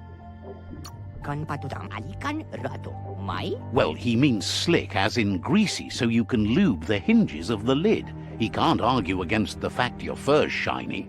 Evan ul tulusin. He says the lid should open if you sprinkle grease it. Problem is, he's all out. Kan patudam uliana. Niram estamat karada. He knows his old friend Choo-Choo always keeps his grease sprinklers well filled. He should have an extra that you can borrow. Nan oko potayakya. He stresses that you should come back as soon as you've retrieved the grease sprinkler. The merc puff is crunching bark by the minute. Niram estamat karada. Wants you to think of it as a black tar spritzer. The dead zone is full of that slimy black goo.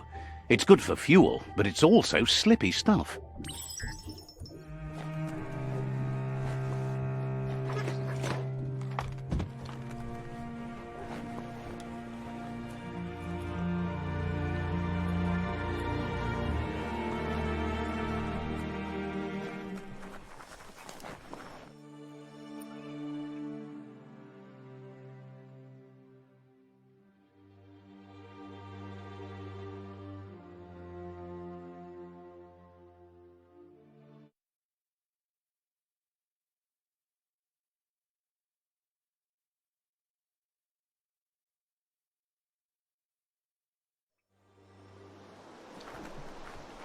It's time to do what's right, for certain values of right. A critic! That's sure to be useful.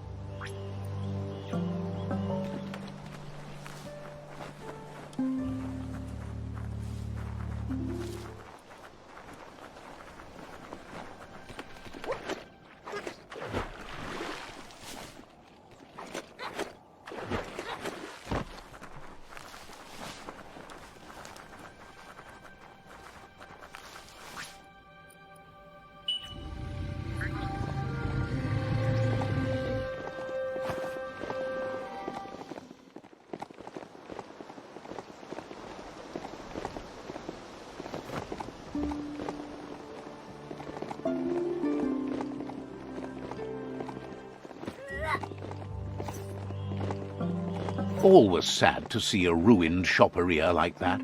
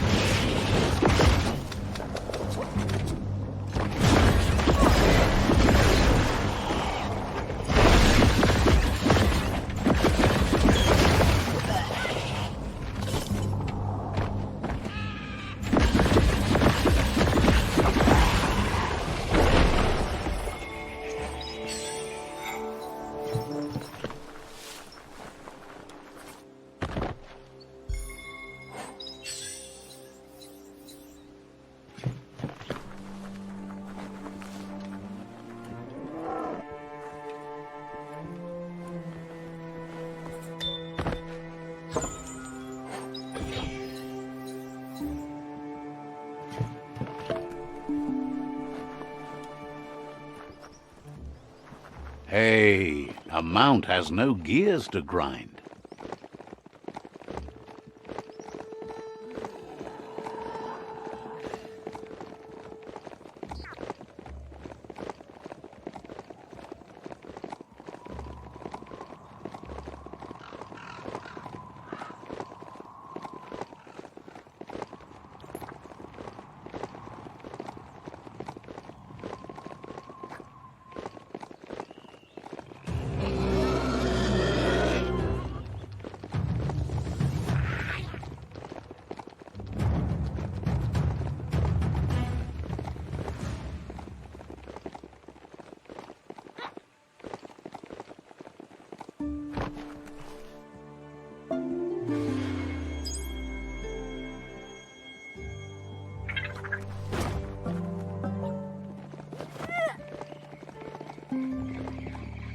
Hey, this is a chug depot.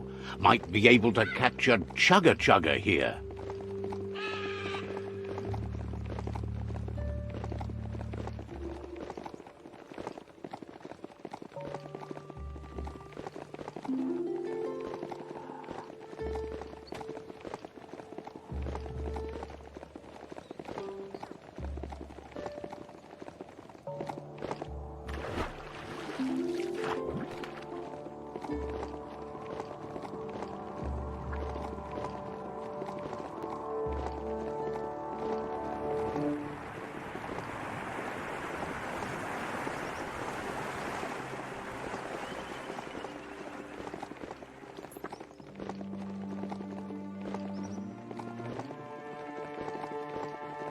You've reached the end of the line.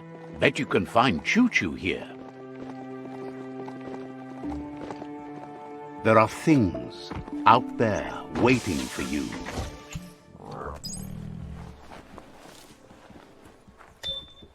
You need to swivel the globus's bearings. Just a few moves left. Make them count.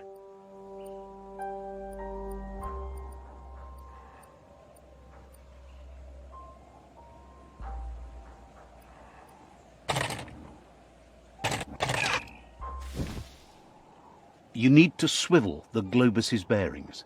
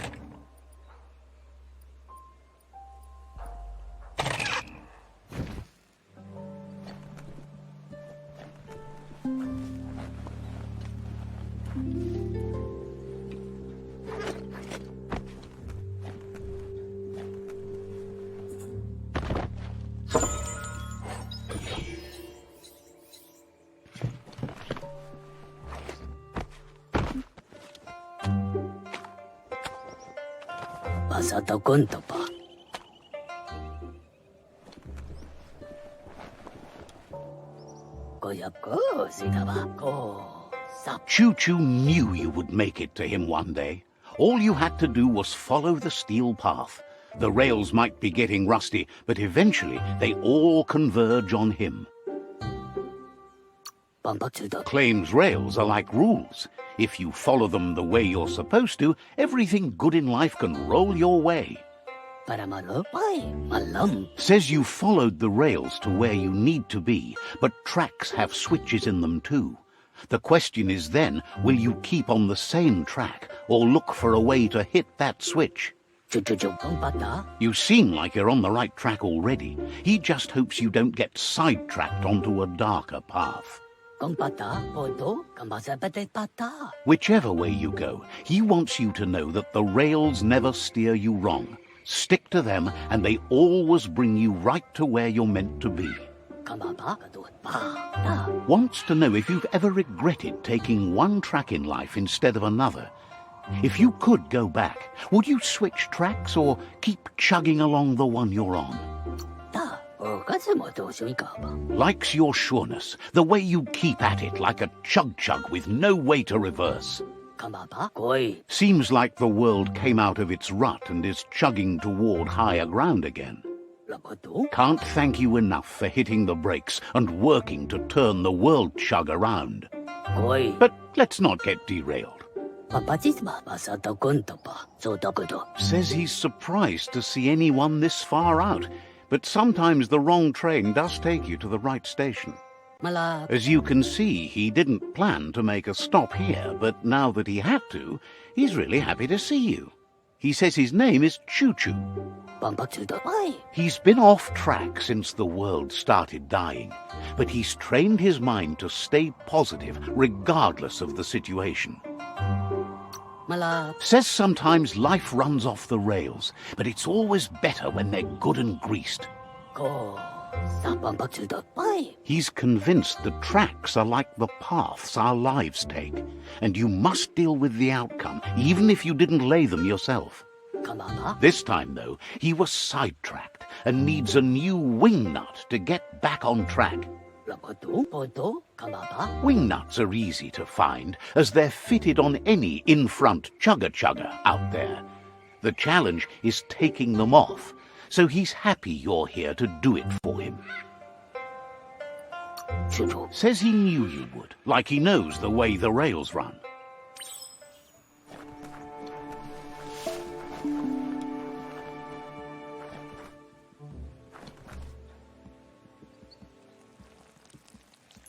Let's see.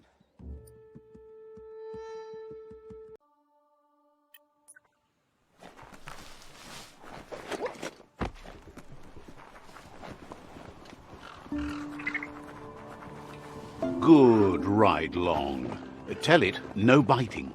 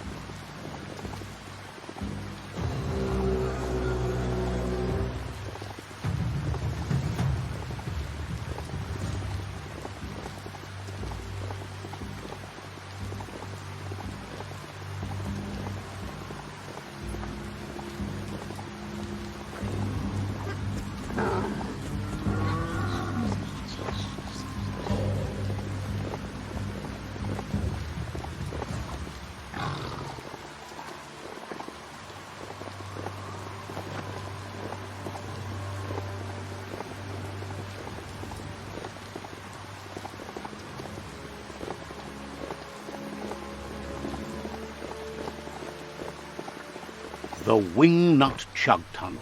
It goes on forever.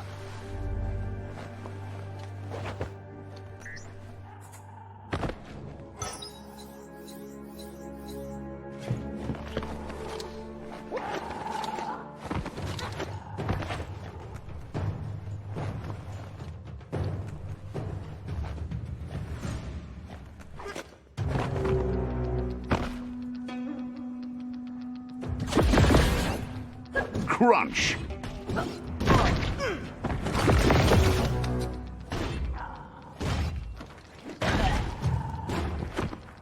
Hey, nice shot.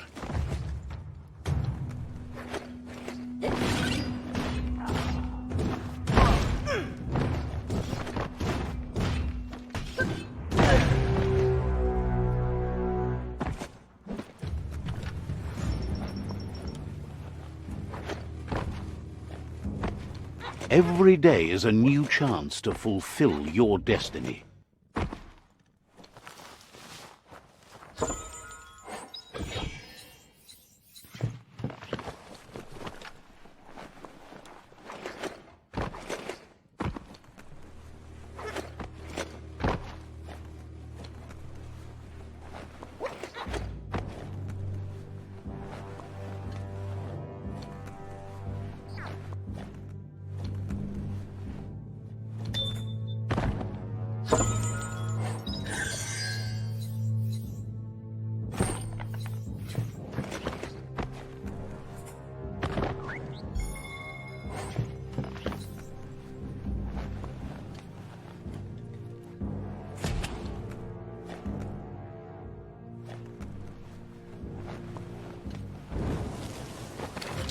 Grit.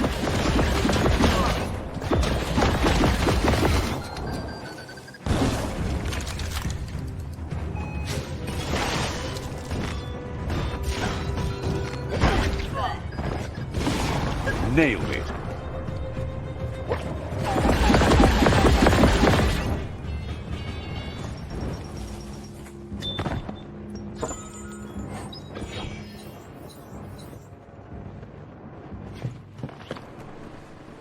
That's just nasty. Biohazards make you puke.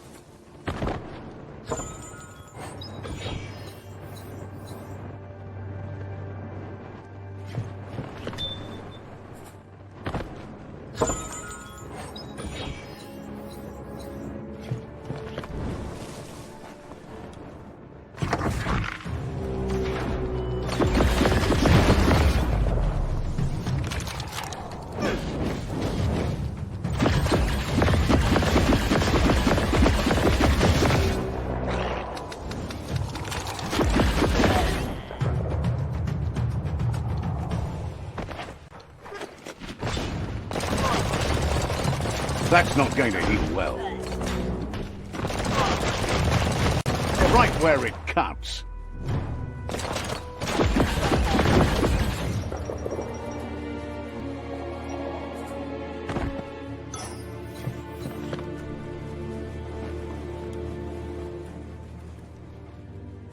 Check out that day.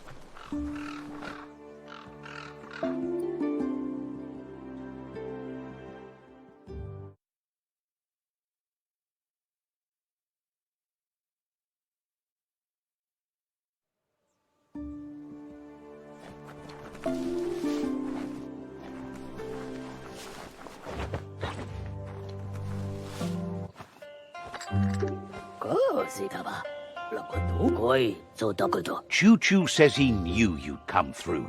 If someone makes a stop at your station, it's for a good reason, but he understands no one gets their tracks greased for free. He'd be happy to part with his spare grease sprinkler, as he believes it's a great fit for any of your business that needs to be unstuck. He keeps it safe in a box on the handcart, in case of emergency.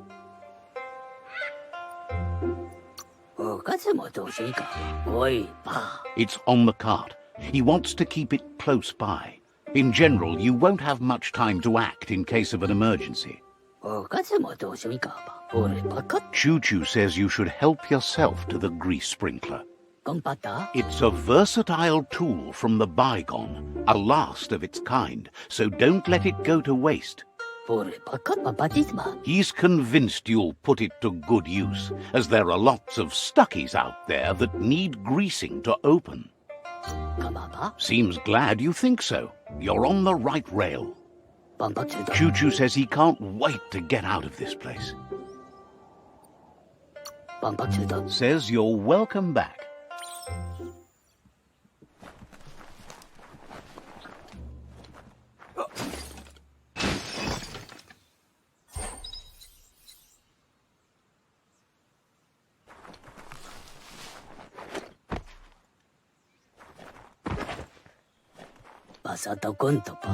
You shouldn't worry about smashing up the box. Choo-Choo has no use for it now. Choo-Choo says he feels strongly about helping his next, just like you did for him. He's convinced there was a bigger reason you met. Sometimes the wrong train will take you to the right place. He believes you've got what it takes to make a difference. He's witnessed it himself. Says he can't see the end of your rails, but if you grease them up good, he hopes you'll enjoy an easier ride. Choo-Choo's thrilled you found the Ark. Just imagine how much faster than a chug that thing must be, and no rails needed. No kasaba kamaba. Bets it could fly circles around any chug yard. Makes him dizzy to think about it. Kamaba orepakut. The world's on the mend, so no need to leave it. But just think of all the places the Ark could take you. So dokudo. Says he's happy to see the Ark in your hands. Knows you'll go great places with it and do some good. Why? Wonders who you might call aboard the Ark with you. So, what we have here is an opportunity to help your next. There's a seat open on the Ark should you want to offer it as a gesture of appreciation. Why? You don't need anyone else but yourself and me, of course, but I'm a part of you, so that doesn't count. If you want to go quickly, go alone. If you want to go further, go together. The only one we'd want to get away quickly from here is darkness. But you know you can't go on without me. Even if I'm bad company, I complete you. I think we can finally agree on something. It is better to be alone than in bad company. But best of all is being good company yourself. So dokudo. After spending a life on the rails, he's eager to ride the skies with you. Just let him pack his rollerboard, and he'll roll aboard. Choo-Choo says he's ready to pack up and leave. Choo-choo-choo. Didn't have much else to say, so no problem.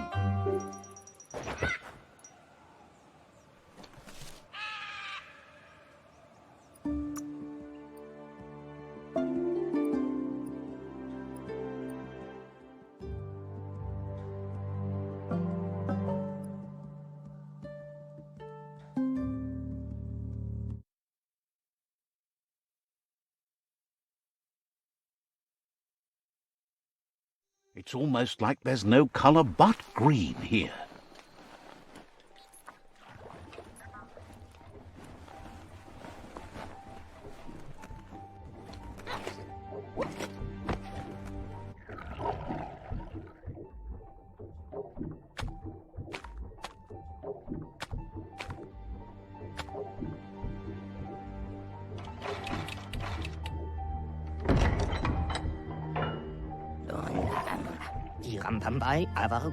Wiz says that there's no plan to confront the Merkpuff until the octopod is properly armed.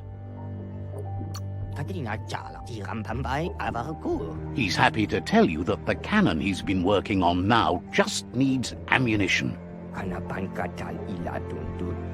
He says his old friend Boom makes all things that go bang. There's a rumor that some of Boom's pyro sticks shot off and are out there roaming free. You should keep an eye on the horizon for pyros. If you're fast, you have a shot at catching some of them before they go off. Boom has named the place Puff Duff Bluff. It sounds silly, but it's an accurate description considering most of the pyros are duds, seeing as they're as old as the old world.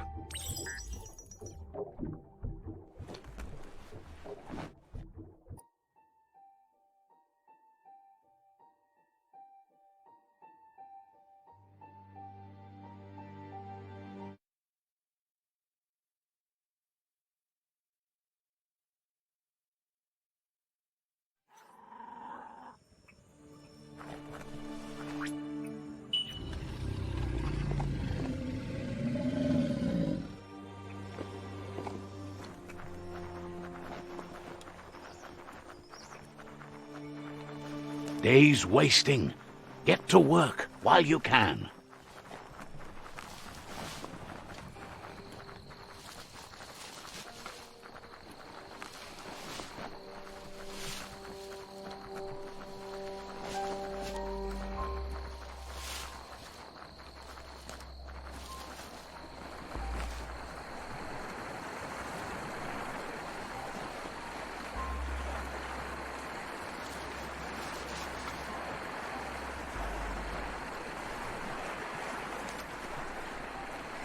Time to upgrade your clothes. This is high fluting, and there's an upgrade bench floating up there.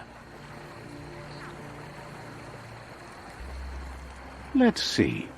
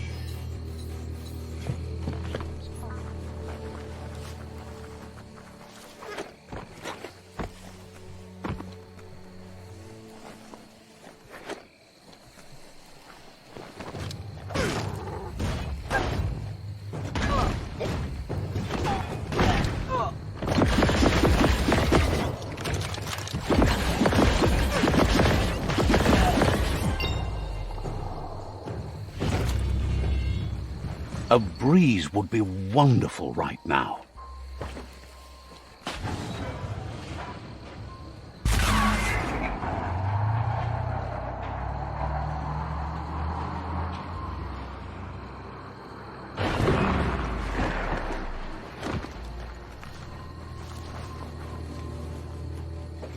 That looks like an unbanged pyro stick on the loose.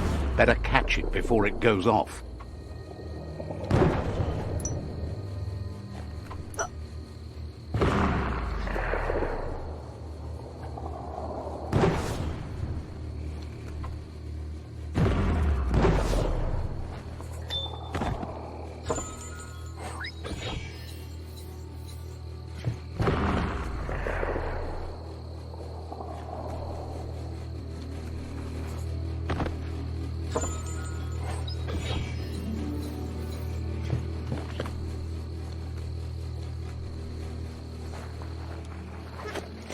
Looks like some solid wood scrap there.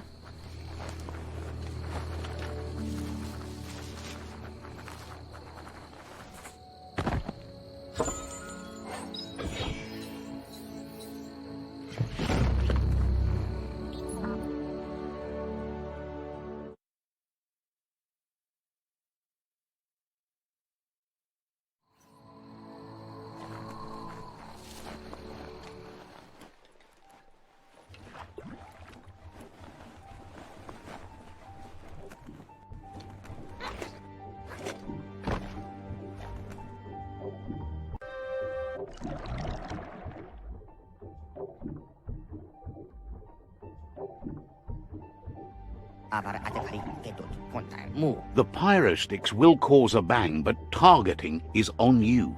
At least now you have a chance to hurt the merc puff where it counts. You should aim for the head. That's the merc puff's weak spot. Thinking doesn't seem to be his strong point.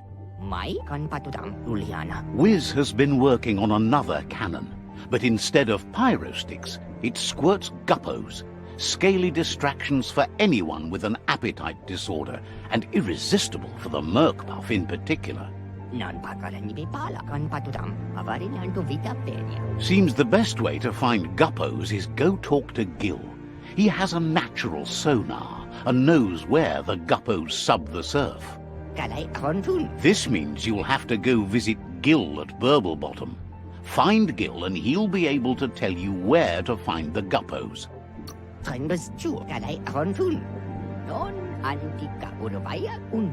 He used to run a pet shop stocked with guppos, but since they've become more difficult to find, he's diverted his attention to make them grow in numbers instead of giving them away.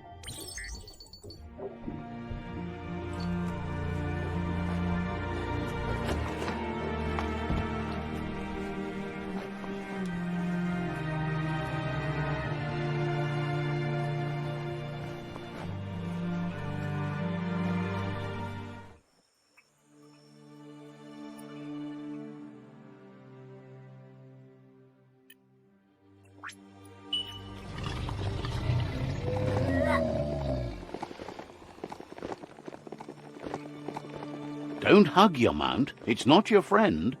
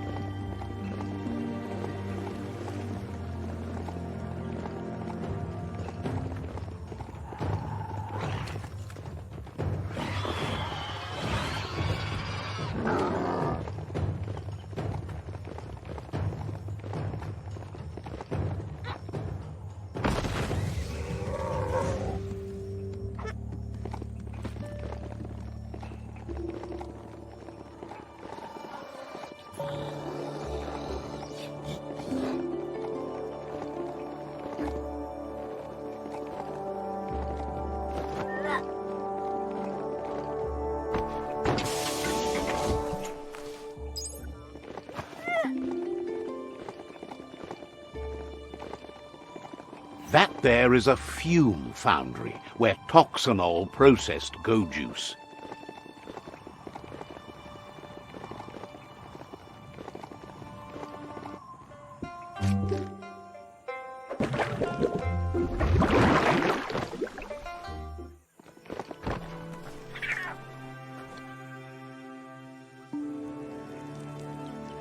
Let's see.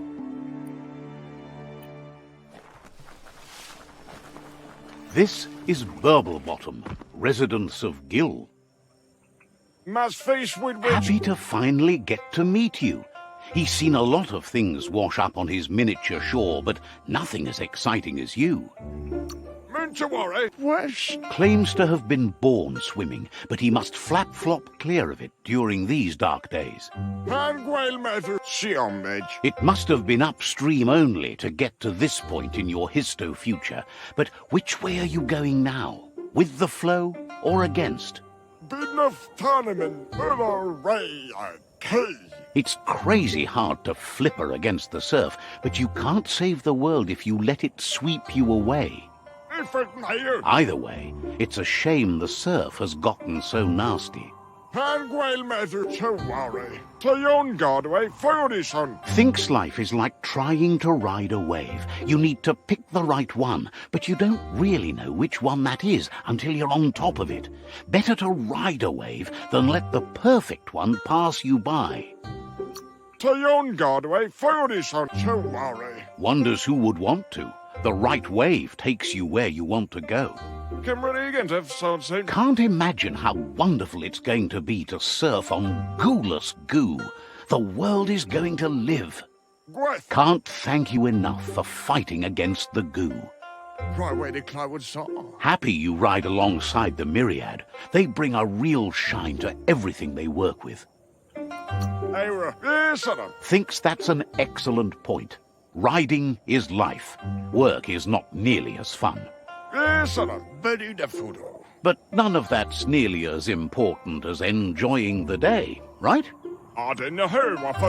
He never drank from this pond because of the disgusting things done there.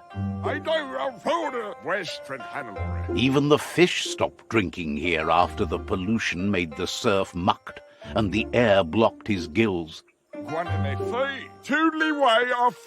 He figures the Tree of Life isn't drinking either. Or, well, that's not true. He said it does drink, as it has no other choice. It's a tree, but it's forced to drink poison. Claims the surf is poison now. Anything that drinks it becomes poison too, including the Tree of Life. His friend Wiz needs guppos for one reason or another, and Gil is ready to point you in the right direction. But here, you're only going to find dead ones. He's pretty sure Wiz wants them alive. Well, at least the ones that aren't already rotting. If you head in the right direction, you'll find a clean enough bit of surf to snag yourself some guppos. Then you can get them to Wiz for whatever he has in mind. Figures he's always been a friend to Wiz, and now he can be one to you too.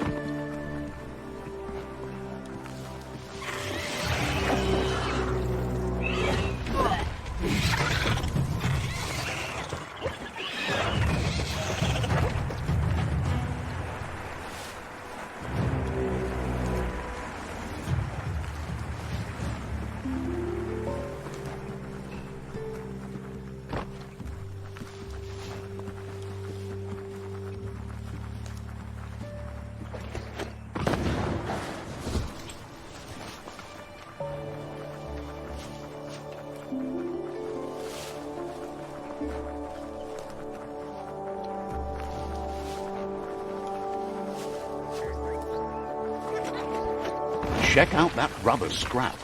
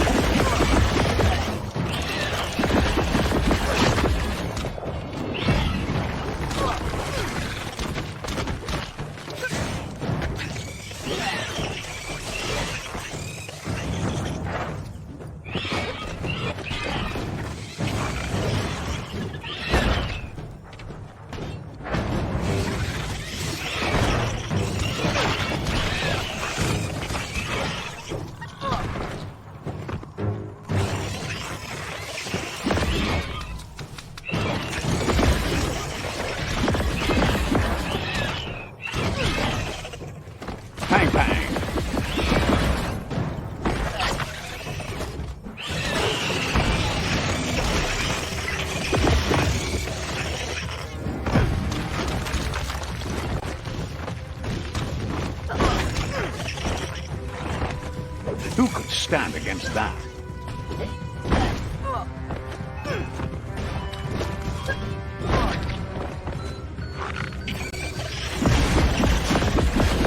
Bullseye.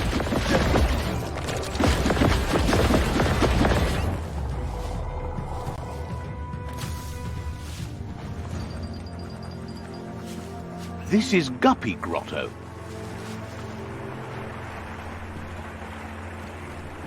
You never know how long anything's been buried underground.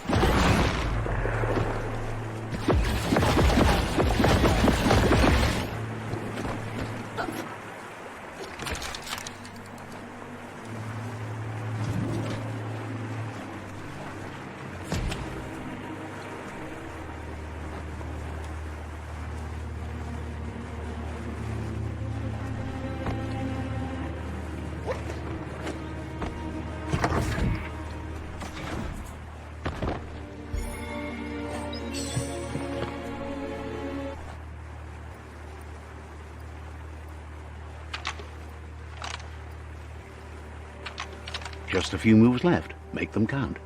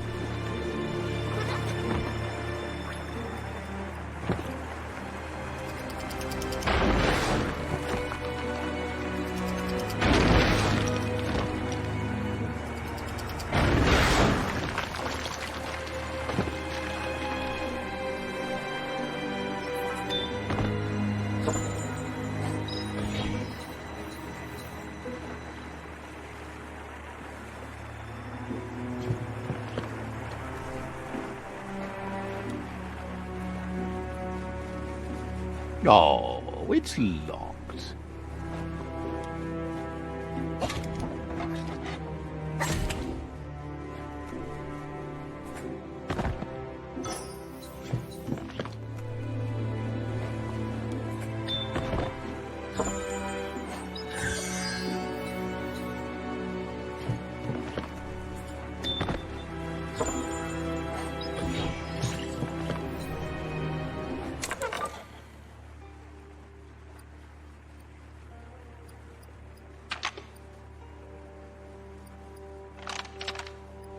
Just a few moves left. Make them count.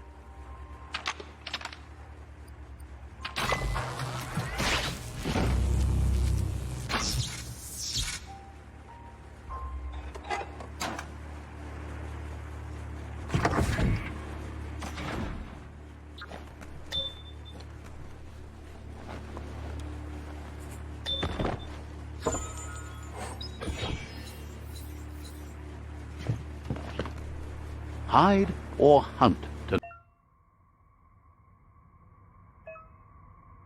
tonight. That's your call.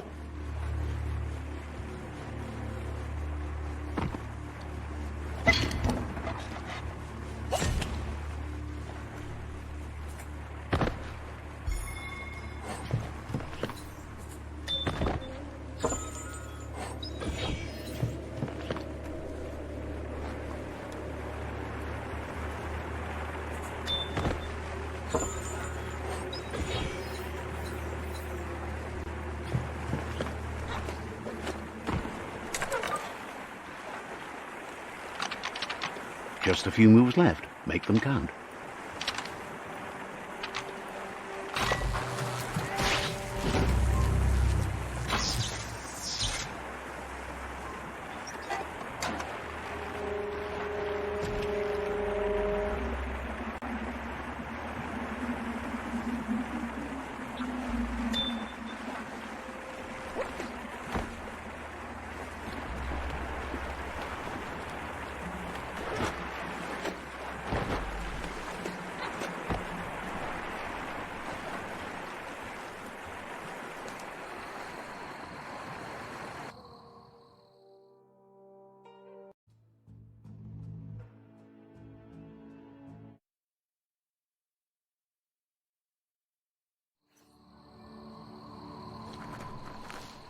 You're here for a reason. It's up to you to figure out what that is.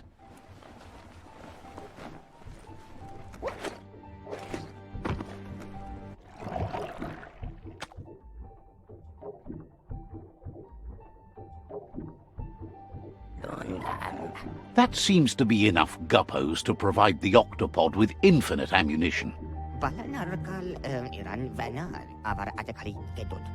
He's surprised the Merc Puff's been able to hold its breath all this time.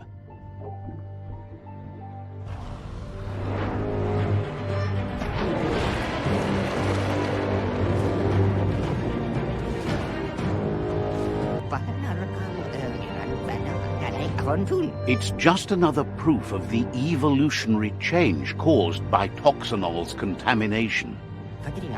Being undersurf has meant the Merc Puff has been left alone to munch on the root down there undisturbed. This means the northwest route has suffered more damage than the others. He's sure there's enough time to confront the Merc Puff, but he worries if the world has enough years left to last his lifetime, even if you stop the World Eaters.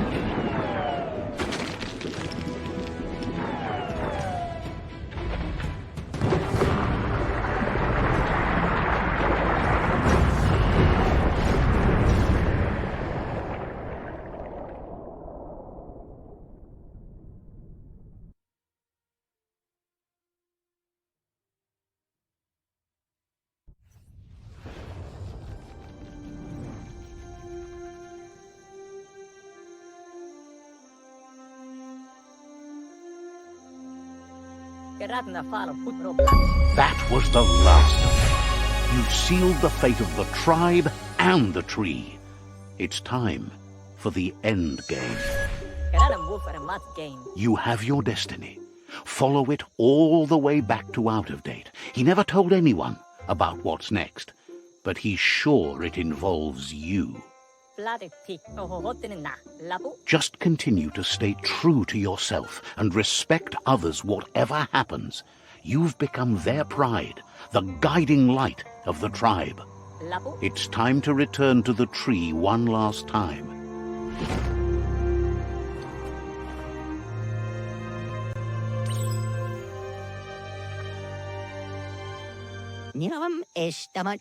He's learned you discovered and activated the last of the arcs.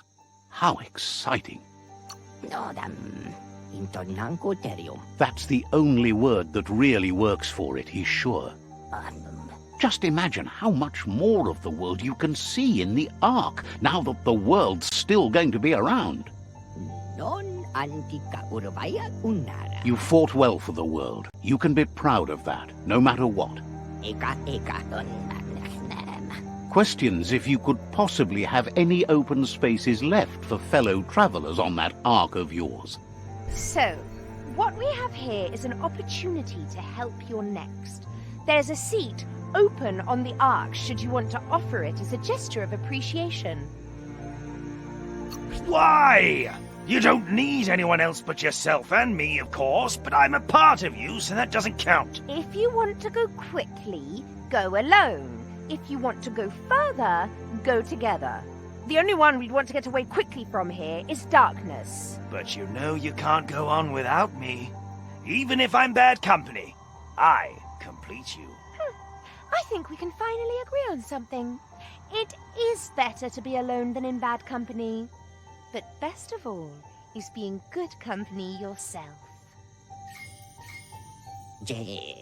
Almost can't speak. He's so happy to be joining your voyage, to conquer the skies and everything beyond. Wiz knows it's the same old, but he likes talking to you. Seems surprised you have to go.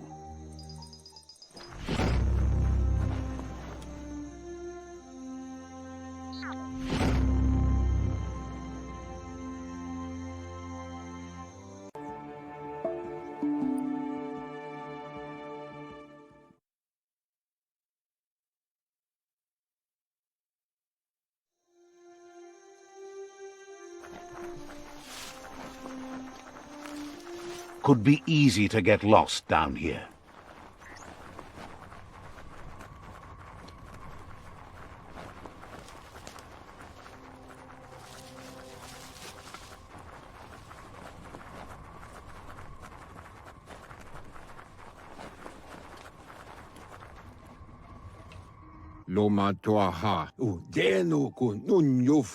Out of Date says the signs of the end of the world are everywhere. It seems nature is preparing to take revenge. The day of reckoning is coming, and you are invited. He can feel you're approaching the end date. If you haven't decided whom of all like-minded, light-hearted beings you've met have earned a seat on the Ark yet, it's time to do that now. Then grasp your last chance to make sure Lupa-Lupin's stopped for good. The tree settled its score, but it left yours half done. He says you need to see Lupa-Lupin eye to eye one last time. He's happy to help. Says you're welcome back.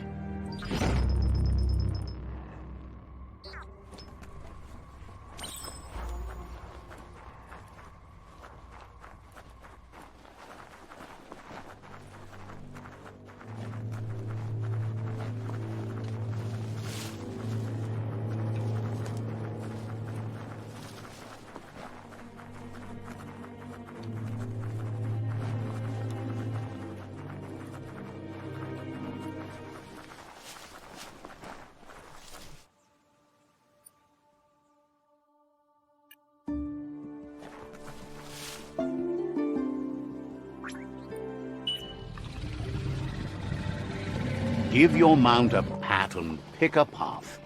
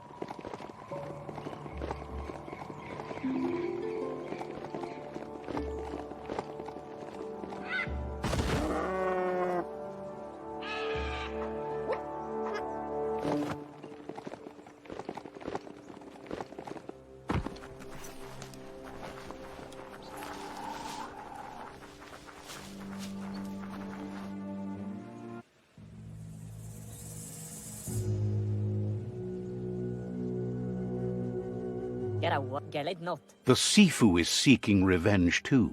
He hasn't forgotten what Lupa Lupin did, but he also wants to stop him from attacking his tribe. That the world seems to survive doesn't mean he must.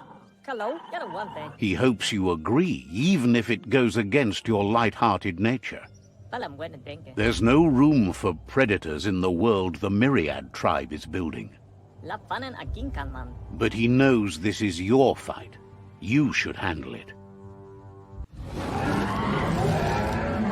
Lupa Lupin's own fear was his shackles, not the roots of the tree. It just changed him.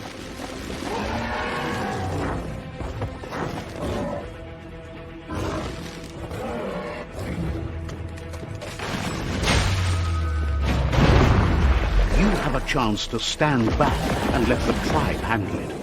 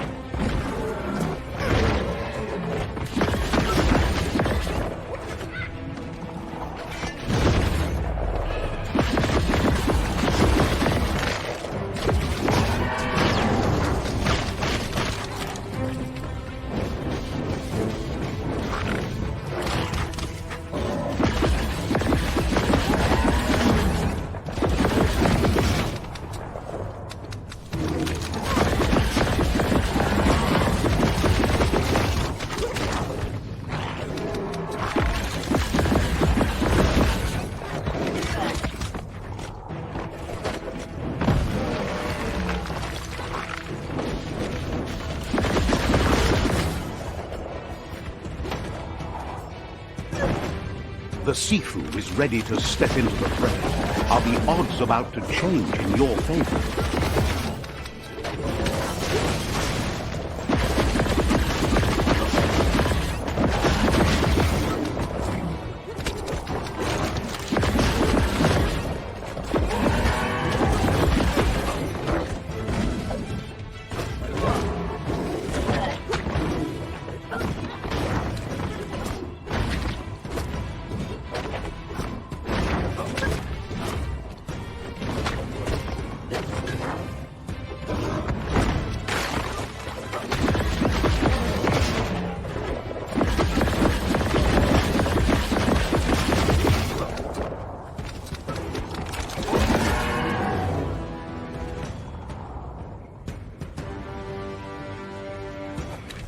If a friend dies, something inside you dies. You can save the Sifu by making yourself a target.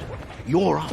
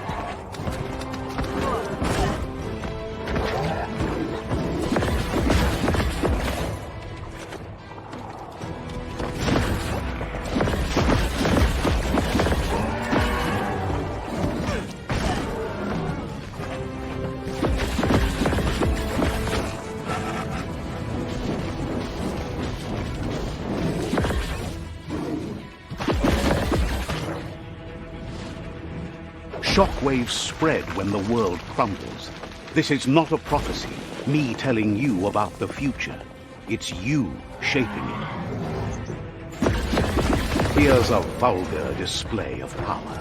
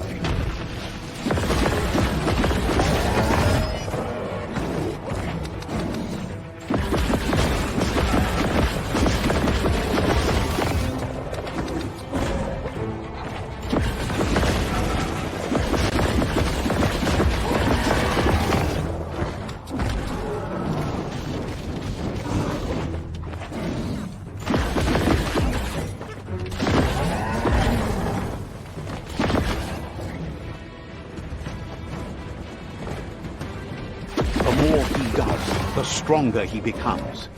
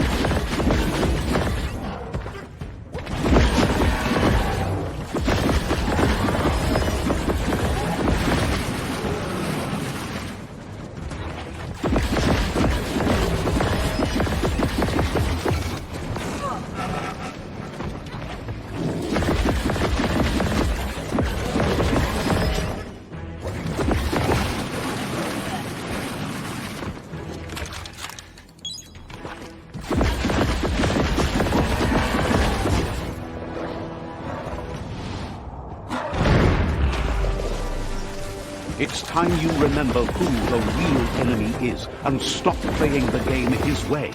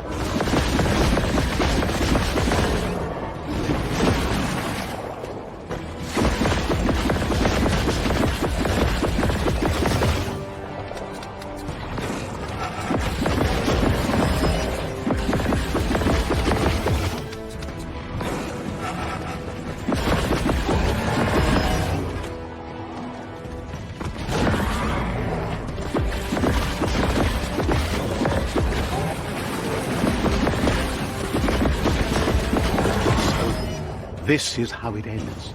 The Predator and the world itself suffering. But at least it's a sign they're both still alive.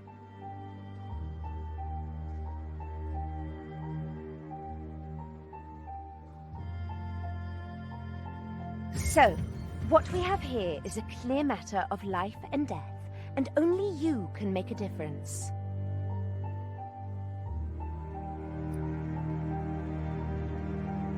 That was unexpected, but welcomed. The big bad predator left for dead.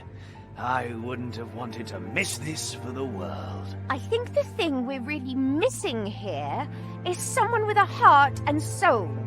The only thing we've got left are those who've lost their minds. Heart and soul, life and death are one thread. The same line viewed from different sides. It's just that my side is so much better. Well, anyone in their right mind can see you're lost. But you're right about the thread. Unfortunately, it's been very dark and has run throughout, taken friends, parents, and now yet another life. We all make choices, but in the end, our choices make us. There's no peace without forgiveness. It's no better time than now to accept a helping hand.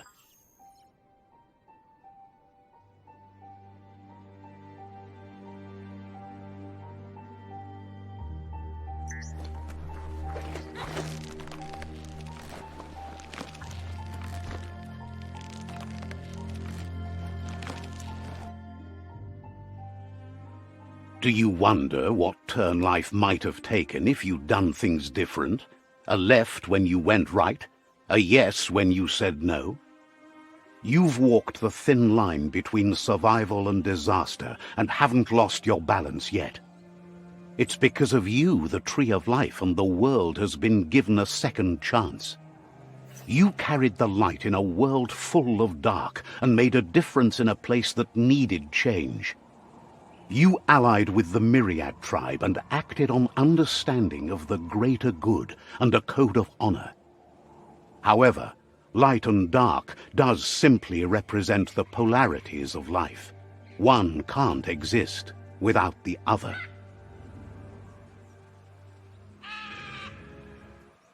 This isn't the end. Just being surrounded by nature as it heals itself will rejuvenate us. Nature will teach us how to survive. So, trust your conscience to show you the way, and everything else will follow.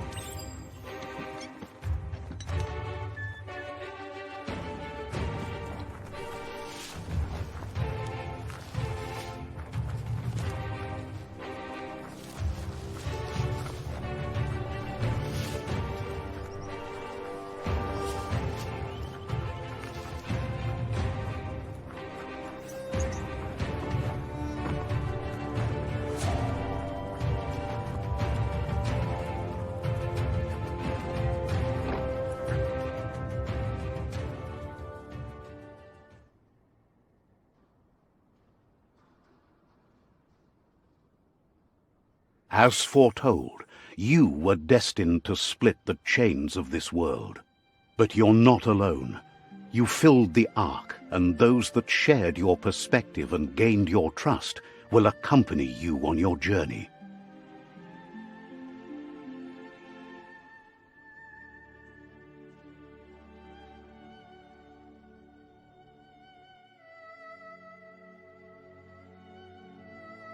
Is there a world out there that's better suited for those imbalanced in their light nature than this one? Whether or not, we'll leave your story on record, so those who come after will know you followed your light nature and saved the world. So, when all is said and done, it turned out to be an unusual ending after all. What could be better than ending the story the right way? Ending it your way, a beginning of something new.